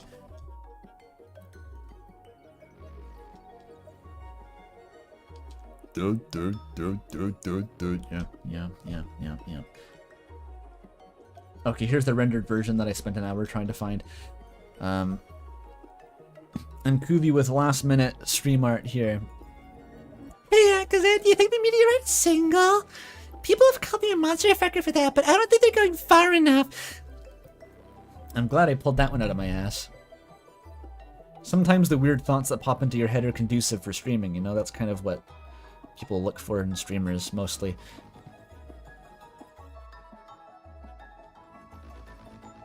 Idril's actually part of the conflict, but on her own side, where she just wants to to know the meteor carnally, like that kind of discover the meteor, investigate, learn about the meteor by fucking it. It's no one wants to like mess with her one way or the other, so both sides leave her alone.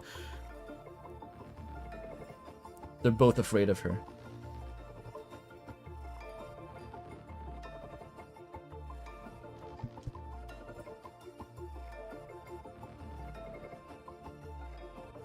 They don't allow that in the embassy? Is that... I didn't realize there was a... They had such high standards over there. You can't have Idril being a monster fucker.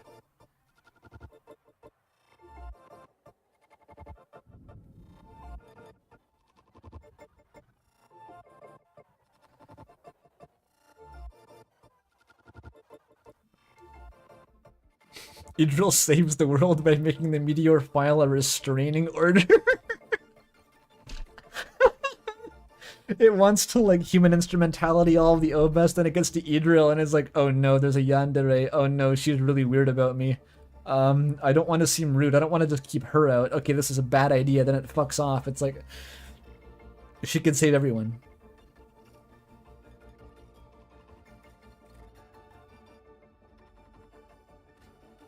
Just one OBS is really creepy about it, then it doesn't want to mess with them anymore.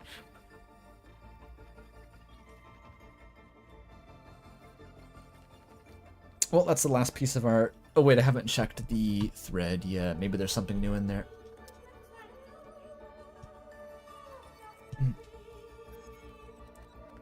Oh, this is the Discord screenshot. Oh god, oh fuck, streamer's gonna poke around the website. What do you think would happen, dude? That's what streamers do. This is just like a live blog of the back end of the site here.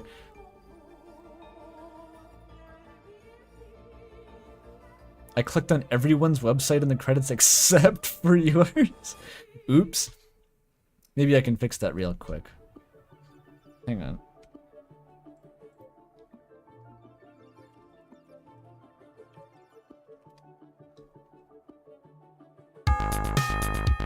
Fuck.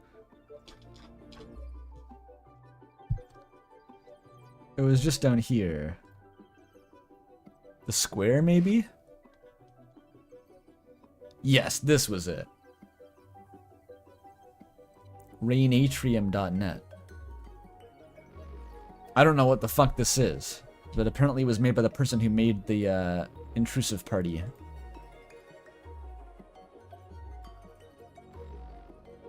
Whoa, is this like an art gallery or is it like a point-and-click adventure game?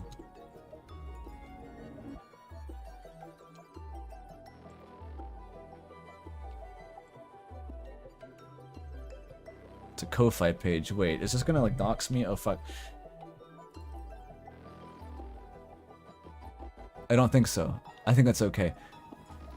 I was worried for a sec. I remember that like certain... I think if you give someone money on PayPal, it can give them like your address or email address or some shit like that. I just had a moment of paranoia. Okay.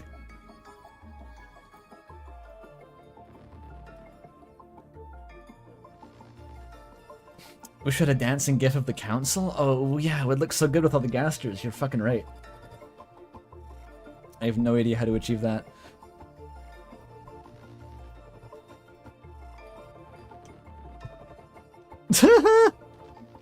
I guess this is stream art. Fucking Kate. Granddad! That's good. This is why you have to look in the corru thread too.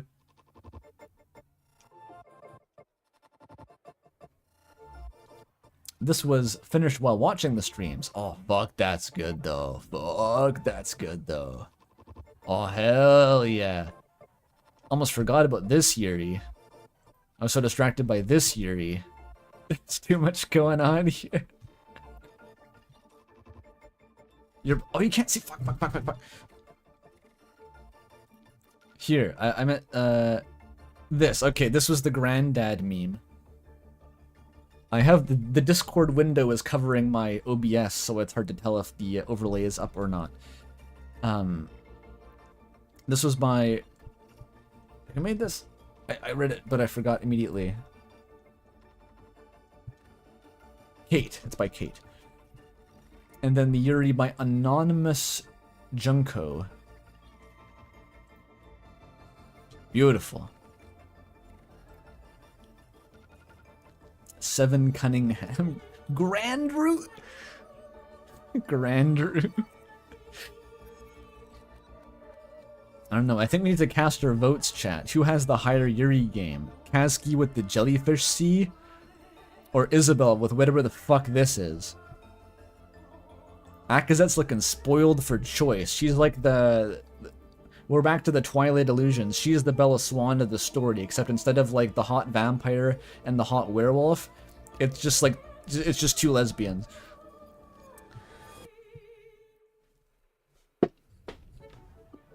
I see 1 for Kazuki, 2 for Isabel. Isabel solos.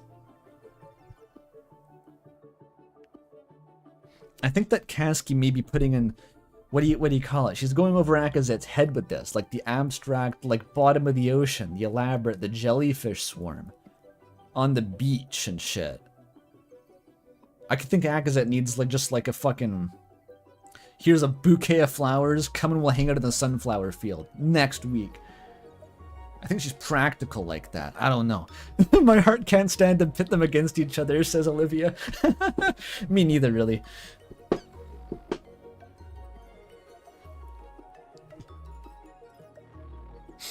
It's really fucking funny. Why am I becoming like the world's biggest himedanchi by constant exposure to like gay media? This is getting stupid. Is that the right one? Did I get the right one on the gay Japanese media grid? Fujoshi, Fudanshi, Himejoshi, Himedanshi? One of those?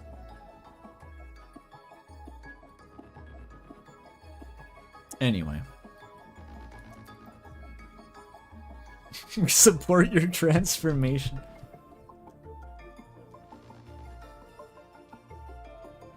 Okay, the rest of this is text. Boring text. Can't show that on the screen. There's people talking about things. That's an ant. I think I'll leave us off with this message from Sausage Snob. 2 Jut, children in the rec floor, 5 curls around, 'cause they so gay. Thank you, Sausage. Okay, that's actually it. That's the end. Woo! Alright, that turned out pretty long in the end, almost 9 hours. I'm glad that I stopped when I did, because that would have been a whole... I would not have had the energy to do more fucking combat segments after that. Okay, wonderful, wonderful Corru. I love the Corru. Great to play Corru, to experience the Corru. Can't wait for episode 4 Ad 1. Can't wait to finish episode 4 next week. Goon Voyage, my Gellings. Jesus Christ. That sounds bad. Gelding means like that's castrating. That's a different term. A bit too close for comfort. Anyway, why does that have to be the note the stream ends on now? I guess it's too late to change it. What? Shut up. True. Good night, everyone. It is a real word. I learned it from Dwarf Fortress. Yori no, yori no,